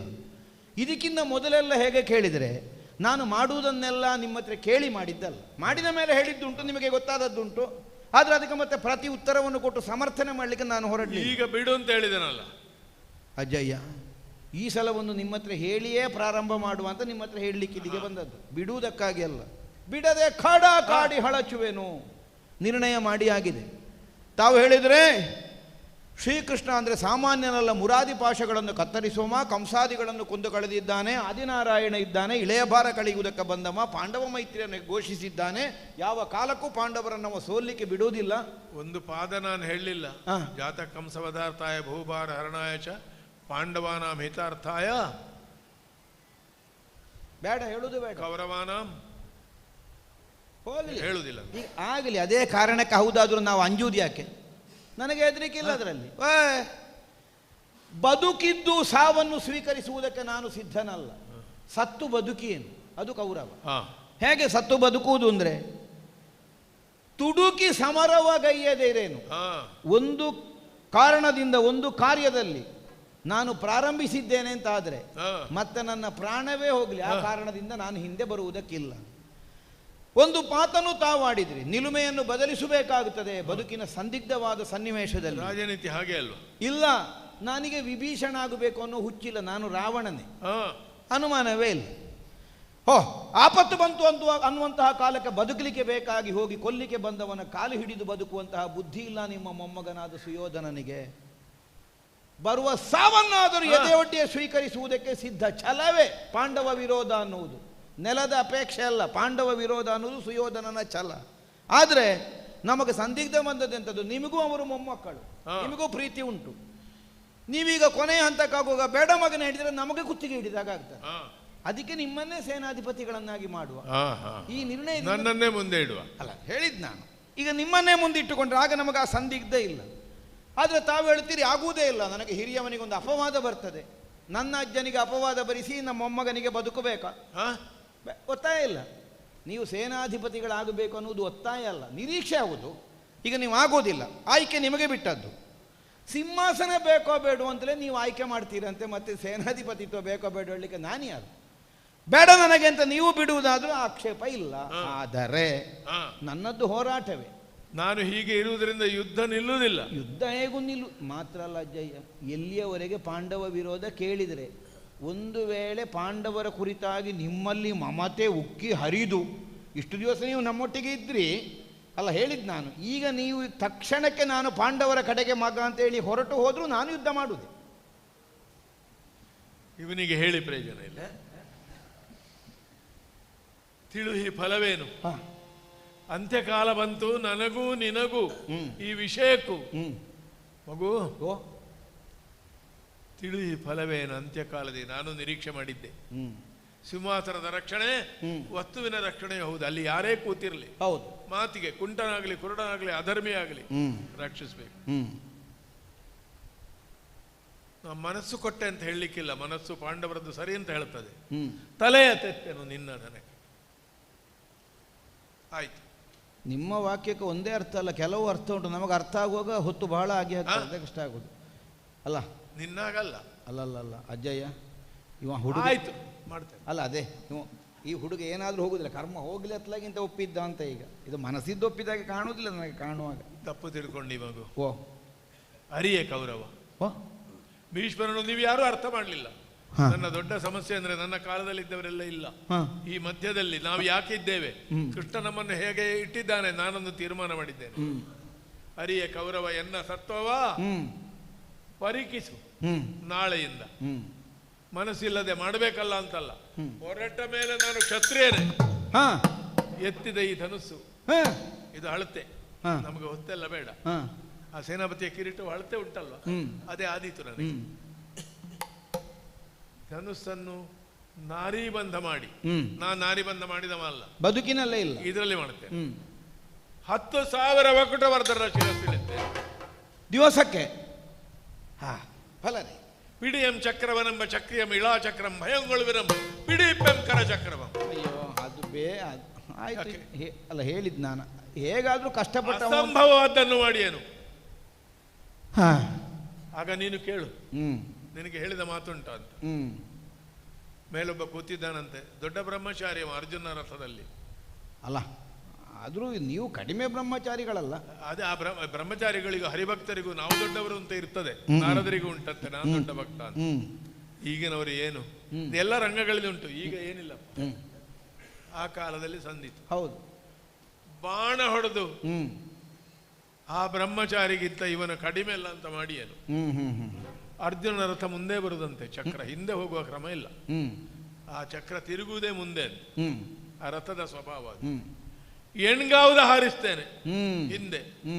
ಆದರೆ ಇಷ್ಟಾದ್ರೆ ಮತ್ತೆ ಗೆಲುವೆ. ಆದರೆ ಗೆಲ್ಲು ಹೌದಲ್ಲ. ಎರಡು ವಿಷಯ ಮಗು, ನನ್ನ ಅಂತರಂಗದ ಭಾಷೆ ಅರ್ಥ ಮಾಡು. ನಾನು ಕೌರವನ ಸೇನಾಪತಿ, ಪಂಚಪಾಂಡವರ ವಧೆಯ ಸೇನಾಪತಿ ಅಲ್ಲ. 5 ಜನರಲ್ಲಿ ಯುದ್ಧ ಮಾಡುವುದು ಮಾಡುತ್ತೇನೆ, 5ರನ್ನು ಹೌದು ಜೀವಹಾನಿ ಮಾಡುವುದಿಲ್ಲ. ಅವರು ಸಾಯುವಾಗ ಹೊಡೆಯುವುದಿಲ್ಲ. ದುರದಿ ಜಯ ಹೊಂದುವುದು ಭೀಷ್ಮನ ವಿಕ್ರಮ ಅಲ್ಲ, ಅಳುಕದಿರು. ಹೌದು, ನನ್ನ ಅದೃಷ್ಟ ಅಂತ ಹೇಳುದು ನೀವು. ಉಳಿದವರಿದ್ದಾರಲ್ಲ, ಅಜ್ಜಯ್ಯ ನಾನು ಇಷ್ಟು ಮಾಡಿದ್ದೇನಲ್ಲ, ಅವರನ್ನು ಕರೆದು ಹೇಳು, ಅಜ್ಜ ಮುದುಕ ಏನು ಕೂಡುವುದಿಲ್ಲ, ಬರೀ ಒಂದು 10,000 ಜನರನ್ನು ಕೊಲ್ಲುವುದಂತೆ, ಕೃಷ್ಣನ ಮೇಲೆ ಆಘಾತ ಮಾಡ್ತಾರಂತೆ. ಹನುಮಂತ ತಿರುಗುವಾಗ ದೊಡ್ಡ ದೊಡ್ಡವರು, ಯೌವನಿಗರು, ಹುರಿಮೀಸೆಯವರು, ಇದಕ್ಕಿಂತ 10 ಪಾಲು ಮಾಡಿ ಅಂತ ನಾನು ಆಗ ಹೇಳಿದವರ ಹತ್ರ ಹೇಳು. ಅಲ್ಲ, ಅದು ಹೋಗಲಿ, ಯಾಕಂದ್ರೆ ಅವರೊಂದಿಗೆ ನಿಮ್ಮನ್ನು ತುಲನೆ ಮಾಡಲಿಕ್ಕಿಲ್ಲ. ನೀವು ಮಹಾಮೇರುವೆ, ಅನುಮಾನವೇ ಇಲ್ಲ. ಇನ್ನೂ ಒಂದು, ನನ್ನ ಅದೃಷ್ಟದಂತೆ ಸೋಲು ಗೆಲುವು ಅಂತ ಹೇಳಿದ್ರಲ್ಲ, ನೀವೇ ನನ್ನ ಅದೃಷ್ಟ. ಆ ಅದೃಷ್ಟ ಅಲ್ವ ಅದು, ಆ ದೃಷ್ಟ. ಯಾವಾಗ ಅಜ್ಜ ಭೀಷ್ಮಾಚಾರ್ಯರು ನನ್ನ ಪಾಂಡವ ವಿರೋಧದ ಕಾರ್ಯದಲ್ಲಿ ಸೇನಾಧಿಪತಿಗಳಾಗುವುದಕ್ಕೆ ಒಪ್ಪಿದ್ರ, ಒಂದು ನಿರ್ಣಯ, ಪೂರ್ವ ಸೂರಿಗಳು, ಪೂರ್ವ ಸಾಧಕರು ಅವರ ಸಂಸ್ಮರಣೆ ಮಾಡಿದರೆ, ನನಗೆ ಆಶೀರ್ವಾದ ಮಾಡಿದವರು, ನನ್ನ ಹಿರಿಯರು, ನನ್ನ ಒಡನಾಡಿಗಳ ಪ್ರೀತಿ ಅನುಗ್ರಹ ನನಗಿದ್ರೆ, ಯುದ್ಧ ವಿದ್ಯೆಯ ಸಮಸ್ತ ಭಂಡಾರಿ ನಾನು ಅಂತ ತೋರಿಸಿಕೊಟ್ಟೇನೆ. ಭೀಷ್ಮ ಸೇನಾಧಿಪತ್ಯ ಹೇಗೆ ಅಂತ ಲೋಕಕ್ಕೆ ಗೊತ್ತಾಗಬೇಕು. ಬೆಳಿಗ್ಗೆ ನೀ ಜನ ಕಳಿಸೋದು ಬೇಡ, ನಾನೇ ಬರ್ತೇನೆ. ಸಭೆಯ ಮಧ್ಯದಲ್ಲಿ ಪುನಃ ಒಮ್ಮೆ ಅಭಿಷೇಕ ಆಗಬೇಕು. ರಾಜ್ಯಾಭಿಷೇಕ ಆಗಲಿಲ್ಲ, ಮಂಗಲೋತ್ಸವದ ಮಧ್ಯದಲ್ಲಿ ತಮಗೆ ಸೇನಾಧಿಪತಿತ್ವದ ಪಟ್ಟಾಭಿಷೇಕ ಆಗಬೇಕು. ತಂದೆಯವರಿಗೆ ನಾನು ಮದುವೆ ಮಾಡಿಸಿದವ, ನೀನು ಅಜ್ಜನಿಗೊಂದು ಸೇನಾ ಪಟ್ಟ ಮಾಡಿಸು. ಎಲ್ಲ ವಿಚಿತ್ರ ನಮ್ಮ ವಂಶದಲ್ಲಿ. ನಿಮ್ಮ ನೇರ ಉತ್ತರಾಧಿಕಾರಿ ನಾನು ಎಷ್ಟನ್ನು ಮಾಡ್ತೇನೆ. ಯಾರು ನನ್ನನ್ನು ಪ್ರಶ್ನಿಸಿದ್ರು ಕೇಳಲಿಕ್ಕಿಲ್ಲ. ಯುದ್ಧಾಂಗಣ ಪ್ರವೇಶಕ್ಕೆ ಸಕಲ ಸಿದ್ಧತೆ ಮಾಡು, ಬೆಳಿಗ್ಗೆ ಬರ್ತೇನೆ. ಹೋಗು ಅಜ್ಜ, ಸ್ವಲ್ಪ ನಿದ್ದೆ ಮಾಡಿ, ನಾನು ಬರ್ತೇನೆ. ನನಗೆ ಹೇಗೂ ಇಲ್ಲಲ್ಲ, ನೀನು ಹೋಗಿ ನಿದ್ರೆ ಮಾಡು ಸ್ವಲ್ಪ. ಅಲ್ಲ, ಬೇರೆ ಕಾರ್ಯಕ್ರಮ ಉಂಟು, ಅದು ಮಾಡು. ಗದೆಯದಿರುವುದ ಬರಲು ನನಗಜ ಸದೆದು ಗಡಬುದ ಮಾರ್ತಾನಂದನ ಕುದಿಯುವ ಕೋಪದಳಂದು ಶರಮೆದೆಗೆದೆಯೇ ಬಲುಮೆಯದಿ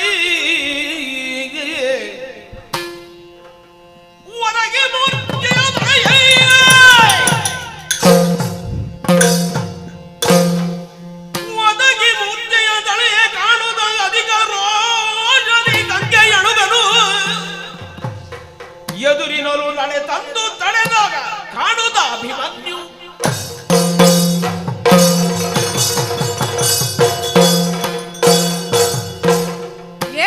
ಏನಿದು ನೋಡ್ತಾ ಇದ್ದೇನೆ. ಗದೆಯನ್ನ ತಿರುಗಿಸುತ್ತಾ ಬಂದಂತಹ ನಮ್ಮ ಭೀಮ ದೊಡ್ಡಪ್ಪ ಕೌರವಾಗ್ರಜನಾದಂತಹ ದುರ್ಯೋಧನನನ್ನು ಬೀಳಿಸಿದ್ದಾನೆ ಎಂಬ ಕಾರಣಕ್ಕಾಗಿ ಭೀಮ ದೊಡ್ಡಪ್ಪನ ಎದುರಿಗೆ ಬಂದವ ಯಾರು? ನರಕಸುತನಾದಂತಹ ಭಗದತ್ತ. ಯುದ್ಧ ಮಾಡುತ್ತಾ ಮಾಡುತ್ತಾ ಭೀಮಸೇನನೇ ಧರೆಗೆ ಉರುಳುವಂತೆ ಮಾಡಿದ್ದಾನಲ್ಲ, ಇದನ್ನು ತಾನೇ ಮಾಡಿದ್ದೇನೆ ಎಂಬಂತೆ ಬೀಗುತ್ತಾ ನನ್ನನ್ನು ಪ್ರತಿಭಟಿಸುವುದಕ್ಕೆ ಯಾರು ಬರ್ತಾರೆ ಎಂದು ನೋಡುತ್ತಿರುವಂತಹ ಸಂದರ್ಭದಲ್ಲಿ ಕರಿಯನ್ನ ಕಂಡ ವೀರ ಕೇಸರಿಯಂತೆ ರಣಕ್ಕೆ ಧುಮುಕಿದ್ದೇನೆ. ಅಷ್ಟೇ ಅಲ್ಲ, ಒಂದೇ ಒಂದು ಶರಪ್ರಯೋಗದಿಂದ ನರಕಸುತ ಧರಣಿಗುರುಳುವಂತೆ ಮಾಡಿದ್ದೇನೆ. ಹೇಗೆ ನಮ್ಮ ಪರಿ? ಹಾಗೆ ನೋಡಿದರೆ ಈ ಕುರುಕ್ಷೇತ್ರ ಕಾಳಗ ಕೆಲವರಿಗೆ ಬೇಕು, ಕೆಲವರಿಗೆ ಬೇಡ. ಯಾರಿಗೆ ಬೇಕೋ ಬೇಡವೋ ಗೊತ್ತಿಲ್ಲ. ಆದರೆ ಈ ಪಾರ್ಥನನುಗ ಅಭಿಮನ್ಯುವಿಗೆ ಬಹಳ ಸಂತೋಷವಾಯಿತು. ಕಾರಣ ಬೇರೇನಲ್ಲ, ಮಾವನಾದಂತಹ ಕೃಷ್ಣನ ಬಳಿ ಯುದ್ಧಾಭ್ಯಾಸವನ್ನು ಮಾಡಿದ ಮೇಲೆ ಸರಿಯಾದಂತಹ ಪರೀಕ್ಷಾ ರಂಗವೇ ನನಗೆ ದೊರಕಿದ್ದಿಲ್ಲ. ಇಂದು ದೊರಕಿದೆ ಅಂತ ಅಲ್ಲ, ಕುರುಕ್ಷೇತ್ರ ಕಾಳಗ ಪ್ರಾರಂಭ ಆದಾಗ ನಮ್ಮ ಮಾವನವರಾಗಲಿ ದೊಡ್ಡಪ್ಪನವರಾಗಲಿ ನಮ್ಮನ್ನು ಕೇಳಿದ್ದಿಲ್ಲ ನಿಮಗೆ ಯುದ್ಧ ಬೇಕೋ ಬೇಡವೋ ಅಂತ. ಅಲ್ಲ, ಕೇಳುವಷ್ಟು ಪ್ರಬುದ್ಧರು ನಾವಲ್ಲ. ಆದರೆ ಯುದ್ಧ ಪ್ರಾರಂಭ ಆದಾಗಿನಿಂದ ನಾವು ಹೊರಟು ನಿಂತಾಗ ನೀವು ಹೋಗುವುದು ಬೇಡ ಅಂತ ತಡಿಲಿಲ್ಲ. ಹಾಗಿದ್ದ ಮೇಲೆ ಇನ್ನೇಕೆ ತಡ ಎಂಬಂತೆ ಪ್ರತಿದಿನವೂ ಈ ಯುದ್ಧ ಕ್ಷೇತ್ರಕ್ಕೆ ಬಂದು ನಮ್ಮ ಕಾಳಗವನ್ನು ನಾವು ಮೆರೆಸಿದ್ದು ಉಂಟು, ಸಾಮರ್ಥ್ಯವನ್ನು ತೋರಿಸಿದ್ದು ಉಂಟು. ಆದರೆ ಇಂದು ವಿಶೇಷವಾದಂತಹ ಸಂದರ್ಭ ಏನು? ನರಕಸುತನನ್ನು ಬೀಳಿಸಿದ್ದೇನೆ. ಇವನಪ್ಪನಾದಂತಹ ನರಕಾಸುರನನ್ನು ಬೀಳಿಸಿದ್ದಕ್ಕೆ ನಮ್ಮ ಮಾವನಿಗೆ ನರಕಾರಿ ಎಂಬಂತಹ ಬಿರುದು ಬಂತಂತೆ. ಆದರೆ ನಾನು ಬೀಳಿಸಿದ್ದಕ್ಕೆ ನನಗೆ ಬಿರುದು ಭಾವ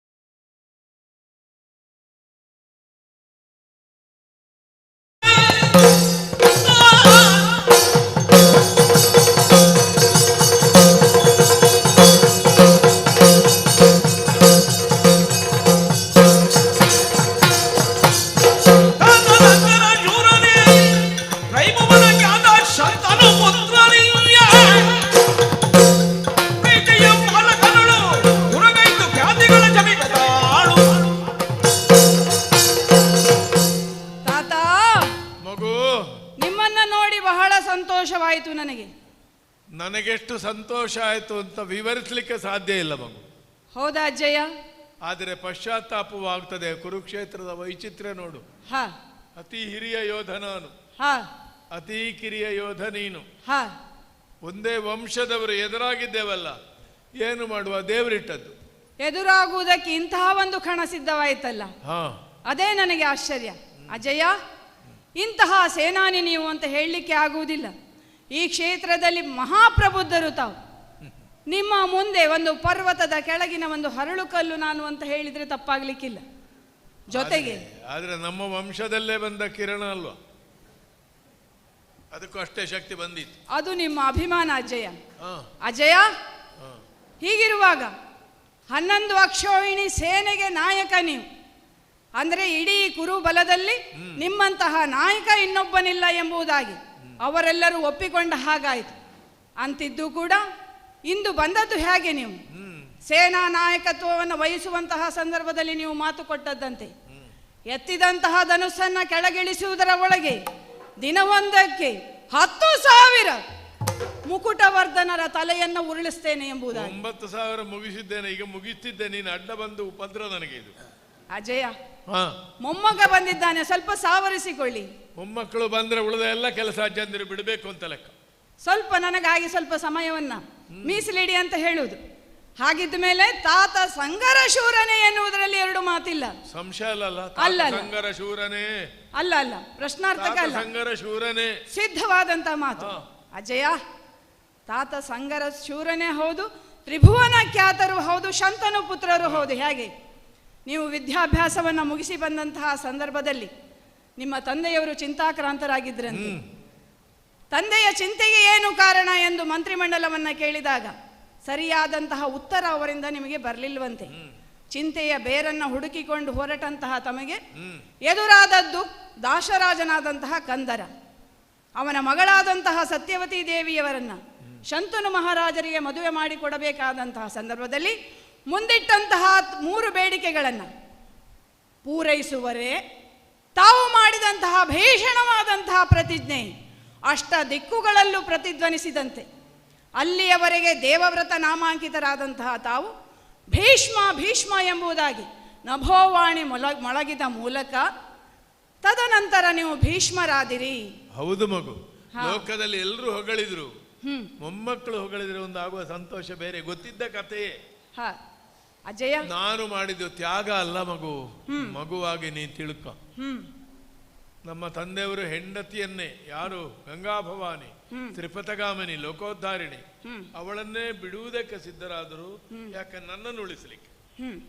ನಾನೊಂದು ಸಣ್ಣ ತ್ಯಾಗ ಮಾಡಿದೆ. ಮದುವೆ ಆಗುವುದಿಲ್ಲ, ಸಿಂಹಾಸನ ಏರುವುದಿಲ್ಲ. ನೋಡು, ಯೋಗ ಇದ್ದವರಿಗೆ ಯೋಗ್ಯತೆ ಇಲ್ಲ, ಯೋಗ್ಯತೆ ಇದ್ದವರಿಗೆ ಯೋಗ ಇಲ್ಲ, ಎರಡೂ ಇದ್ದವರಿಗೆ ಆಯುಷ್ಯ ಇರುವುದಿಲ್ಲ, 3 ಇದ್ದವರಿಗೆ ಬೇರೊಂದು ಏನೋ ಇರುವುದಿಲ್ಲ ಅಂತೆ.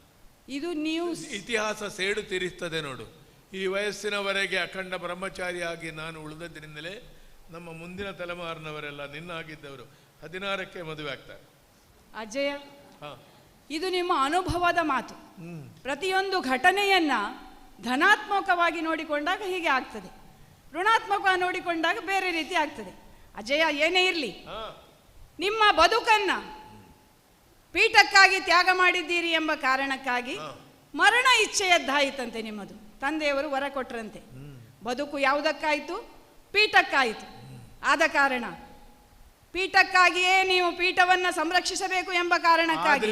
ನಿಜವಾಗಿ ಹೇಳ್ತೇನೆ ಮಗು, ಇನ್ನೊಂದು ಅರ್ಥದಲ್ಲಿ ಭೀಷ್ಮನಾಗಿದ್ದ ನಾನು ಅಂದ್ರೆ ವೀರನಾಗಿದ್ದ ನಾನು ಆ ದಿವಸ ದೇವವ್ರತನಾದೆ.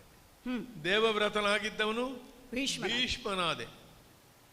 ಅಭಿಮನ್ಯು ಅಂತ ಹೆಸರಿಟ್ಟುಕೊಂಡವರೆಲ್ಲ ಆಲೋಚನೆ ಮಾಡಬೇಕು. ಅಜಯ, ಪೀಠಕ್ಕಾಗಿ ಪೀಠದಲ್ಲಿ ಕುಳಿತಂತಹ ಚಕ್ರವರ್ತಿಯಾದಂತಹ ವಿಚಿತ್ರ ವೀರ್ಯನಿಗೆ ಮದುವೆ ಮಾಡಬೇಕು ಎಂಬಂತಹ ಸಂದರ್ಭ ಬಂದಾಗ ನಿಮ್ಮ ಪ್ರವೇಶ ಕಾಶಿನಗರಕ್ಕಾಯಿತಂತೆ.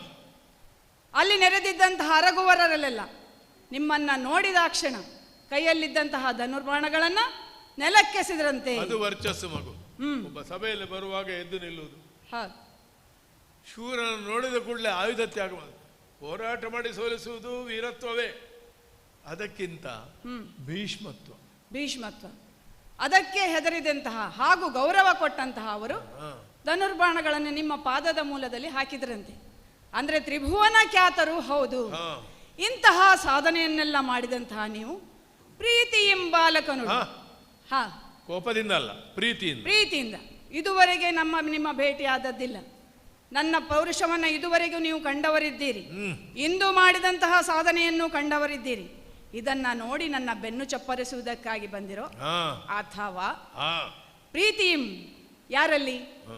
ನಿಮ್ಮ ಕೈಯಲ್ಲಿ ಬೆಳೆದಂತಹ, ನಿಮ್ಮ ತೋಳಿನಲ್ಲಿ ಬೆಳೆದಂತಹ ದುರ್ಯೋಧನನ ಮೇಲೆ ಪ್ರೀತಿಯಿಂದ, ಅವನ ಸೇನೆಯ ಭಟನಾದಂತಹ ನರಕಸುತನಾದಂತಹ ಭಗದತ್ತನನ್ನ ಬೀಳಿಸಿದ್ದೇನೆ ಎಂಬ ಕಾರಣಕ್ಕಾಗಿ ಅವನ ಮೇಲೆ ಪ್ರೀತಿಯಿಂದ ಬಾಲಕನಲ್ಲಿ ದುರಗಯುವುದಕ್ಕೆ ಬಂದಿರೋ ಅಂತ ಕೇಳ್ತಾ ಇದ್ದೇನೆ.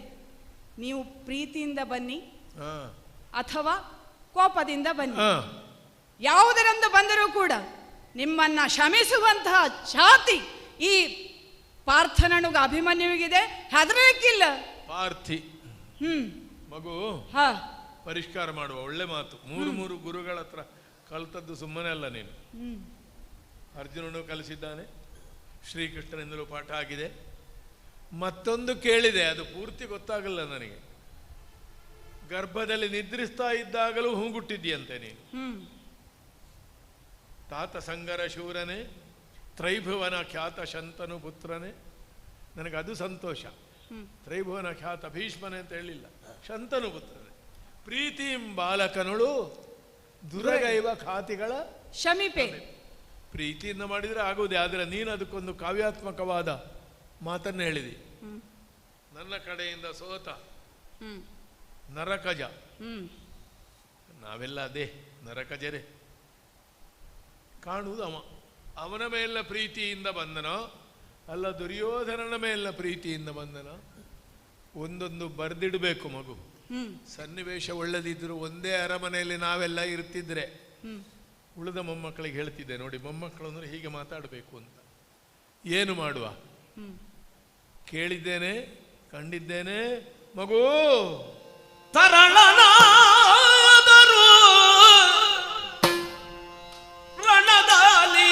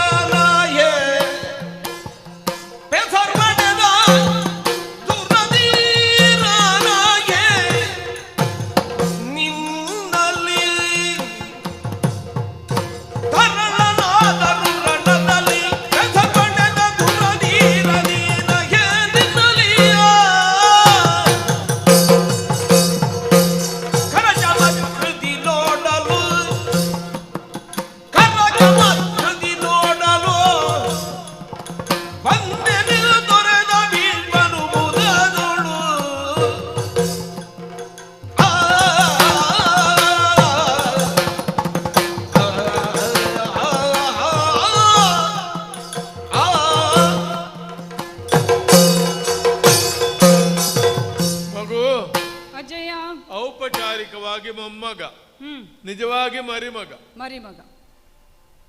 ಮಗನ ಅರ್ಥಾತ್ ವಿಚಿತ್ರವೀರ್ಯನ ಮಗನ ಮಗನ ಮಗ. ಸಂತೋಷವಾಯಿತು. ನಮ್ಮ ಕುಲದ ಪ್ರಾರಬ್ಧದ ಬಗ್ಗೆ ಹಣೆ ಬಡ್ಕೊಳ್ಳುವಾಗ ಆಯಿತು. ಹಣೆಯಲ್ಲಿ ಒಳ್ಳೆದು ಉಂಟು, ಹಣೆ ಬರ ಈಗಿದ್ದ ಹುಡುಗರನ್ನು ನೋಡಲಿಕ್ಕೆ. ನಮಗಾದರೂ ಮಗು ನಾವೇ ಮೆರಿಬೇಕು ಅಂತಿಲ್ಲ. ನಮ್ಮ ಭುಜದಲ್ಲಿದ್ದದ್ದು ಈ ಹೊಣೆ ಉಂಟಲ್ಲ, ಯಾರ ಭುಜಕ್ಕೆ ಒಪ್ಪಿಸುವ ಅಂತ ನಾವು ಕಾಯುವುದು.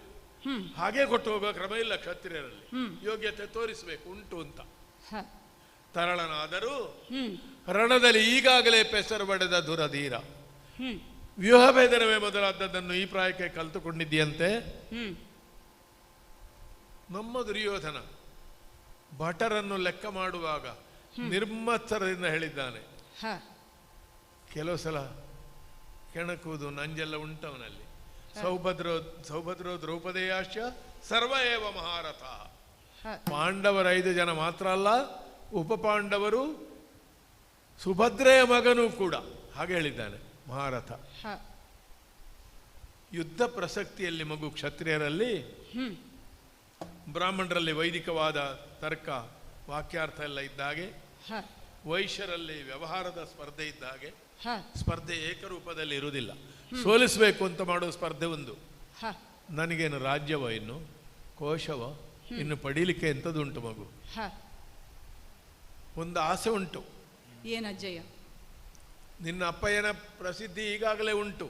ಅಲ್ಲಿ ಬಹುಮಾನ ಪಡೆದ, ಇಲ್ಲಿ ಸ್ವರ್ಗದಲ್ಲಿ ಎಂಥದ್ದು ಮಾಡಿದ, ಸಿಂಹಾಸನಕ್ಕೇರಿದ, ಅಲ್ಲಿ ಇಂಥವರನ್ನು ತರಿದ. ನಾನು ಅವನ ಮುಂದೆಯೇ ಹೋಗಿದ್ದೇನೆ, ಸೋಲಿಸಲಿಕ್ಕಲ್ಲ, ನೋಡುವ. ಅದೆಲ್ಲ ಕಲ್ತದ್ದು ಏನುಂಟು. ಈಗ ಅವನ ಮಗನೇ ಬಂದು ಹೇಳ್ತಾನೆ, ನಮ್ಮ ವಂಶದಲ್ಲಿ ಎಲ್ಲವೂ ಇದ್ದಿದ್ರೆ ಮಗು, ನನಗೂ ನಿನಗೂ ಯುದ್ಧ ಇಲ್ಲ. ಅದು ನಿನಗೆ ಅರ್ಥ ಆಗಬೇಕಾದ್ರೆ ನನ್ನ ಪ್ರಾಯ ಆಗಬೇಕು ನಿನಗೆ. ಈಗ ಗೊತ್ತಾಗಲಿಕ್ಕಿಲ್ಲ. ನೀವು ಪ್ರೀತಿಯಿಂದ ಬನ್ನಿ, ಕೋಪದಿಂದ ಬನ್ನಿ, ಕ್ಷಮಿಸ್ತೇನೆ ಅಲ್ವಾ, ಶಮನ ಮಾಡ್ತೇನೆ. ನಾನು ಅದಕ್ಕೆ ಬಂದದ್ದು ಮಗು. ನಿನ್ನ ಪ್ರಸಿದ್ಧಿ ಉಂಟಲ್ಲ, ಕರ ಚಮತ್ಕೃತಿ.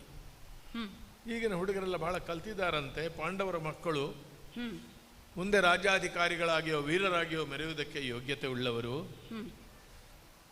ಆದರೆ ಮಗು, ನೆನಪಿಸ್ತೇನೆ, ಕರ ಚಮತ್ಕೃತಿ ನೋಡುವಾಗ ಸ್ವಲ್ಪ ತಪ್ಪಿದರೆ ಏನೇನು ಆದೀತು. ಹ. ಸಾಮರ್ಥ್ಯ ಉಂಟ ನಿನ್ನಲ್ಲಿ, ನನ್ನನ್ನು ಮೆಚ್ಚಿಸಬಲ್ಲೆಯ? ನೀ ಬರುವಾಗಲೇ ನಿನ್ನ ತಲೆ ಮೇಲೆ ನಾ ಬಾಣ ಬಿಟ್ಟದ್ದು ಯಾಕೆ? ಕಿರೀಟ ಕತ್ತರಿಸಲಿಕ್ಕಲ್ಲ. ಯುದ್ಧ ರಂಗದಲ್ಲಿ ಆಶೀರ್ವಾದದ ಕ್ರಮವು ಹಾಗೆ. ನೀನು ಕಾಲಿಗೆ ಬಾಣ ಬಿಟ್ಟಿ, ನಾನು ತಲೆ ಮೇಲೆ ಬಾಣ ಬಿಟ್ಟೆ. ಇನ್ನು ತಲೆ ಮೇಲೆ ಕಾಲ್ನಡಿಯಲ್ಲಿ ಹೋಗ್ಲಿಕ್ಕಿಲ್ಲ, ಮೈಗೆ ತಾಗಿತ್ತು, ನೆನಪಿರ್ಲಿ. ಅಜಯ, ನೀವು ಮಾತಾಡೋದು ಇದು? ನಾನೇ ಮಾತಾಡುವಾಗ ನಿಮ್ಮನ್ನು ನೀವು ನೋಡಿಕೊಂಡಿದ್ದೀರಾ?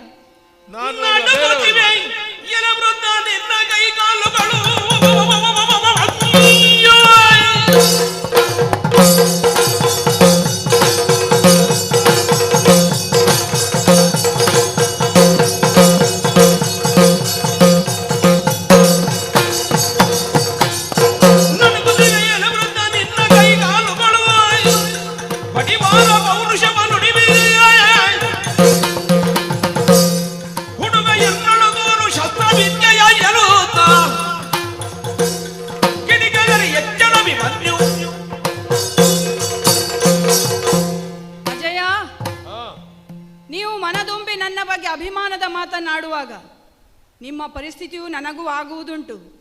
ಅಜ್ಜಯ್ಯನನ್ನ ಯಾರು ಹೊಗಳಿದಾಗ ನಮ್ಮ ಅಜ್ಜಯ್ಯ ಎಂಬಂತ ಅಭಿಮಾನ ಉಕ್ಕಿ ನನ್ನ ಕೊರಳು ಗದ್ಗದ ಆಗುವುದು. ಕೆಲವರಿಗೆ ಅದೇ ಬಂಡವಾಳ. ಇಂಥ ಅಜ್ಜನ ಮೊಮ್ಮಗ, ಅವನದ್ದು ಏನಿಲ್ಲ. ನೀನು ಯಾರು? ಹಾಗಾಗಬಾರ್ದು. ನಿನ್ನಲ್ಲಿ ಉಂಟಾ? ನನ್ನನ್ನು ನೋಡಿದ್ರೆ ಏನಾಗ್ತದೆ ಅದು ನೀನು ಹೇಳಬೇಕು ಮಗು. ನಿನ್ನನ್ನು ನೋಡುವಾಗ ನನಗೆ, ನಾನು ವಂಶೀಯನಾದ್ರಿಂದ ಗೋತ್ರದವನಾದ್ರಿಂದ ಉಪಾಯ ಇಲ್ಲ. ಇಲ್ಲದ್ರೆ ಈ ಪ್ರಾಯದವರನ್ನು ನೋಡುವಾಗ ಹಿರಿಯರಿಗೆ ಕಾಣುವುದು ಬೇರೆ.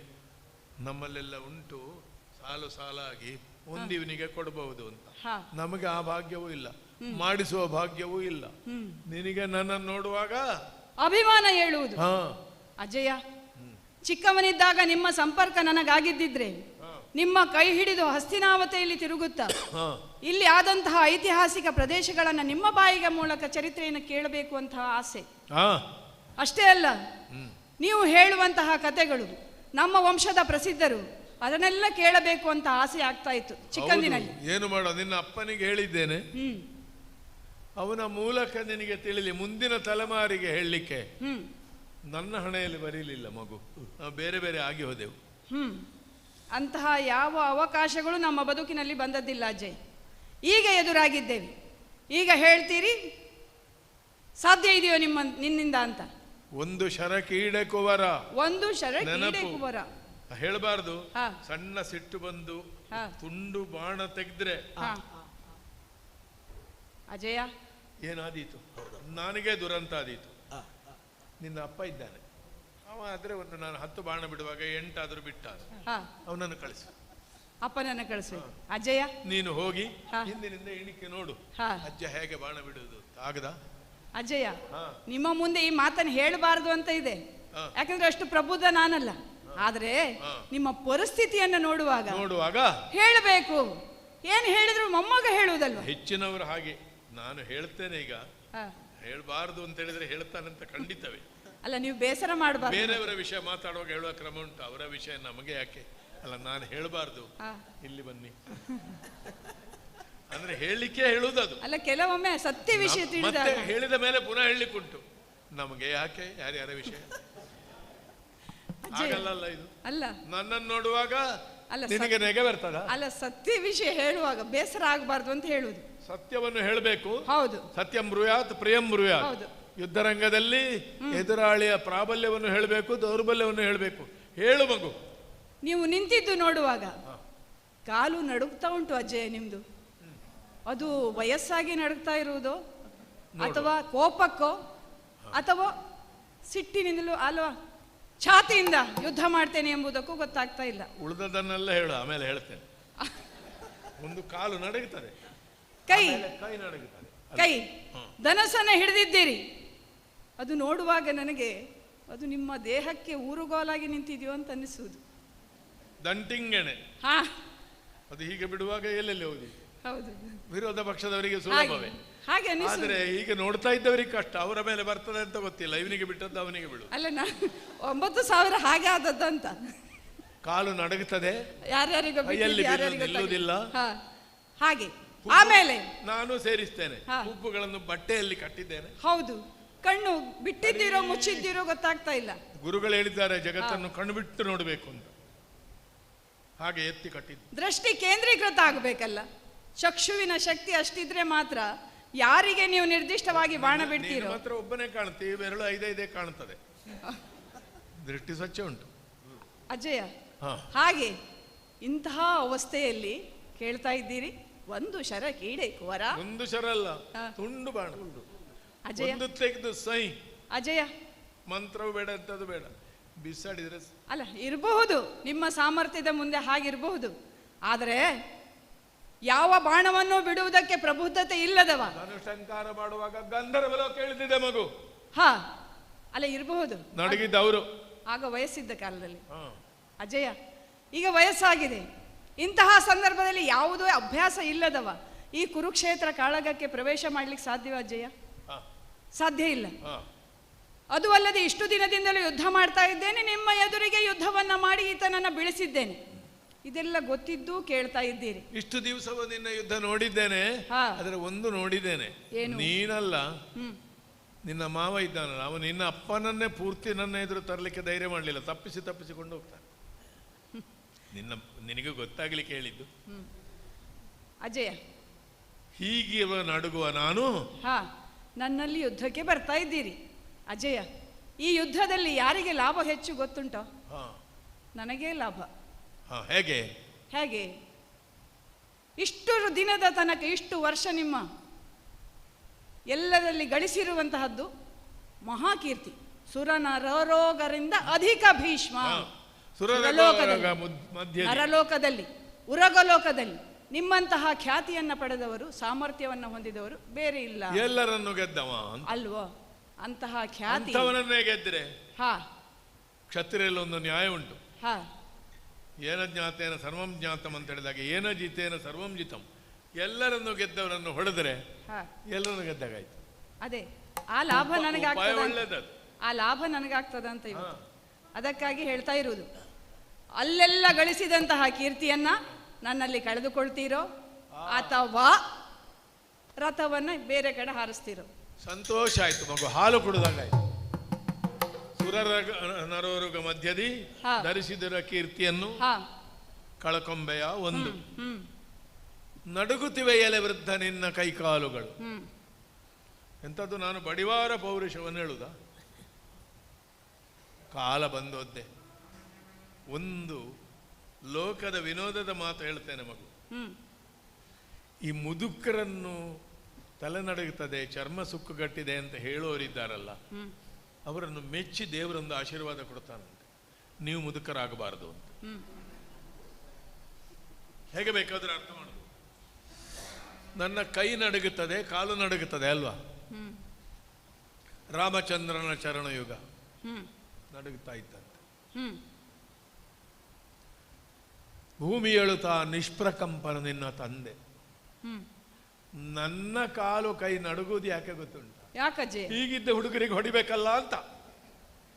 ಹಾಗೆ ತಲೆ ಹೀಗೀಗೆ ಆಗುದು ಯಾಕೆ? ನನ್ನ ಹತ್ರ ಬೇಡ, ನಿಮ್ಮದು ಆಗುವುದಿಲ್ಲ ಆಗುವುದಿಲ್ಲ ಅಂತ. ಅದನ್ನು ಮೀರಿ ಬರ್ತೀರೋ ಅಂತ ಹೀಗಾಗುದು. ನಮ್ಮ ನಡುಕಕ್ಕೆ ಅರ್ಥ ಉಂಟು. ನಾನು ಕೊಟ್ಟಷ್ಟು ನಿಮಿಷ ನಿನಗುಂಟು. ಆದರೆ ಒಂದು ಸಂತೋಷ ಮಗು, ಏನಜ್ಜಯ್ಯ? ಸೆಳೆದುಕೊಳ್ತೇನೆ ಅಂತ ಹೇಳ್ತೀಯಲ್ಲ, ಇದು ಯಾರಿಗೆ ಮಗು ಇದ್ದದ್ದು? ನಮಗಿನ್ನು ಆಚೆ ಹತ್ತಿರ ಈಚೆ ದೂರ, ಅದು ಹೇಳಿ ಏನಾದ್ರು ಶತಮಾನಗಳಾಯಿತು. ನನ್ನದು ಎಳ್ಕೊಳ್ಳುದಿದ್ರೆ ಯಾರು? ನೀವೇ ಅಲ್ವಾ?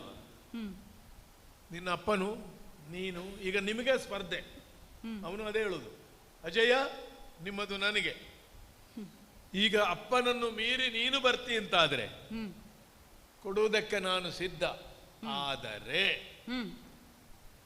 ಮೊಮ್ಮಗ ಅಂತ ಸುಮ್ಮನೆ ಕೊಡುದಿದ್ರೆ ಹಾಗೆ ಕರೆದೇನು. ಒಂದು ಕಾಲದಲ್ಲಿ ಗುರುಕುಲದ ಅಂಗಳ ಗುರುಕುಲವಾಗಬೇಕು ಅಂತ ಗ್ರಹಿಸಿದರೆ ಅದು ರಣರಂಗವಾಯಿತು ಮಗು. ಅದರ ಪರಿಣಾಮವೇ ನೀವೆಲ್ಲ ನಮ್ಮ ಮುಂದೆ ಬರ್ತಾ ಇರುವುದು. ಅದರಿಂದ ನಾವು ಅನುಭವಿಸುತ್ತಿರುವ ನೋವು ಬಿಡು, ನಿನ್ನಲ್ಲಿ ಹೇಳಿ ಪ್ರಯೋಜನ ಇಲ್ಲ. ಆದರೆ ಹಠ ಹಿಡಿದರೆ, ಪೆಟ್ಟು ಬಿದ್ದರೆ ಅಜ್ಜನ ಬಾಣಕ್ಕೆ ಮೊಮ್ಮಗನ ಮೇಲೆ ರಕ್ತ ಬರುವುದಿಲ್ಲ ಅಂತಿಲ್ಲ, ಬೀಳುವುದೇ. ನೋಡ್ತೀಯಾ ನೋಡ್ತೀಯಾ?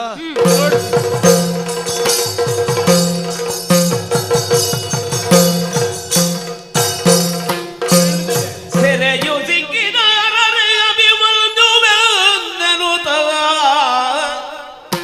ಹರುಷದೊಳು ಗುರುಕೃಪ ದುಶ್ಯಾಸನ ಮುಖ್ಯರ ನೈತರುದಿರಲು ಗಾಂಗೆಯ ನರಿದು ತನ್ನೊಳಗಾಗ ತರಳ ಮಹರಥ ಈತನು ಗುರುಕುಲದ ಬಾಲಕನು ಓರ್ವರು ಇವನ ಪೋಲುವವರಿಲ್ಲ ಪರಮ ಸತ್ಕೀರ್ತಿಯುತನೆದ್ದು ಬಿಡಲು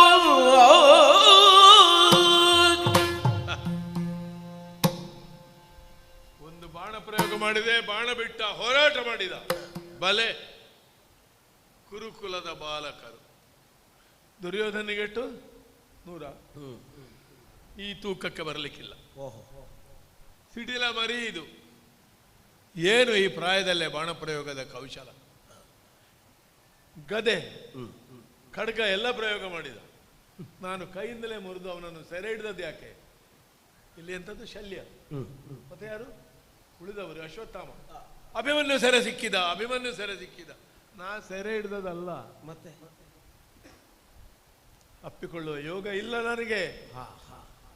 ಯುದ್ಧರಂಗದಲ್ಲಿ ಸಿಕ್ಕಿತು, ಅದನ್ನು ಬಳಸುವ ಅಂತ. ಆದ್ರೆ ಇವನನ್ನು ಹೀಗೆ ಹಿಡ್ಕೊಂಡ್ರೆ ಇವರು ಬರ್ತಾರೆ. ಮುಂದೆ ಉಳಿದು ಬೆಳೆದರೆ ನಮ್ಮವರು ಬಿಟ್ರೆ, ದೇವರ ಆಶೀರ್ವಾದ ಇದ್ರೆ ಅಪ್ಪನನ್ನು ಮೀರಿಸುವ ಯೋಗ್ಯತೆ ಮಗು ಯೋಗ್ಯತೆ ಉಂಟು ನಿನ್ನಲ್ಲಿ. ನನ್ನದನ್ನು ಪಡೆಯುವ ಯೋಗ್ಯತೆ ಉಂಟು. ಆದರೆ ಮೀರಿ ನಡಿಬೇಡ.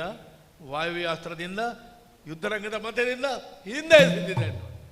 ಅಜಯ, ನಿಮ್ಮ ಅಪ್ಪುಗೆ ನನಗೆ ಆಶೀರ್ವಾದ ಅಂತ ತಿಳಿದುಕೊಳ್ತೇನೆ. ನನಗೆ ಬದುಕಿನಲ್ಲಿ ಭಾಗ್ಯ. ಇನ್ನು ಏನು ಸಿಕ್ಕದಿದ್ರೇನು ಅಂದ್ರೆ ಹಾಗಲ್ಲ, ಒಂದು ಹಂತಕ್ಕೆ ಮುಟ್ಟಿದ್ದೇನೆ. ಇಂತಹ ಅಜ್ಜನ ಮರಿಮಗನಾದ ಮೇಲೆ ಒಂದು ದಿನಕ್ಕಾದರೂ ಈ ಕುರುಕ್ಷೇತ್ರದಲ್ಲಿ ನನ್ನ ಹೆಸರನ್ನು ಸ್ಥಾಪನೆ ಮಾಡ್ತೇನೆ ಅಜ್ಜಯ್ಯ. ಆ ಯೋಗ ನಿನಗೆ ಬರಲಿ. ಅದಕ್ಕೆ ಸರಿಯಾದಂತಹ ಆಶೀರ್ವಾದ ನಿಮ್ಮದಿರಲಿ ಅಜ್ಜಯ್ಯ. ಕಾಣ್ತೇನೋ ಇಲ್ಲೋ, ಕೇಳುವ ಯೋಗ ಆದರೂ ನನಗೆ ಬರಲಿ. ಇದನ್ನೇ ವಿದಾಯ ಅಂತ ಗ್ರಹಿಸು. ಬಾಣ ಪ್ರಯೋಗ ಮಾಡಿದ್ದೇನೆ. ಧನ್ಯವಾದ ಅಜ್ಜಯ್ಯ.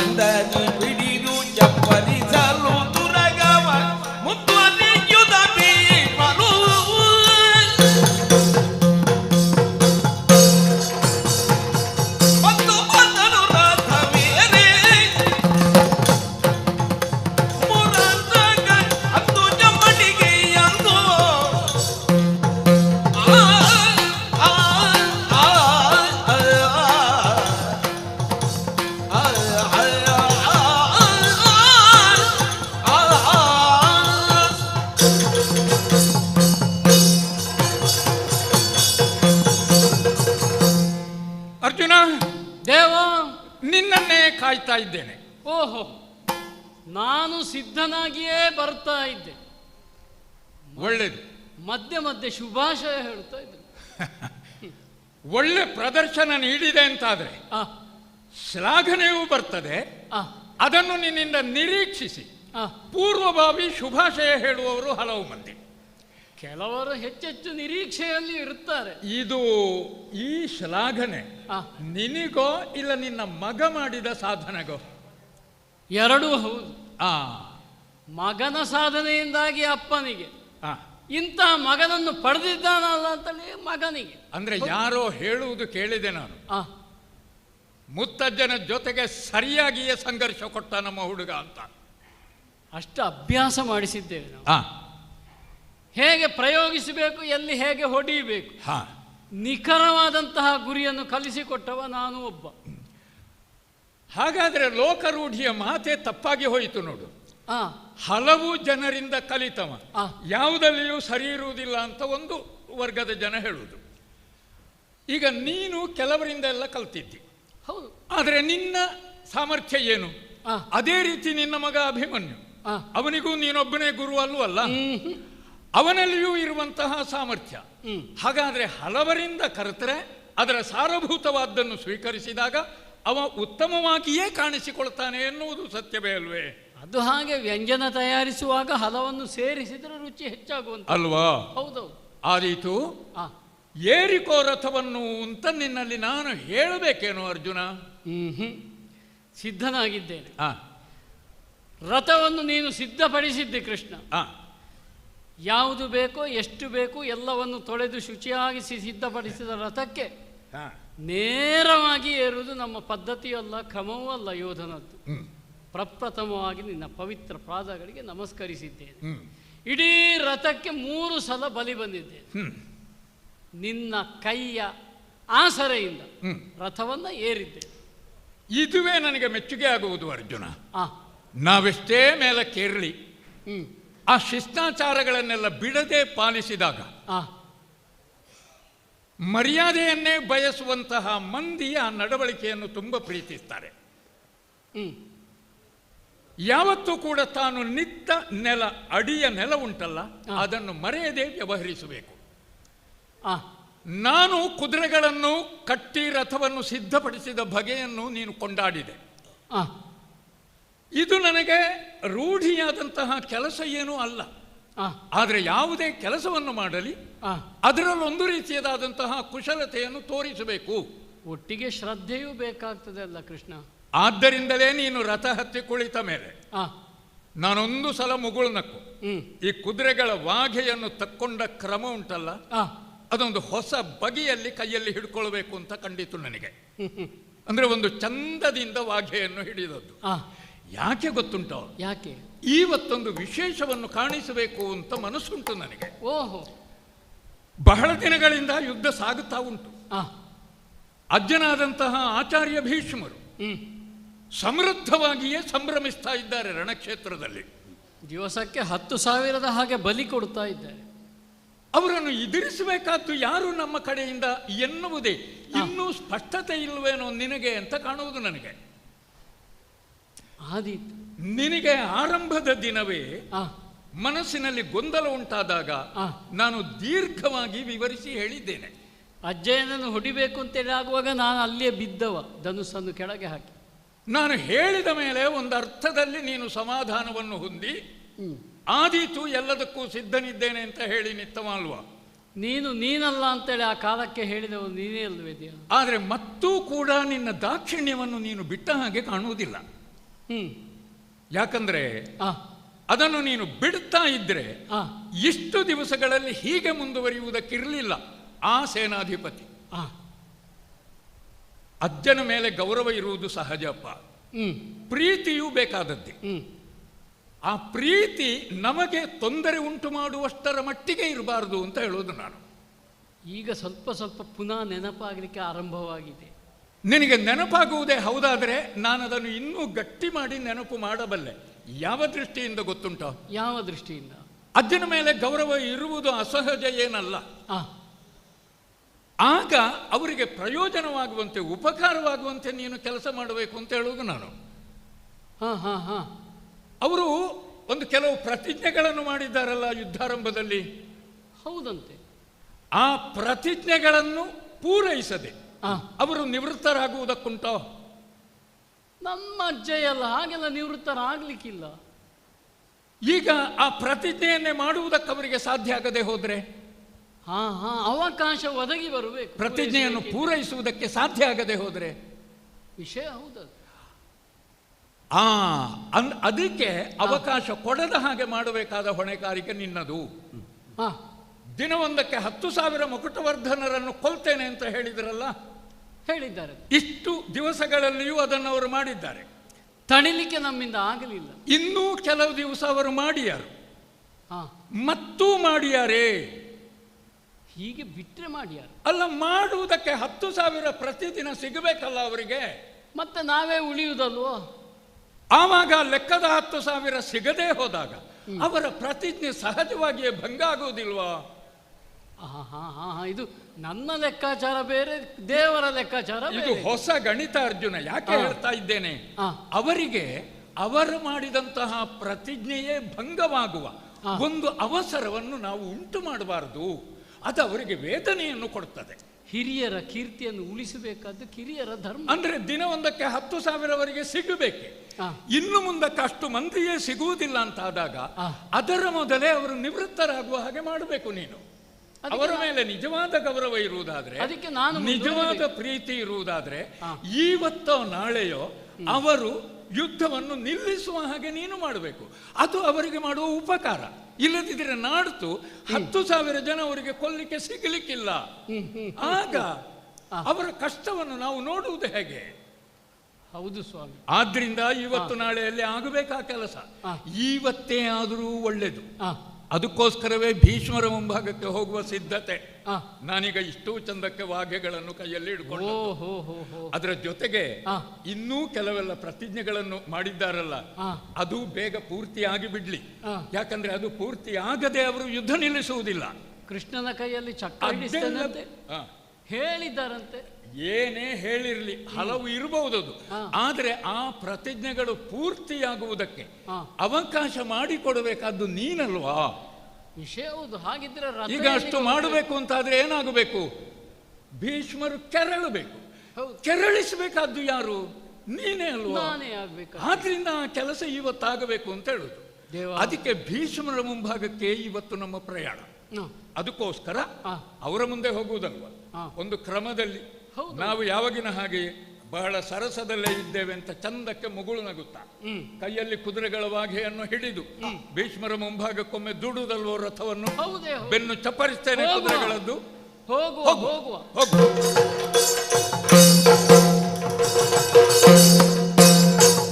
ಮುರಗರನ್ನು ನೋಡಿ ನಗುತ್ತಗೆ ಯಾದು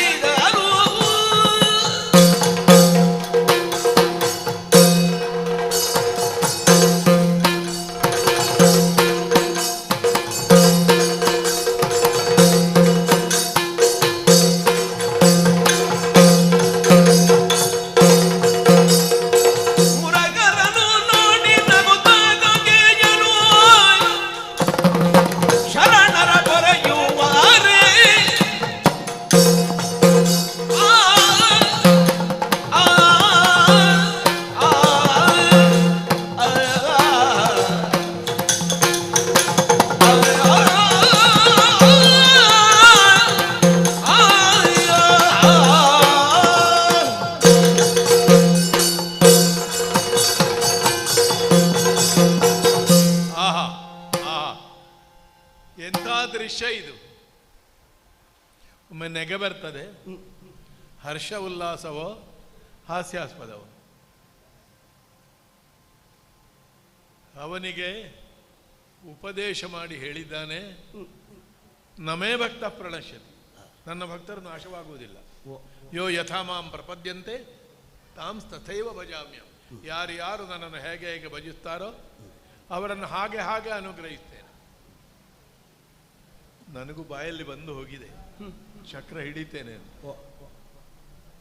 ಹಿಡಿಸಬೇಕಾದ್ರೆ ಅನುಗ್ರಹ ಇವನದ್ದೇ.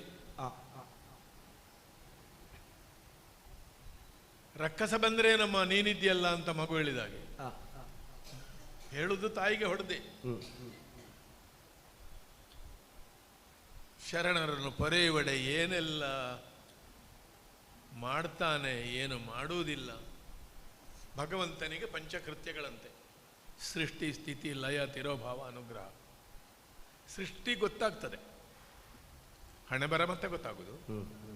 ಸೃಷ್ಟಿ ಗೊತ್ತಾಗ್ತದೆ, ಸ್ಥಿತಿಯನ್ನು ಕಾಣುತ್ತೇವೆ, ಲಯವನ್ನು ಊಹಿಸಬಹುದು, ಹೋಗ್ತದೆ. ಜಗತ್ತಿನಲ್ಲಿ ನಿಜವಾಗಿ ಸೃಷ್ಟಿ ಸ್ಥಿತಿ ಇಲ್ಲ, ಲಯವೇ ಇರುವುದು ಅಂತ ಕೆಲವರ ವಾದ. ಆದ್ದರಿಂದಲೇ ಸಂಗೀತ ನೃತ್ಯಾದಿಗಳಿಗೆ ಪ್ರಧಾನ ಲಯ. ಆದರೆ ತಿರೋಭಾವ, ಕಾಣುವುದು ಕಾಣಿಸಿಕೊಳ್ಳದಿರುವುದು, ಅದು ಅರ್ಥ ಆಗುವುದಿಲ್ಲ ಅಂತೆ. ಐದನೇದುಂಟು ಅನುಗ್ರಹ, ಅದು ಗೊತ್ತೇ ಆಗುವುದಿಲ್ಲ ಅಂತೆ. ಭಗವಂತನ ಅನುಗ್ರಹ ಯಾರ ಮೇಲೆ ಯಾಕಾಗ್ತದೆ? ನೋಡುವಾಗ ಕಾಣುತ್ತದೆ, ಸಜ್ಜನರು ಬಿದ್ದಿದ್ದಾರೆ, ದುರ್ಜನರು ಮೆರೆಯುತ್ತಾರೆ, ಅನ್ಯಾಯ ಮಾಡಿದವ ಅನ್ನ ತಿಂತಾನೆ, ಸತ್ಯ ಹೇಳಿದವ ಸತ್ತೋಗ್ತಾನೆ, ಉಂಟು ಲೋಕದಲ್ಲಿ. ಆದರೆ ಅದರಲ್ಲಿ ಭಗವದ್ ರಹಸ್ಯ ಬೇರೆ ಉಂಟು ಅಂತ ಅವನಿಗೆ ಹೇಳಿದ್ದಾನೆ. ಅವ ಕೆಲವು ಪ್ರಶ್ನೆ ಕೇಳಿದ್ದಾನಂತೆ. ನನ್ನ ಮೊಮ್ಮಗನೇ ಪ್ರಶ್ನೆ ಕೇಳುವಾಗ ಅವ ಕೇಳದಿದ್ದದ್ದು ಕೆಲವು ನಾನು ಕೇಳಬೇಡವಾ?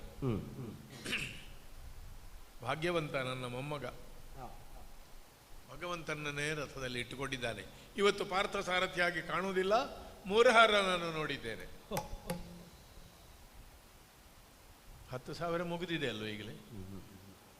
11 ಮಾಡುವುದು ಯಾಕೆ? ಈ ಸಮಯವನ್ನು ಉಪಯೋಗಿಸುವ, ಒಂದೆರಡು ಪ್ರಶ್ನೆ ಕೇಳುವ.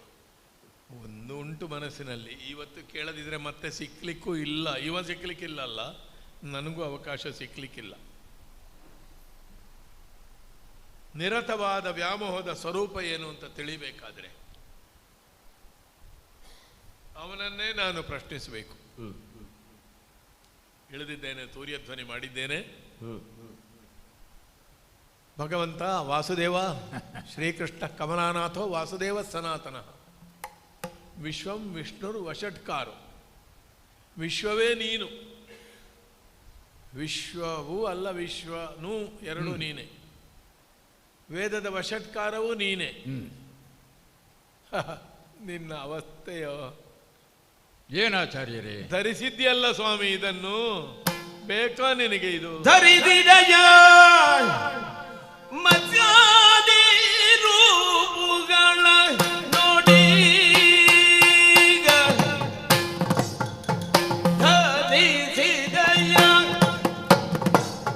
ಧರಿಸಿದಯ ಧರಿಸಿದಯ ಮತ್ಯಾದಿ ರೂಪುಗಳ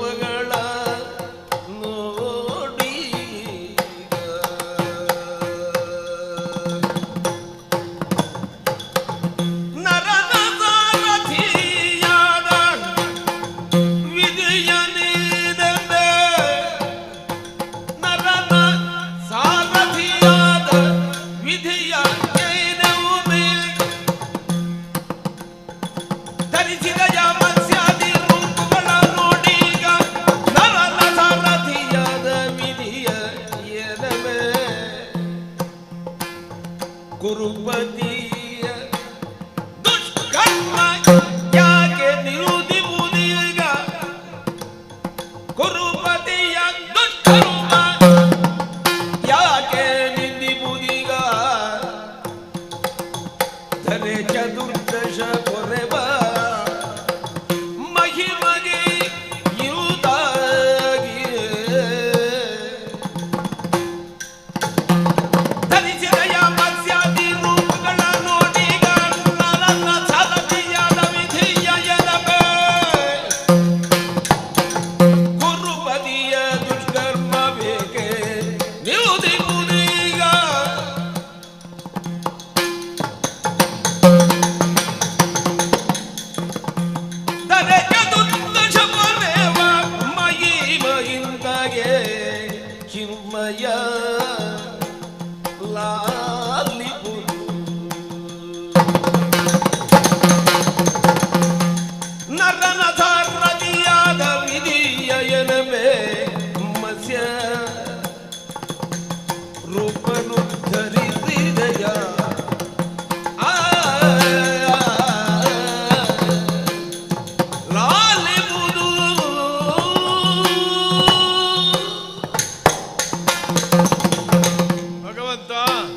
ಆಚಾರ್ಯರೇ, ಚಿನ್ಮಯನೇ ಚಿನ್ಮಯನೇ ಆ ಪ್ರಶ್ನೆ ಪ್ರಶ್ನೆ ಅದು ನಿರ್ಣಯ ಮಾಡಬೇಕಾದ್ದು ನೀವೇ ಅಲ್ವಾ? ವಿಚಿತ್ರ ನೋಡಿ ಜಗತ್ತು. ಇಷ್ಟು ಶತಮಾನಗಳನ್ನು ಕಳೆದ ಮುದುಕ ಮೊಮ್ಮಗ, ಸಣ್ಣ ಪ್ರಾಯದವ ಅಜ್ಜ, ನಿನ್ನ ಮಗಳ ಮಗನ ಒಂದು ದೃಷ್ಟಿಯಲ್ಲಿ, ಇನ್ನೊಂದು ದೃಷ್ಟಿಯಿಂದ ನಾನೇ ಮೊಮ್ಮಗ, ಅಜ್ಜ ನೀವೇ ಅಲ್ವಾ? ಪಾಂಡವರ ಮೊಮ್ಮಕ್ಕಳು ಅಲ್ವಾ? ಭಾವ ನೀನು ಅಲ್ವಾ? ಊರಿಗೆ ಅಜ್ಜ ಆಗಿದ್ದಾರೆ ಕೆಲವರು, ಎಲ್ಲರೂ ಅವನನ್ನು ಮಾವ ಅಂತ ಹೇಳುದು, ಹಾಗೆ ಕರೆಯುವುದು. ಆದ್ರಿಂದ ಅಜ್ಜನೂ ಹೌದು, ಮೊಮ್ಮಗನೂ ಹೌದು. ಲೌಕಿಕವಾದನ್ನು ಅರ್ಥ ಮಾಡಬಹುದು ಸ್ವಾಮಿ, ಶಾಸ್ತ್ರ ಓದಬಾರ್ದು. ಓದಿದ ಮೇಲೆ ನನಗೆ ಕಂಡದ್ದು ಶಾಸ್ತ್ರ ಅದೊಂದು ಗಾದೆ ಮಾತೆ ಉಂಟಲ್ಲ, ಓದಿ ಓದಿ ಓದಿ ಏನೋ ಆದ. ಹೌದು ಹೌದು ಸ್ವಾಮಿ. ಆದ್ರಿಂದ ಹೆಚ್ಚು ಓದಬಾರದು, ಎಷ್ಟು ಬೇಕು ನಮಗೆ ಅಗತ್ಯಕ್ಕೆ ಅದು. ಶಾಸ್ತ್ರವೇ ಓದಲಿಲ್ಲ, ವಿಷಯವೇ ಇಲ್ಲ, ಸಂತೋಷದ ಇದ್ದಾರೆ, ಬೊಬ್ಬೆ ಗಲಭೆ ಆದ್ರು ಅದನ್ನು ಸಂಗೀತ ಅಂತ ಹೇಳ್ತಾರೆ. ಅದು ಪರಮ ಸುಖ ಅಲ್ವಾ ನಿಜವಾಗಿ? ಸಿಕ್ಕಿದ್ದನ್ನು ತಿಂತಾರೆ. ಹೌದು. ಈಗ ಎಲ್ಲಿವರೆಗೆ ನಿದ್ರೆ ಬರ್ತದೆ. ಈಗ ಕೈಯಲ್ಲಿ ಉಂಟು ಅಂತಾದ್ರೆ ಧಾರಾಳ ಖರ್ಚು ಮಾಡ್ತಾನೆ, ಅದನ್ನು ಅನುಭವಿಸ್ತಾನೆ. ಏನು ಇಲ್ಲ ಅಂತಾದ್ರೆ ಹಾಗೆಯೇ ಮಲಗುತ್ತಾನೆ, ಅದನ್ನು ಅನುಭವಿಸ್ತಾನೆ. ಅಂದ್ರೆ ಇರುವುದು ಇಲ್ಲದೆ ಇರುವುದು ಎರಡೂ ಒಂದೇ ಅಲ್ವಾ? ಯೋಗವೇ ಆಯ್ತು ಅಲ್ವಾ? ಇದ್ದರೆ ತುಪ್ಪದಲ್ಲಿ, ಇಲ್ಲದ್ರೆ ಉಪ್ಪಿನಲ್ಲಿ. ಉಪ್ಪಿಲ್ಲದಿದ್ರೆ ಅದು ಸಾಕು, ಎಲ್ಲವೂ ಒಂದೇ. ಪರಮಾರ್ಥ ಹಾಗೆ ಅಲ್ವೋ ಆಚಾರ್ಯರೇ?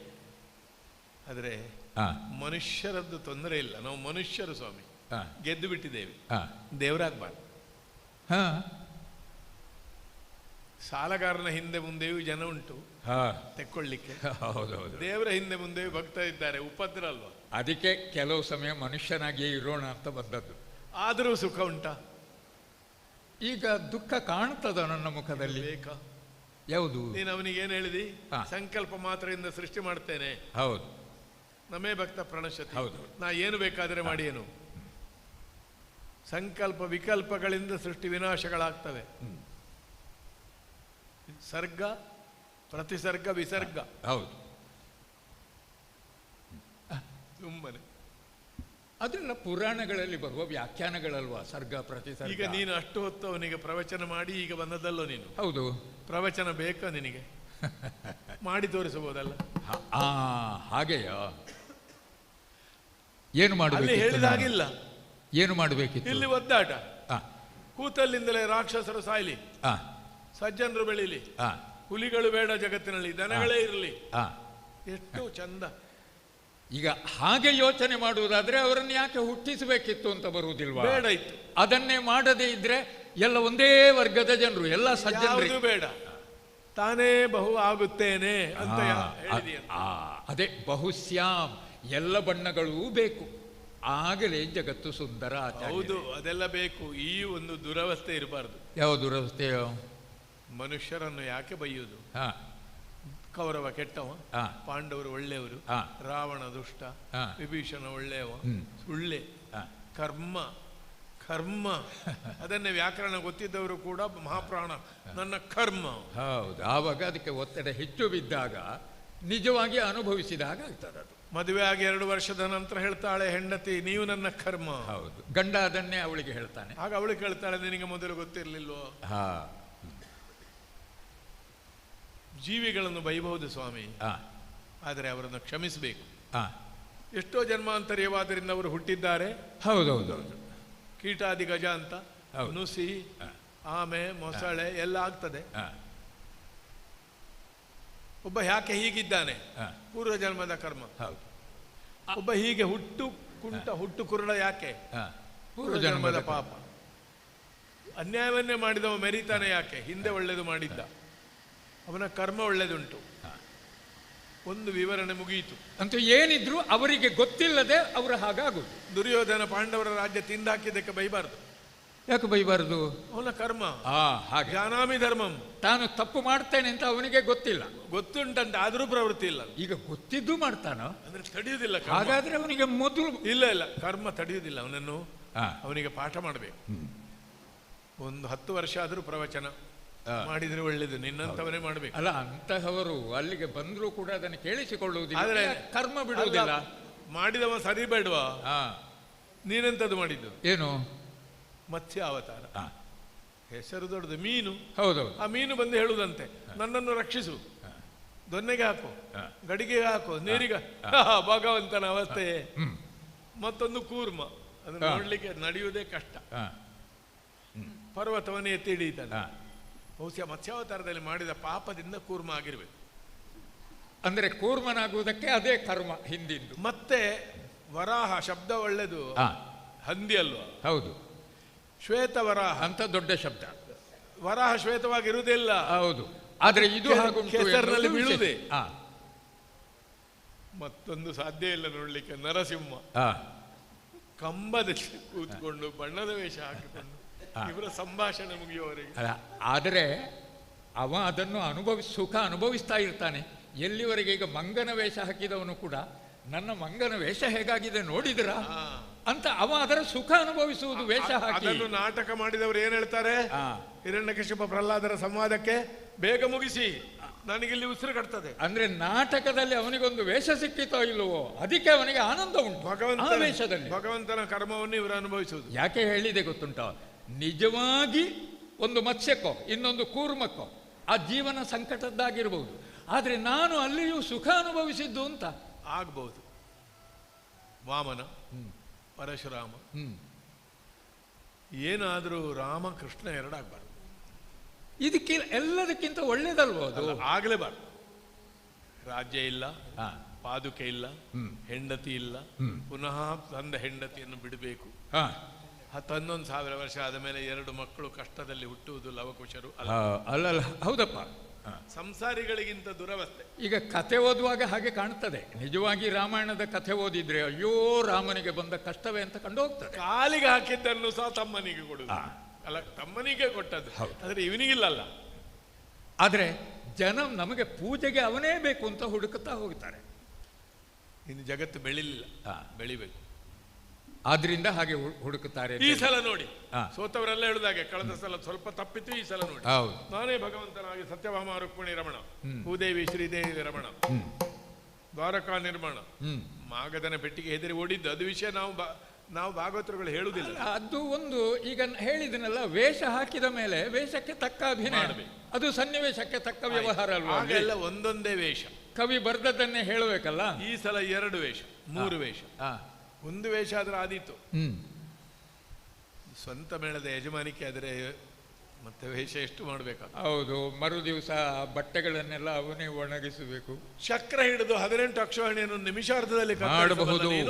ಚಕ್ರ ಕೆಳಗಿಟ್ಟು ಮಾಡಬಹುದು.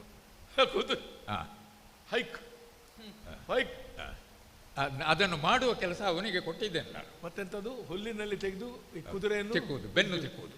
ಅದಕ್ಕೆ ಕೊಳೆ ಆಗ್ತದೆ, ಸ್ವರ್ಗೀಯ ಅಲ್ವ ಅದು? ಅಲ್ಲ, ಅದು ಹಾಗೆ ಉಜ್ಜಿದ್ರೆ ಹಿತ ಆಗ್ತದೆ. ಅಲ್ಲ, ಪುಸ್ತಕದಲ್ಲಿ ಉಂಟು ಅಂತ. ಉರುಳಿ ತಿನ್ನಿಸ್ತೀಯ ಆ ಕುದುರೆಗೆ ಪಾಪ. ಹೌದು, ಅದಕ್ಕೆ ಉರುಳಿ ತಿಂತದ ಅದು.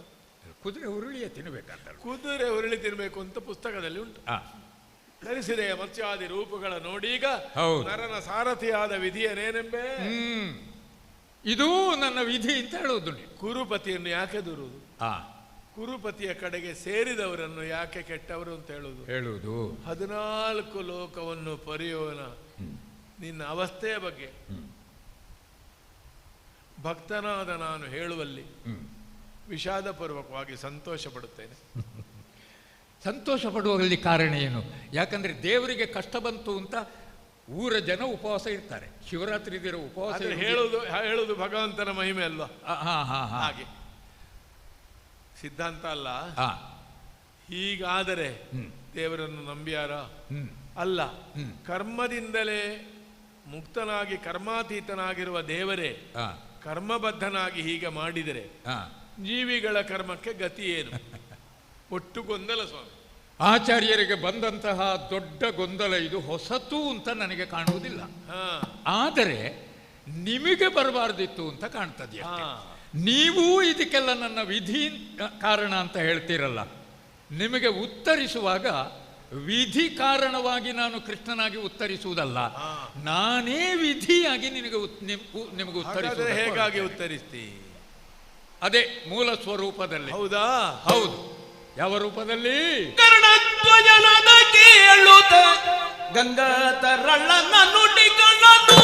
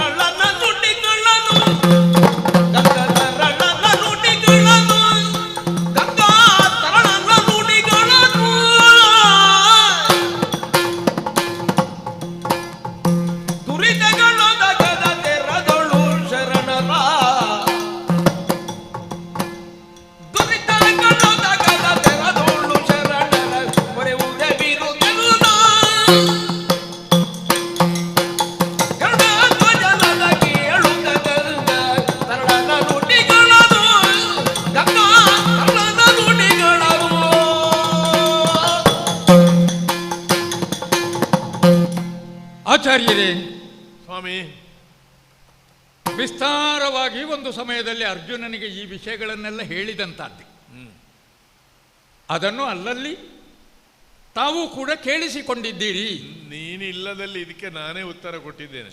ಆದರೆ ಒಳಗೆ ಗೊತ್ತುಂಟು ಇದು ಸುಮ್ಮನೆ. ಅದಕ್ಕೆ ಹೇಳೋದು, ಇದು ನೀವು ಕೇಳುವ ವಿಷಯ ಅಲ್ಲ, ನಿಮಗೆ ನಾನು ಇದನ್ನು ಹೇಳಬೇಕಾಗಿಯೂ ಇಲ್ಲ ಅಂತ.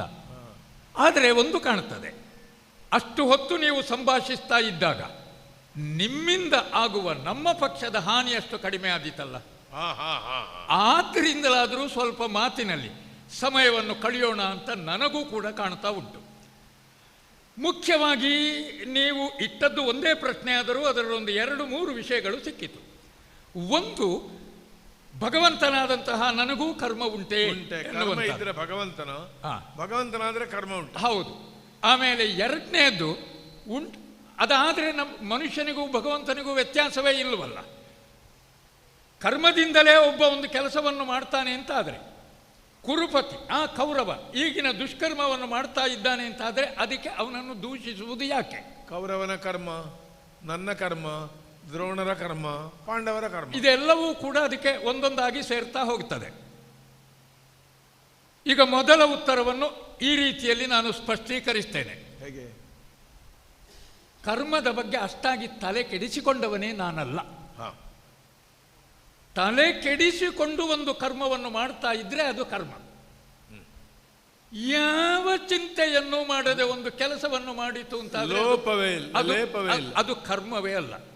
ಅರ್ಜುನನಿಗೂ ಒಂದು ಅರ್ಥದಲ್ಲಿ ಅದನ್ನೇ ಹೇಳಿ. ಆದರೆ ಒಂದಲ್ಲ ಸ್ವಾಮಿ, ಏನು? ಈ ಲೇಪವೇ ಇಲ್ಲದಿದ್ರೆ ಎಂತದೇ ಆಗಲಿ ಹಾಗೆ ಆಸಕ್ತಿ ಬರುವುದಿಲ್ಲ. ನನ್ನ ಭಕ್ತರು ಗೆಲ್ಬೇಕು. ಅದೇ ಆ ಆಸಕ್ತಿ ಬಂದಾಗಲೇ ಇರುವಂತಹ ದೋಷ. ಈಗ ನಿಮಗೆ ಈ ಅವಸ್ಥೆ ಒದಗಿದೆಯಲ್ಲ, ಈ ವಯಸ್ಸಿನಲ್ಲಿ ವಿಷ್ಣು ಸಹಸ್ರನಾಮ ಓದಿಕೊಂಡು ಮಲಗಿಕೊಂಡು ಇರಬೇಕಾದವರು ಈ ರಣಕ್ಷೇತ್ರಕ್ಕೆ ಬಂದಿದ್ದೀರಲ್ಲ, ಆ ಇಳಿಬಿದ್ದ ಹುಬ್ಬುಗಳನ್ನು ಎಲ್ಲ ಹಿಂದೆ ಕಟ್ಟಿ ಎಲ್ಲ ನೇತಾಡಿಸಿಕೊಂಡು ಬಂದಂತಹ ಈ ಕರ್ಮ ನಿಮಗಂಟಿದೆಯಲ್ಲ, ಅದಕ್ಕೆ ಕಾರಣ. ನೀನು ಪ್ರಶಸ್ತಿ ಕೊಡಬೇಕು. ಅದಕ್ಕೆ ಕಾರಣ ತಂದೆ ಅಜ್ಜ ಎಲ್ಲ ಈ ಪ್ರಾಯದಲ್ಲಿ ಹಿಂದೆ ಸರಿದಿದ್ದಾರೆ. ನಾನು ಈಗಲೂ ಇದಕ್ಕೊಂದು ಸಣ್ಣ ಉದಾಹರಣೆ, ಸಹಸ್ರನಾಮವು ಹೇಳಲಿಕ್ಕೆ ದಿನ ಇಟ್ಟಿದ್ದೇನೆ. ಅದಕ್ಕೆ ಇನ್ನು ದಿನ ಪ್ರತ್ಯೇಕ, ಅದನ್ನು ಇವತ್ತೇ ಮಾಡಬಾರ್ದಾ? ವಿಷಯ ಏನು ಗೊತ್ತುಂಟ? ಸಣ್ಣ ಉದಾಹರಣೆ, ಅಲ್ಲೊಂದು ಇರುವೆ ಹೋಗ್ತಾ ಉಂಟು, ಅದನ್ನು ನೋಡಿಯೂ ಕಾಲಿನಿಂದ ಹೊಸಕಿ ಹಾಕುವುದು ಅದು ಕರ್ಮ. ಗೊತ್ತಿಲ್ಲದೆ ನಡೆಯುತ್ತಾ ಹೋಗುವಾಗ ನಿನ್ನ ಕಾಲಡಿಗೆ ಅದು ಸಿಕ್ಕಿ ಸತ್ತು ಬಿದ್ದರೆ ಆವಾಗ ಕರ್ಮ ಇಲ್ಲ. ಅದು ಇರುವೆ ಕರ್ಮ. ಅದು ಇರುವೆ ಕರ್ಮವೇ, ಸತ್ತು ಹೋಗುವಂತಹದ್ದು. ಅದರದ್ದು ನಿನಗೇನು ಅಂಟುವುದಿಲ್ಲ. ಅಂದರೆ ಇದು ಕರ್ಮದ ಮೂಲ ಸಿದ್ಧಾಂತ. ಕರ್ಮವನ್ನು ಅಂಟಿಸಿಕೊಳ್ಳುವುದಿಷ್ಟವೋ ಇಲ್ಲವೋ ಅಷ್ಟೇ ಇರುವಂತಹದ್ದು ಆ ಕರ್ಮದ ವಿಷಯದಲ್ಲಿ. ಹಾಗಾಗಿ ಯಾವುದೇ ಹೊತ್ತಿನಲ್ಲೂ ಕೂಡ ಏನು ನಮ್ಮ ಪಾಲಿಗೆ ಬರ್ತದೋ ಅದನ್ನು ನಿರ್ವ್ಯಾಜವಾಗಿ ನಾವು ಮಾಡ್ತಾ ಹೋಗಬೇಕು. ಇದು ನಾನು ಮಾಡಬೇಕು ಎನ್ನುವ ದೃಷ್ಟಿಯಿಂದ ಮಾಡುವುದಷ್ಟೇ, ಇದರ ಫಲಾಫಲಗಳು ನಮಗಿಲ್ಲ ಎನ್ನುವಾಗ ಆ ಕರ್ಮ ಅಲ್ಲಿಗೆ ಅದು ಖಿಲವಾಗುತ್ತಾ ಹೋಗುತ್ತದೆ. ಅಂದರೆ ಅದು ಕೊನೆಗೆ ಶೂನ್ಯಕ್ಕೆ ಬರ್ತದೆ. ಎರಡನೆಯದು, ನಾನು ಅನೇಕ ರೂಪಗಳನ್ನು ಧರಿಸಿದೆ. ಒಂದೊಂದು ಅವಸ್ಥೆಗಳು ನೋಡಿದೆ. ಆ ಧರಿಸಿದಂತಹ ರೂಪಗಳಲ್ಲಿ ನಾನು ಆನಂದವನ್ನೇ ಅನುಭವಿಸಿದೆ. ಆ ರೂಪಗಳನ್ನು ಯಾಕೆ ಧರಿಸಿದೆ? ಯಾರದ್ದೋ ಪ್ರಾರ್ಥನೆಯನ್ನು ಕೇಳಿ ಆ ರೂಪ ಧರಿಸಬೇಕಾಗಿ ಬಂದದ್ದು. ಅವರ ಪ್ರಾರ್ಥನೆಯಂತೆ ಅವರನ್ನು ಅನುಗ್ರಹಿಸುವುದಕ್ಕೆ, ಉದ್ಧರಿಸುವುದಕ್ಕೆ ಆ ರೂಪವನ್ನೇ ಧರಿಸಬೇಕಾದಂತಹ ಅವಶ್ಯಕತೆ ಇತ್ತು. ಅದು ಒಬ್ಬ ವೇಷ ಹಾಕಿ ವೇದಿಕೆಗೆ ಬಂದಷ್ಟೇ, ನಿನಗಾಗಿ ಅಲ್ಲ. ಆ ಒಳಗಿನಿಂದ ಅವನೇ ಆಗುತ್ತಾನೆ. ವೇಷ ಉಳಿದವರ ಕಣ್ಣುಗಳಿಗೆ ಕಾಣುವುದಕ್ಕೆ ಮಾತ್ರ. ಹಾಗಾಗಿ ನಾನು ಕೂರ್ಮನಾಗಿ ಉಳಿದವರ ಕಣ್ಣುಗಳಿಗೆ ಕಂಡದ್ದು. ಅದರ ಒಳಗೆ ನಾನು ಹರಿಯೇ ಇದ್ದೆ. ಮತ್ಸ್ಯನಾಗಿಯೂ ಉಳಿದವರ ಕಣ್ಣುಗಳಿಗೆ ಒಳಗೆ ನಾನು ಹರಿಯೇ, ವರಾಹನಾಗಿಯೂ ಅಷ್ಟೇ. ಆದ್ದರಿಂದ ಯಾವಾಗ ಹಿರಣ್ಯಾಕ್ಷನ ವಧೆ ಆಯಿತೋ, ತಮಾಸುರನ ವಧೆ ಆಯಿತೋ, ಆಗ ನನ್ನನ್ನು ಮತ್ತೆ ಸ್ತುತಿಸಿದವರೆಲ್ಲ ಮತ್ಸ್ಯ ಮತ್ಸ್ಯ ಅಂತ ಹೇಳಿ ಸ್ತುತಿಸಿದ್ದೇ ಅಲ್ಲ, ಹರಿಗೆ ಯಾವೆಲ್ಲ ಹೊಗಳಿಕೆಗಳನ್ನು ಕೊಡ್ತಾರೋ ಅದೇ ಹೊಗಳಿಕೆಯನ್ನು ಕೊಟ್ಟರು. ಪ್ರಹ್ಲಾದನಾದರೂ ನನ್ನ ಕಾಲಬುಡದಲ್ಲಿ ನರಸಿಂಹನಾಗಿ ನಿಂತಾಗ ಆ ರೀತಿಯಲ್ಲೇ ಸ್ತೋತ್ರವನ್ನು ಮಾಡಿದ. ನಾವು ಹೇಳ್ತೇವೆ ಸ್ವಾಮಿ, ಲಕ್ಷ್ಮೀ ನರಸಿಂಹ ಮಮದೇಹಿ ಕರಾವಲಂಬಂ. ಅವರಿಗೆ ವೇಷ ಕಂಡದ್ದಲ್ಲ, ವೇಷದೊಳಗಿನ ಜೀವ ಕಂಡಿದೆ ಅವರಿಗೆ. ಆಗ ನೀನು ಅರ್ಥ ಮಾಡಿಕೊ ನನಗೂ ಅವುಗಳಿಗೂ ಇರುವ ಸಂಬಂಧ. ನಾನು ಸುಮ್ಮನೆ ಒಂದು ವಿನೋದಕ್ಕೆ ಕೇಳುದು, ಏನು ವೇಷ ಕಂಡ ಮೇಲೆ ಕೂಡ ಜನವನ್ನೇ ಹೇಳಿದ್ರೆ ವೇಷ ಅಯಶಸ್ವಿ ಆಗಲಿಲ್ಲ. ವೇಷ ಎಷ್ಟು ಕೆಲಸವನ್ನು ಮಾಡಬೇಕೋ ಅದಷ್ಟು ಮುಗಿಯುತ್ತದೆ, ಆದ ಮೇಲೆ ವೇಷ ಇಲ್ಲ. ಈಗ ವೇಷವನ್ನು ರಂಗದಲ್ಲಿ ಕಂಡಾಗಲು ಅದು ಯಾರು ದೇವದತ್ತ ಚೆನ್ನಾಗಿ ಬ್ರಹ್ಮದತ್ತ ಚೆನ್ನಾಗಿ ವೇಷ. ಹೌದು, ವೇಷದ ಒಳಗೆ ವೇಷದಲ್ಲಿ ಅಷ್ಟು ತಲ್ಲೀನತೆ ಬರಲೂಬಾರದು. ಈಗ ವೇಷಧಾರಿಯೊಬ್ಬ ಆ ವೇಷಕ್ಕೋಸ್ಕರ ಅತ್ತರೆ, ಈಗ ಒಂದು ಸ್ತ್ರೀ ಪಾತ್ರ ಕರುಣಾರಸ, ಆ ಪಾತ್ರದಲ್ಲಿ ಬಂದು ಚೆನ್ನಾಗಿ ಅಳುತ್ತಾಳೆ. ಆ ಅಳುವನ್ನು ಕಂಡು ನಾವು ಆನಂದಿಸ್ತೇವೆ, ಎಷ್ಟು ಚಂದಕ್ಕೆ ಕೂಗಿದ್ದಾಳೆ, ಎಷ್ಟು ಚಂದ ಕೂಗಿದೆ. ಆಗ ರಕ್ಕಸನ ಕ್ರೌರ್ಯವನ್ನು ನೋಡಿ ಹೇಳುವುದಿಲ್ಲ, ಒಳ್ಳೆ ರಕ್ಕಸ ಅಲ್ಲ, ಹೇಳುವುದಿಲ್ವಾ? ರಕ್ಕಸ ಒಳ್ಳೆಯವಲ್ಲ, ಅದರ ಬದಲು ಪಾತ್ರಧಾರಿಗೆ ತಲ್ಲೀನತೆ ಉಂಟಾಗಿ ಅವನ ಕಣ್ಣಿನಿಂದಲೇ ನೀರು ಸುರಿಯುವುದಕ್ಕೆ ತೊಡಗಿದ್ರೆ ಆಗ ಎಂಥದ್ದು, ಅದು ಅವನೇ ಕೂಗಿದ್ದು. ಹರಿಶ್ಚಂದ್ರ ಹೆಂಡತಿಯನ್ನು ಮಾರುವಾಗ ಇವ ಕೂಗಿದ್ರೆ ಇಲ್ಲ, ಅವನ ಹೆಂಡತಿಯನ್ನು ಸಾಕಲಿಕ್ಕೆ ಈ ರಂಗಸ್ಥಳದ ಹೆಂಡತಿಯನ್ನು ಮಾರುವುದು ಅಲ್ವಾ? ಈ ಮಾರಿದಲ್ಲಿ ಸಿಕ್ಕಿದ್ದನ್ನು ತನ್ನ ಹೆಂಡತಿಗೆ ಕೊಡುದು. ಇದು ವೇಷಕ್ಕೂ ನಿಜ ಸ್ವರೂಪಕ್ಕೂ ಇರುವ ವ್ಯತ್ಯಾಸ. ನನ್ನನ್ನು ಈ ಸ್ಥಿತಿಯಲ್ಲಿ ಕಾಣ್ತಾ ಇದ್ದರೆ ಅದು ವೇಷ ಮಾತ್ರ. ಇವತ್ತು ಈ ಕುದುರೆಯನ್ನೇರಿಕೊಂಡು ನಿಮಗೆ ಕಾಣಬೇಕು ಅಂತಲೇ ಸ್ವಲ್ಪ ಬೆನ್ನು ಸ್ವಲ್ಪ ಹೆಚ್ಚು ಉಜ್ಜಿದ್ದು ನಾನು, ಒಂದು ಚಂದಕ್ಕೆ ವಾಘೆಗಳನ್ನು ಹಿಡಿದು. ಅಂದರೆ ಯಾವುದನ್ನೇ ಮಾಡಲಿ ಒಂದು ವೇಷಗಾರಿಕೆಯ ಕಸುಬುಂಟಲ್ಲ, ಅದನ್ನು ಅದಕ್ಕೆ ತಕ್ಕಂತೆ ಕುಶಲತೆಯಿಂದ ಮಾಡಬೇಕು. ಅದು ಯೋಗ, ಅದು ಯೋಗ. ಕರ್ಮದಲ್ಲಿ ಕೌಶಲ. ಹೌದು, ಕರ್ಮದಲ್ಲಿ ಕೌಶಲ. ಉದ್ದೇಶ ಅರ್ಥ ಮಾಡಿಸುವಂತಹದ್ದು, ಒಂದು ರೀತಿಯ ಕುಶಲತೆ. ಅದು ಯಾವಾಗ? ಈಗ ನಾನು ಇಷ್ಟು ಪ್ರೀತಿಯಿಂದ ಉಜ್ಜುತ್ತಾ ಇದ್ದೇನಲ್ಲ, ಸಂಜೆ ಆದ ಮೇಲೆ ಇಳಿದು ಹೋದ ಮೇಲೆ ಮತ್ತೆ ಆ ಕಡೆಗೆ ನೆನಪೇ ಇಲ್ಲ ನಮಗೆ. ಆ ರೀತಿಯ ನಿರಾಸಕ್ತಿಯನ್ನು ಕೂಡ ಹೊಂದಿರಬೇಕು ಬದುಕಿನಲ್ಲಿ. ಇಷ್ಟನ್ನು ಮಾಡಿದರೂ ನಿನಗಾಗಿ ಅಲ್ಲ, ನನಗಾಗಿ ಅಲ್ಲಲೇ ಅಲ್ಲ, ಅದು ಕೇವಲ ನನ್ನನ್ನು ನಂಬಿದವರಿಗಾಗಿ, ಭಗವತ್ ಸ್ವರೂಪದ ನನ್ನ ಭಕ್ತರಿಗಾಗಿ, ನನ್ನನ್ನೇ ಆರಾಧಿಸ್ತಾ ಬರ್ತಾ ಇರುವವರಿದ್ದಾರಲ್ಲ ಪಾಂಡವರು. ಇಲ್ಲಿ ಈಗ ಸದ್ಯಕ್ಕೆ ಬಿಡದೆ ನನ್ನನ್ನು ನಂಬಿದ್ದಾರೆ. ಅವರಿಗೆ ನಾನು ಬಿಟ್ಟರೆ ಅನ್ಯಥಾ ಗತಿ ಇಲ್ಲ ಅಂತ ತಿಳ್ಕೊಂಡಿದ್ದಾರೆ. ನಾನು ಅರ್ಜುನನಿಗೆ ಹೇಳಿದ್ದು ಅದನ್ನೇ, ಬೇರೆ ಯಾವ ಗತಿಯೂ ಇಲ್ಲ ಎನ್ನುವ ಭಾವದಲ್ಲಿ ಮಾಮೇವ ಶರಣಂ ವ್ರಜ ಎನ್ನುವ ಹಾಗೆ ಸರ್ವಧರ್ಮಾನು ಪರಿತ್ಯಜ್ಯ.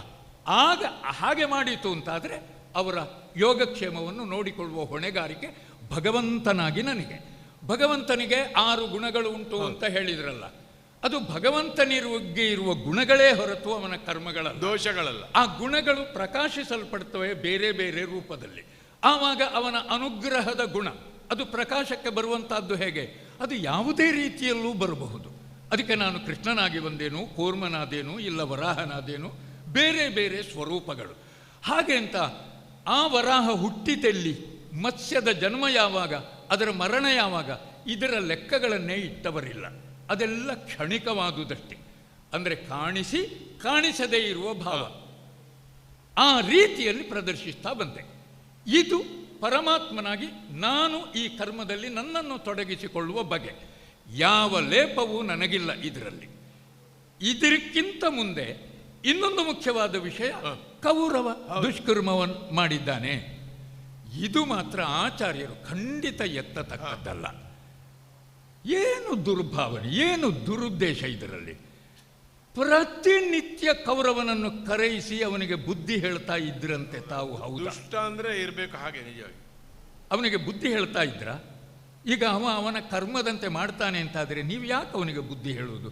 ಅಂದ್ರೆ ಬುದ್ಧಿ ಹೇಳುವುದು ನಿಮ್ಮ, ಅವನಿಗೆ ಸಹಾಯ ಮಾಡುವುದು ನನ್ನ ಕರ್ಮ ಆಗಿರ್ಬೋದು, ಬುದ್ಧಿ ಹೇಳುವುದು ನಿಮ್ಮ ಕರ್ಮ ಅಂತಲ್ಲ.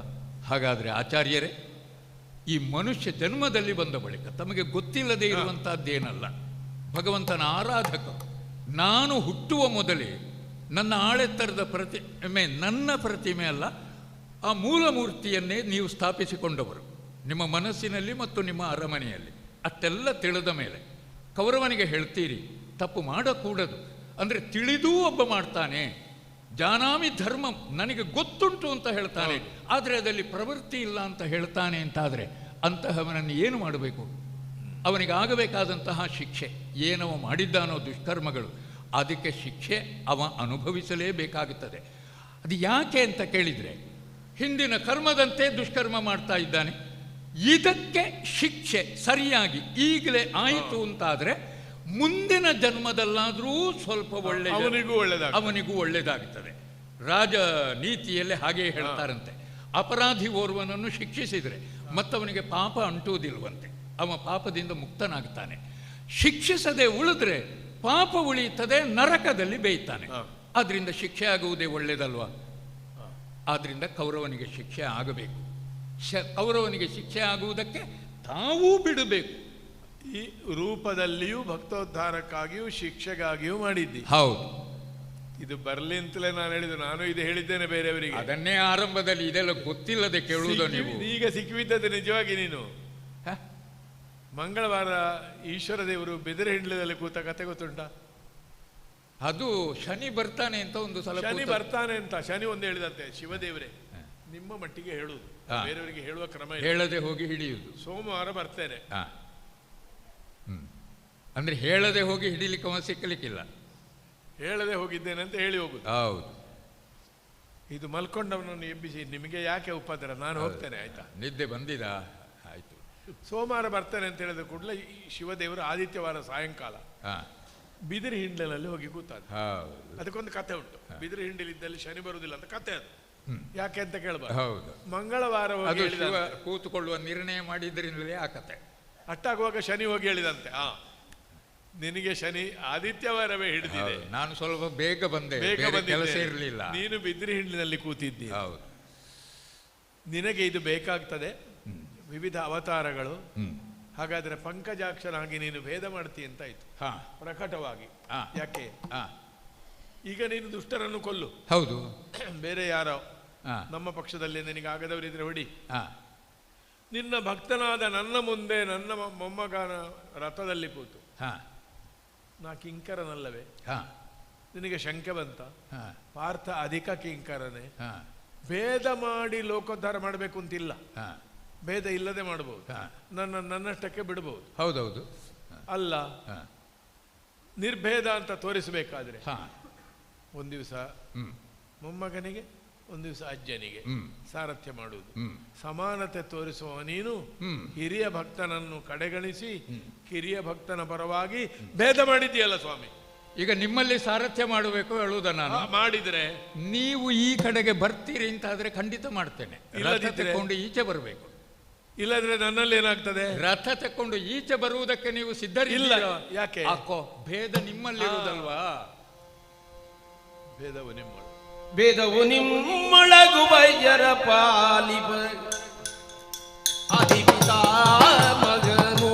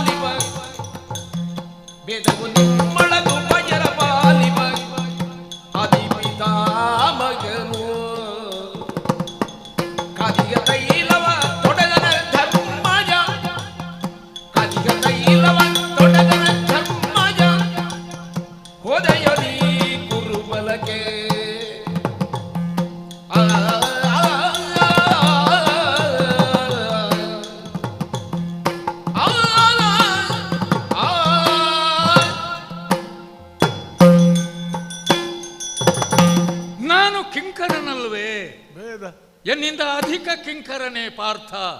ಭಗವಂತನಲ್ಲಿ ಭೇದ ಬರಬಹುದಾ? ಈಗ ನಿಮಗೆ ವಿಶ್ವಾಸ ಉಂಟೋ ನೀವು ಕಿಂಕರರು ಹೌದು ಅಂತ? ಹೌದೌದು, ಅದು ಬಂದಲ್ಲಿಗೆ ಅದನ್ನು ಮತ್ತೆ ಬದಲಾಯಿಸಲಿಕ್ಕೆ ಯಾರಿಗೂ ಸಾಧ್ಯ ಇಲ್ಲ.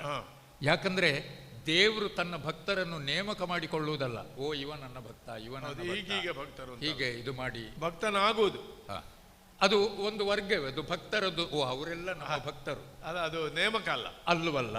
ಹಾಗಾದರೆ ಭಕ್ತನಾಗಿ ಅವನು ತನ್ನನ್ನು ಗುರುತಿಸಿಕೊಳ್ಳಬೇಕಾದ್ದು ಅಲ್ಲಿಗೆ ಮುಗಿದು ಹೋಗುತ್ತದೆ. ಈಗ ಆಚಾರ್ಯರು ತನ್ನನ್ನು ಭಕ್ತನನ್ನಾಗಿ ಗುರುತಿಸಿಕೊಂಡಿದ್ದಾರೆ ಎನ್ನುವುದು ಹೌದಾದರೆ ನಿಮ್ಮನ್ನು ಭಕ್ತ ಅಲ್ಲ ಅಂತ ಹೇಳಲಿಕ್ಕೆ ಯಾರೂ ಸಾಧ್ಯ ಇಲ್ಲ. ನಾನು ಕೂಡ ಕಿಂಕರ ಅಲ್ಲ ಅಂತ ಹೇಳಲಿಕ್ಕೆ ಸಾಧ್ಯ ಇಲ್ಲ. ಆದರೆ ಭಕ್ತನಾಗಬೇಕು ಅಂತಾದರೆ ಕೆಲವು ಗುಣಗಳು ಬೇಕಲ್ಲ, ಲಕ್ಷಣಗಳು ಬೇಕು. ಭಗವಂತನಿಗಿರುವಂತಹ ಒಂದು ದೊಡ್ಡ ಗುಣ ಯಾವುದು ಅಂತ ಗೊತ್ತಲ್ಲ ಆಚಾರ್ಯರಿಗೆ, ಅದು ಸಮವರ್ತಿತ್ವ. ಅಂದರೆ ಸಮಾನವಾಗಿ ನೋಡುವಂತಹ ದೃಷ್ಟಿ ಬೇಕು ಬೇಕು. ಯಾರನ್ನು ಸಮವಾಗಿ ನೋಡುವಂತಹದ್ದು?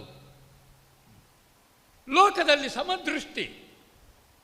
ಪಾಂಡವರು ಒಳ್ಳೆಯವರಿದ್ದಾರೆ, ಅವರಿಗೆ ಒಳ್ಳೆಯದೇ ಸಿಗಬೇಕು, ಇದಲ್ವೋ ನೀತಿ, ಲೋಕನೀತಿ ಇರುವಂತಹದ್ದು. ಇನ್ನೊಂದು ಪಕ್ಷದಲ್ಲಿ ಕೆಟ್ಟವರಿದ್ದಾರೆ, ಅವರಿಗೂ ಒಳ್ಳೆಯದಾಗಬೇಕು ಅಂತ ಒಬ್ಬ ಬಯಸ್ತಾನೆ ಅಂತಾದರೆ ಅದು ಸಮವರ್ತಿತ್ವ ಅಲ್ಲ. ಹಾಗಾದರೆ ನ್ಯಾಯ ಹೇಗೆ? ಕೆಟ್ಟದ್ದು ಮಾಡುವ ತಿದ್ದಿಕೊಂಡು ತನ್ನನ್ನು ಸರಿದಾರಿಗೆ ಬರ್ತಾನೆ ಅಂತಾದರೆ ಸರಿ, ಅವನನ್ನು ನಾವು ಸ್ವೀಕರಿಸಬೇಕು. ಅದಲ್ಲ, ಅವ ಅದನ್ನೇ ಮಾಡ್ತಾ ಮುಂದುವರಿಯುತ್ತಾನೆ ಅಂತಾದರೆ ಅವನನ್ನು ಬಿಟ್ಟು ಬಿಡುವುದೇ ಅಲ್ವೋ ಸಮವರ್ತಿತ್ವ, ಬುದ್ಧಿವಂತನಾದವನ ಲಕ್ಷಣ. ಭಕ್ತರಲ್ಲಿ ನಾವು ಈ ಎಲ್ಲ ಗುಣಗಳನ್ನು ಕಾಣುವುದನ್ನು ಬಯಸ್ತೇವೆ. ಅವ ದೇವರ ಭಕ್ತ ಅಂತ ಹೇಳಿಕೊಳ್ತಾನೆ, ಆದರೆ ಸಂಜೆ ಹೊತ್ತು ಅವ ಕಾಣಲಿಕ್ಕೆ ಸಿಗುವುದು ಅರ್ಥ ಉಂಟು. ಹೌದು, ಎಲ್ಲೆಲ್ಲಿ ಸುತ್ತಾಡ್ತಾ ಇರ್ತಾನೆ.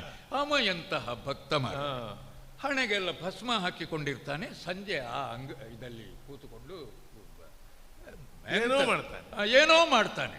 ಎಂತಹ ಜನ ನಿರೀಕ್ಷೆಯಲ್ಲಿರ್ತಾರೆ. ಒಬ್ಬ ಭಕ್ತ ಎನ್ನುವ ಹಣೆಪಟ್ಟಿಯನ್ನು ಹಾಕಿರುವುದರಿಂದ ಅವನಿಗೆ ಕೇವಲ ಹಣೆಯಲ್ಲಿ ಪಟ್ಟಿ ಮಾತ್ರ ಸಾಕಾಗುವುದಿಲ್ಲ, ಅವನ ಸ್ವಭಾವದಲ್ಲಿ ಹೃದಯದಲ್ಲಿಯೂ ಪಟ್ಟಬೇಕು. ಅವನ ಸ್ವಭಾವದಲ್ಲಿ ಅದನ್ನು ಕಾಣಬೇಕು.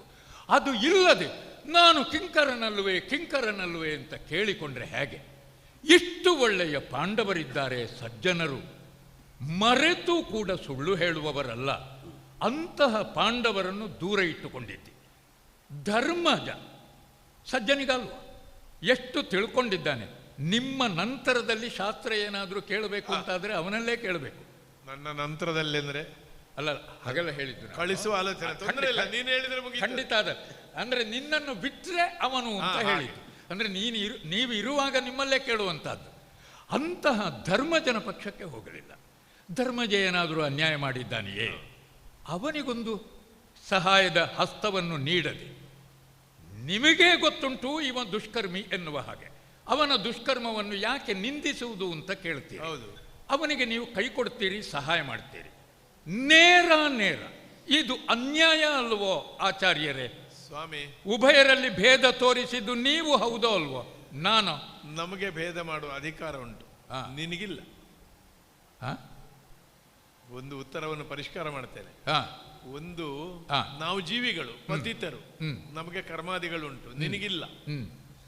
ನೀನು ತಪ್ಪು ಮಾಡಿದ್ರೆ ನೀನು ತಪ್ಪು ಮಾಡ್ತೀನಿ ಅಂತ ಮನುಷ್ಯರಲ್ಲಿ ಇದು ಉತ್ತರ ಆಗ್ಬೋದು. ನೀನು ಮಾಡಲಿಲ್ವಾ? ನಿನಗೆ ಆಗುದಿಲ್ಲ. ಇನ್ನೊಂದು, ಈಗ ನಿನ್ನ ದೇವರೇ ಈಶ್ವರ, ಹೌದಾ?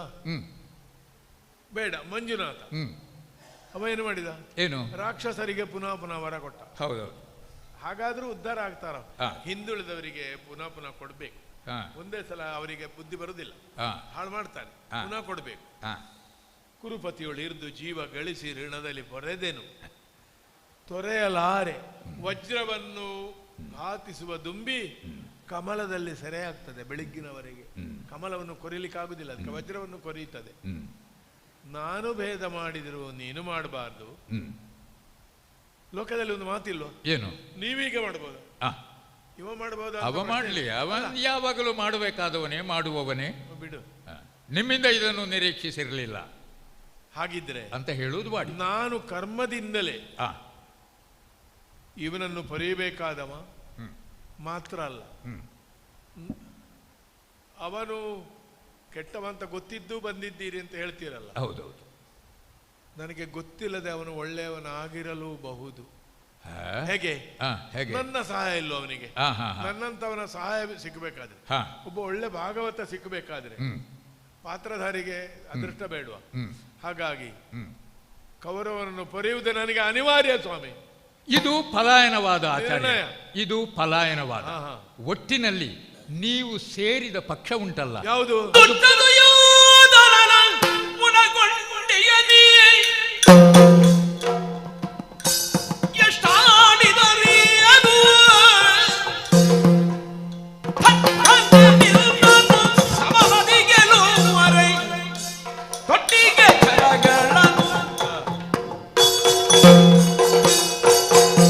ಆಚಾರ್ಯರೇ, ಲೋಕವೇ ದುಷ್ಟ ಸುಯೋಧನ ಅಂತ ಅವನನ್ನು ಕರೆಯುವಂತಹದ್ದು. ನೀವು ಹಿಂದಿನಿಂದ ಹಾಗೆ ಹೇಳುವುದು ಅವನ ಬಗ್ಗೆ. ಹತ್ತಿರ ಬಂದಾಗ ಕುರುಕುಲ ಅನ್ವಯ ತಿಲಕ. ಆಯಕಟ್ಟಿನ ಸಂದರ್ಭದಲ್ಲಿ ನಾಯಕನ ಕೈಯನ್ನು ಬಿಡಬಾರದು. ನಾನು ನಾಯಕನ ಒಟ್ಟಿಗಿದ್ದೇನೆ.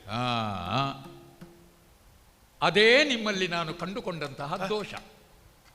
ನೀವೆಷ್ಟೇ ಒಳ್ಳೆಯವರಾಗಿದ್ರೂ ಕೂಡ ಸೇರಿಕೊಂಡಿರುವಂತಹದ್ದು ಮಾತ್ರ ಒಬ್ಬ ದುಷ್ಟನನ್ನು.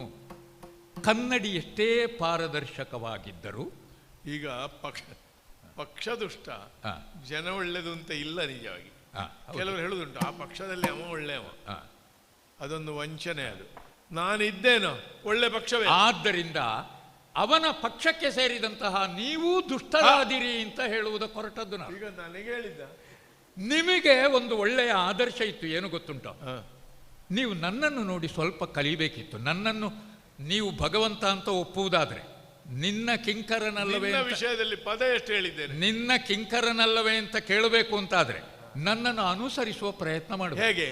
ಈಗ ಕೌರವ ನನ್ನ ಬಳಿಗೆ ಬಂದ ಸಹಾಯ ಕೇಳುವುದಕ್ಕೆ ನಾನೇನು ಹೇಳಿದೆ? ಯುದ್ಧ ಮಾಡ್ಲಿಕ್ಕೆ ಆಗೋದಿಲ್ಲ, ಅದು ಕೊಟ್ಟಿದ್ದಿ. ಆದ್ರೆ ಒಂದು ಕಡೆಯಲ್ಲಿ ಸುಮ್ಮಗೆ ನಾನು ಇರ್ತೇನೆ, ಯಾರು ಬೇಕಾದರೂ ತಕ್ಕೊಳ್ಳಿ. ಅದನ್ನು ನೋಡಿ ನಿಮಗೂ ಹಾಗೆಯೇ ಹೇಳಬಹುದಿತ್ತಲ್ಲ. ಹೇಗೆ? ವಯಸ್ಸಾಯಿತು, ಒಂದು 8 ಶತಮಾನದ ಆಯುಸ್ಸು ನನ್ನದು. ಆದ್ರಿಂದ ಇನ್ನು ಮುಂದೆ ನಾನು ಹೋರಾಡುವುದಕ್ಕಿಲ್ಲ ಅಂತ ನಿರ್ಣಯ ಮಾಡಿದ್ದೇನೆ.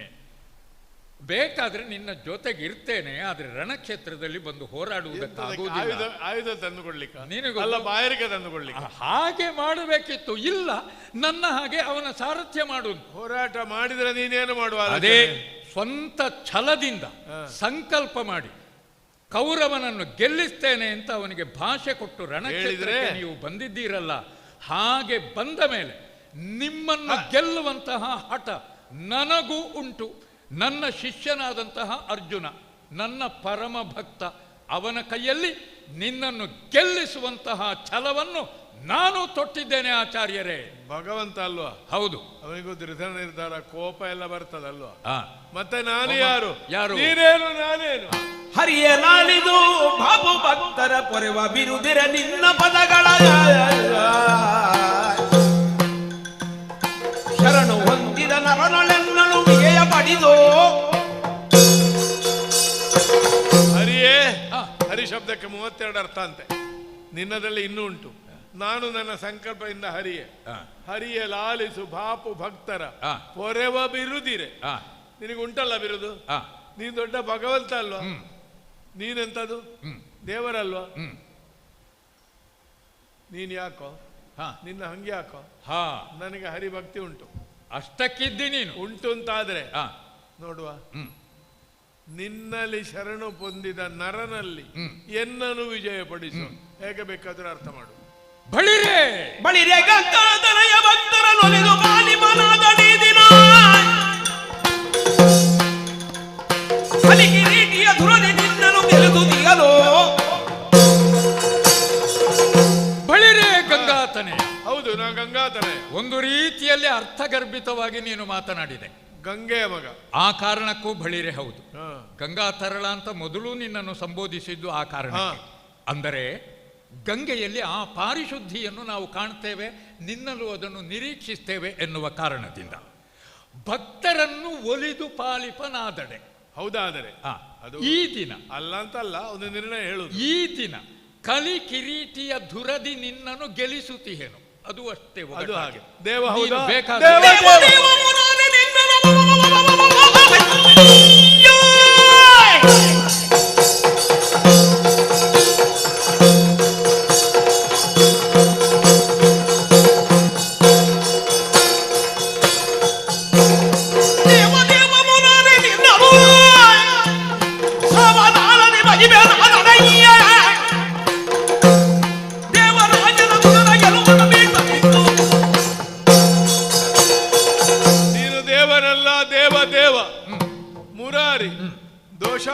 ಬಾಲಕ. ಮುರನನ್ನು ಕೊಂದದ್ದಲ್ಲ, ಮುರಗಳನ್ನು ತೆಗೆದಿದ್ದಿ. ನಾನು ಕೌರವನ ಪಕ್ಷದಲ್ಲಿ ಸೇನಾಪತಿ ಆಗಿರೋದು ಹೌದಾ? ಕಿಂಚಿತ್ ಪುಣ್ಯಶೇಷ ಇರಬಹುದು.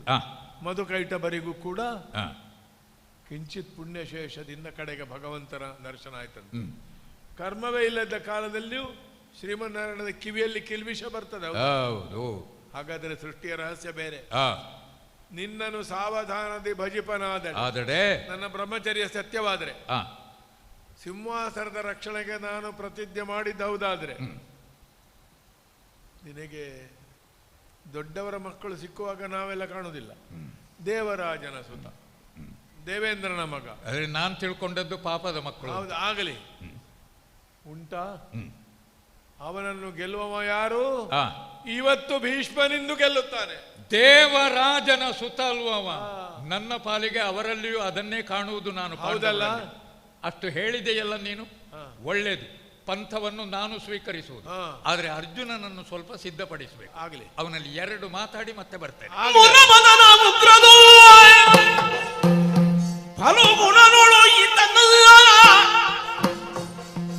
ಕುರುಪತಿಯ ನೆಳೆದೊಯ್ತು ಎಳೆದೊಯ್ದ ಚಿತ್ರಸೇನನ ಗೆಲಿದೆ. ಗೆದ್ದಿದ್ದೀಯಲ್ಲ. ಸುರಮೋದದಿಂದ ಮದ ಕರಿಯ ನಿಲ್ಲಿಸಿದ ಧರೆಗೆ ದಯಿದಿದ್ದೆ ಖಾಂಡವ ವನವಾಗ ದುರುಳನೈ ಗೆಲುವಾದ ಕಾರಿಗಳ ಕೊಂದೆ ಧರೆಯೊಳಿ ಮರಿಗಿದ್ದೆ ಧರಿಸಿದರು. ಈ ದಿನದಿ ದುರದಿ ಬಿಂಬನ ಜಯವ ಹೊಂದನನು. ಕಿಡಿಗದರಿ ಧನುವ ಜೇತ್ರದಿ ಗೈಯುವ.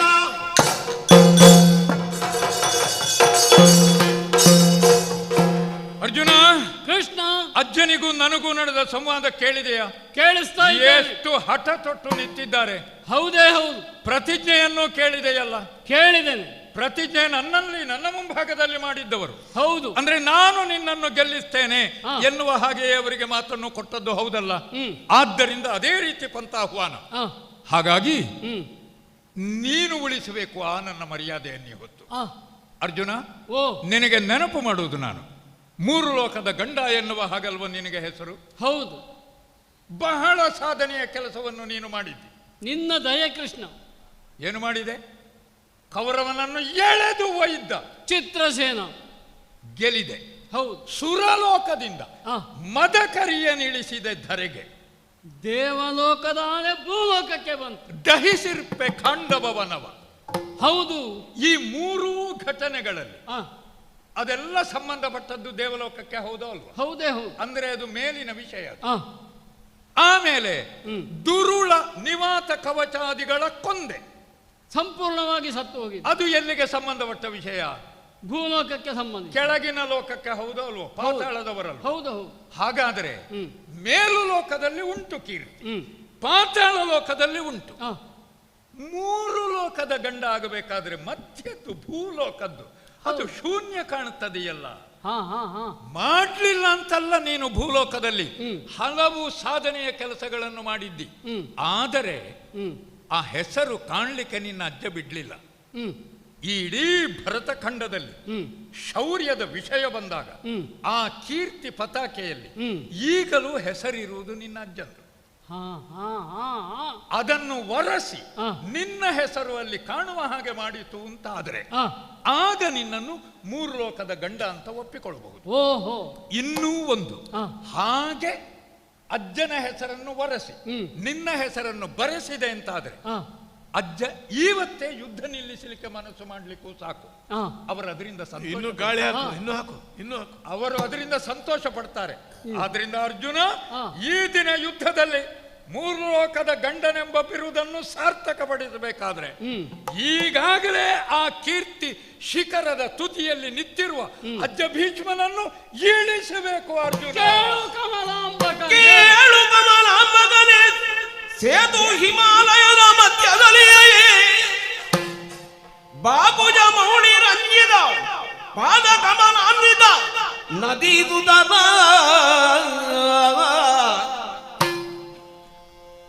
ಸುಲಿದ ನಿವಾಸ ಭೀಮನರು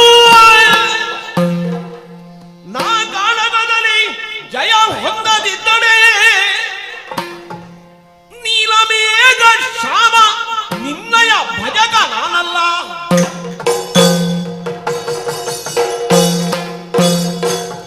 ಕೃಷ್ಣ, ಅರ್ಜುನ, ಅರ್ಜುನನ ಪ್ರತಿಜ್ಞೆಯನ್ನು ನೀನು ಕಿವಿಕೊಟ್ಟು ಕೇಳಬೇಕು. ಈ ಕಾಲಕ್ಕೆ ಹೇಳು. ನಮ್ಮ ಅಜ್ಜಯನ ಅಹಂಕಾರ ನನಗೆ ಸ್ಪಷ್ಟವಾಗಿ ಗೋಚರಿಸ್ತಾ ಉಂಟು. ನಾನು ನಾನು ನಾನು ನಾನು ಶೂರ, ನಾನು ವೀರ ಅಂತೇಳಿ ಹೇಳಿಸಿಕೊಳ್ಳುವಂತಹ ಅವರ ಒಂದು ಖ್ಯಾತಿ ಉಂಟು ಈ ಭೂಲೋಕದಲ್ಲಿ. ಎಲ್ಲಿಂದ ಎಲ್ಲಿವರೆಗೆ?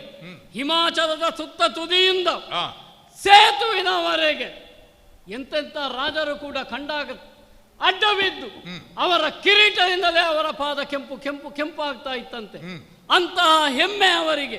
ಯುದ್ಧ ಮಾಡದೇ ರಾಸರು ನನ್ನ ಕಾಲಿಗೆ ಏರಾಗ್ತಾರೆ.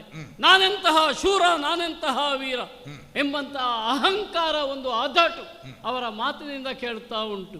ಶೂಲಿ ಸನ್ನಿಪನಾಗಿದ್ದೇನೆ, ನಾನು ನಿಂತ್ರೆ ಸಾಕು, ನಾನು ಗರ್ಜಿಸಿದರೆ ಸಾಕು, ತನ್ನಿಂದ ತಾನೇ ವೀರಾದಿ ವೀರರು ಅಲ್ಲಿಯೇ ಶರಣಾಗುತ್ತಾರೆ ಅಂತೇಳಿ ಹೇಳುವಂತಹ ಅಹಂಕಾರ ಉಂಟು. ಅಜ್ಜನ ಅಹಂಕಾರವನ್ನು ಇವತ್ತು ಗಾಂಡೀವಧಾರಿಯಾಗಿ ನಾನು ಇಳಿಸದೇ ಇದ್ದರೆ ಸ್ವಾಮಿ, ಕೃಷ್ಣ ಭಕ್ತನಲ್ಲ, ನಿನ್ನ ಭಕ್ತನಲ್ಲ, ಹರಿ ಭಕ್ತನಲ್ಲ. ಹಾಗಾದ್ರೆ ಅದನ್ನು ಮಾಡುವುದಕ್ಕೆ ಸಮಯ ಇದುವೇ. ಹೌದಾ? ಈಗಲೇ ಸಿದ್ಧನಾಗಿದ್ದೇನೆ, ಸಿದ್ಧನಾಗಿದ್ದೇನೆ.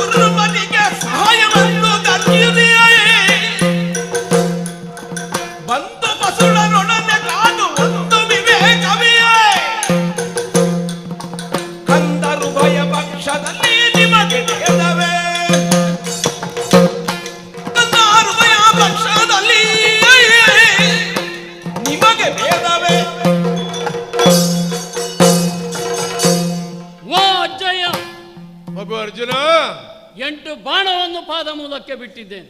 ಅದು ಬರುವಾಗಲೇ 16 ತಲೆ ಮೇಲೆ ಹೋಗಿದೆ ನೋಡು.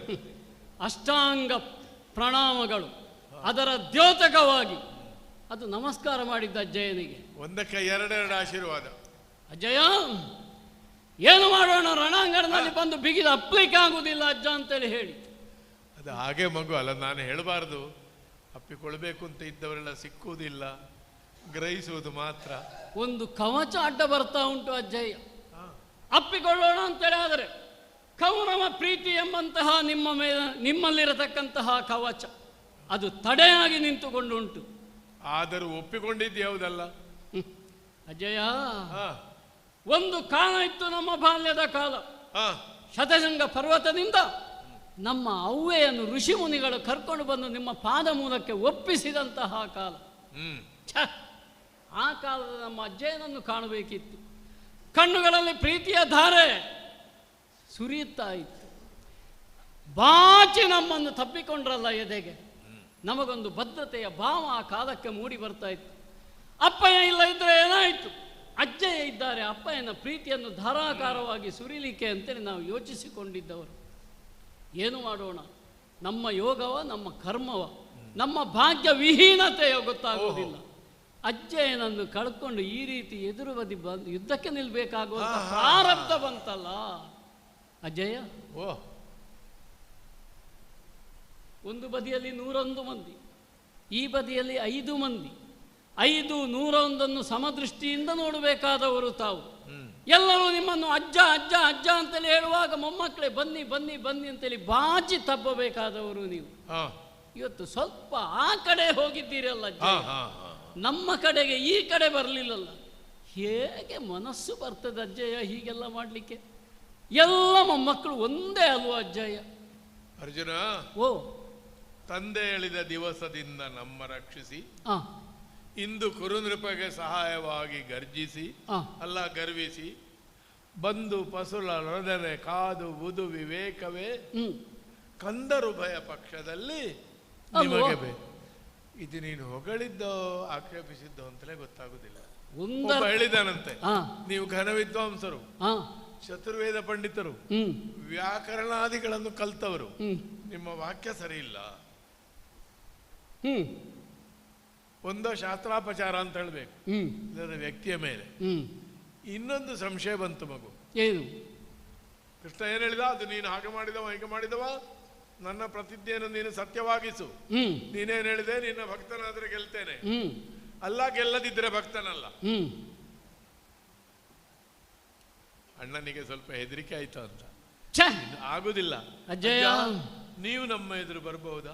ಒಂದು ಅವಕಾಶ ಸಿಕ್ಕಿದ್ದು ಅಜ್ಜಯ್ಯನ ಹತ್ರ ಮಾತಾಡ್ಲಿಕ್ಕೆ. ಹೌದಲ್ಲ?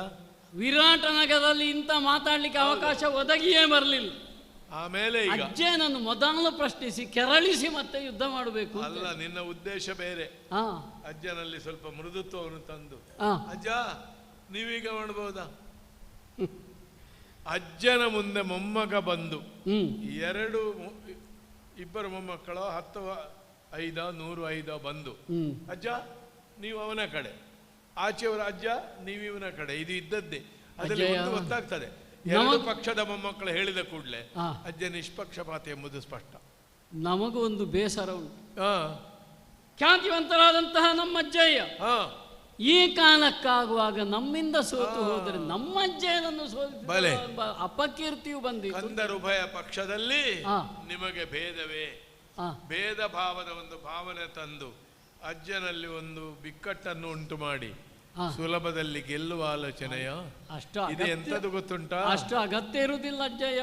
ಈಶ್ವರನೊಡನೆ ಹೋರಾಡಿದ ಹೇಗಾದ್ರೂ ಗೆಲ್ಲುವೆ ಅಂತ ಇದ್ದರೆ ಎಂತದಾದ್ರೂ ನನ್ನ ಮುಂದೆ ನಿಮ್ಗೆ ಎಷ್ಟು ಪ್ರಾಯ ಆದ್ರೂ ಬಾಲಭಾಷೆ ಮಗು ಬಾಲಭಾಷೆ ಆಡಬೇಡವು.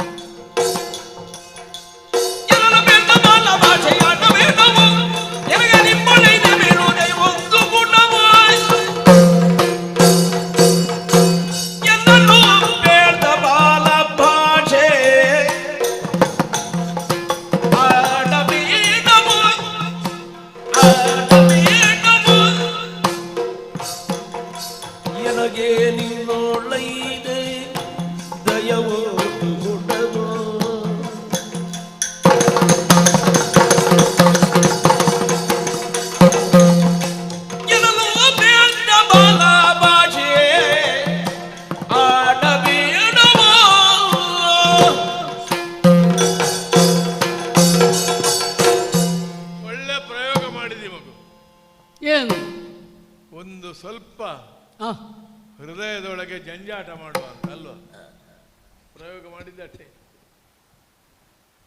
ನಿನ್ನ ಮಗ ಬಂದಿದ್ದ ನನ್ನ ಹತ್ರ, ಅವ ಬಾಲ ಭಾಷೆ ಮಾತಾಡ್ಲಿ ಅಲ್ಲ, ಅವನ ಹೆಂಡತಿಯು ಏನೋ ಈಗ ಇನ್ನು ನಿರೀಕ್ಷೆಯಲ್ಲಿ ಇದ್ದಾಳಂತಲ್ಲ, ಪುತ್ರ ನಿರೀಕ್ಷೆಯಲ್ಲಿ, ಮಗು ಅಲ್ಲ ಅದು, ಆದರೆ ಆಗಲಿ ಮಾತಾಡ್ಲಿ.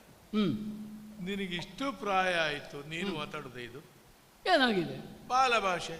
ಇದು ಬಾಲ ಭಾಷೆ. ಬಾಲ ಎಂಬುದು ಎರಡು ಅರ್ಥದಲ್ಲಿ, ಒಂದು ಅಪ್ರಬುದ್ಧ ಅಂತ, ಇನ್ನೊಬ್ಬ ಹುಡುಗ ಅಂತ. ನಿಮಗದ ಅಧಿಕಾರ ಉಂಟು ಮಗು. ಯಾಕೆ? ಮೊಮ್ಮಕ್ಕಳು. ಅರ್ಥ ಮಾಡಿಕೊ. ನಾ ಬದುಕಿದ್ದೇನಲ್ಲ, ನೀವು ದೊಡ್ಡವರಾಗಲಿಲ್ಲ. ನಾವು ಹೋದ್ರೆ ನೀವೇ ಜಂತಿರು ದೊಡ್ಡವರು ಮಕ್ಕಳು. ನೀವು ನಮ್ಮಲ್ಲಿ ಭೇದ ಮಾಡಬಹುದಾ? ಸರಿಯಾ? ಆ ದಿವಸ ರಕ್ಷಿಸಿದ್ದೀರಿ, ಈಗ ಕೌರವನ ಕಡೆ ಬಂದಿದ್ದೀರಿ, ಈ ಸಲ ಕೊಲ್ಲಿಕ್ಕೆ ಬಂದಿದ್ದೀರಿ. ಸುದೀರ್ಘವಾಗಿ ಉತ್ತರ ಕೊಡಬಹುದು ಮಗು, ಆದರೆ ನನ್ನ ಸ್ಥಾನ ಅದಲ್ಲ. ನಿನ್ನ ಪ್ರಶ್ನೆಗೆ ಕೈ ಕಟ್ಟಿ ನಿಂತು ಉತ್ತರ ಕೊಡಬೇಕಾದ ಜನ ಅಲ್ಲ ನಾನು. ಯಾಕೆ? ಯಾಕೆ? ಉತ್ತರ ನಿನ್ನ ರಥದಲ್ಲೇ ಉಂಟು, ನನ್ನ ಹತ್ರ ಯಾಕೆ ಕೇಳ್ತಿ?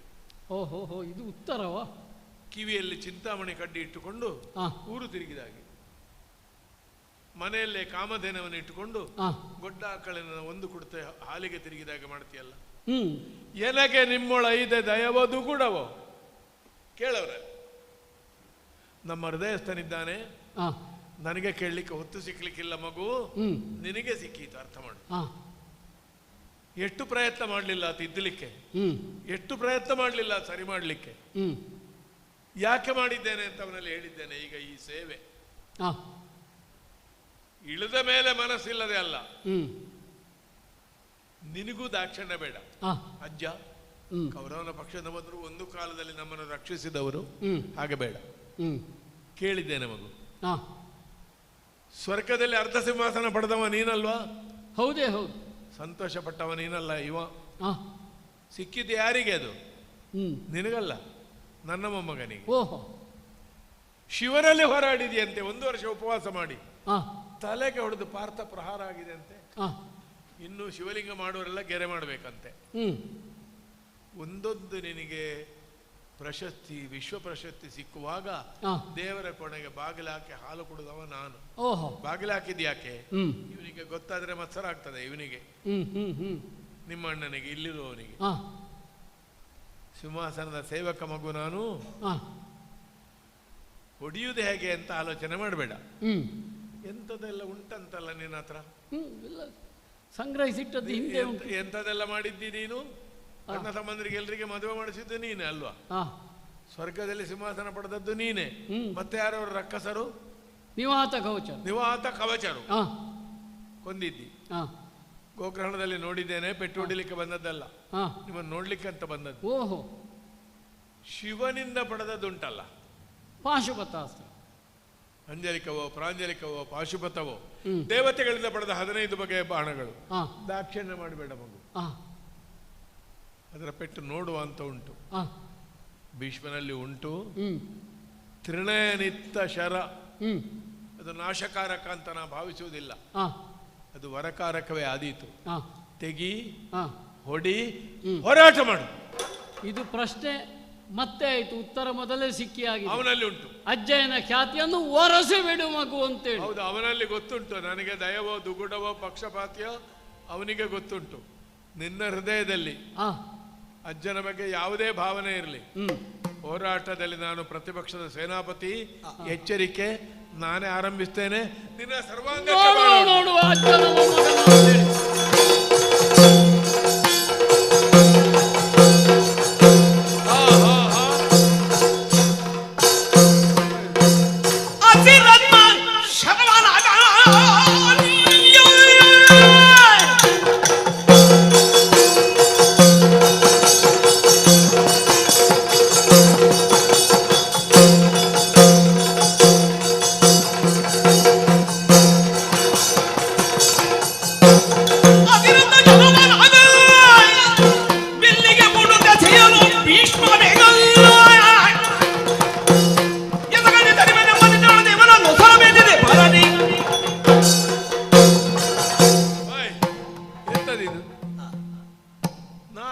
ಬಾಣ ಅವನಿಗೆ ತಾಗುವುದಿಲ್ಲ, ಯಾರೋ ಮಧ್ಯದಲ್ಲಿ ನುಂಗುತ್ತಾರೆ. ಹೀಗೆ ಮಾಡಿದರೆ ಯಾರು ಯುದ್ಧ ಮಾಡ್ಬೋದು. ಇಂಥವನನ್ನು ಒಬ್ಬರು ಇಟ್ಟುಕೊಂಡ್ರೆ ಆಯಿತು. ಸಾರಥಿ ಧರ್ಮವನ್ನು ಮೀರಿ ನನ್ನ ಬಾಣವನ್ನು ನುಂಗುತ್ತಾನೆ. ನನಗೆ 2 ಕೆಲಸ, ಬಾಣ ಬಿಡುವುದು ಮತ್ತು ಅವನನ್ನು ಕತ್ತರಿಸುವುದು. ಅವನು 2 ಕೈಯಲ್ಲಿ ಬಾಣ ಬಿಡುವನಾಗಿಯೂ ಕೆಲಸ ಕಡಿಮೆ ಅವನಿಗೆ. ಈಗ ಏನು ಮಾಡುವ? ಈ ನುಂಗುವನಿಗೆ ಹೊಡೆದರೇನು?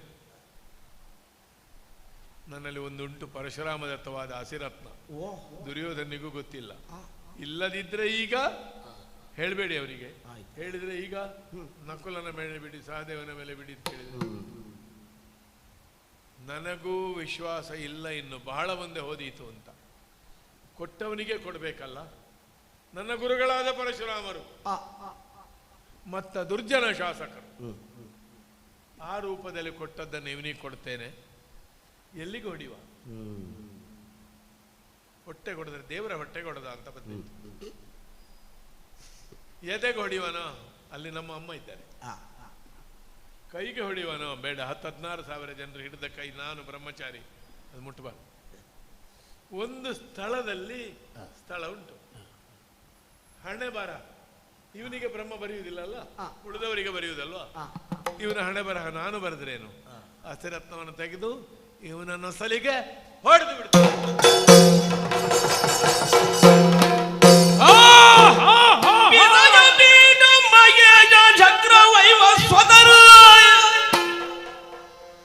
ಮುಸುಗಿದರೆ ಬಿಡನೆಂದು ಗೀಳಿಡುದ ಮಾಗೆಯವು ಚಕ್ರವಗೊಂಡು ಹರಿಯು ತುಮುಕಲು ಚತುರ್ದಶ ಭುವನ ತಲ್ಲಡಿದು.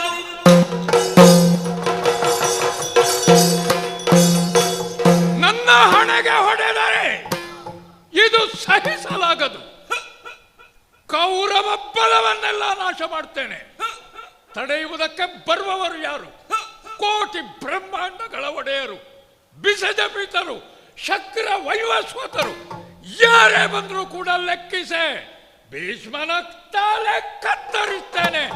ಎಲ್ಲಿ ಚಕ್ರ? ಇದು ಒಳ್ಳೆಯದು.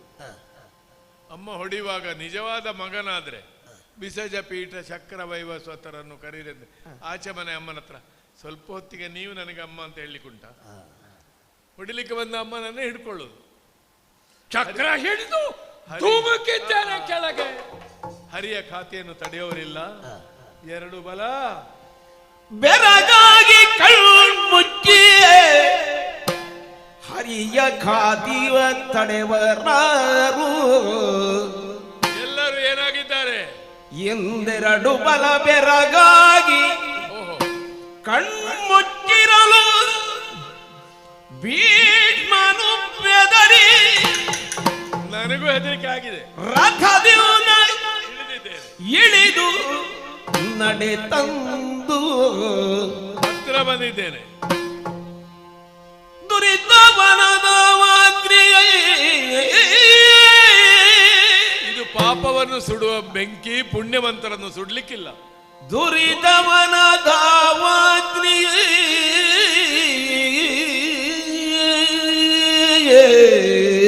ಲಕ್ಷ್ಮೀವರ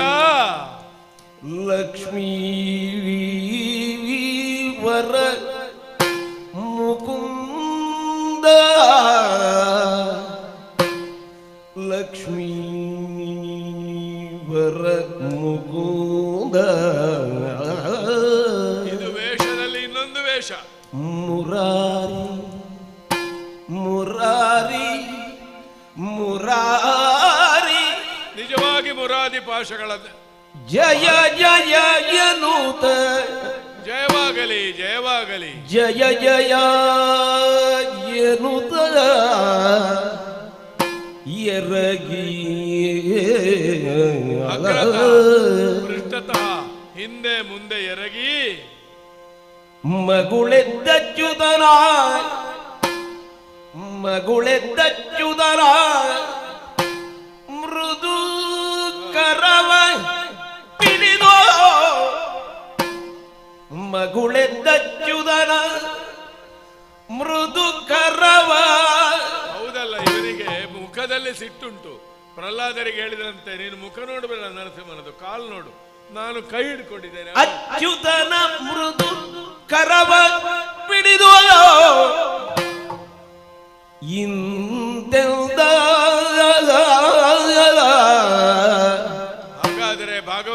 ಹಾಗೆ ಹೇಳುವುದಲ್ವಾ? ಜಯ ಜಯ, ಇದು ನಿಜವಾಗಿ ಜಯ, ಇದು ಮಹಾವಿಜಯ. ಜಯ ಜಯ ಜಯ ಜಯ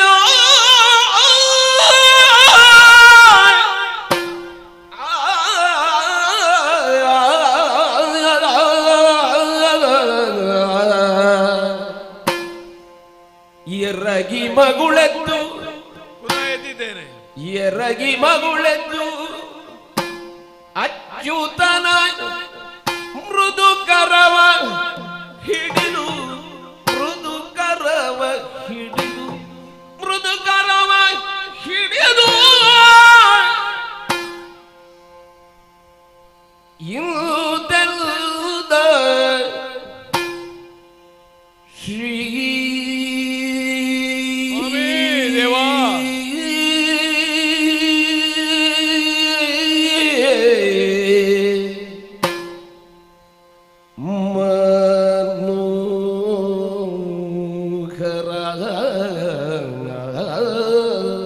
ಆದಿಯ ಶಬ್ದ ಅದು.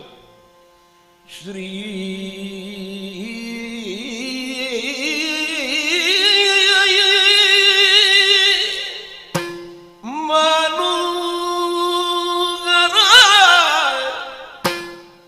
ಸ್ವಾಮಿ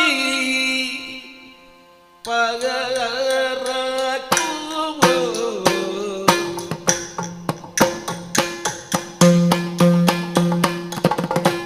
ಮೃದು ಕರವಳ ಪಿಡಿದು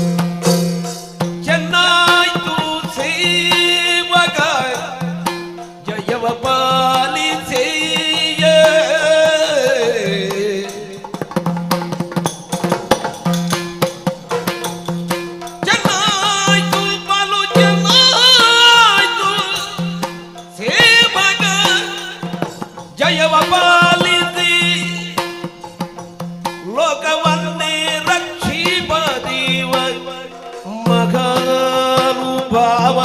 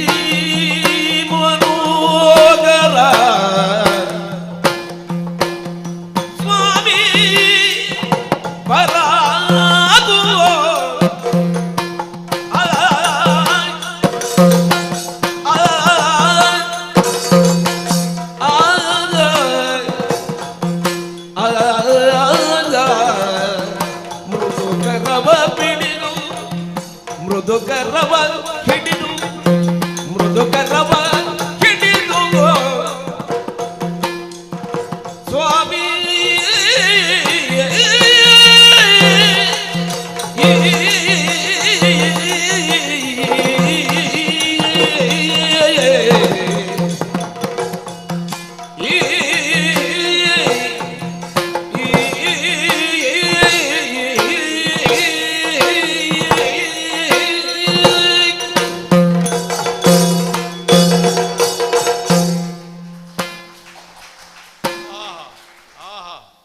ಇಷ್ಟು ಚಂದ ಇದ್ದ ಮೇಲೆ ವಿವರಣೆ ಬೇಕಾ? ಇಷ್ಟು ಕೋಪದಲ್ಲಿಯೂ ನಿನ್ನ ಕೈ ಮೆದುವಾಗಿದೆ, ಗುಟ್ಟು ಗೊತ್ತಾಯಿತು. ಎಷ್ಟು ಜನ ಹಿಡಿದ್ರು ಅದನ್ನು. ಶ್ರೀ ಮನೋಹರ, ಧನಲಕ್ಷ್ಮಿ, ಧಾನ್ಯಲಕ್ಷ್ಮಿ, ಭಾಗ್ಯಲಕ್ಷ್ಮಿ, ಕೀರ್ತಿಲಕ್ಷ್ಮಿ, ವಿದ್ಯಾಲಕ್ಷ್ಮಿ, ಅಷ್ಟಲಕ್ಷ್ಮಿಯರು ನಿನ್ನ ಪತ್ನಿಯರು ಅಲ್ಲ, ಅದು ಒಂದೇ. ಕಡೆಗೆ ಬಡವನಿಗೆ ಬೇಸರ ಬೇಡ ಅಂತ ದರಿದ್ರ ಲಕ್ಷ್ಮಿ ಅಂತ ಒಬ್ಬಳಿದ್ದಾಳಂತ. ಅವಳಿಗೂ ನೀನೇ ಗಂಡ. ದರಿದ್ರ ಲಕ್ಷ್ಮಿ ಅನುಗ್ರಹ ಆದವನಿಗೆ ಆದ ಉದ್ಧಾರ, ಭಾಗ್ಯಲಕ್ಷ್ಮಿಗೆ ಆದವನಿಗೆ ಆಗುದು. ದರಿದ್ರ ಲಕ್ಷ್ಮಿ ಅನುಗ್ರಹ ಒಮ್ಮೆ ಆಗಬೇಕು. ನಿಮ್ಗೆ ಆಗಿದೆ ಇಲ್ಲೋ ಗೊತ್ತಿಲ್ಲ. ಎಲ್ಲಾ ಜೀವನದ ಅನುಭವ ಬರ್ತದೆ. ದೈನ್ಯ ಏನು, ಕಷ್ಟ ಏನು, ಮತ್ತೆ ಸೋಲುವುದಿಲ್ಲ. ನಿನಗೆ ಚಿನ್ಮಯ ಅಂತ ಹೆಸರು. ಚಿನ್ಮಯ ಕೈಯಲ್ಲಿ ಪಿಡಿದೆಯ ವಾಕ್ಯವೇ ತಪ್ಪು. ಚಿನ್ಮಯನಿಗೆ ಕೈಕಾಲು, ಚಿನ್ಮಯ ಹೋಗುವುದು, ಚಿನ್ಮಯ ಬರುವುದು, ಚಿನ್ಮಯನಿಗೆ ಸಿಟ್ಟು ಬರುವುದು ಅಂತೆಲ್ಲ ಇಲ್ಲ. ಚಿನ್ಮಯ ತತ್ವ. ಚಿನ್ಮಯನ ಲಾಲಿಪುದು ಅಂತ ಹೇಳಿದ್ದಕ್ಕೆ ಸರಿಯಾಯಿತು, ಚೆನ್ನಾಯಿತು. ನನ್ನ ಕಂಠವನ್ನು ಅರಿಯುವುದಕ್ಕೋ ಇರಿಯುವುದಕ್ಕೋ ಅಲ್ಲ, ಇದು ಹೌದಾ ಭಕ್ತನ ಕಂಠ ಅಂತ ತಿಳಿಯುವುದಕ್ಕ. ಸೇವಕ ಚಯವ ಪಾಲಿಸುವ, ಲೋಕವನ್ನೇ ರಕ್ಷಿಸುವ. ಆಹಾ, ನಿನಗೂ ಬಿರುದಿನ ಹುಚ್ಚು ಉಂಟು. ಹೌದಾ? 1000 ಹೆಸರಂತೆ, ಆ ಹೆಸರುಗಳಿಗೂ ಸಾವಿಲ್ಲ ಅಂತೆ. ಅನಂತ ಕೋಟಿ ಬ್ರಹ್ಮಾಂಡ ನಾಯಕ. ಎಂತ ಕಲ್ಪಿಸಲಿಕ್ಕೆ ಸಾಧ್ಯ ಇಲ್ಲ. ಸಕಲ ಕಲ್ಯಾಣ ಗುಣ ಪರಿಪೂರ್ಣ, ಸಕಲ ದೋಷ ವಿವರ್ಜಿತ, ಭಕ್ತ ರಕ್ಷಕ. ಬಿರುದು ಕೊಟ್ಟು ಕೊಟ್ಟು ನಿನ್ನನ್ನು ಸನ್ಮಾನ ಮಾಡಿ ಸಾಕಾಯಿತು. ಆದರೂ ನಿನಗೊಂದು ಬಿರುದು ಸಿಕ್ಕಲಿಲ್ಲ, ಯಾರು ಕೊಡಲಿಲ್ಲ. ಅದು ಅದರ ಮೇಲೆ ಆಸೆ ಉಂಟು ಕಾಣ್ತದೆ. ಯಾವುದು? ಭಕ್ತ ಧ್ವಂಸಿ, ಭಕ್ತ ದ್ರೋಹಿ. ಅದು ಕೊಡಲಿಲ್ಲಲ್ಲ. ಯಾರೊಬ್ಬ ಹೇಳಿದಂತೆ, ಭಗವಂತ ಸರ್ವಶಕ್ತ ಅಲ್ವಾ? ನೋಡುವ, ನಾನೊಂದು ಪ್ರಶ್ನೆ ಮಾಡ್ತೇನೆ. ಎಂತದ್ದು? ಭಗವಂತ ಆತ್ಮಹತ್ಯೆ ಮಾಡಲಿ? ಸರ್ವಶಕ್ತ ಅಲ್ವಾ? ಹೌದಾ? ಆತ್ಮಹತ್ಯೆ ಮಾಡಿದ್ರೆ ಭಗವಂತನ? ಚೆನ್ನಾಯಿತು. ಲೋಕವನ್ನು ರಕ್ಷಿಸುವ ಮಹಾನುಭಾವ ಇಂದಿರೇಶ. ಇಂದಿರೆಗೆ ಮಾತ್ರ ಈಶನಲ್ಲ, ಸಕಲ ಇಂದ್ರಿಯಗಳಿಗೂ ಈಶ, ಇಂದ್ರನಿಗೂ ಈಶ. ಕೋಟಿ ಬ್ರಹ್ಮಾಂಡಗಳು ನಿನ್ನ ಸಂಕಲ್ಪ ಮಾತ್ರದಿಂದ ಹೊರಗೆ ಹೊರಟು ವಿಸ್ಫುಲಿಂಗಗಳಂತೆ, ಕಿಡಿಗಳಂತೆ ಹಾರಿ ಒಳಗೆ ಹೋಗುತ್ತಿರುವುದನ್ನು ಅರ್ಜುನನೇ ನೋಡಿದ ಅಂತ. ಇವರ ಜಗಳವನ್ನು ಇಂದು ಈಕ್ಷಿಸಲಾರೆ ಕಣ್ಣಾರೆ ಸ್ವಾಮಿ, ಬೇಯ್ತಾ ಇದ್ದೇನೆ. ಉಳಿದವರು ಅವರ ಕಷ್ಟ ಹೇಳ್ತಾರೆ. ಏಕಮುಖಿಯಾದ ವಾದ್ಯ ಹೇಳಿತಂತೆ, ನನಗೆ ಕೋಲಿನಿಂದ ಬಡೀತಾರೆ. ಇನ್ನೊಂದು ವಾದ್ಯ ಹೇಳಿತು, ನನಗೆ 2 ಕಡೆಯಿಂದ ಬಡೀತಾರೆ. ಅವರವರ ಕಷ್ಟ ಅವರವರಿಗೆ. ಎಲ್ಲವನ್ನೂ ನೋಡಿದೆ ಸ್ವಾಮಿ. ಮಕ್ಕಳು ಒಳ್ಳೆದಾಗಬೇಕು ಅಂತ 105 ಮಂದಿಯನ್ನು ಬೆಳೆಸಿದರೆ ಆಗಲಿಲ್ಲ. ಮದುವೆಗಳನ್ನು ಮಾಡಿಸಿದೆ. ಕಣ್ಣಿಲ್ಲದವನಿಗೂ ಹೆಂಡತಿ ಇರಲಿ ಅಂತ ಹೇಳಿದ್ರೆ ಅವಳೇ ಕಣ್ಣಿಗೆ ಪಟ್ಟಿ ಕಟ್ಟಿಕೊಂಡಳು. ಎಂಥ ದುರಂತ. ತಮ್ಮನಿಗೆ ಮದುವೆ ಮಾಡಿಸಲಿಕ್ಕೆ ಹೊರಟ್ರೆ ಅದು ಆಗಲಿಲ್ಲ.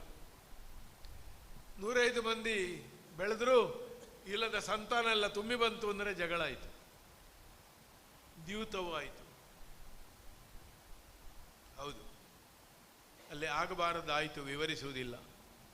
ಕಣ್ಣು ಮುಚ್ಚಿ ಕೂತೆ. ಈ ಶಿಕ್ಷೆಗೆ ನಾನು ಅರ್ಹ. ಎಂದಾದರಿ ಕಾಯ ಎರವಿನ ಒಡವೆ ಜೀಯ, ಅಲ್ಲಿದೆ ನಮ್ಮ ಮನೆ, ಇದೆಲ್ಲ ಸುಮ್ಮನೆ, ಹಿಂದೆ ಹೋಗಲಿ. ಹಿಡ್ಕೊಳ್ಳೋದು ಯಾಕೆ? ಚಕ್ರ ಬಿಡು. ಚಕ್ರ ಬಿಡುವುದು ಅಂತ ಇರುವುದಲ್ಲದೆ ಚಕ್ರ ಹಿಡ್ಕೊಳ್ಳೋದು ಅಂತ ಇಲ್ಲ. ನನಗೆ ನಿನ್ನ ಅವಸ್ಥೆ ನೋಡುವಾಗ ನಗೆ ಬಂತು. ನಗೆಯೂ ಬಂತು, ಈಗ ನಿಜವಾಗಿ ಬಂತು. ಎನಗೆ ನಗೆಯೂ ಬಂತು, ಎನಗೆ ನಗೆಯೂ ಬಂತು.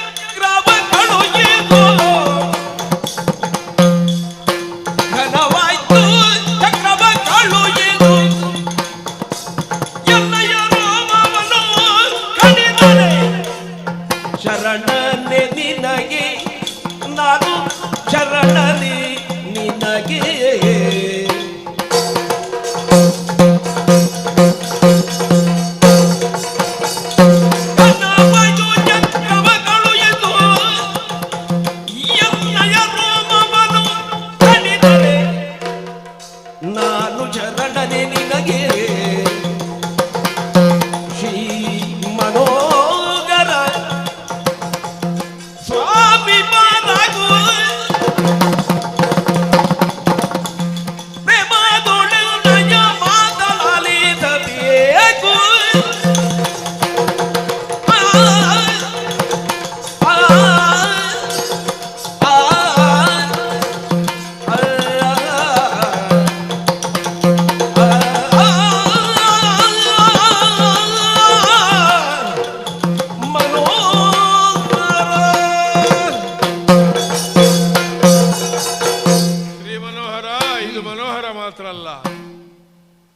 ನೆಗೆ ಬರುವುದೇ ನಿಜವಾಗಿ ಸಂತೋಷಪಟ್ಟಲ್ಲ, ಹಾಸ್ಯಾಸ್ಪದವೇ.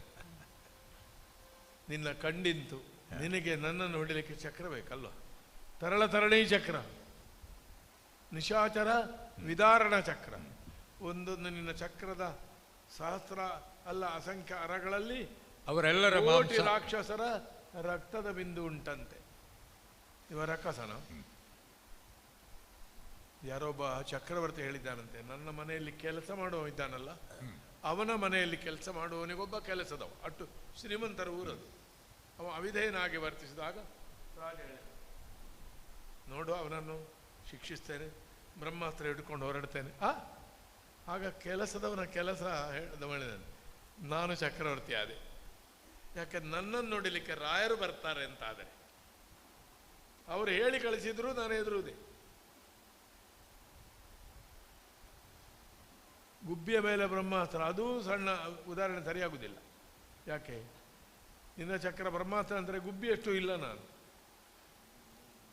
ಅಖಂಡ ಬ್ರಹ್ಮಾಂಡದಲ್ಲಿ ಭೂಲೋಕ, ಅಲ್ಲಿ ಒಂದು ಮೂಲೆಯಲ್ಲಿ ಕುರುಕ್ಷೇತ್ರ, ಅದರಲ್ಲಿ ಒಂದು ಅಣು ಅಲ್ಲದ ಭೀಷ್ಮ, ಅವನನ್ನು ಕೊಲ್ಲಿಕ್ಕೆ ನೀನು ಬರುವುದು. ಕೊಲ್ತೀಯ ನೀನು? ಭಾರಿ ದೊಡ್ಡ ದೇವರ ನೀನು. ಎಂತದ್ದೇ ನೀನು? ನಿನಗೆ ಭೀಷ್ಮ ಅಂತ ಉಂಟ, ಕೃಷ್ಣ ಅಂತಲ್ಲ ಹೆಸರು ಇರುವುದು. ನೋಡ, ಕೊಲ್ಲು. ಘನವಾಯಿತು, ನಿನ್ನ ಚಕ್ರವ ಕಳುಹಿಸು.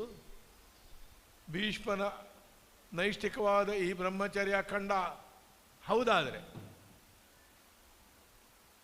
ಹೃದಯದಲ್ಲಿ ಹೊರಗು ವಾಸುದೇವ ಮೂರ್ತಿಯನ್ನು ಅಖಂಡವಾಗಿ ಪೂಜಿಸಿ, ಗಾಯತ್ರಿಯನ್ನೇ ಬಿಟ್ಟು ಹಂಸ ಗಾಯತ್ರಿ ಸೋಹಂ ಸೋಹಂ ಸೋಹಂ ಎಂಬುದನ್ನು ಸಿದ್ಧಿಪಡಿಸಿಕೊಂಡದ್ದು ಹೌದಾದರೆ ಹೆಮ್ಮೆ ಅಲ್ಲ ಸ್ವಾಮಿ? ರುಕ್ಮಾಂಗದ, ಪ್ರಹ್ಲಾದ ಮೊದಲಾದವರೊಂದಿಗೆ ಒಂದು ಕೊನೆಯಲ್ಲಾದರೂ ನಾನು ಗಣನೆಗೆ ಸಂದದ್ದು ಹೌದಾದರೆ, ನಾರದ ಭಕ್ತಿ ಸೂತ್ರವನ್ನು ನಾನು ಅನುಷ್ಠಾನ ಮಾಡಿದ್ದೆ ಹೌದಾದರೆ, ಭೀಷ್ಮ ಹೌದಾದರೆ, ನನ್ನ ತಲೆ ಬಿಡು, ಶತಮಾನಗಳನ್ನು ಕಳೆದ ಭೀಷ್ಮನ ಒಂದು ಕೂದಲು ನೋಡ ನೋಡ, ದೊಡ್ಡ ಕರ್ತುಂ ಅಕರ್ತುಂ ಅನ್ಯತಾ ಕರ್ತುಂ. ಭಗವಂತ ಬಿಡು ಕಡಿನನನ್ನು. ಎನಲು ಕಿರುನಗೆ ಗೂಡಿಯೇ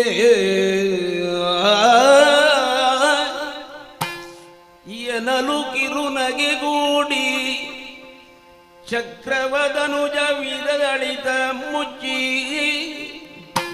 ವರಸೌದನವ ಏರಿ ಕಿರೀಟಿಗೆ ಅಭಯವ ಈಯಲಚ್ಯುತ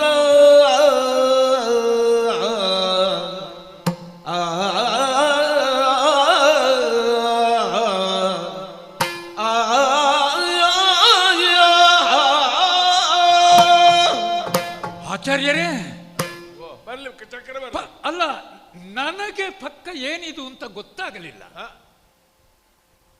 ನಾನು ಕೆಳಗಿದ್ದೇನೆ, ರಥದಲ್ಲಿಲ್ಲ. ನೀವು ನನ್ನ ಕೈ ಹಿಡ್ಕೊಂಡಿದ್ದೀರಿ. ನಿನಗೂ ದರ್ಶನ ಎಲ್ಲ ಬರುವಾಗ ಹೀಗಾಗ್ತದಲ್ಲ. ಕೈಯಲ್ಲಿ ಚಕ್ರ ಬೇರೆ ಉಂಟು, ಇದು ಹೇಗೆ ಬಂತು ಆಚಾರ್ಯರೇ? ಅಂತೂ ನೀವು ಕೈ ಹಿಡ್ಕೊಂಡದ್ದು ಒಳ್ಳೇದಾಯ್ತು, ಇಲ್ಲದಿದ್ರೆ ಇನ್ನೇನೆಲ್ಲ ಆಗ್ತಿತ್ತೋ ಈ ಚಕ್ರದಿಂದ ಗೊತ್ತಾಗೋದಿಲ್ಲ. ಸದ್ಯ ಅದನ್ನು ಮೊದಲು ಒಳಗೆ ಮುಚ್ಚಿಡ್ತೇನೆ, ಉಳಿದವರಿಗೆ ಕಾಣುವುದಕ್ಕೆ ಮೊದಲು. ನನ್ನ ಮರ್ಯಾದೆ ಹೋಗುವುದಲ್ವಾ? ಚಕ್ರ ಬಿಟ್ಟದಲ್ಲ, ನೀನು ಹಿಡ್ಕೊಂಡದಲ್ವಾ? ಮತ್ತೆ ಹಿಡ್ಕೊಳ್ಬೇಕಾ? ಅದು ನಿಮ್ಮ ಮುಂಭಾಗದಲ್ಲಿ ಹೋಗಬಾರದು ಅಂತ ಹಿಡಿದದ್ದೇನು? ಛೇ, ಸದ್ಯ ಯಾರು ನೋಡ್ಲಿಲ್ಲ, ಆಗಬಾರದ್ದು ಆಗಲಿಲ್ಲ. ಅಂತೂ ಇದು ಸತ್ಯವೇ? ಈಗ ನೀನು ನನಗೆ ಅದರಲ್ಲಿ ಸಂಶಯ ಉಂಟೀಗ. ಅಂತೂ ಯಾವುದು ಸತ್ಯ ಅಂತ. ಅಂತೂ ನೀವು ಗೆದ್ದಿರಿ ಇವತ್ತಿನ ಜನಕ ಮಟ್ಟಿಗೆ ಮಹಾರಾಜ ಆಚಾರ್ಯ. ಹೇಳಿದಾಗ ಅದು ನಿಜವೋ ಇದು ನಿಜವೋ? ಹಾ ಆಚಾರ್ಯರೇ, ನೋಡುವುದು ಎಲ್ಲವೂ ಕೂಡ ಒಂದರ್ಥದಲ್ಲಿ ನಿಜವೇ, ಮಿಥ್ಯವೇ. ಚಕ್ರವನ್ನು ಒಂದು ಕ್ಷಣ ಹಿಡಿದದ್ದು ನಿಜವೇ, ಅದು ಸತ್ಯವೇ. ಅದು ಯಾಕೆ ಅಂತ ಆಚಾರ್ಯರಿಗೆ ಗೊತ್ತಿಲ್ಲದೆ ಏನಿಲ್ಲ. ಪ್ರಸ್ತಾಪತ್ವೇನ ಒಂದು ಪ್ರಶ್ನೆ ಮಾಡಿದ್ರಿ, ಕಿಂಕರನಲ್ಲವೇ ಎನ್ನುವ ಹಾಗೆ. ಹಾಗಾದರೆ ಕಿಂಕರರ ಮನಸ್ಸಿನಲ್ಲಿ ಏನೆಲ್ಲ ಇದೆ ಅದನ್ನು ನಡೆಸುವ ಹೊಣೆಗಾರಿಕೆ ನಮಗುಂಟಲ್ವೇ? ಹಾಗೆ ನಡೆಸುವುದಕ್ಕೆ ಹೊರಟದ್ದು ಕೇವಲ ನಿಮ್ಮ ಮನಸ್ಸನ್ನೇ ನೋಡಿ ಅಲ್ಲ, ಸ್ವಲ್ಪ ನಮ್ಮ ಲಾಭಕ್ಕೂ ಹೌದದು. ನನಗೆ ಎಂಥದೇ ಆಗಲಿ ಸ್ವಾಮಿ, ಒಂದು ಹಿಂದಿನ ಯಾರೆಲ್ಲ ಇದ್ದಾರೆ ಸಾಧಕರು, ಹೌದು, ಅವರ ಮೇಲಿನ ವಿಶ್ವಾಸದಿಂದ ನಾನು ಕೆಲಸ ಮಾಡುದು. ನನಗೊಂದು ಹೆಮ್ಮೆ ಉಂಟು, ಅವರೊಟ್ಟಿಗೆ ನಾನು ಇದ್ದೆ ಅಲ್ವಾ ಅಂತ. ನೀವು ಕೆಲವು ಪ್ರತಿಜ್ಞೆಗಳನ್ನೆಲ್ಲ ಮಾಡಿದ್ದೀರಲ್ಲ, ಆ ಪ್ರತಿಜ್ಞೆಯೇ ನಿಮಗೆ ಬಂಧನವಾಗಿ ಉಂಟು ಅಂತ ಕಂಡು ಹೋದದ್ದು ನನಗೆ. ಚಕ್ರ ಹಿಡಿತೇನೆ ಅದು ಹಿಡಿಯುವವರೆಗೆ ಇಲ್ಲ. ಅದು ಇವತ್ತಿನ ಯುದ್ಧದಲ್ಲಿ ಅದೆಲ್ಲ ಬಿಟ್ಟು ಹೋದಾಗೆ ಕಾಣ್ತದೆ. ಹನುಮಂತನು ಮುಖ ತಿರುಗಿಸಿದ್ದನ್ನು ನಾನೇ ನೋಡಿದೆ. ರಥವು ಅರ್ಜುನಂದು ಹಿಂದೆ ಹೋಯಿತು. ಅಲ್ಲ, ಈಗ ಒಬ್ಬ ಹೇಳಿದಂತೆ ನಾನು ಕಾಶಿ ಯಾತ್ರೆವರೆಗೆ ಬದುಕಬೇಕು ಅಂತ ಇದ್ದೇನೆ, ಅದಕ್ಕೆ ಬೇಗ ಕರ್ಕೊಂಡು ಹೋಗಿದ್ದಾರಂತೆ ಕಾಶಿ ಯಾತ್ರೆ. ನಾನು ನಿಮಗೆ ನೆನಪು ಮಾಡಿದ್ದಷ್ಟೇ, ಬೇರೇನಿಲ್ಲ. ಇನ್ನೂ ಮುಂದುವರಿಯುತ್ತಾ ಹೋದ್ರೆ ನಿಮಗೆ 10,000 ರಾಜರೇ ಸಿಗಲಿಕ್ಕಿಲ್ಲ ಅಂತ. ಅಂದ್ರೆ ಎಲ್ಲ ಮುಗಿಯುತ್ತದೆ, ಎಲ್ಲ ಮುಗೀತಾರಲ್ಲ, ಮತ್ತೆ ಯಾರ ತಲೆ ಕಡಿಯುವುದು? ಹಾಗಾಗಿ ಸ್ವಲ್ಪ ಯೋಚನೆ ಮಾಡಿ. ಆ ದೃಷ್ಟಿಯಿಂದ ಅರ್ಜುನನಲ್ಲಿ ನಾನೇ ಹೇಳಿದ್ದು ಸ್ವಲ್ಪ ಕೆರಳಿಸುವ. ಆದರೆ ನೀವಿಷ್ಟು ಮಾಡಿಬಿಟ್ಟಿರಿ, ಹಣೆಯಲ್ಲಿ ರಕ್ತ ಈಗಲೂ ಸೋರ್ತಾ ಉಂಟು. ನಿನಗೆ ಈಗ ಇದು ಗಾಯ ಆದದ್ದಲ್ಲ, ನೋವಾಗಲಿಲ್ಲ. ಹೌದು, ಗಾಯಕ್ಕಾದ್ರೂ ಔಷಧಿ ಬೇಕಲ್ಲ, ಅದನ್ನು ಅರ್ಜುನಲ್ಲೇ ಹಾಕಿಸಬೇಕು ನಾನೀಗ. ಆದ್ರಿಂದ ಆಚಾರ್ಯರೇ, ಸ್ವಲ್ಪ ಯೋಚನೆ ಮಾಡಿ, ಸೂಚನೆ ಕೊಟ್ಟದ್ದಷ್ಟೇ ನಾನು. ಆತ್ಮಬೋಧ ಅರ್ಥವಾಗಿದೆ, ಭಕ್ತ ಸ್ವರೂಪ. ಈ ರೀತಿಯಲ್ಲಿ ಮಾರ್ಗದರ್ಶನ ಮಾಡಿದ ನೀನು ಯುದ್ಧ ರಂಗದಲ್ಲಿ ಹೇಗೆ ಮಾಡಬೇಕು ಹಾಗೆ ಮಾಡಿದ್ದು. ಹಗಲು ರಾತ್ರಿಗಳಲ್ಲಿ ವ್ಯತ್ಯಾಸ ಇದ್ದ ಹಾಗೆ ಬೋಧೆಯಲ್ಲಿಯೂ ಭಗವಂತನ ಬೋಧೆಗಳಲ್ಲಿ 100 ಸ್ವರೂಪಗಳುಂಟು. ಈ ಆರಂಭಿಕವಾದ ಪ್ರಚೋದನೆಯನ್ನು ಮುಂದುವರಿಸಿದರೆ ನಾಳೆ ಏನು ಹೇಗೆ ಆಗಬೇಕೋ ಅದನ್ನು ನೀನೇ ಮುಂದೆ ನಿಂತು ಮಾಡಿಸುವ ಹಾಗೆ ನನಗೂ ಪಾಂಡವರಿಗೂ ಅನುಗ್ರಹ ಮಾಡು, ಲೋಕಕ್ಕೆ ಮಂಗಲವನ್ನು ಉಂಟು ಮಾಡು. ಆದೀತು ಆಚಾರ್ಯರೇ. ಓಂ ಶಾಂತಿ. ಕರದಳು ಬರಜೂಬ ಶಾಂಕುಜಧಾರ